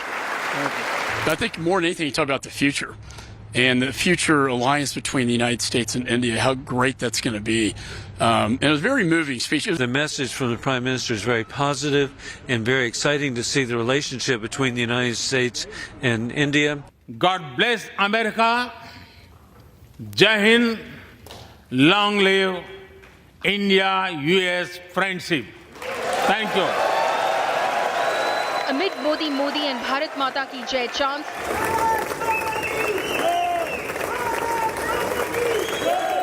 the Prime Minister was mobbed for selfies and autographs both by US lawmakers and Indian Americans. With Rahul Kanwal and Geeta Mohan in Washington, D.C., Bureau Report, India Today. Let's take this across now to our Foreign Affairs editor, Geeta Mohan. She's joining us live from Washington, D.C. Geeta, it's been, of course, a fully packed meeting and visit for the Prime Minister, which means it's been packed for you too, while covering the Prime Minister's different schedules. But what's expected now going forward in the hours to come? What to you is going to be the biggest highlight of the events lined up? Well, a very important business engagement. There's a high-tech handshake that is going to take place.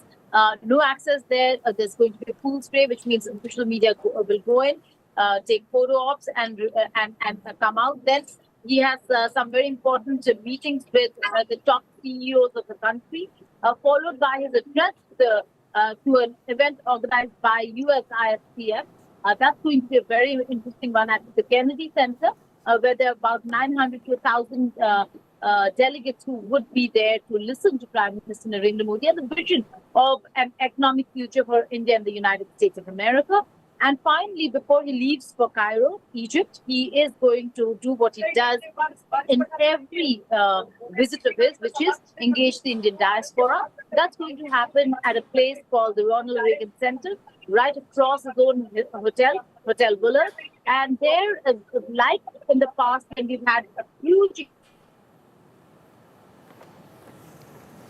Okay, apologies. We'll reconnect with Geeta in just a bit. She has been getting us details really of what's expected now going forward in the Prime Minister's visit, the last day of his America tour, and lots lined up once again. We'll continue tracking that and continue also getting you the highlights on the other side of a short break. What played out at the state dinner at the White House? That's what we'll tell you after this short break. Stay with us.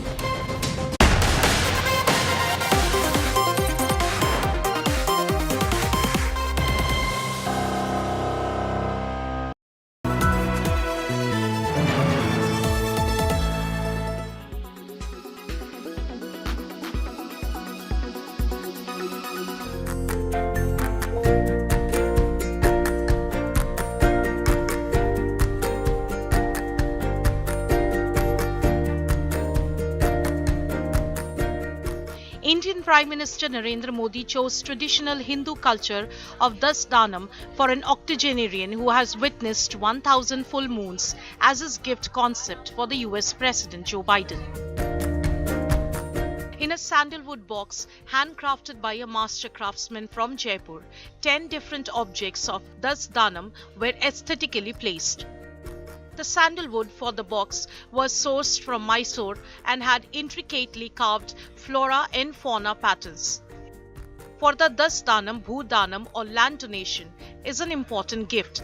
Sandalwood was offered in place of bhutan. In fact, each item of this gift box is handcrafted from different parts of India. There was a silver idol of Ganesha, the Hindu deity considered as the destroyer of obstacles and the one who is worshipped first among all gods. It's handcrafted by a family of 5th generation silversmiths of Kolkata. A diya or oil lamp occupies a sacred space in every Hindu household. The silver diya in the box has also been handcrafted by artisans from the family of 5th generation silversmiths in Kolkata. A delicately handcrafted silver coconut by the skilled artisans of West Bengal was offered in place of a cow for Godan. Til or white sesame seeds sourced from Tamil Nadu offered for Tildan. Handcrafted in Rajasthan, this 24-carat pure and hallmarked gold coin is offered as Hiranyadan or donation of gold. Ghee or clarified butter sourced from Punjab is offered for Achiyadan. A hand-woven textured tushar silk cloth sourced from Jharkhand symbolized Vastradan. Long-grained rice sourced from Uttarakhand are offered for Dhanyadan or donation of food grains. As Gurdan, jaggery sourced from Maharashtra was offered. A 99.5% pure and hallmarked silver coin, aesthetically crafted by Rajasthan artisans, was offered as Ropyadan or donation of silver. Lavan or salt from Gujarat made for Lavandan or donation of salt. All these gift items were placed on the copper plate or the tamrapatra sourced from Uttar Pradesh. A shloka has been inscribed on it. In ancient times, tamrapatra was widely used as a medium for writing and record keeping. Other than this, the Prime Minister also gifted President Biden a copy of the first edition print of the 10 Principal Upanishads published by Faber and Faber Limited of London and printed at the University Press, Glasgow. It was one of the final works of W.B. Yeats.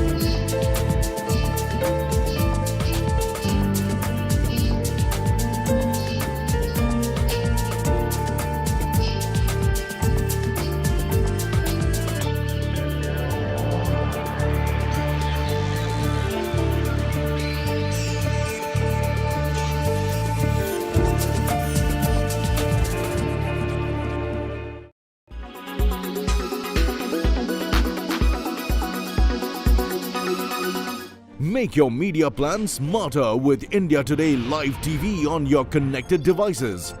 Amplify your brand with 100 million smart internet viewers. To advertise, mail us at sales@aajtak.com.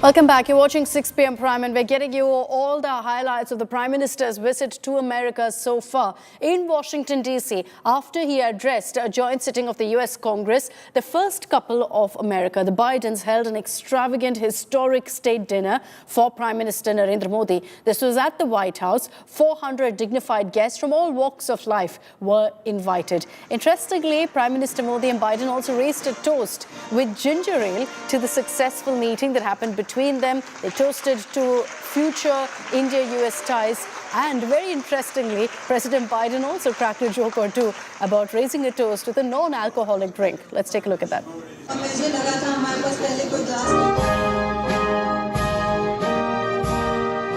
It was all pomp and grand at the White House in honor of the Indian Prime Minister Narendra Modi.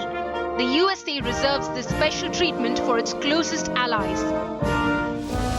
The titans of business, fashion, entertainment and more, with the likes of designer Ralph Lauren, filmmaker M. Night Shyamalan, rubbing shoulders with tech leaders from Apple, Google and Microsoft in a state dinner hosted by the first couple of USA, where the who's who of American politics stood in attendance while India was celebrated and honored. Welcome to Prime Minister Modi's Washington home.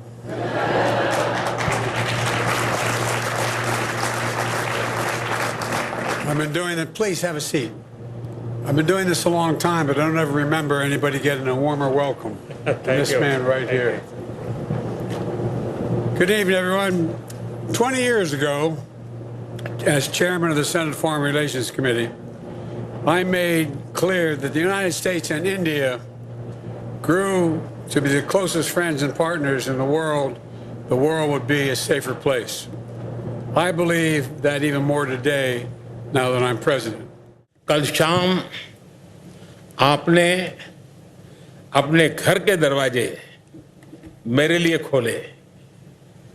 इस special gesture के लिए आपकी मित्रता और गर्मजोशी भरे आदर सत्कार के लिए भी मैं आपका हृदय से बहुत-बहुत आभारी हूं। But before this grand dinner, Prime Minister Narendra Modi held high-level talks with US President Joe Biden at the Oval Office on not-so-comfortable issues like differences over human rights and India's stance on Russia's war in Ukraine. At the dinner party, bilateral ties and friendship were toasted to with no alcohol.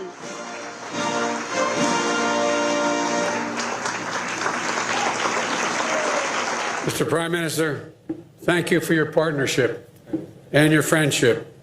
And to all, please join me in a toast.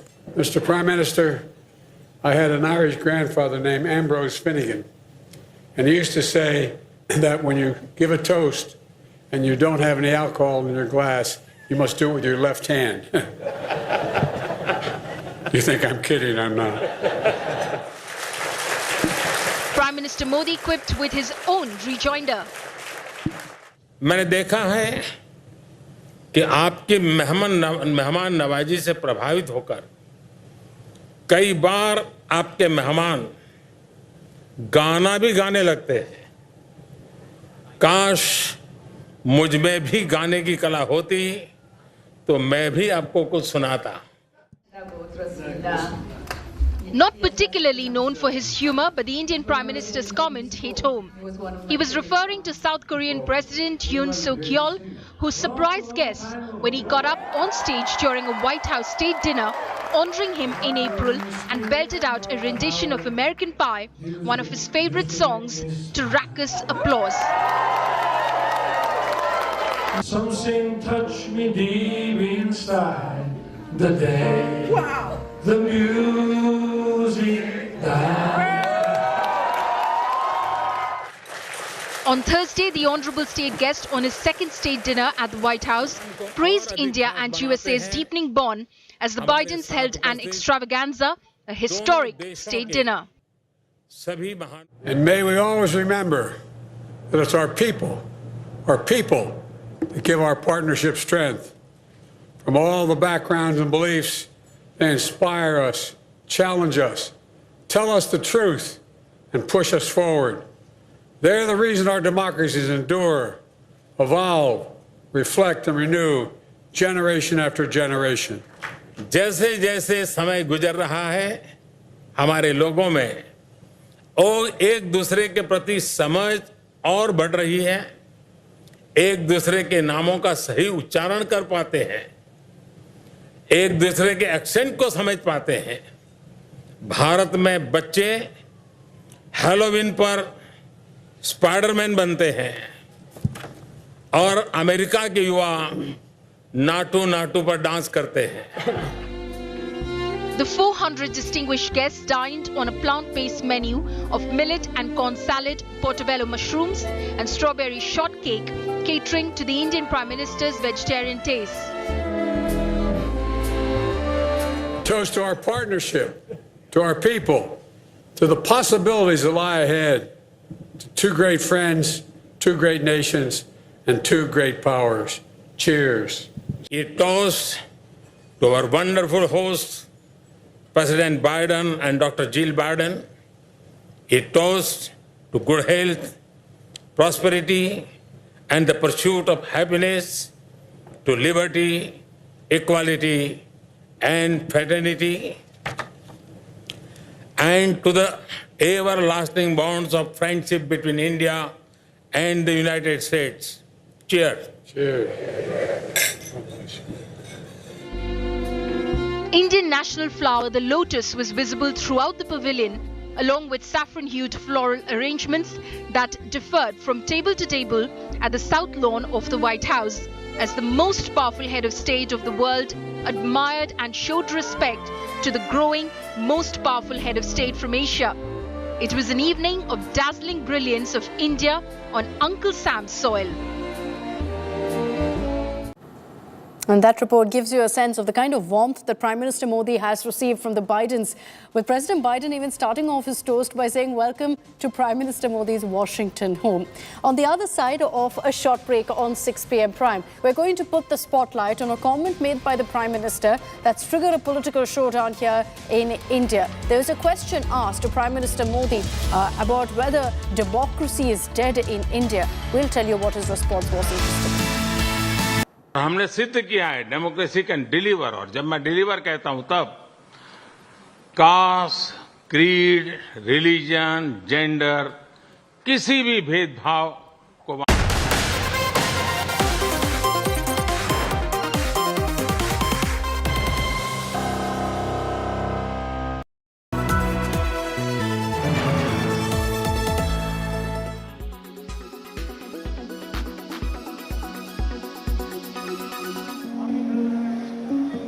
People often donate heart and eyes, but now you can also donate your skin. North India's first skin bank is ready in Delhi's Safdarjung Hospital. Eligible disease donors can donate skin and give someone a new lease of life. Burn victims can immensely benefit from these skin banks for their graft surgeries. Skin banking में ये खास बात है कि इसमें कोई matching की जरूरत नहीं है। कोई भी पेशेंट स्किन डोनेट कर सकता है। उस मरीज की, उस डिजीज़ की दी हुई स्किन किसी भी दूसरे मरीज में इस्तेमाल हो सकती है। ना कोई ब्लड ग्रुपिंग मैचिंग चाहिए, ना कोई और HLA मैचिंग चाहिए। और जिसमें ये स्किन हमने लगाई है उसको जीवन में कोई स्टेरॉयड और इम्यूनोसप्रेसेंट्स खाने की कोई जरूरत नहीं है। Safdarjung Hospital authorities are also doing everything they can to make people aware about skin donation. With the help of specialized equipment and proven techniques, donated skin is processed and stored in bank before transplantation. इतने सारे wards हैं जो भी नए doctors join करते हैं, junior residents हैं, वो ज्वाइन करते हैं, तो उनको सेमिनार्स लेके, उनको इन्फॉर्म करके उनको बताया जाएगा। डेथ फॉर्म है, जब हम लोग उसको साइन करते हैं तो उसमें भी हम सोच सकते हैं कि हम उसमें भी ऐड करा दें कि हम आई डोनेशन के लिए विलिंग हैं और स्किन डोनेशन के लिए विलिंग हैं। As of now, there are 16 skin banks across the country, and here's hoping that this latest center in Delhi opens the doors for many more such skin banks in India. With Neetu Jha, Bureau Report, India Today.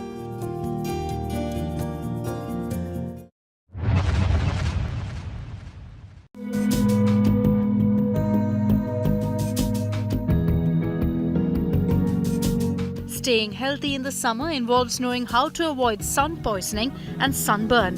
Safe and healthy eating and drinking practices are included. We're telling you exactly what the most common mistakes in summers are and how you can avoid them. Though it may be tempting to enjoy the summer months outside, it's important to not overstay your welcome in the hot summer sun. Doing so can increase the risk of sunburn, sun poisoning, and skin cancer. Here are things you must keep in mind before you use a sunscreen. Adults should wear a sunscreen with no less than an SPF 15. Sunscreens should also be broad spectrum. This means they have the ability to protect against both ultraviolet A or UVA and ultraviolet B or UVB. UVA is what makes the skin age and UVB is what burns the skin. But if you do end up with a sunburn, do not use ice cubes. Sunburns can react to extreme cold. Do this instead. Putting a cold, damp towel on the skin for 10 to 15 minutes a few times each day. Applying a moisturizer with aloe vera or soy. Drinking extra water, leaving blisters alone. Sunglasses do much more than complement style during sunny days. Look for sunglasses that block out 99 to 100% of both UVA and UVB radiation. Lessen the risk of foodborne illnesses by keeping hands washed and cleaning prep surfaces and appliances. Cook and hold meats to their proper internal temperature as well. The anti-inflammatory properties of the following foods may act as a natural defense against the sun and sunburns. Berries, tomatoes, carrots, salad greens, fatty fish such as salmon, almond, green tea. The diet which is high fiber diet and which have a high water content, for example green leafy vegetables, they have a high water content. You can eat watermelon in this summer. You can drink lot of fluids like coconut water is very important. Its potassium is a rich source of potassium. Potassium is very important for your muscles, and heat cramps most of the times when happen, it is all because of potassium and sodium loss from the body. So all these precautions you have to take this summer. In New Delhi, Sneha Murdani for India Today.